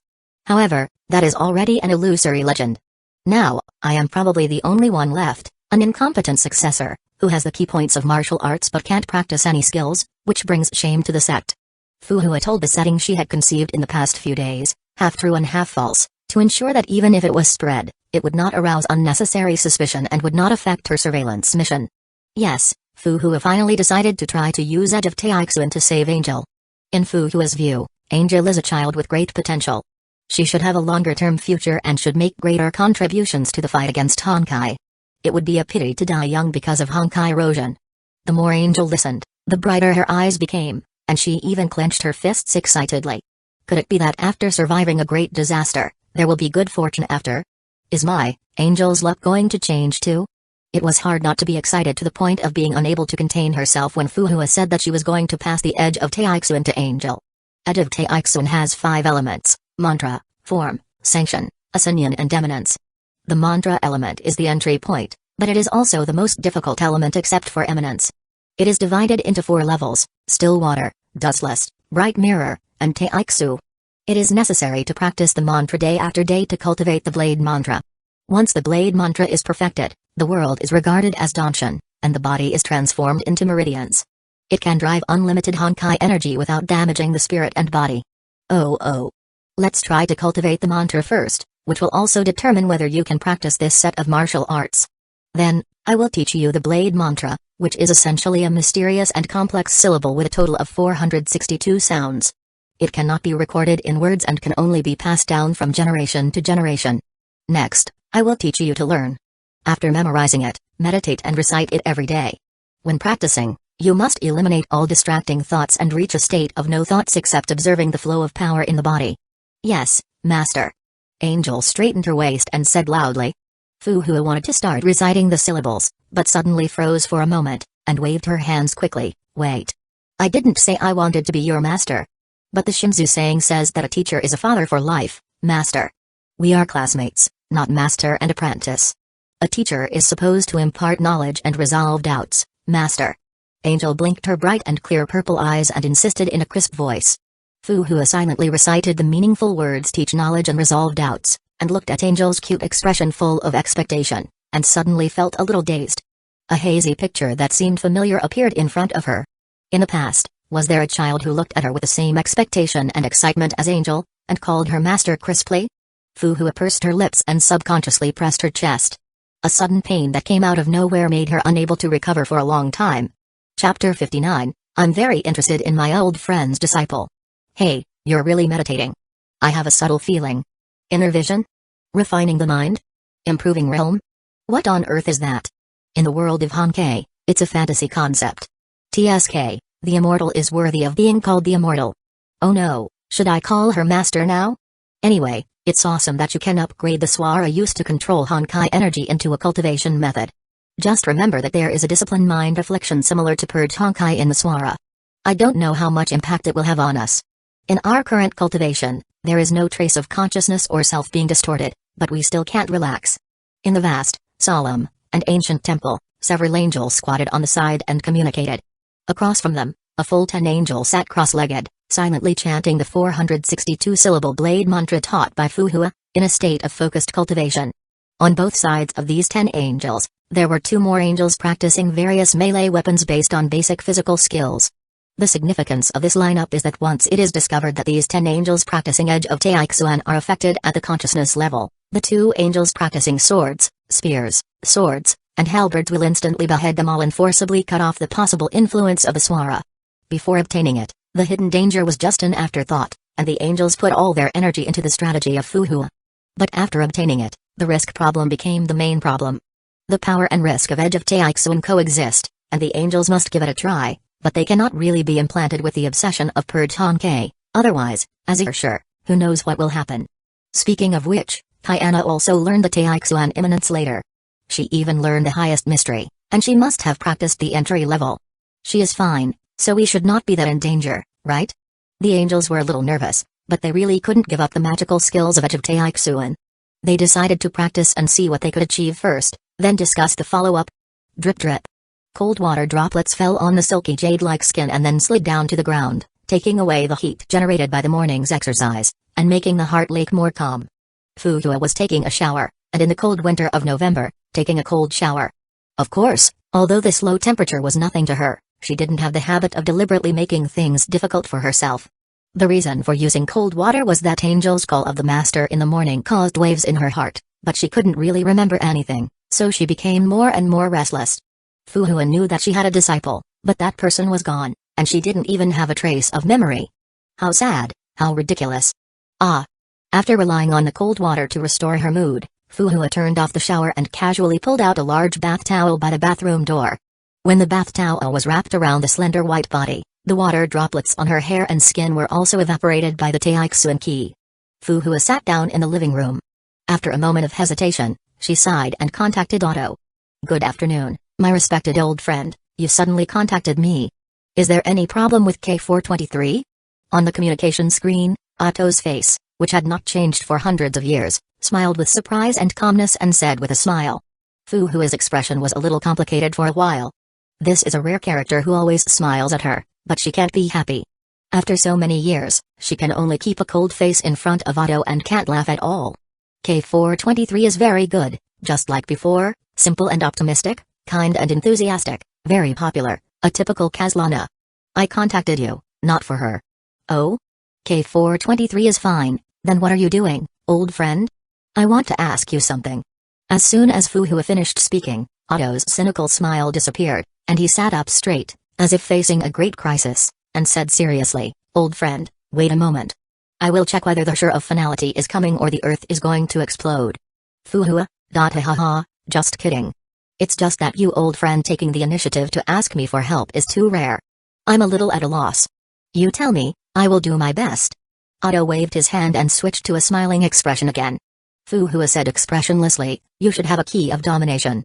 Send me one. At the beginning of civilization, most of the keys of domination were in Fu Hua's hands, placed in Taixu Mountain. However, as time passed, some were damaged, some were lost, and Fu Hua was seriously injured and lost her memory many times. Until now, Fuhua herself had not touched this set of divine key for a long time. However, Otto should have it. After 500 years of cooperation, it is impossible for him not to ask Fuhua for a few keys of domination for research. Otto was stunned for a moment and did not refuse directly. Instead, he gently rubbed his chin with his knuckles and asked, "Old friend, I know your ability. In most cases, you don't need the key of domination at all. When you encounter a crisis that requires the use of the divine key, the key of domination is not very useful. You can only use Feng Wang down. So I am a little puzzled, what do you suddenly want the key of domination for? It's okay if it's inconvenient to say. I will arrange to send the key of domination within 3 days." Otto smiled very understandingly. As long as it does not involve his plan, Otto's respect and admiration for Fuhua is enough for him to ignore most of the details. But Fuhua did not think so. She just thought that what Otto wanted to know could not be concealed at all. Instead of waiting for him to find out and accidentally causing trouble, it was better to tell the truth. "It's nothing, but I may have to accept a disciple. Take it first. Maybe it will be useful in the future." Did I hear it right? No. Congratulations, old friend, the divine key will be delivered to your room tomorrow. Otto's smile was more sincere, and he chatted with Fuhua for a few more words. Seeing that she was as cold as ever, he smiled and cut off the communication. Above the Mediterranean Sea, the magnificent floating island.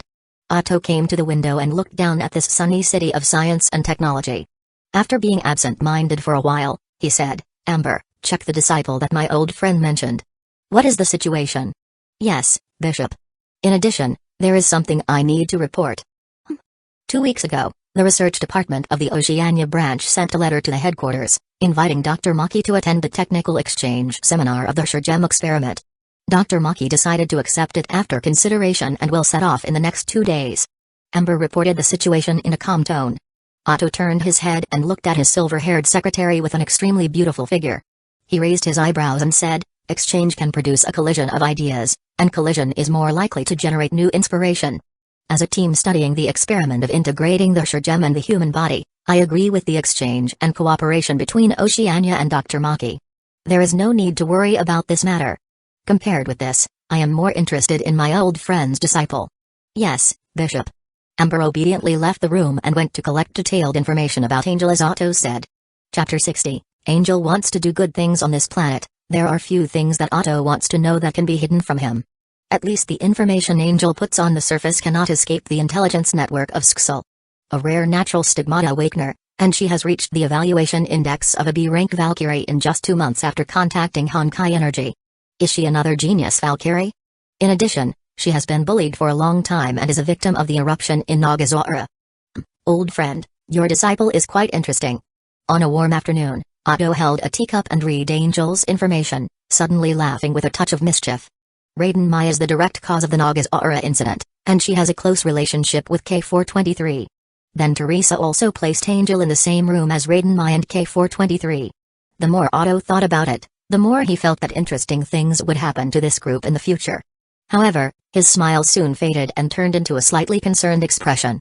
There have been 2 records of Honkai energy erosion? It seems that fate is particularly cruel to this little genius. So that's why my old friend has made up her mind. She hopes that she can cultivate the edge of Taixuan to prolong her life? Otto couldn't help but take a look at Angel's birth time. Born in 2000, she is 14 years old this year. For the edge of Taixuan, even if you are talented, it is best to cultivate the sword heart from adolescence. 14 is not too early, but not too late. If she is really talented, she might really achieve some results. Just look at Cheng Lixu, who reached only the first level of the Blade Mantra and became the strongest A-rank Valkyrie. If she were equipped with better Valkyrie armor now, she might not be inferior to Rita. It's a pity that things got out of control during the second eruption, and Otto failed to save her. He owed Fuhua a lot and had no chance to make up for it. Thinking of this, Otto spoke to Amber, "Prepare a set of equipment for treating erosion disease near St. Freya. If the edge of Taixuan cannot be practiced, it's better to give up the path of the Valkyrie and let this girl live." Otto didn't have any sympathy for Angel, but he didn't want to see Fuhua lose another disciple. What's more, this time Fuhua might not be able to forget it, which would become a long-term psychological trauma. Of course, all this assumes that Angel does not appear in the K423 plan. HU. Delta, what's wrong with you? The weather has changed quickly these past few days. You should keep warm. In the Oceania branch, Wendy stood up with some difficulty, holding the handrail. After hearing the sneeze, she blinked her beautiful blue-black eyes and whispered to the person next to her, with some concern on her face. At this time, Wendy was trying to regain the ability to walk through rehabilitation training. Accompanying her was a beautiful girl with blue hair and red eyes. Her name is Delta. As far as Wendy knows, she is a recently promoted A-rank Valkyrie. It is rumored that she is powerful. The most important thing is that she is suspected to have some connection with the branch chief and has an extraordinary origin. However, Wendy does not care about the rumors about her identity. She only knows that Delta is a Valkyrie who will participate in the experiment like her. She is a little curious about the confused but innocent and cute colleague. Delta touched her nose and looked around. She didn't find anything strange, so she tilted her head blankly and said in a childish and slightly lazy voice, "It's not because of the weather. Maybe someone is thinking about me? Ah, come to think of it, it may be Wendy who said bad things about me in her heart. I won't do that kind of thing, Delta, you are too much." "Oh. Then keep moving forward and try to let go of your hand. Don't be afraid. Rehabilitation is shaky." Delta stood in front and stretched out a white and tender hand with distinct knuckles to Wendy who was holding the railing. Wendy refocused her attention, took a deep breath, and then walked towards Delta step by step, finally tentatively letting go of the handrail. Delta. Ah. As soon as she let go of the railing, Wendy felt her legs suddenly lose their response, and her body fell forward without warning. Delta stepped forward in time and supported her body. "Are you okay, Wendy?" Wendy did not respond, but just leaned on Delta's soft body. "It smells so good." Wendy had this thought in a trance, and then an unspeakable sadness surged into her heart, and she seemed to see the endless darkness and cold approaching. "Delta, am I unable to stand up again? Am I already a useless person?" Wendy's lips trembled, and tears slowly soaked Delta's chest.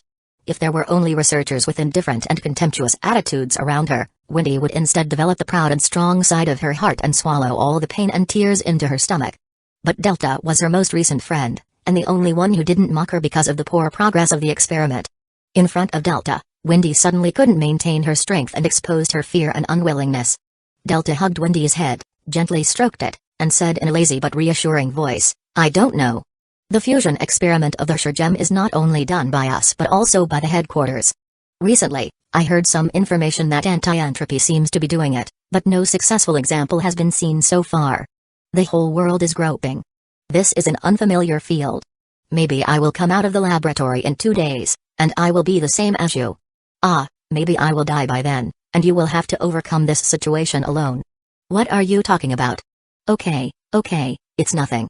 As early as the first day of participating in the experiment, I knew that the success rate was very low and anything could happen. At least I'm still alive now, and you will definitely be fine." Wendy raised her head, smiled with tears in her eyes, and then wiped her tears. However, she also found that her tears had wet Delta's shirt, and she could see the outline of her white underwear, and even vaguely see the tender but round and cute curves. Wendy's face suddenly turned red. Yes. Sorry, let's go back and change clothes." Delta seemed to have just realized the situation, lowered her head, blinked her eyes half a beat late, and then said blankly, "Well, no one else is using the rehabilitation room today, so let's do it." "No. But this is too. It's so troublesome to run back. I'm so tired, and my clothes will be dry when you finish today's rehabilitation." "Okay." Wendy scratched her face. Although she didn't agree with Delta's laziness, she didn't say anything else. In this way, Delta accompanied Wendy to complete the rehabilitation, pushed the wheelchair back to the room, and then walked slowly towards the direction of the branch director's office. Report: it has been basically found that the Oceania branch has no effective treatment for erosion. But I hinted to the senior management here and invited Dr. Maki to come over for a discussion. We can investigate again later. Well, I am Kokolia. We have completed your identity patch as much as possible. In addition, with the guarantee of the branch chief under our control, your identity as an illegitimate daughter should not be easily discovered. Wrong, it is not perfect now. The truly perfect file is dead without evidence. Let's find a time to let this branch chief drown or something. If it's for Maki, we can just point it out when the time comes. After all, he has a granddaughter who is a Valkyrie. It should not be difficult for him to start researching the serum in advance. Don't use hypnosis and suggestion. After all, we have to go back to the headquarters. If something is found out, it will be over. The gem of desire has been implanted in Wendy's body. It will take some time to transfer it to our bodies. Be patient, don't rush, and be safe. Otto, he's really hard to deal with." Delta walked slowly, suddenly turned back, and glanced at Wendy's door. In theory, A complete Herrscher is more suitable for Angel to seize power, because the power will be more complete, and the cost of using power will be borne by the plundered Herrscher, so Angel can use it as much as she wants. In addition, if the Herrscher of Wind is not Wendy, the Gem of Desire will disappear at the same time as its birth, which means that the power obtained through the gem will only be temporary. However, let it be. Anyway, when the new Herrscher of Wind is born, Angel should have accumulated power to a certain extent, and then she can go to take it again. Just treat it as doing good deeds occasionally. A good little girl, a talented Valkyrie with a promising future, why must she be tortured crazy by the Gem of Desire, right? Chapter 61, Are You Our Father? The site selection for the East Shinjuku base is an archaeological issue. It must be close to the recorded area of the ancient Cheiyu, making it convenient for surveying and searching, and also allowing for external assistance in case of trouble. The angels are not sure that they can rely solely on their own strength to quell the crisis in Cheiyu silently, as they don't possess the protagonist's halo of the main group. Therefore, some angels consult ancient books, others consult scholars of Shinzu history, and some even comb through the databases of Sxil and Anti-Entropy. Saint Freya Angel even pretends to ask Fuhua casually. After combining all the information, Cocolia points her finger and circles the area where the base will be built. Thus, materials in the Siberian region are quickly mobilized, gathered at the Snow Mountain base, and loaded onto one huge airship after another. On the day the wind and snow stop, the airship to the East Shinjuku sets off. Woo! Take off. The huge airship slowly rises from the snow-capped mountains. Rosalia lies in front of the French window of the observation room, cheering excitedly as she watches the ground getting farther and farther away. Lilia also lies beside Rosalia. Although she doesn't scream, her excitement is evident from her shining eyes. Only Senmal stays beside Cocolia. Seeing that the coffee in Cocolia's hand has cooled down, she replaces it with a cup of hot water, then rolls her eyes and says, "You caught a bad cold a few days ago and lay down for a whole week. Did you forget? Now pay attention to your diet, Mother Cocolia." Hey. But I'm really well now. Look, I'm super healthy. Cocolia blinks, raises her hand, bends her arm, holds her breath, and tries to flex her biceps. Sin stretches out her hand and pinches it, curling her lips, and says with disdain, "TSK. It's all soft and fat. Hey. That's too much. I've fought in battles, so I must have muscles. It's just that I've been sitting in the office too much in recent years, so I might be a little loose. How can it be fat? It's not fat, I can't get fat. Too much, can you be more nice?" Even slightly. Cocolia was like stabbed in the lungs by Sin's fat, and tries to knead her upper arms while chattering in refutation, finally making a face in dissatisfaction. Sin covers her face, her thin eyebrows twitching, and squeezes out words of regret through her teeth. "Are you a kid, Mother? Grow up. I don't want to. I'm the mother, I have the final say. Has your brain been infected by Rosalia? You have a problem with your brain. Stupid Sin. Stupid Sin. You dare to argue with your mother, today I will teach you a lesson." Cocolia lifts her sleeves and faces Sin with a swollen face. And Sin's forehead reveals a few blue veins under her gloomy expression. Bang. Cocolia sticks out her tongue and faints on the table. Sin announces the end of the dispute with the majestic iron fist of love. Then, under the fearful gaze of Rosalia and Lilia, Sin takes a deep breath to calm down. "Don't be angry, don't be angry. I'm the eldest daughter in the family. I can't dislike my mother just because her IQ has dropped. To take care of this unreliable family, you can only rely on yourself now. Be gentle and rational, Sin." Poor Sin, under the care of Cocolia, could still be a carefree and violent girl. But now, meeting Cocolia Angel, who is clingy, childish, narcissistic, and silly except for working hours, Sin has to force herself to mature, because apart from her, there is really no reliable person in the family. Sin slaps her face with both hands, prepares herself mentally, and then squints and looks at Ninty, who is licking ice cream unhappily. "Hey, can you guys at least play a role? Mom was nowhere to be seen when she had a cold, and you act like a daughter like this?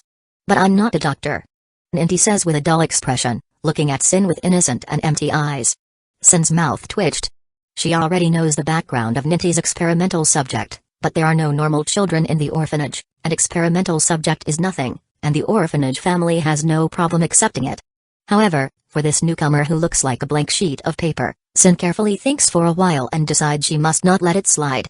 Listen carefully, there are 3 idiots in the family, Rosalia, Lilia, and Mom. You must not be infected by them.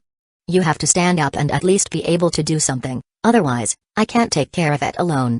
Sin puts her hands on Ninty's shoulders and says in a heavy tone. The burden of her current life has made her forget the habit of giving newcomers a warning.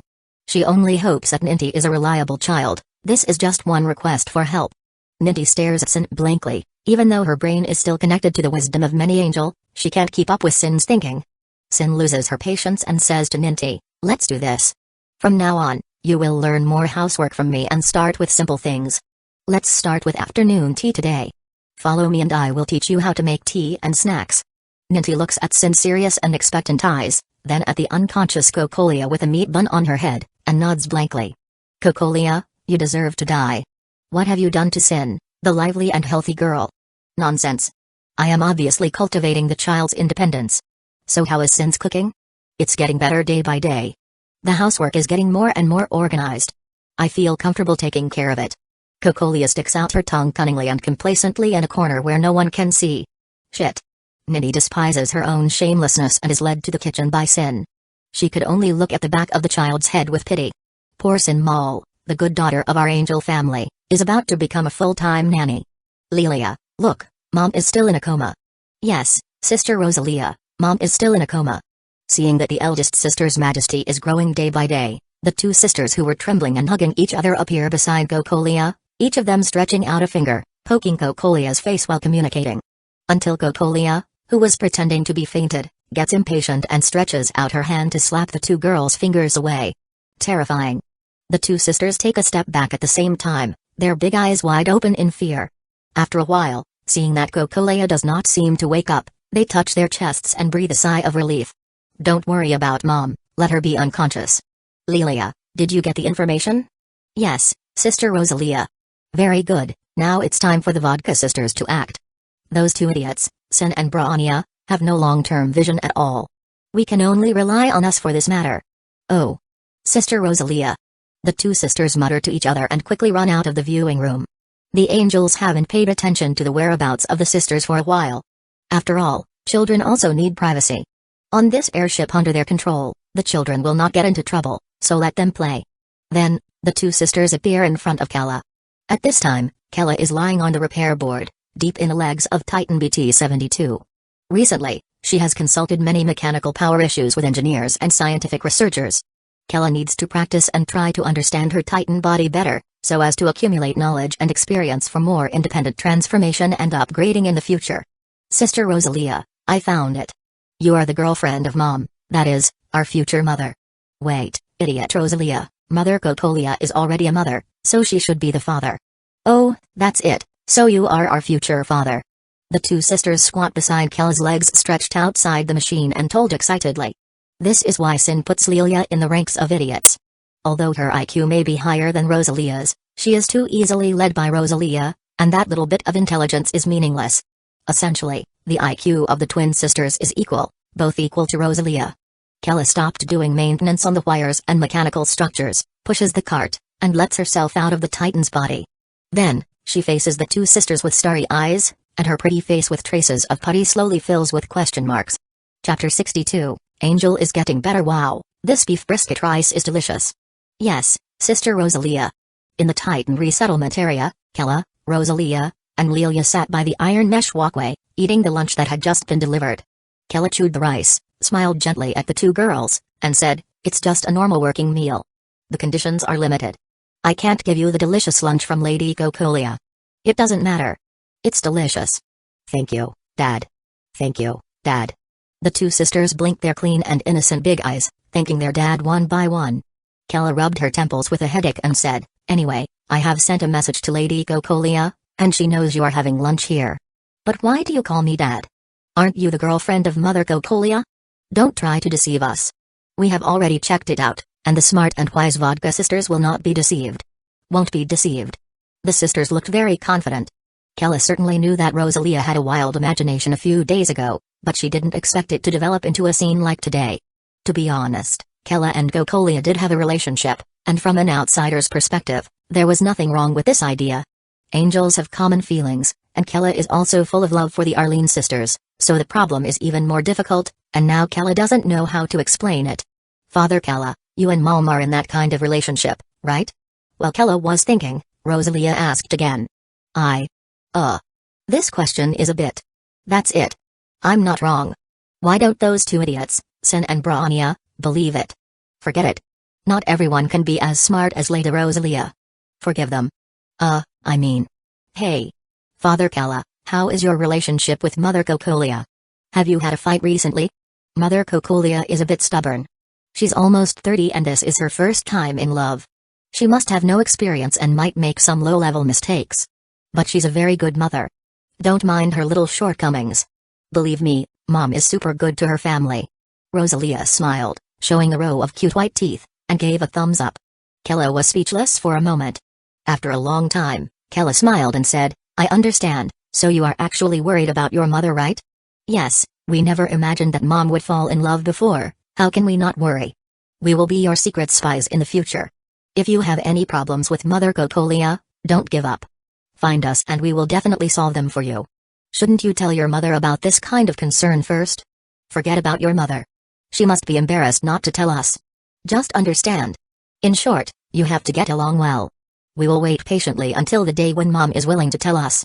Rosalia grinned and patted her chest like a little adult, as if she were the elder worried about her daughter's emotional problems. Lilia also puffed out her chest with the same proud expression. Kella could no longer suppress her feelings and laughed out loud with relief. Rosalia thought that Kella didn't take it seriously, so she hurriedly pulled Kella's sleeve and said, We are serious. Mom has been working hard for everyone in the orphanage. She is very tired and has never thought about herself. She hasn't changed her clothes or jewelry for several years. Mom has done a lot for us, and we also hope that Mom can be happy. Rosalia and Lilia's mood suddenly became low. Those warm but difficult years are not far away from now, and it is impossible to forget them. The Arlene sisters have always been the representatives of mischief in the orphanage. They have received the most care. Perhaps because of this, they can best understand the love and care of their sisters and Cocolia for them. Therefore, they always want to do something to repay the love they have received, but many times those actions are messed up in the end, so they add another mischievous account. Unlike the more rational Sin and Branya, they use their limited knowledge to judge that there is a relationship between Cocolia and Kala, so they have been trying to contact Kala. To some extent, they did touch upon the truth that others would not think of. Whether it was amazing intuition or accidental, it was no longer important. Angels looked at the two simple and clumsy sisters through Kala's eyes, and felt that under their cute appearance, the two crystal-clear hearts were equally lovable. The construction of the East Shinzu Sea base primarily serves the goal of finding and conquering Chayu, and by the way, expanding Cocolia's power. However, this is not a one-day job. Even if anti-entropy technology is one generation ahead of the secular level, it will take half a year to almost year to build a high-tech base similar to Saint Freya that is firmly on the sea. During this period, Cocolia, Kala, Ninti, and Titan Angel can only stay in the gradually expanding East Shinzu Sea base, temporarily away from the crowd. However, it takes time to survey the surrounding waters to find the 9 realms. In addition, the matter of Cocolia's change and appearance of Ninti is already abrupt enough, so they really needs a period of silence to let all the people involved ease their moods, so as to make these people better accept these 2 new images. Therefore, on the Saint Freya side, Branya got reassuring information, and the insiders who stayed here were greatly relieved. Only Angel, who knew nothing, was still enthusiastically learning Edge of Taixuan from Fuhua, and the word master became more and more fluent. The form essence of the 5 elements of Taixu is divided into 4 lines: guarding, transforming, opening, and evolving, with a total of 21 styles. People at that time said that one martial art covers everything, which refers to the all-encompassing form essence in terms of moves. Angel, since you have achieved the still water state of the mantra essence, the next step is to master the form essence and transform the Honkai energy into the power of the blade. In the early morning when the sun was about to rise but not yet, Fuhua looked at the graceful girl in front of her, and her always plain and old-fashioned face couldn't help but reveal a sincere smile. She was glad that there were still people who could learn Edge of Taixuan, and she was even more glad that Angel could use it to alleviate the damage of the Honkai energy, so as not to wither away at an early age. At this time, Angel raised her hand and said in a clear voice, "Master, I have a question." "Well, go ahead. I have been reading Shinzu's martial arts materials recently, and I often see the concept of going mad. Master said that going mad means being controlled by Honkai energy. Then will our mantra have this risk? After all, I found that after cultivating the blade mantra, the degree of control and upper limit of Honkai energy have suddenly increased a lot." Angel blinked and asked innocently. In fact, she was asking indirectly, hoping to find out some information about the sequelae of Swara. So far, in practice, Angel and the others have not found any problems. On the contrary, They have benefited far more than expected in terms of output power and control. But the imparted discipline in the mantra is really worrying. If possible, it should be clarified. Fu Hua thought for a moment and said, "Your worries are justified. The road of cultivation is long and endless. Various problems may accumulate into inner demons, causing flaws in the mind and being taken advantage of by the evil thoughts in the Honkai energy. However, the blade mantra has been improved by generations of Taiksu descendants and has become perfect. In theory, as long as you practice the blade mantra every day and ensure that your state of mind is stable and clear, you will not be corrupted by the Honkai energy." "Master, your statement is so vague. Angel, advanced martial arts are like this. Many things can only be felt and overcome by you subjectively. If you know, you know, and if you don't know, you don't know. It cannot be clearly described in words. Instead of thinking about this kind of problem, it is better to concentrate on cultivation and enter a higher level as soon as possible. From the perspective of past history, the higher the realm, the lower the possibility of being affected by the Honkai energy. Then is the only way to be possessed by the devil to be controlled by the Honkai energy? Are there other possibilities? For example, I feel that the more I practice this blade mantra, the more my state of mind is far away from ordinary people. Is it possible that I will eventually become a robot that does not understand emotions?" Angel asked, looking ignorant and curious. Fu Hua opened her mouth, but for a moment, she said nothing. Other forms of infatuation, robots without emotions, these descriptions have touched on some of her history. Although Fu Hua could not remember them completely, how could she not investigate the tragedy 500 years ago? Finally, Fu Hua sighed and replied, "Don't worry, there won't be such a problem." "Really, Master? Really? The problem you mentioned does exist. In the past, there were indeed predecessors who fell into the inner demon of demon possession must be punished. But this problem has been solved, and you will not encounter such danger, I promise." Fu Hua subconsciously touched the top of Angel's head, and looked at her gently as an elder, trying to dispel Angel's uneasiness. "That is to say, Master may have cracked the hidden danger of Swara and modified Blade Mantra Sutra with it. At least she should be sure that she will not let us be troubled by demon possession must be punished. Think about it carefully. Besides Kaiana, isn't there Lisa Shang? She has also achieved eminence, and isn't she chatting and laughing with Herrschers?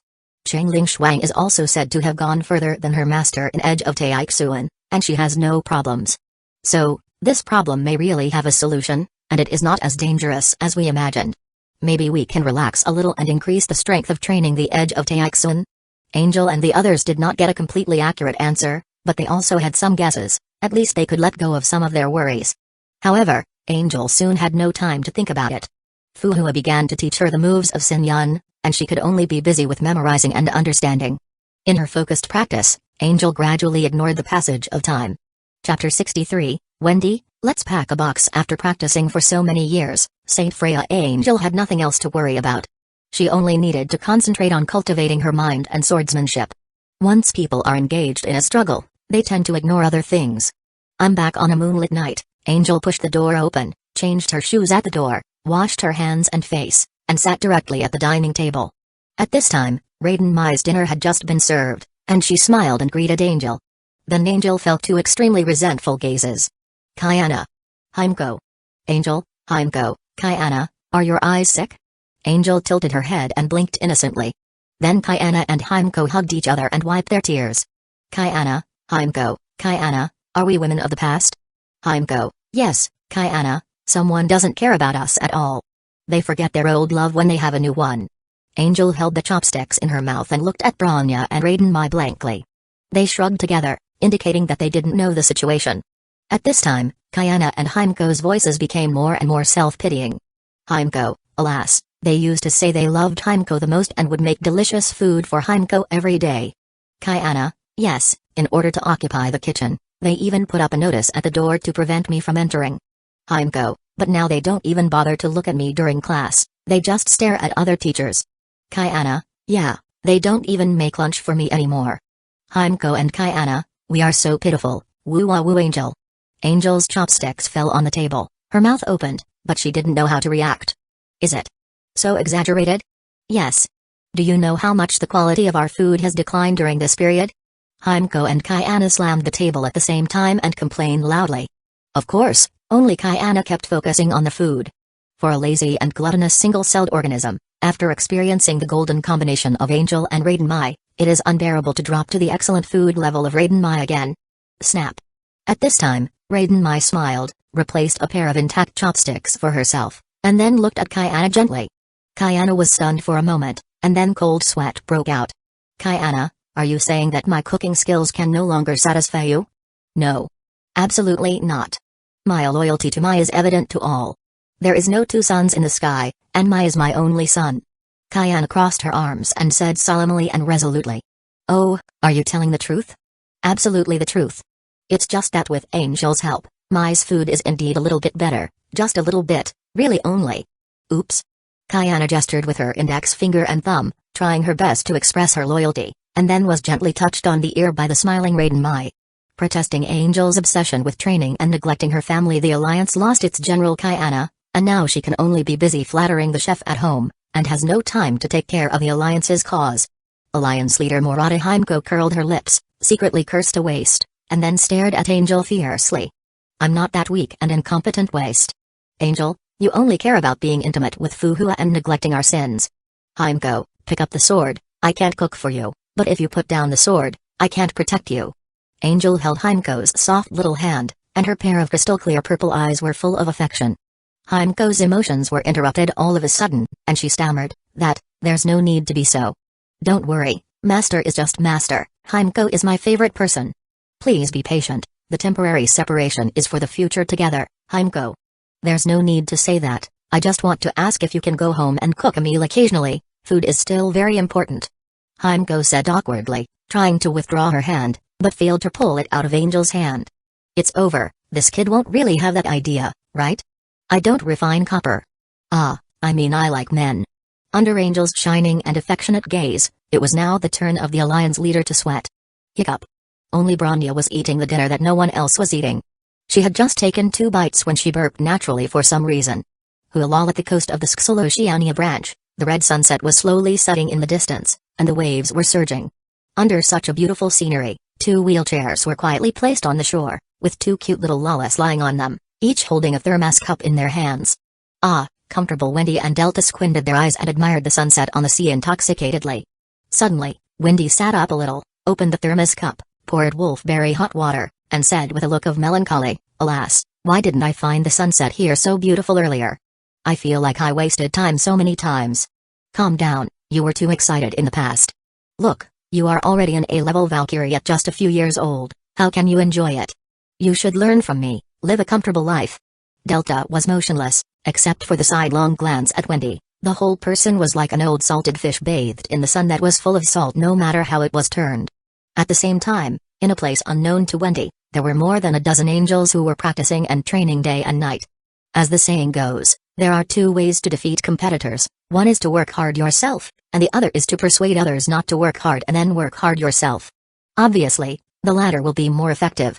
Wendy drank wolfberry tea in a daze, looking at the beautiful scenery, feeling the comfort of the warm sea breeze blowing on her body, and then frowned and said, happy is happy, but Delta, we are Valkyries after all.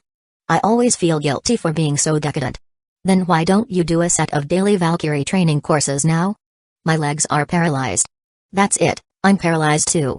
We are now the consumables of this experiment.